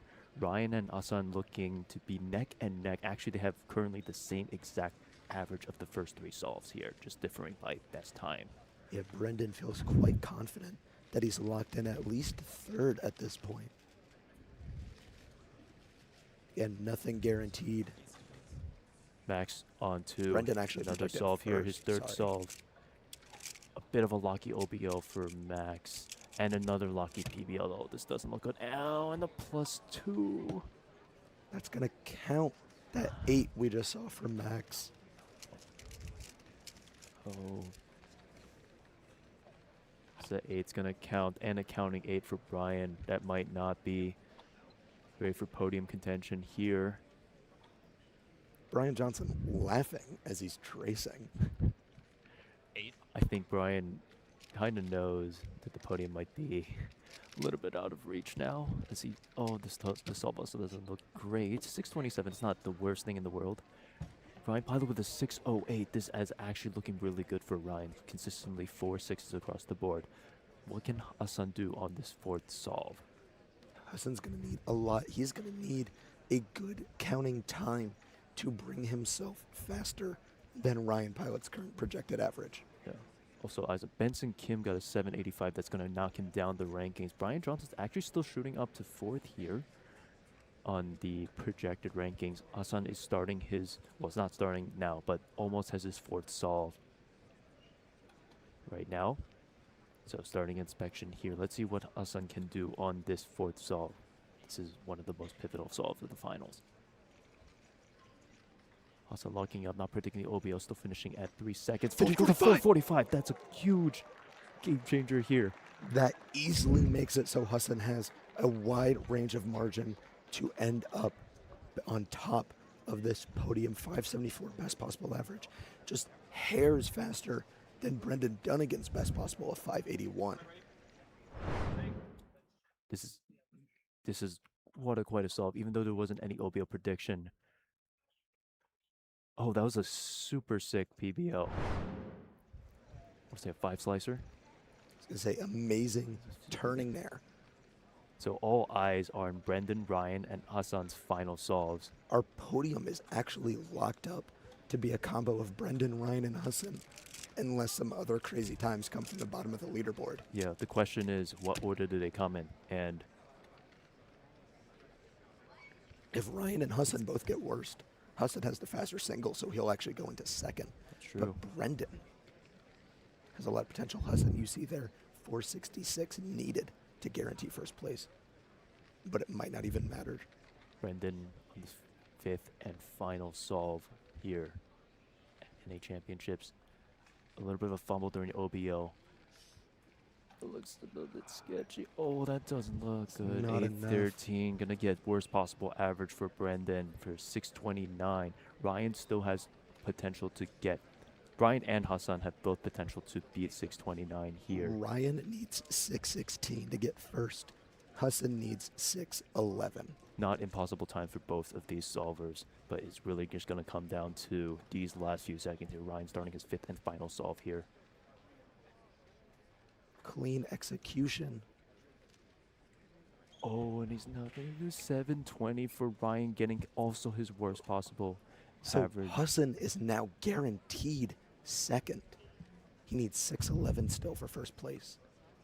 Hassan starting this last solve here. But his turning is so fast. Can he recognize the PB on time, execute on time? Yes, he's your North American champion. Hassan Kanani is your North American champion in square one. I don't know if he knows it yet. He's looking out into the crowd. So Hassan, there's a reaction. Yes. Oh, and there's a celebration. Hassan a little surprised, not performing up to his standards, but still coming out on top. Oh, wait.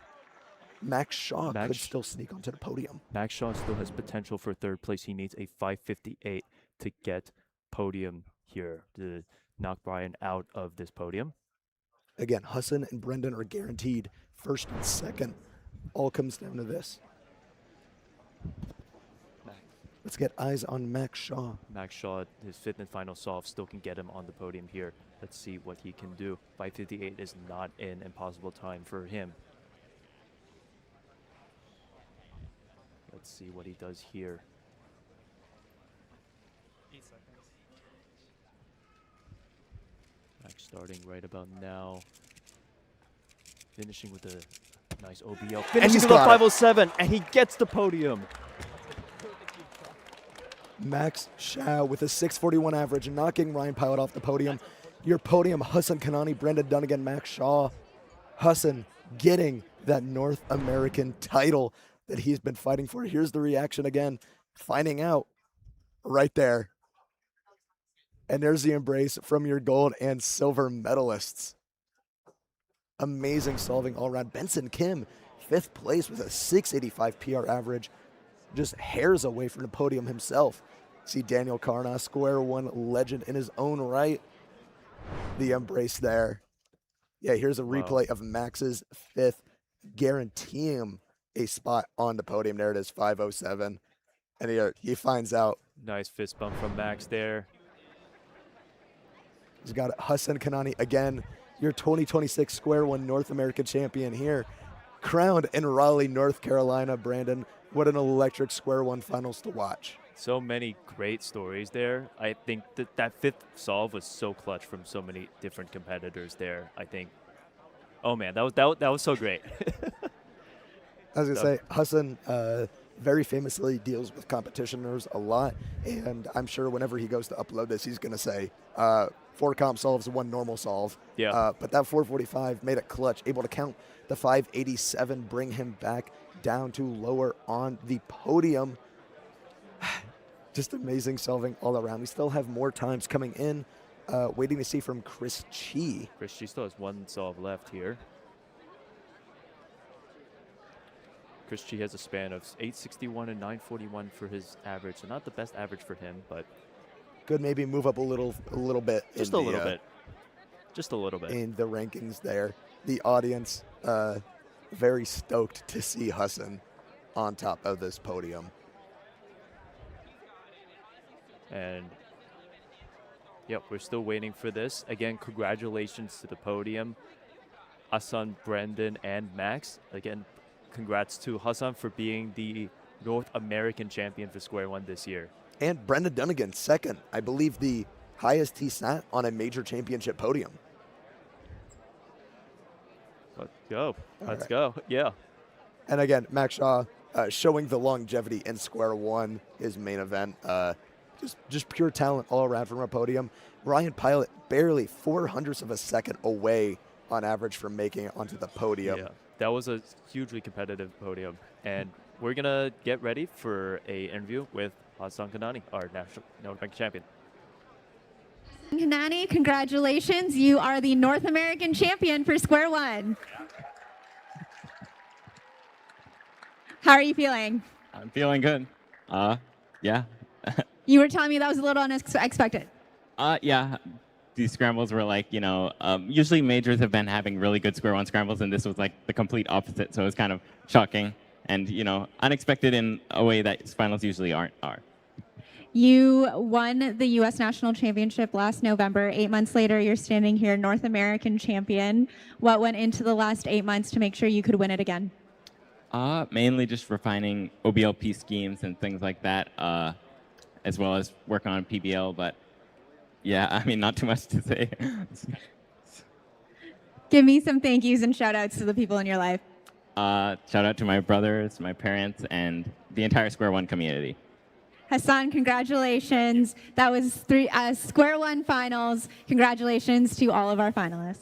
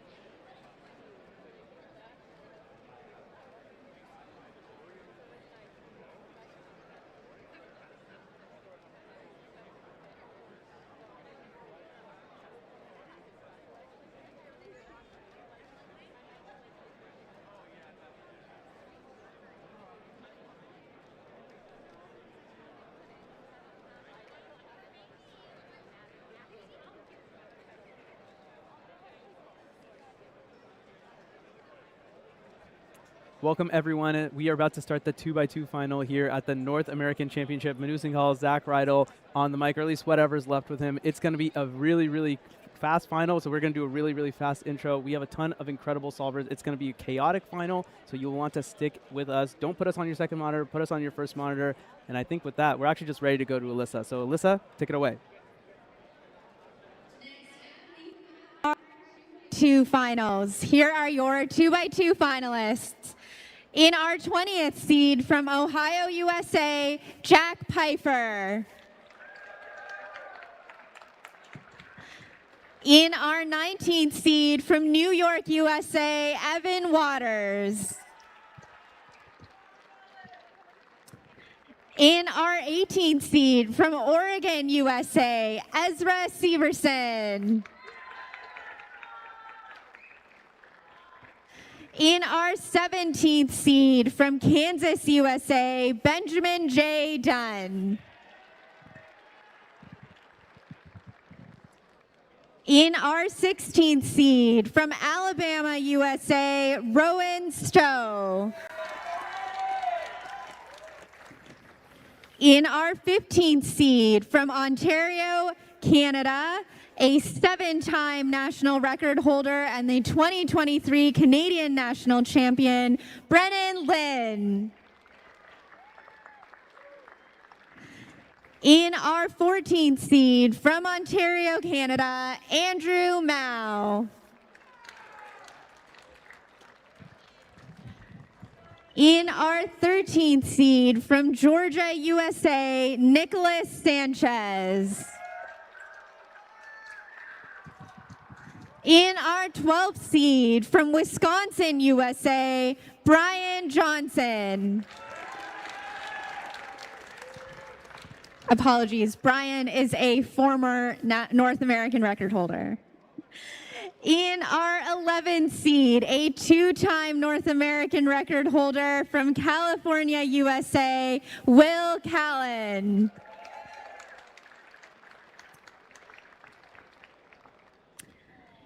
In our 10th seed, the 2024 U.S. national champion and the defending North American champion from Virginia, USA, Michael Nielsen.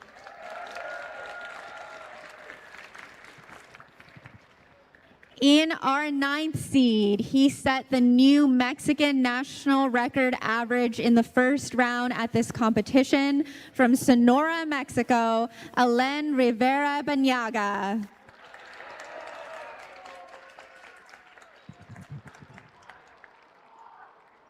In our 8th seed, placing second at the last North American Championship from Massachusetts, USA, Ethan Zhuang.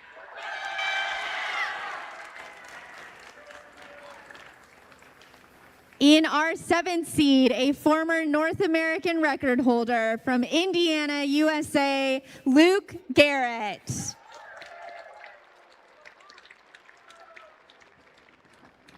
In our 6th seed, the current North American record single holder, a 7-time world record holder, the 2023 U.S. national champion, placing third at the last World Championship, and the 2022 North American champion from Virginia, USA, Zane Kanani.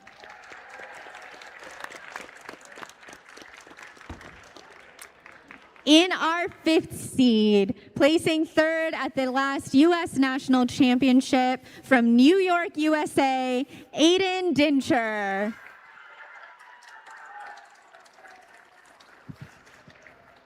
In our 4th seed, he was a 2025 CubingUSA All-Star from Virginia, USA, Hassan Kanani.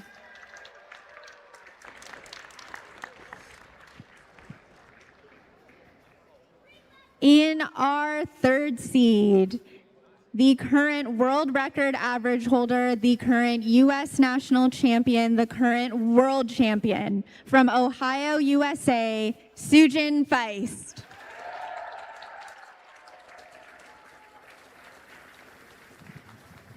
And in our 1st seed, we had an incredible 2-way tie in our semifinal for the 1st seed. So our first seed is ranked 3rd in North America for 2x2 average from Tennessee, USA, Matias Marcantoni Nunez.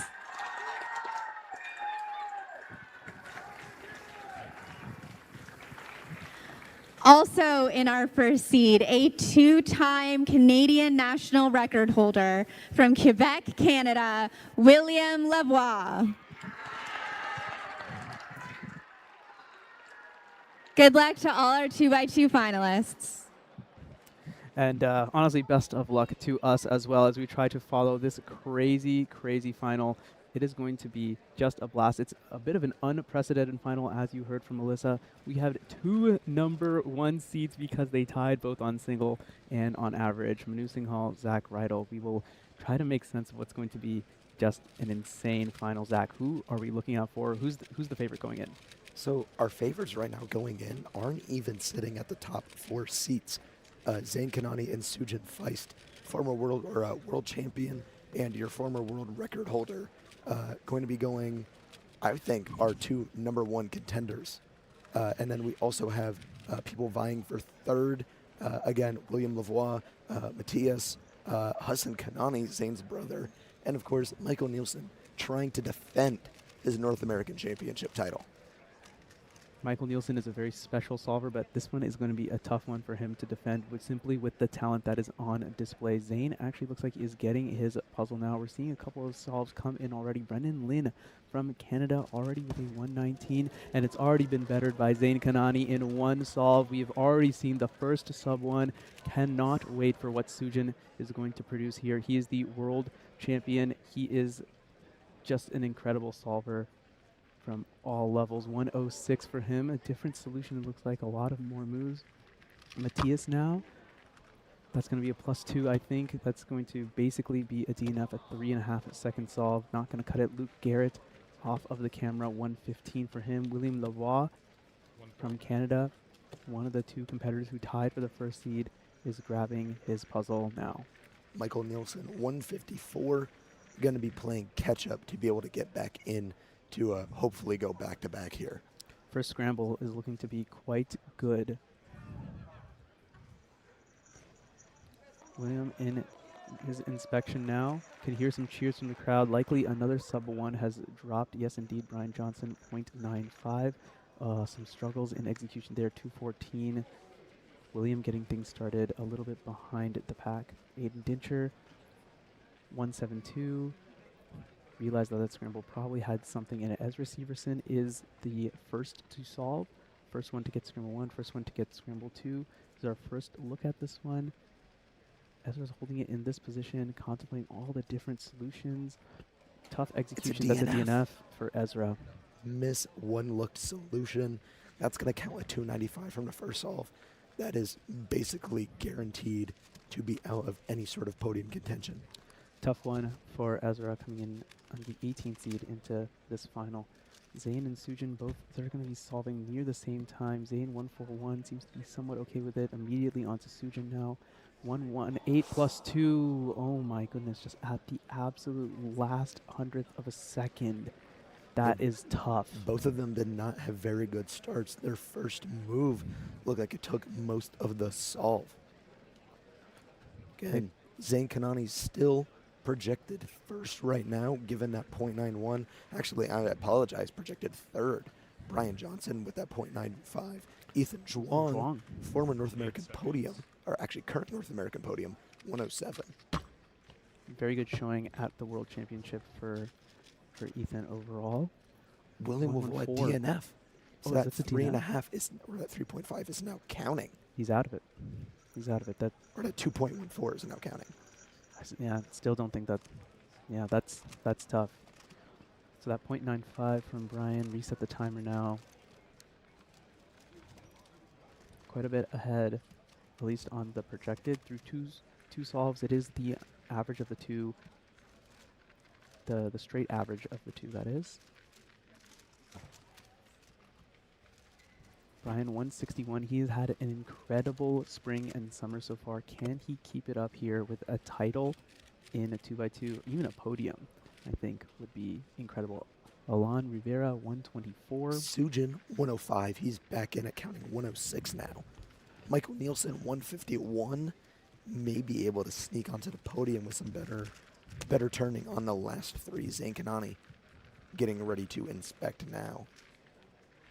We'll go quickly over to Luke Garrett, 184 on his second solve, so this one is the 3rd one. Using up all the inspection time, trying to figure out what the most ergonomic and most efficient solution is. Another +2. One Meanwhile- flat for Zane, 2 thumbs up. That is counting right now. Going to put him ahead of Sujin Feist. By 600ths of a second right now, he has the better counting time. Looks like Alon is a little bit behind on the number of solves. He's only through 1. A lot of other people are through 3. Matthias on his 3rd right now, I believe. He does have the 349, which is basically a DNF. 12 seconds. So he needs to put something good down here. 178. Looks like he struggled a little bit with the execution there. Will that be enough? Won't it be enough? Remains to be seen. Sujin now, solve number 4. I think this is going to be the first solve 4 that we see. 106 counting right now. Make that 105 counting as well. 105, 106, and now at 0.96. Okay, so it's, yeah, I mean, it's just like the chalk said. Zane versus Sujin at the top. Can't be surprised about that. Brian definitely has something to say about that, though. This is going to be the 3rd solve for him. That 0.95 is really, really, really helpful right now. A 1-1, a 1-0, all of those would be a counting time right now. Struggled on the execution. 1-7, 121 for Michael Nielsen off the camera. Michael Nielsen in 4th right now might be able to sneak his way onto the podium. He is inching up ever so slowly. It's going to come down to Zane and Sujin to lock something in here, though I think it's not chalked up yet because of Sujin's 318. Yeah, that 318 is unfortunately just creating a mess out of his BPA, WPA. 102 is possible, but you have to count a sub-1. Zane can kind of put this away here if he can get something better than 0.91. He can just send it. Oh, and he doesn't. So the 1-4 will be counting for Zane. For Zane and Sujin, it's really just comes down to the last solve. Sujin 183. I don't know if that's going to be enough. 131. So Zane definitely has a chance. That falls right in the middle of his BPA, WPA, which means that in order to maintain first position, 153 potentially. Let's see what Michael has to say about that. Again, Michael's been slowly inching towards it. Might be able to sneak even higher up in the projected rankings. Alon, 118 on the 3rd, moved up to projected 2nd. Yeah, counting that 124. What can he produce here? Just becomes an absolute beast in these major championship finals. Can he extend that to 2x2 as well? No, it doesn't look like it. Looks like he either misrecognized or didn't quite get the one look done properly. 199. It's going to move him down. Yeah, it'll move him down slightly. I think that will make it very difficult to be able to beat Sujin. I don't think it's even possible now after that for Michael. Luke Garrett, 152, so he will not be able to beat Sujin. Sujin, the leader in the clubhouse, already has banked the 131. You see that up there? Zane needs 152 or better to stay in first place. Getting warmed up now. Yeah, this is a big solve from Zane Kanani. As it stands right now, Sujin is already in with a 131. It is possible for Zane to get worse than that. It falls right in the middle of his best and worst possible averages. But Zane can take the title right here with a good solve. And a big fumble from Zane. This is worst possible average. And so he's going to move behind Sujin Feist. And I think actually, against all odds, Alon Rivera-Banyaga, he does not know it. He's going to move into first place projected right now because he has the best counting time. 124 is ahead of Sujin's average. Can he repeat? Sujin got a sub-1 on this scramble. It is definitely possible for Alon to sub-1 maybe, sub-1.5 very likely, sub-1.4 also possible as we see Matthias get a 1.4. Not sure if it's a +2 or not. Brian Johnson and Michael Nielsen able to maybe take Zane's spot in 3rd right now, or at least projected 3rd. And just looking around at the best and worst possible averages, only Alon could catch him 171. There was a huge hesitation there. The solution was short, but he just hesitated just a little bit. 138. That's it. Sujin wins. Sujin, your North American champion, even with that 183 on the last counting. You could see him reacting. He is stoked. Michael Nielsen still could make his way onto the podium. 146 right now to knock off Zane. 142, his best possible average. He needs to beat 121. Very, very possible for his skill level. 152. Oh, so close. So he's going to get a really, really tight 3 counting solves. 154, 151, 152. So he's going to end up in 152, tied with Luke Garrett, but losing on single. Luke Garrett will stay on 4th. He's currently 3rd place on the U.S. podium. Brian Johnson, he's going up right now. He can actually overtake Zane as well. Best possible average would do that for him. You need to count a sub 1. We've not seen a sub 1 on this scramble, and we're not going to see one just yet. 162. This one is a +2, I believe. Yeah, I saw the yellow card go up there. So worst possible average. So we're seeing, Alon, a time worse than 159 for him will kick him off the podium and bring Luke Garrett on. And there's Sujin realizing that he is your North American champion. Big relief from Sujin Feist, but all eyes are on the Mexican national record holder. He set it in the first round right here at this competition. Can he get 159? Can he beat 159? The other folks have.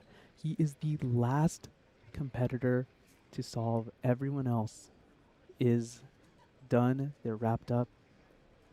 Literally every single person is watching Alan Rivera Banyaga from Mexico trying to clinch 2nd place at the North American Championship, bring a medal to his country. Can he do it? 159 and not quite. It's going to be a DNF by a corner twist. He will end off the podium entirely. Luke Garrett, a come from behind 3rd place medal.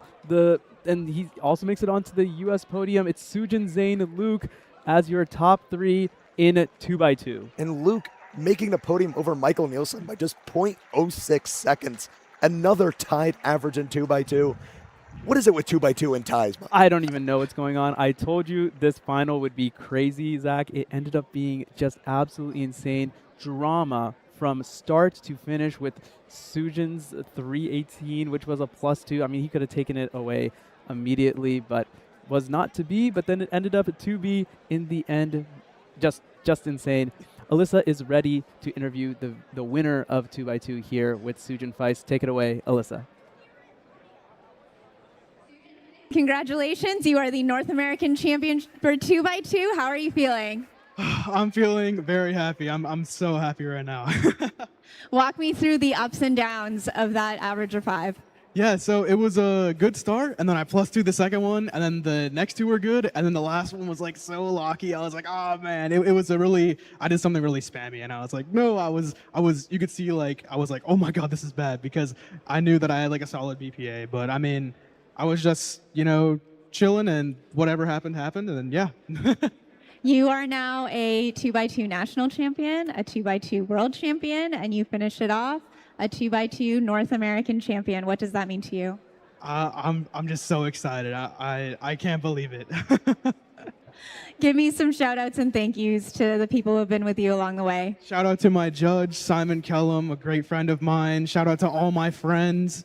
And this is actually funny. I was watching the World Square One live stream at home back when I got home from Worlds, and I was watching it with my parents. And my mom saw Samir Agarwal shout out his parents, and my mom was like, "Where's my shout out?" So this is to her. Shout out to my mom. She's probably back at home somewhere. I don't know what she's doing. Sujin, congratulations. That was 2x2 finals. Congratulations to all of our finalists.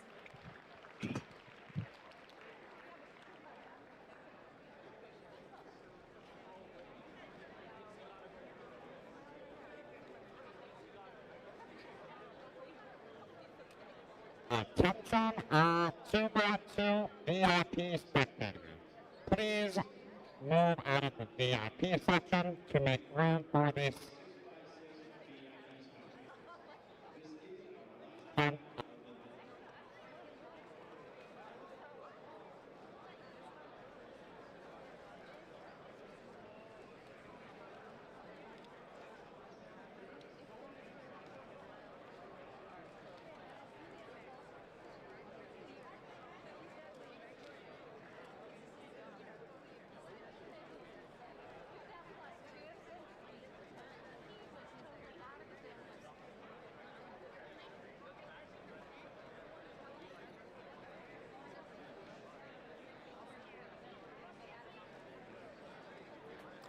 Welcome back, everybody, to North American Championships at Raleigh, North Carolina. I'm Brandon Lynn. And I am Brandon True. And we are going to get right started with 6x6 finals here. This final is extremely exciting for me because it is one of the most wide open finals that we're going to see tonight.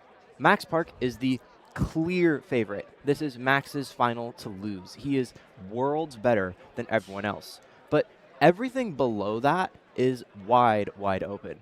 Yeah. And to introduce the finalists, let's cut to Alyssa. So, Alyssa, here we go. Finalists walking out now. Final of the evening is 6x6 finals. Here are your 6x6 finalists. In our 20th seed from Michigan, USA, Stanley Chappell.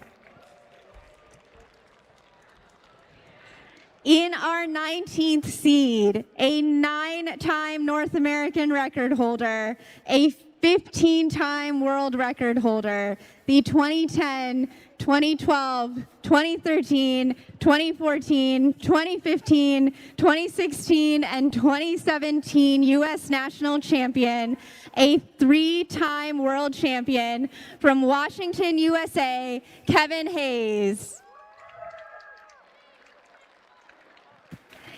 Our 18th seed from Texas, USA, Ryan Pilot. Our 17th seed, a 3-time national record holder, including the current national record single and mean for Mexico, the 2025 Mexican national champion from Coahuila, Mexico, Enrique Oviedo. Our 16th seed from New York, USA, Alexei Sinyavin.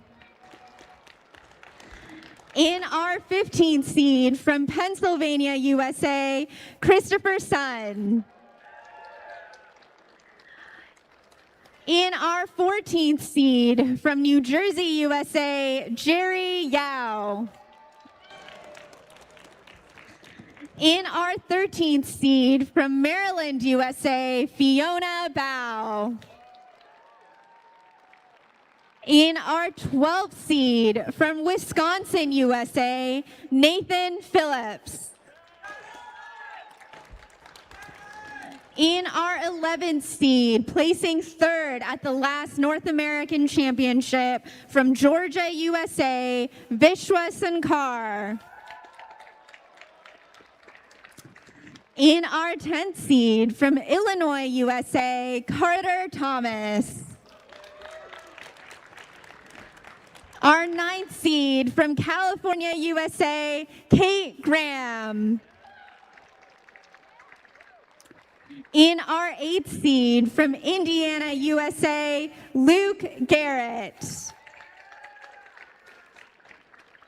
In our 7th seed, a 9-time Canadian national record holder, including the current national record mean, the 2023 and 2025 Canadian national champion from Ontario, Canada, Omar Elabon.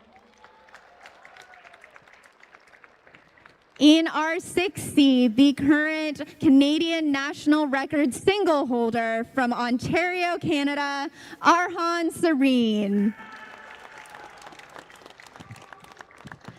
In our 5th seed, placing 2nd at the last U.S. National Championship from Ohio, USA, Jack Piper.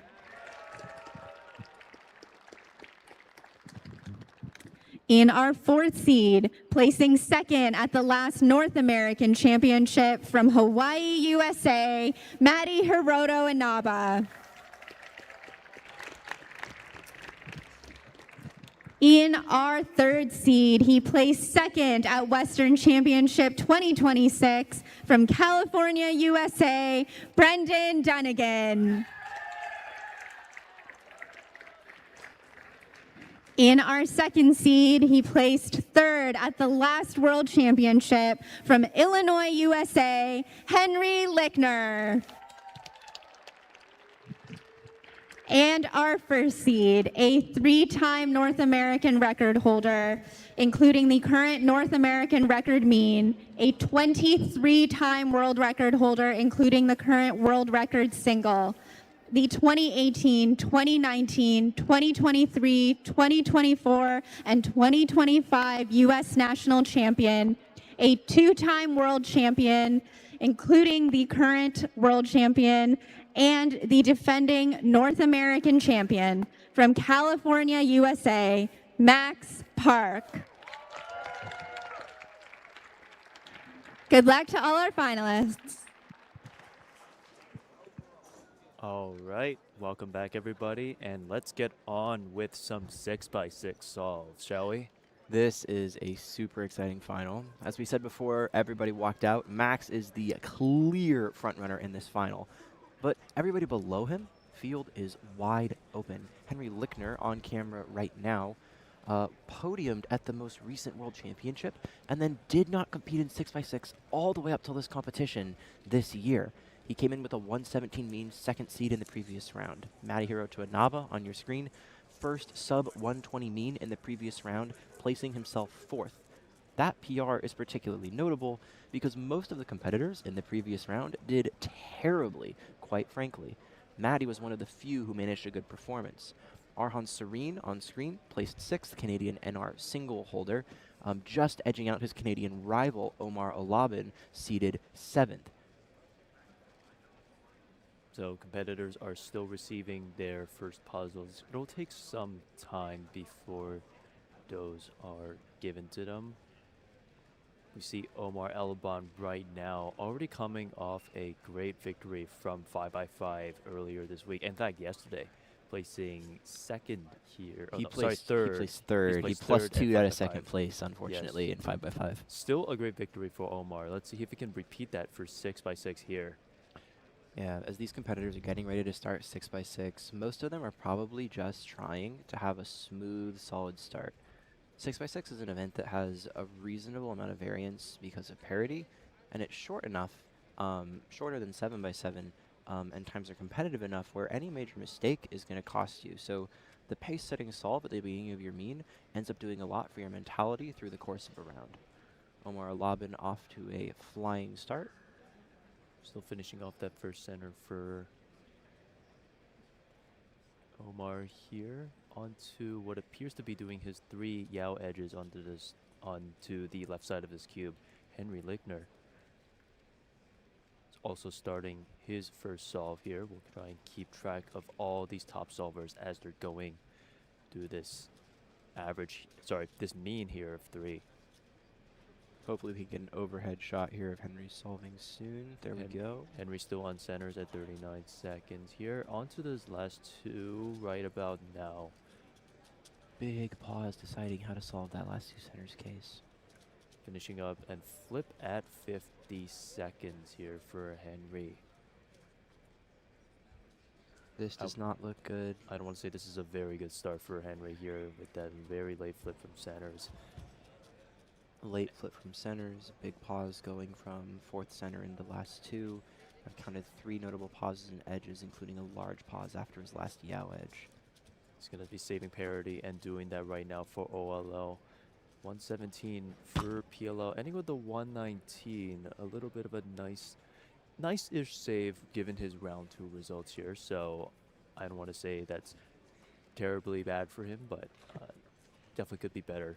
It's unlikely he's happy with that. His PR is a 110 mean. Maddie starting his first solve over here. Off stream, Arhan Serene with a 113, a very strong opening single, while the rest of the pack has put down 130s or mid to low 120s. Omar with a 121 here. Maddie starting his first solve of the mean. Onto doing that yellow center, finishing up that last bar right about now at 17. Doing those Yao edges with some pretty good success and moving to those centers. A little bit of a pause there doing that 3rd center. Overall, the solve looks really, really clean. Like, there's no major mistakes. He's not locking up. His turning's really accurate. Man of the hour, Max Park, getting ready for solve number 1. Try and keep you updated with Maddie's solve as well, but as Max starts his first solve of the mean. Max coming off of an uncharacteristically slow 117 mean in round 1. Max's in-competition average has been closer to 107, so we'll see if he can redeem himself in this final round. Max famously uses Redux for 6x6 and all big cubes, so he's just going to be going to edges right about now. He got into edges in the mid-20s. This could be very good. Max's edges are typically stronger than centers. Let's see here. He's on his last 4 edges right about now-ish. Last 4 at 48. 50 seconds here. His 3x3 stage is so fast. This will be a low 1. Doing lots of edges right now at 55 seconds, doing 3x3 stage. This is going to be a pretty good solve for Max. He's going to hit all-up parity, unfortunately, and that's going to punish him a little bit. Still with a 108 solve here, putting him pretty decently ahead of the rest of the pack. Not far from Arhan Serene's 113 first solve, though. This is typical Max Park. Not incredible, but not bad, and yet still 5 seconds faster than Arhan, over 10 seconds faster than Henry. Speaking of which, here's solve number 2. He's probably looking for something 110 or faster as a good solve. He knows 119 is not as good as he wants. He's definitely hunting for second place. Henry doing Yao edges right now, doing that third edge right about now at 25.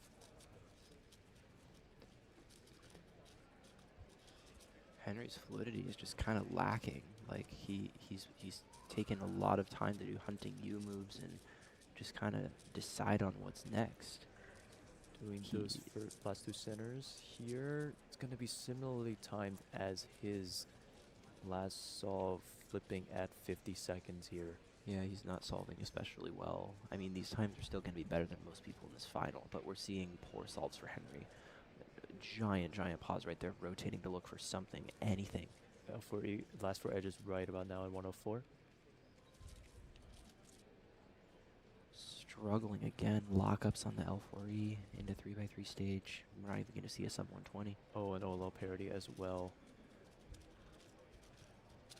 He's going to also hit PLO parity, unfortunately, with 122. Worse than that earlier solve, unfortunately. This is really big. This means that Henry is going to be fighting for his life just to stay on the podium. This time by Arhan is going to be super huge. He had a 113 on his first solve. 120. Okay, he is comfortably ahead of Henry Lickner. Omar off screen is also still doing edge pairing at 104. Other potential solvers to watch. Brendan Dunnigan just got a 124, then 129. He's likely out of the running for anything in the top 5. Omar finishing with a 119. He seems to be shaking his head previously during edge pairing there. Maybe could have been a lot better. Yeah, so Omar with kind of middling times around where Henry's at. Arhan establishing himself pretty comfortably in the number 2 position. Curious what Jack Pfeiffer's going to get on 2 as well. He started off with a 124, has potential to compete for a podium spot if he pulls it together. Maddie Hiroto Inaba off screen is flipping at 50. He's going to need a better time than before to bounce back from that 125 he got earlier. Max Park warming up.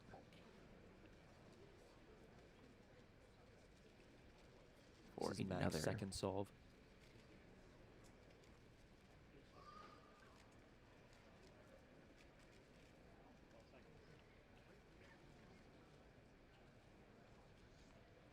Off screen, Maddie getting a 120.99, so not gonna be an okay mean for Maddie with a 125 and 120, but he's put himself in striking distance of the podium. So onto Max's solve here. As a reminder for the audience at home, Max is currently 0.1 behind the world record mean, currently held by Lim Hung. So he's going to be on the hunt for times below 104.9. Finishing centers at 33, slightly slower pace than his last solve. Yeah, this does not look like a world record pace. Time, it's still going to be solid. Still got 8 edges to go. They say that finishing up L4E right about now. Doing 3x3 stage at 56. Mark, I stand corrected. This might be... Oh, but then he hits OLL parity. No. And PLO parity, so it's going to end up with a similar time. 1:08.49. Very impressive. Okay. Arhan Serene has his third cube in front of him, but has not taken the cover off just yet. He is the man to watch for second. What he gets on this solve is going to be the time that dictates Henry and Omar. Speaking of Henry, he's currently 30 seconds in to his final solve as well. Arhan and Henry are going to be the two to watch here. Omar with his cube in front of him as well. Remember that in big cubes, especially for 6x6 and 7x7, every single solve matters. You cannot drop a single solve as part of your mean. So this third solve is going to be very pivotal for all of these competitors. So Omar is away. Henry approaching the end of his solve.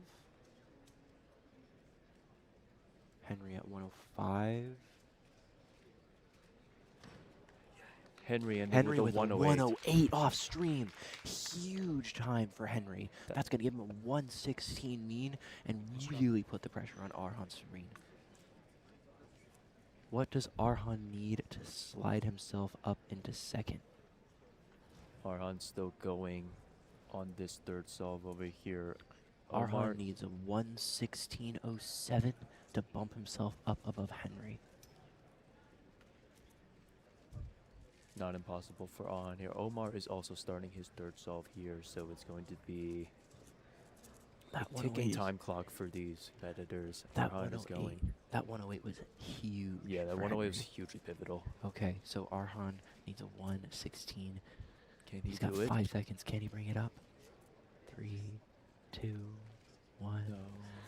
And Henry Lickner takes it over Arhan Serene. He needs a 126 for third. He still has 5 this seconds is to bad. be able to This get is a very podium. bad. Oh, this is a disaster. Oh, no. Oh, this is 127. horrible. Door is wide open for Omar Labin. I feel like he was also very calm about the timer stop Pop too. for Arhan Serene. He had a piece pop out during that solve. He just picked it up off the ground.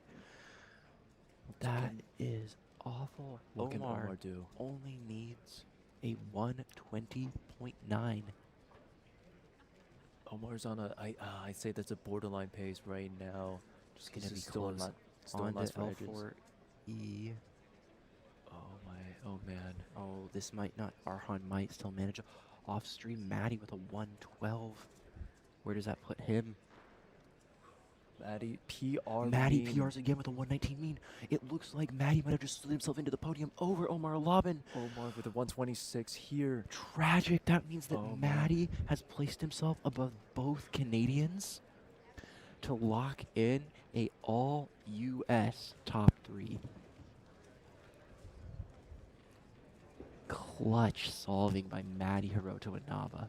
We still got a solve from Jack Pfeiffer here. He needs a 115 to lock in podium here. It's Jack is absolutely still in the running for the podium. sure. Max Park on stream right here, finishing up his final solve.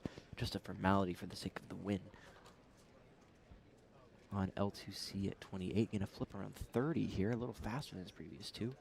Going Off through stream, edges. Jack Pfeiffer, deep breaths, and contemplating as he goes into a third solve that is far more pivotal than he realizes. Max is still going through these edges, around 4 or 5 edges to go. Finishing up, doing last 4 edges right now at 51. Going to be saving that parity for OLO right now. Oh, slight lockup on F2O. It's going to do that OLO parity right about now at 104. Finishing up, needs PLO parity too. With the worst of his average of his mean 109, going to be placing him around the high 109 mark here. All right, Jack Pfeiffer, final solver that really has a shot at the podium. Jack needs a 115.9 to slide himself into the podium. His PR single is a 108. This is extremely extremely doable for Jack. Can he hold it together? He doesn't know it yet. But this solve is going to change the entire podium. He can manage to flip around get it 45. This looks exceptionally doable.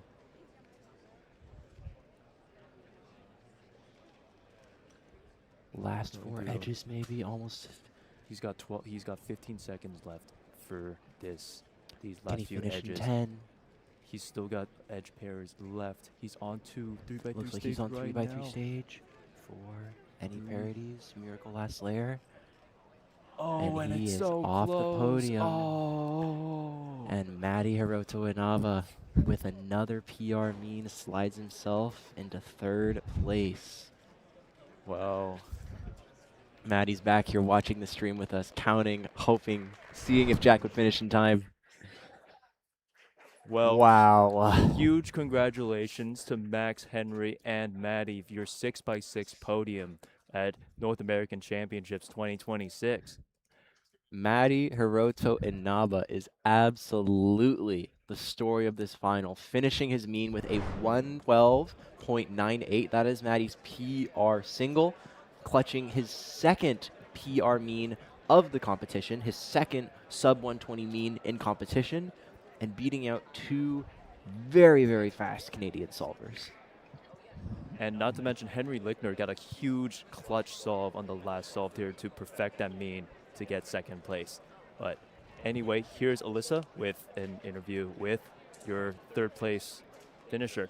Congratulations to Max Park, who is our 6x6 North American champion. Henry Lickner in our 2nd place position, and Matti Hiroto Inaba, you set a PR single and average to claim another North American podium, this time in 6x6. Tell me how you're feeling. Yeah, I don't really know what happened there. I kind of just caught fire. I'm not a 6x6 guy, and I literally said in one of the interview that came out at the first day of NAC that like I don't expect anything from 6x6, but yeah, I'm very happy to be here, I guess. How did you, obviously off to a little bit of a slow start, but how do you round it out and just stay locked in?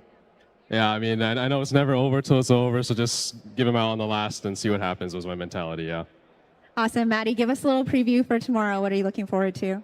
I mean, I think my only event is 3x3, so hopefully I can go like the first round and yeah, put down some good times. Yeah. Awesome. Well, we will see you and a bunch of other competitors tomorrow for our final day of North American Championship 2026. Do not miss it, and we will send it back to the booth. Congrats again, Matty. This officially concludes day 3 of Rubik's WCA North American Championship 2026. We would like to give a big shout out to all of our sponsors. That's going to put a wrap on our 3rd day of the North American Championship 2026 here in Raleigh. And we had so many exciting finals happen today. We've had 4x4, square 1, 2x2, and 6x6, which y'all watch. Super exciting finals to watch, and there's even more coming tomorrow. So make sure you're in tune with whatever's coming tomorrow too.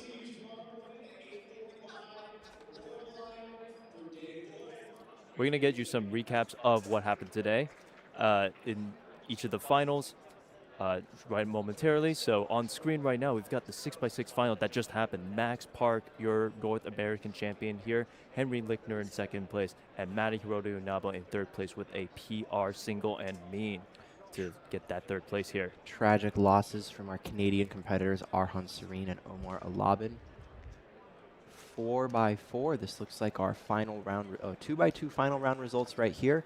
Sujin Feist completing his trifecta of major championships, Nationals, Worlds, and NAC. Zain Kanani in 2nd, and Luke Garrett with a clutch 3rd place, winning by single.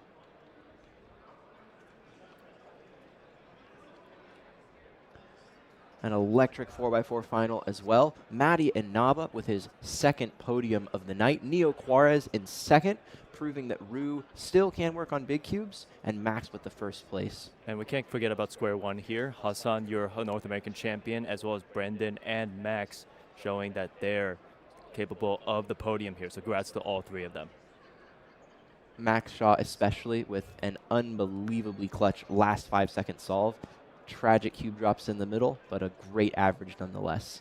Yep. Championship Sunday tomorrow, Brandon? Championship Sunday tomorrow, yeah. And with that, thank you all so much for watching today, Day 3 of North American Championships. We can't wait to see you tune into the stream tomorrow. Absolutely. Not everyone. Have a good night.